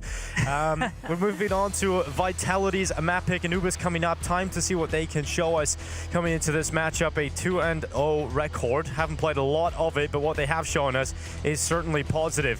It's time to see Vitality's Vitality as they head through into map 2. Legend spot on the line. One of these 2 teams will lock themselves that in at the Paris Major. 9, 1 map away from doing it. For Vitality, it will require the reverse sweep, and it starts here on Anubis, moving out quickly over towards the B-bomb site. A-bomb site. Classic. Well, they did start on the CT side here, Alex. That's the decision for 9. Listen, Vitality getting that T-side start. They want to get off to a good one here. Moving into this A-bomb site. CT's happy to dip back and concede the bomb plant. Major's come on top, just one for him. Kyler swings out to the left, and it is the 1-for-1 trade right away. dupreeh's in a really strong position. If Apex can just pull the distraction away, they can buy a lot of time here as Spinks cuts off the rest of the supply chain. They're trying to get through A main, and they realize we can just negate Spinks. We don't have to worry about the Rugs player. So Vitality, they hold the position at Heaven. Goofy's around the back side, and Spinks is also being caught. A 2 versus 2, and strong post plants here for Vitality. They've got a lot of cover, but they're wrapping them from 2 sides, and dupreeh is fighting out of it. Apex running away, knowing the time is so low. Goofy does not have the kit on his back. He can't win this round, and Vitality will have the first. Yeah, Kay was trying to run away because he had the kit and he knew he had to survive, and he just gets hunted down. So even though they find those kills on the bomb side and Apex is the only one remaining, that kit is just so far removed they can't collect it. I love that positioning that Vitality get, just pushing up. They realize that big flank was coming in against them, so they just get to push up into cover themselves. They cleared out that one side, and even though Spinks gets flushed out on the flank. I love you, Emil. Wow, okay. Vitality bringing the hype to this one because they absolutely know, you know, one map down, you want to try and get through this stage without having to go into the best of three downward spiral that we see in the likes of FaZe Clan fall foul too.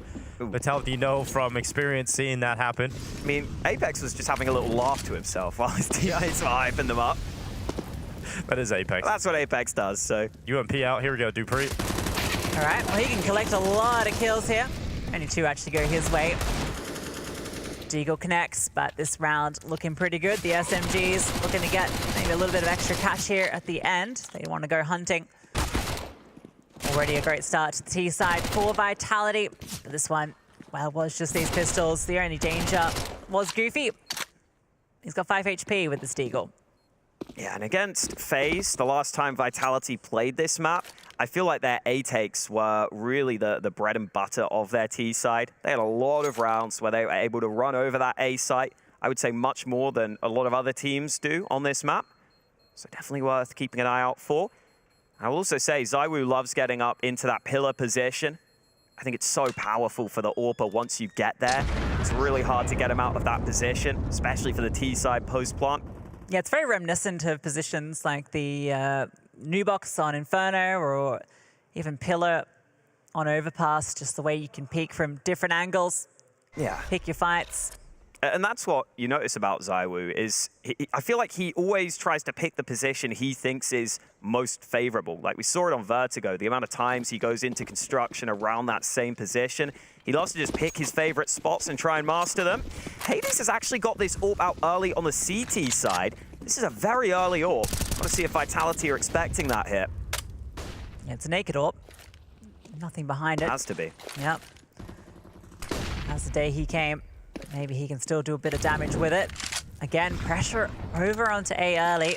That's going to be the modus operandi for Vitality here. That smoke, very annoying. Kind of feels like he has to try and get up and close and misses the jump, so now he's a little bit more wary of it too.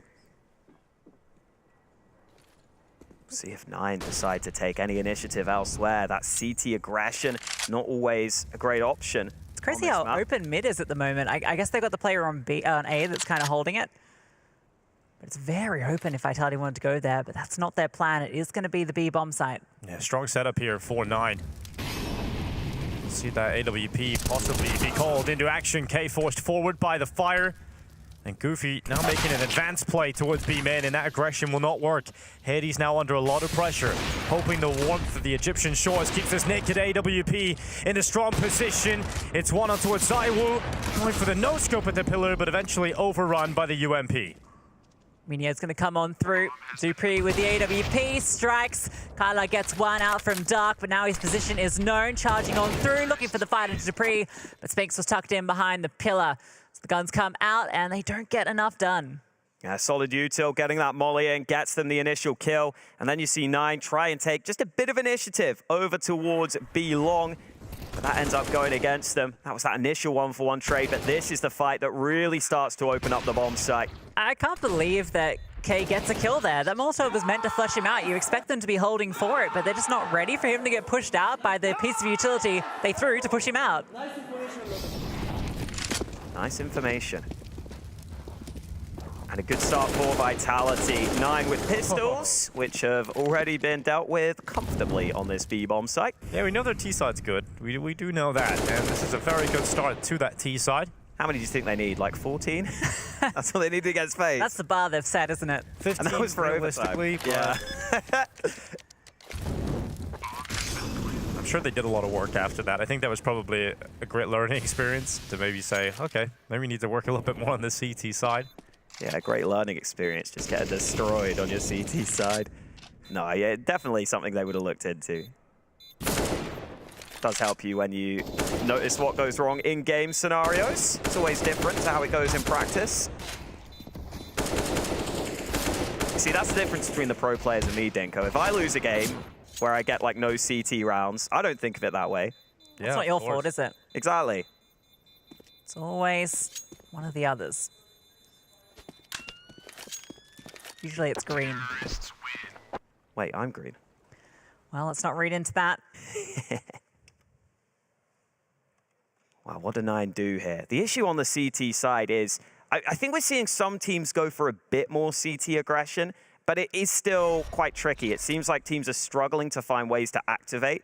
So it's not like you can easily switch up the way you play on the CT side of this map right now.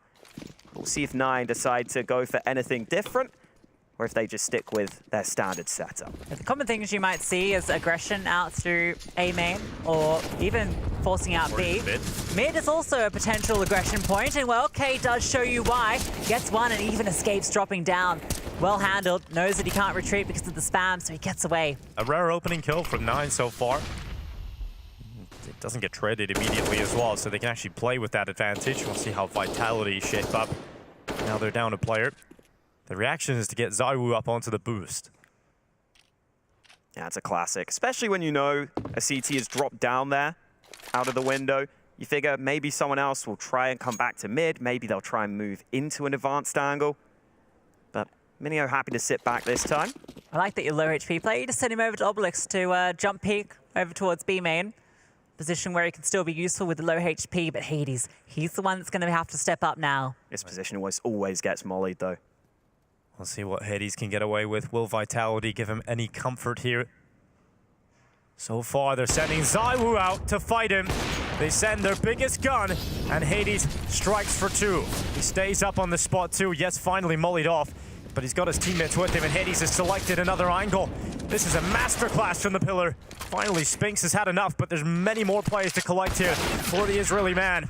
And unfortunately, he will get no further than the archway. Yeah, it did get mollied. It just got mollied way too late. They go in dry initially. And I think that's Vitality being down in the 4v5, figuring we need to sneak in, we need to sneak up and just get an explosive play in this round. But when you walk into the AWP, it's just always going to go wrong for you. Hades showing exactly how good these top-tier AWPers are when they just get walked into. And unfortunately for Vitality, that means they can't sneak up as they wanted to. Yeah, Vitality just had no info in that round either, so they just go for the straight-up dry peek, and well, there was even another extra 2 players there. Even if Hades hadn't got the multi, 9 was still in a good position. Double stack on mid. The AWP hasn't been seen here in previous rounds. Oh, Hades blinded, forced away, but that'll pull them right into the rifle of Minio. Just the first for him. Vitality still can't go through mid comfortably, knowing the AWP was around here. They heard that shot ring out, and while ZywOo collects Kylar's life, Hades is just forced further and further back because of the utility, and that opens up a pathway into the A site. So they split on it. No one's here to defend, and this is a good round so far from Vitality. Genuine consideration for a save here on the 9 side if they don't find something soon, but this fight is key from Key. He's trying to come in, he hits the headshot, and now this is on. Yeah, ZywOo holding for it though. Good reply. And now it's unlikely they could even find a pathway back in, so 9 called this one off. Vitality given a 5th. And good utility usage from Vitality, forcing Hades out of the round. He wanted to desperately get involved with that AWP. Dupree's on a bit of a hunt here. Why not? You know, that AWP's still in play. You know, Hades was around here. If you can catch him out, that's a massive weapon to take out of the round. And, well, not going to be the case. Goofy is able to deny that hunt. Hades will survive. Yeah, nice from Vitality, showing a few different shades of their T side with the aggression in towards mid, netting success that time around. And it's so uncomfortable if you're the AWPer trying to hold mid, and it's why we often won't see the AWPer always be here, because it's so difficult with, once you don't have the aggressive control, to hold both the doors angle and also the other side. You know, the bit. Yeah. Not the doors. The bit that's not the doors. The bit that's not the doors. That's the call they use. These are MM call-outs, man. What the hell, man? Over there. Diggity. That's always Diggity. your fallback. Yeah, that's what I would You call have it. the superpower. You know, any position can be called diggity, right? Time I'll take it for 9. Definitely a difficult puzzle to figure out how to put together here on the CT side. Anubis, not the easiest. People calling for some changes to the CT side, perhaps, and how it plays.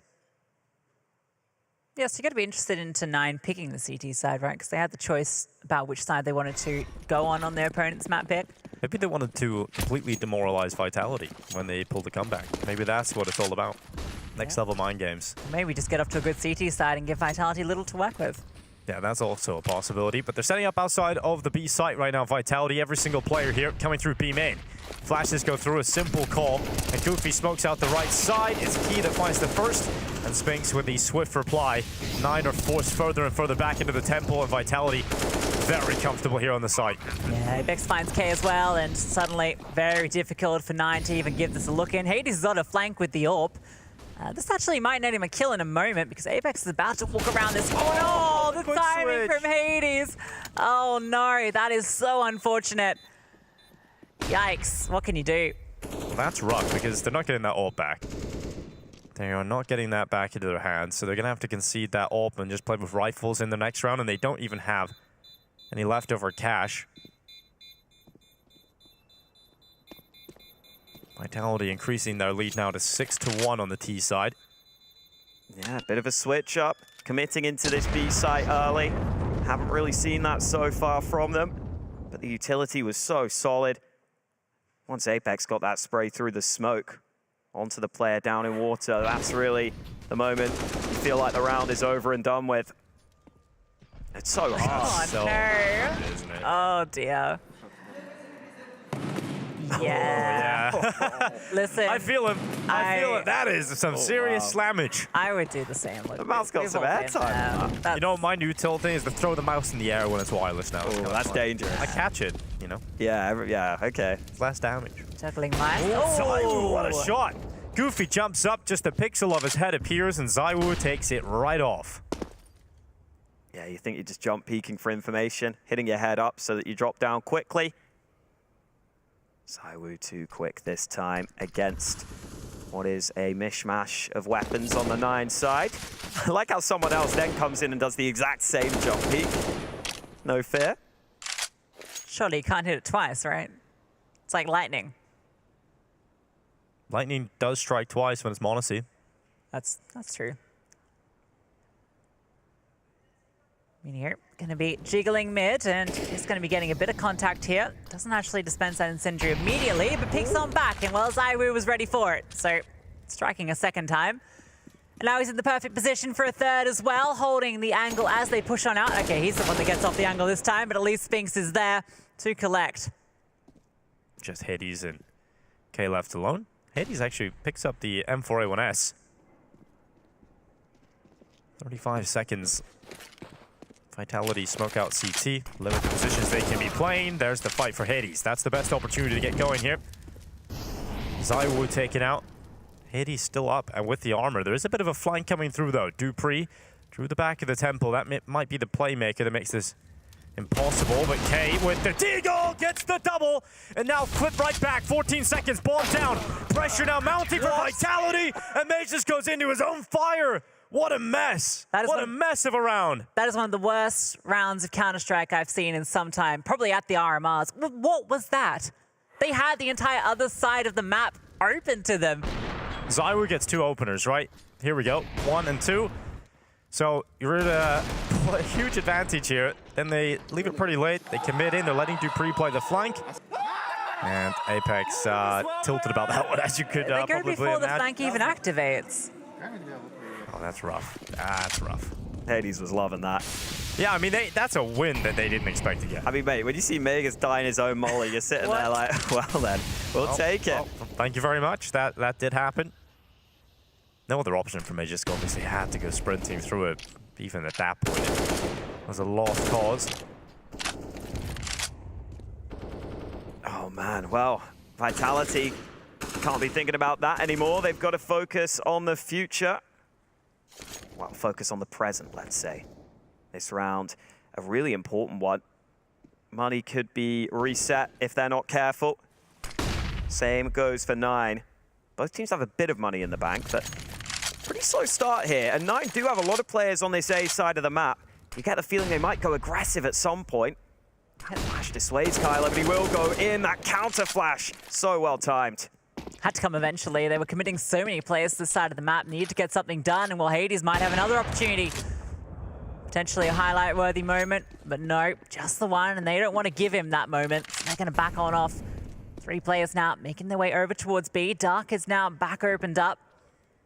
Goofy is spotting on through. The AWP on K, the secondary one that came into the server, is now holding through CT. There's plenty of utility here for Vitality, but time can be an issue again. 20 seconds. Got to get a move on in this one. Goofy playing a strong position towards the back of the bomb site, but he's been blinded. They're running him down, but they didn't clear the corner. Trade's coming in. It's getting uncomfortable for Vitality. They need to find that bomb, but it's not going to happen. 9 with some fantastic shots. Yeah, another late round that goes the way of 9. Starting to piece together the CT side. The foundations have been laid, and that perfect start from Vitality is starting to become a little bit frustrating. Quick note on this A play, it's the 3A stack, and it was not Hades who flashed his teammate in, it was the rifler from further back. So I think that's why Vitality peaked dry, because it's normal to just have 2 CTs there, and they didn't see Hades on the flash assist, so they figured the AWP's probably not here, and yet it was. And now Vitality, well, they're going to have some issues here. They only have 2 AKs in this round. Hades considering trying to remove one, but he's going to hear some players getting up close, so falls on back. No sense giving that one over. But yeah, it's just Spinks and Apex here. Not sure they're the two you want with the rifles, but I guess Spinks is actually having a pretty good game here. It's really him and Dupree that have stepped up after a pretty quiet Vertigo. Kyler's just taking all this space for free. He's going to spot out the turret. Zywoo falls. And he was just stacking up his teammate. That nade almost doing a lot of damage. Kazorp doesn't get the opportunity to strike there, but does send off the warning shot that makes Apex fall on back. Careful, Kyler. They might wrap around you if you're not careful here. Such a cheeky angle. Oh, sneaky beaky in the boat. He's going to get away with his life as well. What a move from Kyler. Spinks come chasing down the stairs, does find Goofy at dark. Perhaps it is darkest before the dawn here in this round for Vitality. Apex has slipped his way through mid, but Hades is watching. If he crosses over a connector slowly, he should have been sentenced to death, but Hades is feeling generous today. No underworld for Apex just yet. Spinks now left with only one option to save his AK-47. Dark Goofy. Sounds ominous, doesn't it? Yeah, that's very scary, in fact. Don't take time to look at this area of the map too much. I'm not The gonna rugs? You like the wires you see here? Would you like to buy some lamps? Would you like to buy some rugs? Plenty of options. Good price just for you, my friend. I don't know if Spinks can afford it, man. He's not getting any money here. Well, he could take one and fleet, but he will just save on to what he's got. Well, Vitality have money at least, but this is getting scary now. If your money is consistently reset on the T side, you don't get those rounds together. This is a T-sided map right now. And Zonic wants to have a word with his team. Seen a couple of rounds slip away from them. First time out taken. Given what we've seen from their CT side, or rather, yeah, the CT side so far from Vitality, you know, you don't want to drop too many of these T rounds in the fashion that they have. After such a perfect start as well, they were 6-1 up, but that one round that kind of slipped out of their grasp due to time and walking into that stack has now led to a series of rounds for the CT side as they build their way up into this. And it's not the prettiest for Vitality here either. Galil and a massive lack of utility, but at least they have those 4 AKs out. Double up setup now for the CT side. Vitality grouping pretty heavily onto this B side of the map early. They went for an execute here before, and it worked pretty well for them. They might do it again. Yeah, they smoked out mid and dark to try and fake out at least one rotation, but they're still holding strong on this B site. Goofy out from Pillar. Minio able to chime in. It's a good start here on the site for the Poles. They're keeping Vitality at bay. So this round really felt like it was based on speed. Upon breaking through into the site, Zywoo luckily gets one here for Vitality. If they went away in the 3 versus 5, it was very difficult to reset back into the round. But now to 3 versus 4 with all this time left and a decent amount of utility here on Magisk, there might be a shot at pulling this one back for Vitality. Yeah, the good news for them is that over on the other side of the map, there hasn't been any further aggression taken. It's just Hades holding that one down with the AWP. Rotation does come over, so they can play a 2-2 setup, and you can obviously still look after mid from that A bomb site. And with the utility they have, it's just enough for the execution onto A. One smoke can come through into that glass connector, or even potentially over to Heaven, which indeed might be the play, but they also have the Molotov for that position, so it's just about enough. Still need to be perfect on their entries here. Question of are they ready for the AWP? Yeah, it's such a good position for him. They have 2 flashes available on Apex. He seems to be setting up the util here, so hoping those flashes connect on towards Hades. They have it on the first attempt. Hades connects on Magus. The flash did connect on Kylar, and ZywOo, well, he is the difference yet again here for Vitality. Pulls back the round entirely on his own. 3 kills, and he wants more. He has got Apex with him, his in-game leader, providing support, watching the flank at A main. This allows ZywOo to focus on the connector play. Okay, started to move forward. ZywOo feels better about using the cover of the site itself and watching up towards Heaven. But 9, so tentative, not moving in. Finally begin to make their final steps towards the site, but the time is ticking and ZywOo is repositioned into a position of power. But Case chimes in, just Apex left, and the Predator strikes for 7. Big transfer from Apex. You thought it was going to be ZywOo with the way he opened up the bomb site, that he eventually gets flushed out on the site itself. What a comeback into this round, though. This second shot so clean onto the AWP of Hades, who shows frustration. And then Apex comes in, cleans up the mess. Vitality finally back on track. Yeah, ZywOo and Apex on the A site in the clutch. Name a more iconic duo. Nice closer for Apex. That one was a little bit scary for them, but they get back on track on this T side. Aggression now coming on out. That flashbang is good. The second one even better, but at least ZywOo's there for the trade. Look how quick ZywOo's decision-making is to just go for that trade immediately. Flash comes in, information, and all of that chaos. He knows the exact move he needs to make. And Kylar has no chance of escaping, and a nice shot from ZywOo, but he commits too wide. And the 2 players at Dark claim the kill. That's great from 9 as well, though. Goofy specifically knowing that K has to fall back off that shot. And you know ZywOo's not expecting a re-aggress because the AWPs had to fall back. And now look at this. Speaking of re-aggression, but Spinks has a really good angle here. It's not uncommon for the lurker to be here. Goofy's going to walk on straight into the crosshair and swings out for the second as well. Spinks with 2. And that's now an opportunity to go on to this B bomb site. 9 up in the 4 versus 3. They decide to make more proactive plays. And they might have just gifted this opportunity over to Vitality. This B site wide open for the taking. They worked so hard to get up into that 4-on-3. Didn't feel like the moment that they needed to make a move, but they decide to do so, even though we've talked about how hard CT aggression can be on this map. And I don't know if they can go for this. They're hanging around, but this is a really hard retake. Yeah, taking a look at the money situation here for the 9 side. They have to back away. They have to concede this one. Vitality, they've won the half up by 1 round at least. This is the opener for ZywOo. Quick decision, flicks out to Kylar. And then this move wins the round. Spinks ready for the second. And the B aggression does not pay off for 9, perhaps sitting back, feeling a little starved for info or map control, and they decide to go on a hunt for some of that information together.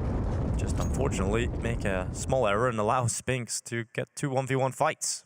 Yeah, it's a question of kind of overstepping the mark there, right? Because you can just leave the player and Goofy kind of just post up in the corner, don't have to keep pushing it, and then you've got this really nice position outside of B main there that can activate later on as the hit comes in. But they want to get the information, they want to push all the way through and try and end it there, and it doesn't quite work out their way. Second timeout now coming through for 9. So they have half the rounds of their opponent. Still a bit to work with into this round. Yeah, maybe just wanting to talk about that aggression decision, because you really do need every round you can get on this CT side. When you get up in a 4v3 like that, it's a shame to lose it, but there's still opportunities for 9 in this half. Yeah, you're definitely right about ZywOo. His biggest strength is probably how quick his brain works in terms of making those decisions instantaneously always seems to have the right read at the right time, straight away able to react. Yeah, I think that that's the difference that makes the elite players, right? How they have a different decision tree and how quick that activates in their mind. Yeah, it's almost intuition, it feels at times with ZywOo.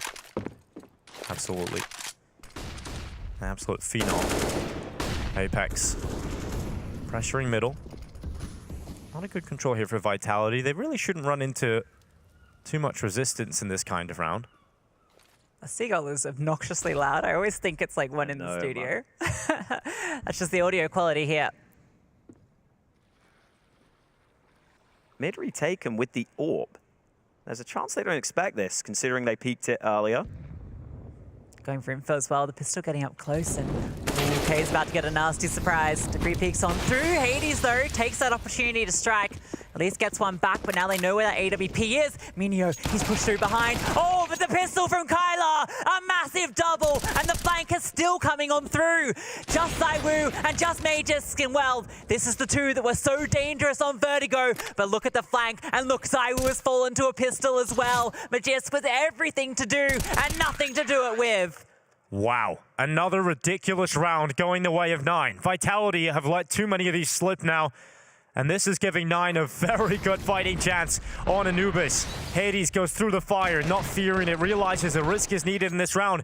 And then they just go barreling into the site. They're not ready for the close position. The 5-7 dishes out 2. And then the flank of Minio comes through to close it. Kyler's aim is incredible. We're seeing how snappy he is. He's got that almost Twists-esque style. So many headshots this guy delivers. Great to see Kyler stepping up in that fashion, overperforming with the pistol. And now look at Vitality. They could struggle to close out this half. They've only got 2 AKs. This could end up being a really strong CT side from 9.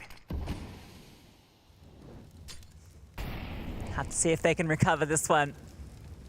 2 AKs on the board. Just the Tech 9s around them. B site stacked again for 9. And that's why Vitality are going through. They're going to go for a split. 2 through dark, 3 out through main. Through the dark play they go, and Goofy stops both of them.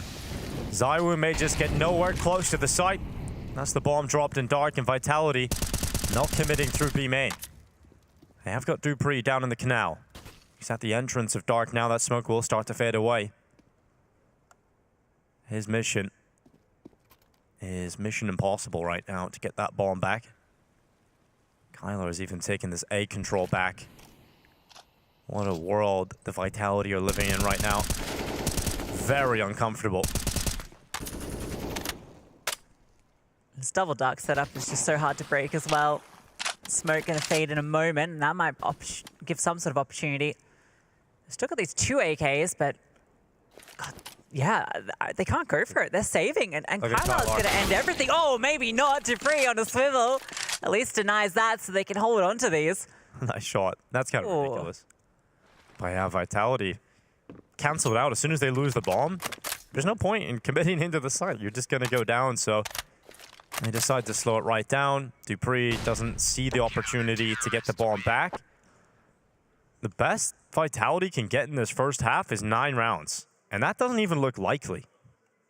Yeah, and that doesn't feel like a good T side for them, considering what we've seen on this map as of late. And this veto, it's interesting from Vitality. The other option they maybe had was Mirage, but I honestly don't think that would have been a great pick for them either. It's not normally a map they always love to lean into. It feels like this map pool for 9 is pretty damn good in this series against Vitality.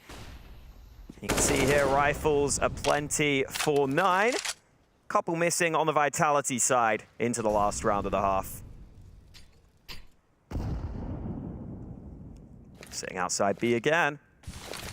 It's the same play again. See if they can find success this time. Goofy was such a menace in dark with that double last time around. They don't test him early.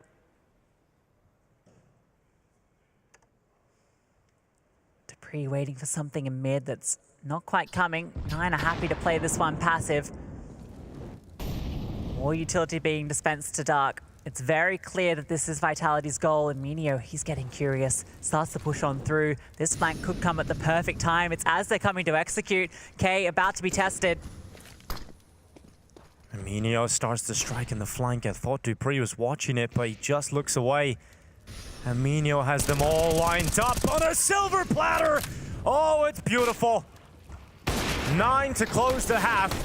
And the strongest of fashions as Magisk fights back. The Tech-9 has a bit of a bite. But 9 wants to seize this opportunity. Now Magisk have found the AWP, diving down into the canal. It is a strong first half showing from 9 as they look to try and stop Vitality from reaching the legend stage of the Paris Major.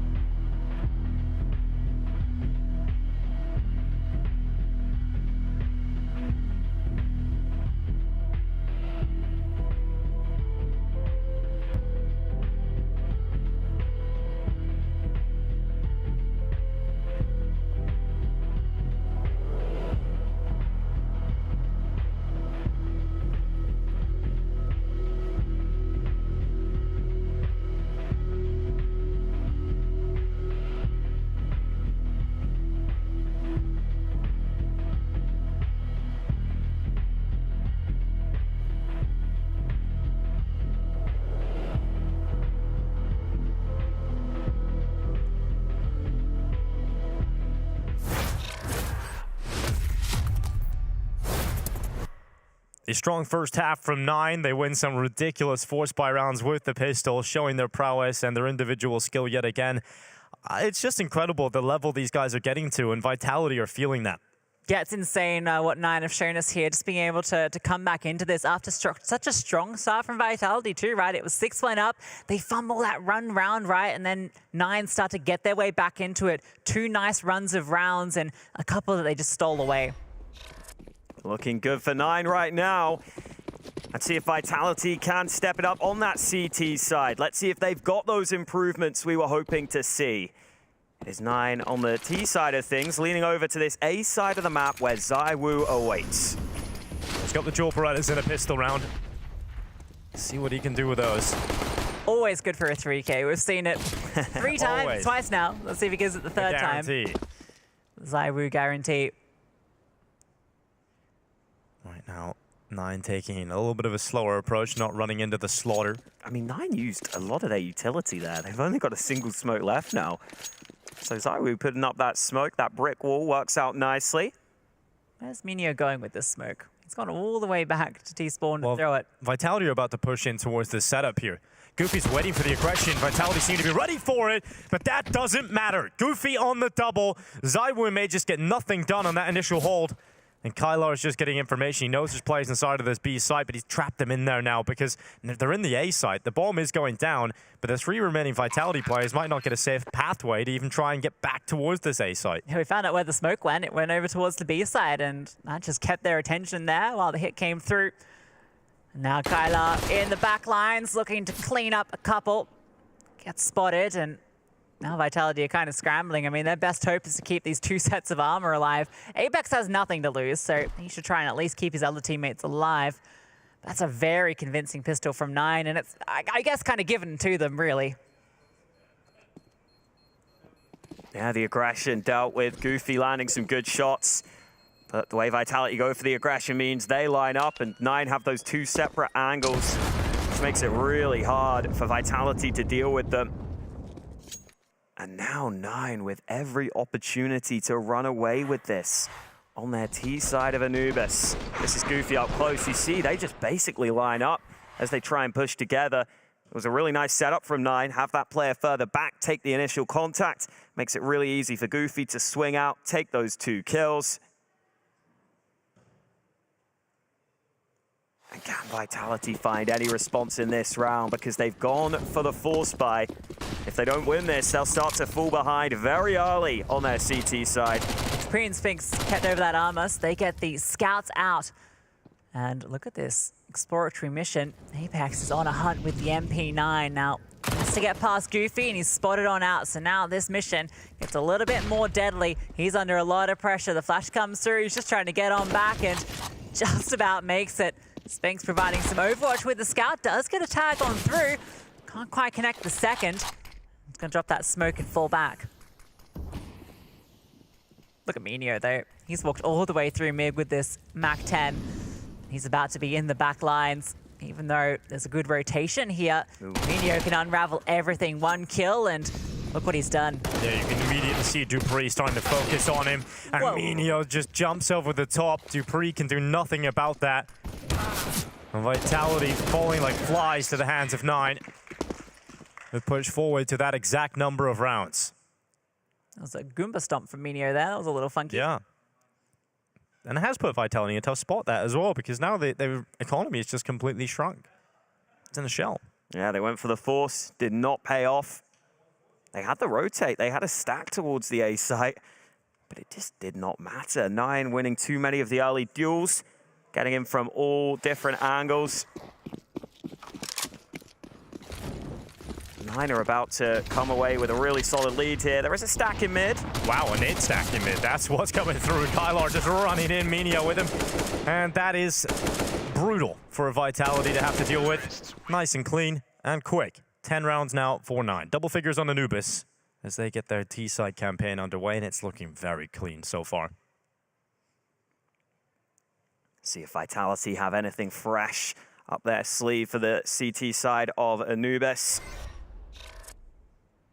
AWP is out for ZywOo, even if it is without Kevlar. Other players able to get their rifles as you would expect. Strong start here for 9. Let's see if they can keep it up themselves. Hades searching for an opening fight, and he catches ZywOo before he gets to the angle. A big AWP v AWP battle goes the way of 9. That's huge for Hades to pick up, and that's going to incentivize them to push onto this side. Spinks is under pressure, forced on back to Pre, brought down to 1 HP, just about living, and K spams Spinks down through the smoke. Dupree, his days are numbered, into the jail. Kylar deals with him, and they're just throwing their bodies straight at 9, and it's not netting anything. Yeah, straight away, Vitality in their first gun round of the second half have no option but to save. 9 just blister right through them. ZywOo gets caught in the AWP duel right away. Dupree and Spinks continue to have a rough time.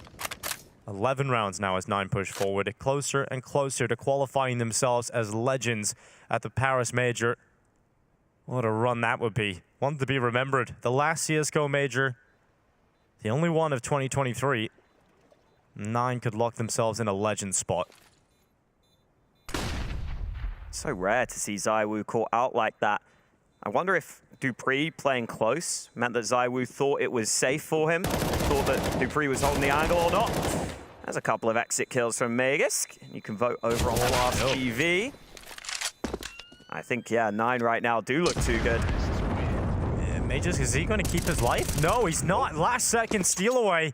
Not a single player from Vitality gets into the next round. Feels like 9 can do no wrong. Hades just had the best spawn to go for that peak. You can see how confident he was in taking it. And ZywOo, I mean, he had the right peak, but the timing just wasn't there for him, unfortunately.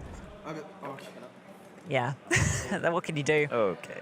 I love ZywOo, man. He, like, even when he's getting just immediately killed at the start of a gun round, he's just, oh, okay, that happened. Hades so happy about that one. Yeah, he brings the personality to this 9 team. I mean, if Vitality saved 2 guns, maybe there was a case to be made for a full force, but they don't save anything. It has to be pistols. And it's starting to get a little desperate here for Vitality.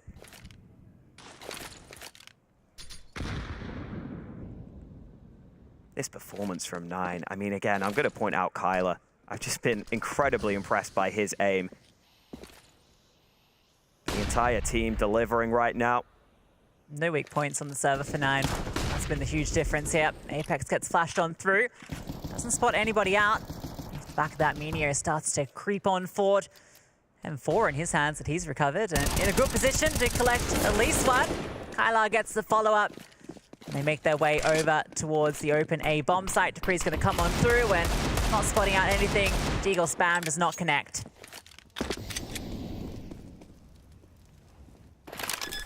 Rough for Vitality, but 9 will not complain. Smoking out ZywOo. He'll rattle his little CZ through the smoke, but no one's going to push into that smoke anymore after that. If ZywOo used the CZ, I think that justifies anyone being able to use it. True. Although we did see that Kyler double with the 5.7, so I think the 5.7 is just so good right now. It's but ZywOo's using it. Yeah, but ZywOo. That's true. I'm not ZywOo, and that's maybe I shouldn't use it. Yeah. Maybe don't try that at home. Goofy. Apply some pressure. They're just trying to go for this into the site. Cause some damage, pull some players closer to the bomb. Hoping they can force a few players to go down and for a few rebuys, rather. There we go. Into the next round. And ZywOo switches out to the AK at the end. That's why you use the noisy cricket. Yeah, gets himself an AK, pass that over to teammate. He's got enough for the AWP as well. And this one's going to be a big one for Vitality, and they know it, using their second timeout. Yeah, and I think one of the issues on the CT side of this map for Vitality will be it's not like you can get your star players really activated, and the Ts can basically push any bomb site, and I would say it's pretty balanced right now where the T side decide to go. You will see A plays, you will see B plays, so you can't guarantee players like ZywOo will get involved in all of these rounds, and a couple of the Vitality players are really struggling here. Yeah, they are, and speaking of struggling, if Vitality don't make it through, which is looking very unlikely that they make it through the Legend stage right here over 9, they'll have to go into the 3rd place decider bracket if to challenge down another team that's down there. We're looking at teams like G2, Cloud9 still around there. And so there's definitely a lot of teams that could beat Vitality. And so you put them in the challenger stage of the major if they make it through. And you're looking at a Vitality who, I don't know, could definitely slip up in that challenger stage. If you want to see them in the playoffs, their best shot is starting in the Legends. And this is a great start to this round. Spinks and Apex open up with 2 against the buy of 9. Yeah, I like a bit of CT aggression. Can be very difficult to pull off if executed poorly, but they are able to find 2 openers. One just comes from the spam, but the key one there was to find outside of dark, which can be difficult to go for, but Spinks delivers. 9 now, even though they are on fire, that might get quenched in this round as a 3v5. Tricky for them to pull off. The gap is mid, but it's only a very slight gap because ZywOo is close, and there's also Apex, who's covering from the B side. This has got to be a round for Vitality. No excuses up in the 5-on-3. Apex will get the early warning system. Now as they have pushed deep into middle, they'll re-smoke out A connector and make it uncomfortable to go to A through that avenue. And 9 just starting to consider what options do we have available right here. Not a whole lot. go through Temple and try and enter B, but there's still 2 players around that corner. Going to the A side's likely got quite a few members defending it, but they feel better about A because of the lack of time. And ZywOo's over here. Apex has got the perfect timing on the flank around the back, and luckily he has got that flank because ZywOo had fallen. And if they can move through as a pack and pressure Magisk, they probably could have got the site there. So Apex does a great job. Yeah, heads up play to push through the smoke there, knowing that the pressure was about to be coming onto B and onto A, sorry, and that retake is so hard. Gets that opening as well, and yeah, just the right timing just to push through that smoke to find Goofy. Solid activation from Apex. Vitality all working together when they realize it is that mid position that they have to be concerned about. Let's see if they can keep it up. They got those 2 clean openings in that one.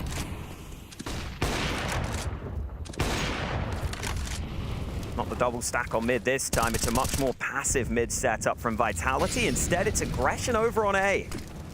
Magus about to be under pressure here, but no, rises to the occasion. Goofy tries to flash himself in, and all he gets for his troubles is a bullet to the face.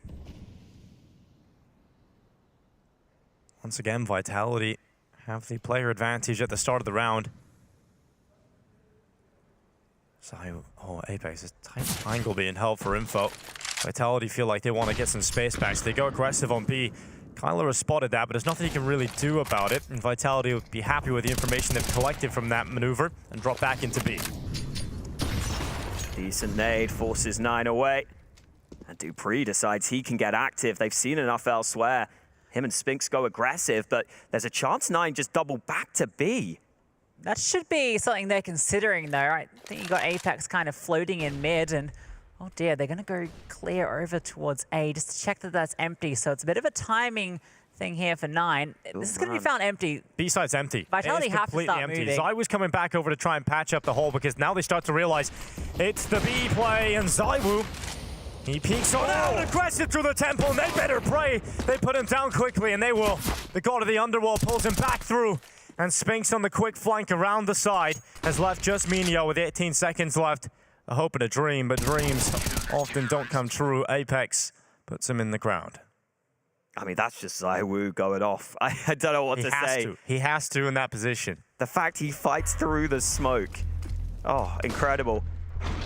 For 9, it looked like the window was wide open for them, but peeked before the smoke initially. They wanted to creep up into the site. Also, the particular smokes they throw there, right? You'll often see the closest smoke throw between the obelisk, which completely kind of blocks off that angle, but they go for the temple and the CT smokes, which go a little bit deeper, and that actually allows ZywOo then to recommit for that second. So exploiting that opportunity, seeing which execute's coming on through to set himself up for 2. Yeah, I think maybe they were trying to go pacey to clear out players that they thought were on the bomb site. But weirdly, if they'd have just slowed it down and waited for the smokes, ZywOo might not have been able to do anything. It would have to have been that retake setup, which could have been sketchy for Vitality. But ZywOo delivers when Vitality really needed him to. And 9 back down to pistols. Looks like Vitality have some fight left in them here. Double AWP as well. dupreeh's got 1 out of his own. He's over towards site. Gets the first as well. K falls. Spinks in towards Dark. Sends 2 down below. He's even looking for a third. The USB comes out. And he gets all 4. Well, Vitality found themselves here in the second half. Drawing this all the way back now. Looking much more convincing on this CT side. Rifle support so important there. dupreeh is that AWPer on the bomb site. If he didn't have Spinks alongside him, if Spinks was traded quickly, that AWP could have gotten comfortable very quickly. Might have allowed a bomb plant and some guns snatched away, but Vitality handled it well, all thanks to Spinks, who has been delivering for them. dupreeh also setting up with a nice flash there, so just a nice hold in general from the 2 of them.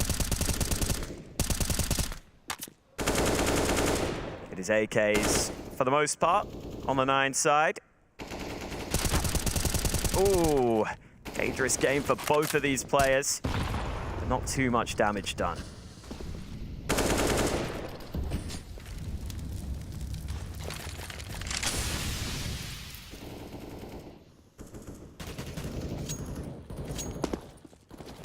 All right, ZywOo's coming to reinforce with Magisk, and there's a boost going on over on the other side. So good defensive positions here from Vitality on both sides. Mid's kind of the open bit, and you can see Meteor has come through the smoke and a fade. Goofy looking for this fight again. Vegas looking to come out ahead once more. Can't quite make it the second, but does a lot of damage on Decay. Is he going to slip in here? Oh, they must have spotted him. They have to. It's just seen a little bit because Apex has turned back, but he still loses the fight. ZywOo keeps the player count even. 43 seconds left. Hades deciding where to take this bomb. ZywOo should be catching Minio here, and he will. Bomb coming back to B, but they don't have the smokes here. Oh, Spinks gets in the fire. Doesn't have the timing to move through it. Has to just drop back with half of his health left. dupreeh hasn't seen anybody cross over. Good decision-making here for 9 in the 2 versus 3. 2 AWPs right now on the retake. Not going to make this easy for Vitality to get back in. ZywOo's the only one with the kit as well, and where's he off to? He's getting himself an AK. But Hades hears it. Hades knows, and he's taking ZywOo's life. Hades now focuses on the next victim. And it's Spinks that starts to move back in from CT spawn. This time Kyler makes the move, and 9 have done it. They've scared dupreeh off.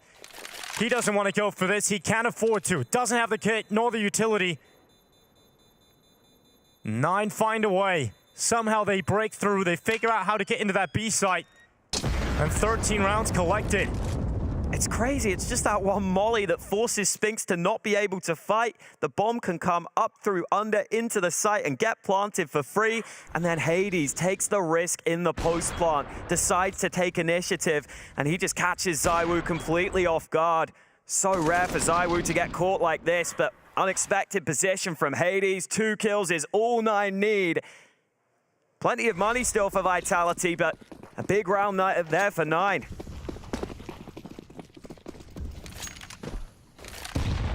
HG over the top does a bit on the Hades, and he is looking for this fight in mid. The smoke protecting at the moment. dupreeh finds Meteor, though. We're going to start to put pressure over towards A. It's just ZywOo here, but it is ZywOo. Drops the Molotov forward, a defensive smoke to play around, and they're trying to force the issue. And he's looking for the fight, but misses the shot. They're trying to overwhelm. Somehow he's still alive. Hits the no-scope, but traded on out. Omegas has now arrived, and he's getting up close and personal. Swings on out. A trade immediately, though, puts it into the 2-on-2. ZywOo does his best to get away with something in that ridiculous position. But it's not enough to make Vitality feel comfortable. Oh, dupreeh moves in, wins the fight versus Kyler and leaves Hades alone. It's flicked down, what a shot on dupreeh! Now it's just Spinks. Hades wins the clutch! What a god! Of death here on Anubis, making his mark. Hades, what a clutch. The 1v2, getting them onto 14. Incredible from the Polish AWPer. I didn't think they'd move into him. I didn't think they'd give him the fight, but they do. Hades just has to sit back and relax as dupreeh comes to him. The second player trapped in the open. They don't work together in the 2v1. And look at what it means to Hades. The war cry coming through as they find 14. The bomb was stuck on the A site. I don't know why dupreeh's swinging. Low HP, knows it's the AWP, right? Feels that he can take that fight, but he needed the support. He needed the follow-up play to swing from heaven because that's the angle. That's where you can get an easy trade. I mean, maybe they did want that info. Maybe they weren't sure if Hades was going to go for some sort of crazy wraparound. But it was so soon. And now for Vitality, you have to win this round. Money is bad if they lose this one. 3B early. Hades going for this pick again. Oh, and he catches the boost. They could pull the trigger on this, but they decide to slow it down. ZywOo's AWP is here. But Hades has been rising to the level of this Titan. He's pushing Poland forward. He's waiting for the repeat, but ZywOo changed up his position. He was on the boost for a while, but goes back to Temple instead. He's trying to shift 2 players to investigate towards A, and in the meantime, Hades has removed ZywOo. What a masterclass in the last 2 rounds from him. And now it is Magisk inside of the site. Does have help here. 2 players close by on the A site. Magisk misfires on the first. K will break through. Apex looks to adjust. Response from heaven, doesn't see anybody in the site. Wait for Minio to work. Going through mid. You can split onto the side here. Doesn't matter if Apex finds kill, you can trade out immediately. The defense so split at the moment. Apex realizes he wants to back on out, see if there's a flank coming through. Meanwhile, dupreeh gets information out the front of B, but that has left this site open. Apex starts to come on back. Timing here could get him something brilliant. Looks to walk around the corner, but spots them both and can't find either. Oh, Hades. He thought he was about to pull the trigger on that. I feel like anything he can do right now is going to work. But settles with just staying alive and focusing on the A connector rotation. Hades with another. Apex does not want anything to do with that. And he will back away. 9 move to 15. It is Major and Legends point for 9. Qualification round the corner, and they could do it without dropping a map here. They could 2-0 Vitality to do it, and Hades just keeps on delivering. Apex needs to save this rifle. They want something into the next. But Hades just gifted those fights. He goes over towards B. He doesn't really have to work for these. I mean, the first one, you can understand why they boost, but then ZywOo caught trying to get away, gets them into the advantageous position, and that final shot is all they need. Patience from Hades there. He's tucked into that corner for so long, seeing if the repeat comes from the pillar. When nothing comes after a good amount of time and smoke starts to fade on side, he knows that one way is now dispensed and he can take a peek on through. Vitality's last timeout and last stand here as 9 look to make it to Legends. The buy will have limitations. At least Apex saved the one rifle. That will help somewhat. But it is 9 who are really playing with their best strengths right now. This is what the major circuit is all about, right? Completely open. It's the rawest form of Counter-Strike. You find teams like 9 who aren't part of these partner teams, who aren't in this bubble of Counter-Strike. They come out, they get one opportunity in the year, and they're showing that they deserve to be at the top. They are bursting the bubble right here. Looking to take this spot over Vitality. Look what they're working with in this round. It's not pretty. Utility low, 2 Famouses in the mix. All that Vitality have to deny 9 taking this one immediately.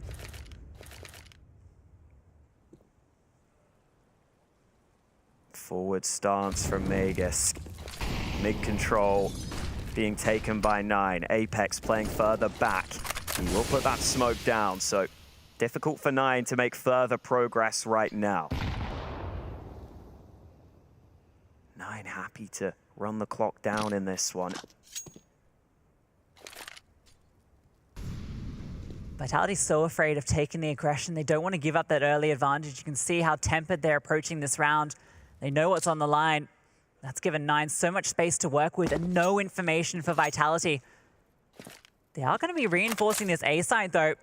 An extra player here, Apex playing mid from the site, and this hit is coming through to this site that is defended. Major's now moving forward.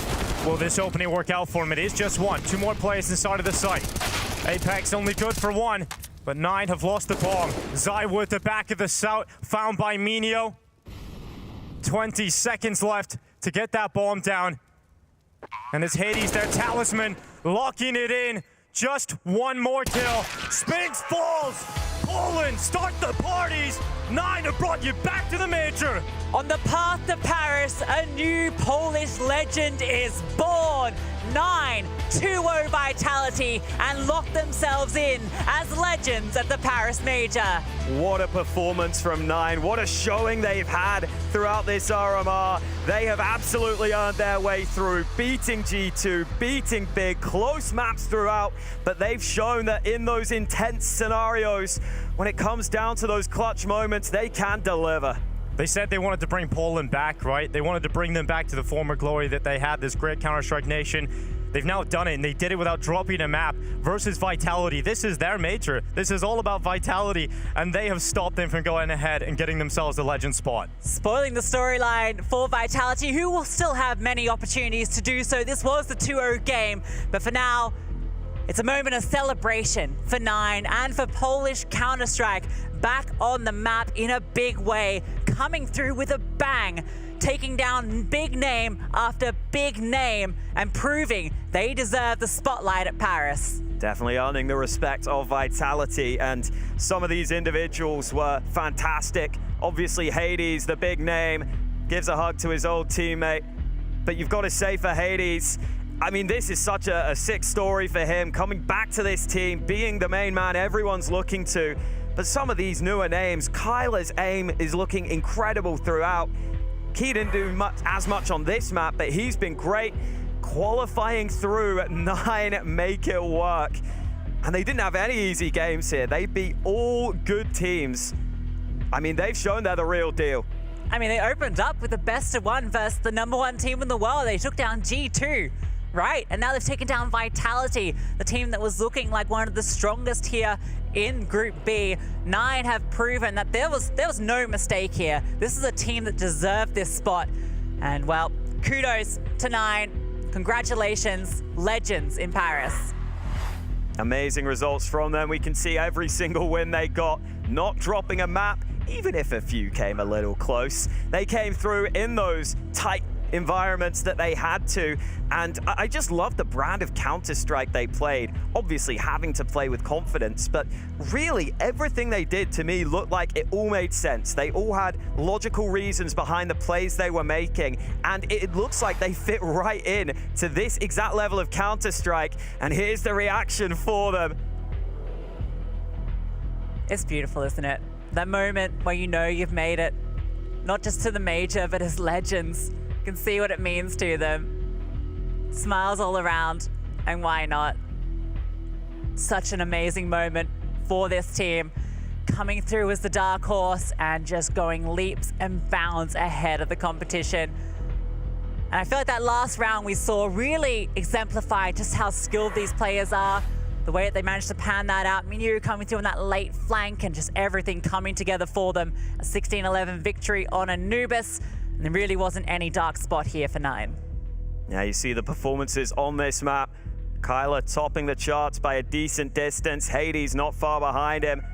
We were talking about how Vitality had some big performances on that first map, but weren't able to convert. While Nine had some good performances on this one.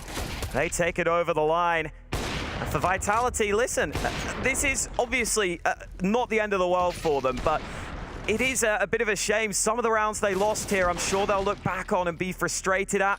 They got off to a strong start, but I don't think Nine had any rounds where they really made those catastrophic errors. They were so consistent throughout, and there were a couple of rounds of Vitality that they'll be looking at and thinking they want those back.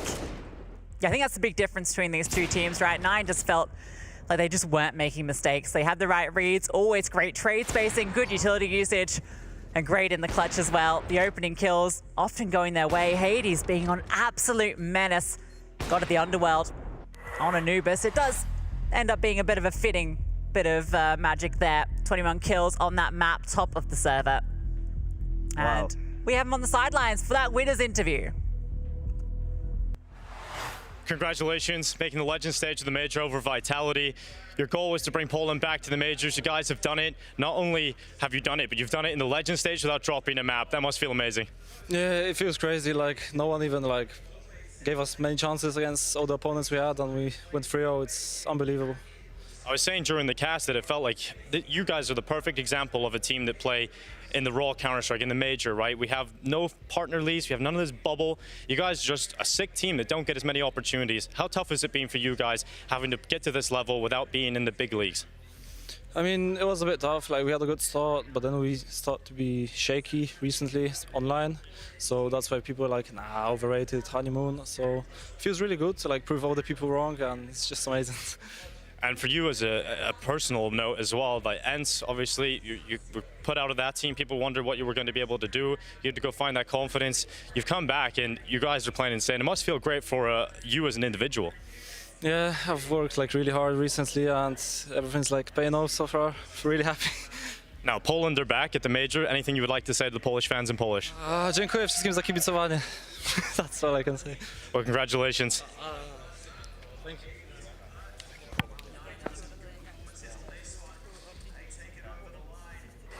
Damn. I feel like it started to hit him at the end there. I think it started to become real for Hades. He started to realize just what he's just done. I mean, wow, what a run for these guys. And it's always so good to have these feel-good stories. That's what I love about Counter-Strike. You get these stories of players, you get to see the highs and the lows of their careers, and we've definitely seen that for Hades. Yeah, we take a look at the results as they came through today. Most games went as expected, I would say. Some very close matches in the mix there, and I think the biggest upset, I guess, would be this 9 victory over Vitality, and I think coming into this, Vitality were considered the favorite. Yeah, it's got to be this win for 9, and I mean, 9, I think, were underdogs in all their matchups, honestly, based on what people were expecting from them, but showing that they are a team not to be trifled with, not to be messed with. Wow. We can see who's got him on the predictions. Okay, I dropped the ball here. I'll be honest with you, that one's not on me. Eternal Fire should have won that one. I'm going to say it right now, that one got a little too close. I picked Vitality. I believed in 9. I just want to save face here. 9 I've been backing throughout this entire competition, but I was in love with the storyline, Hawker. I was in love with the French team going to Legends, and that's why I picked Vitality. I feel like a lot of us were wanting to see that come through, but yeah, 9 definitely showing that they are going to be competitive with the top teams in the world.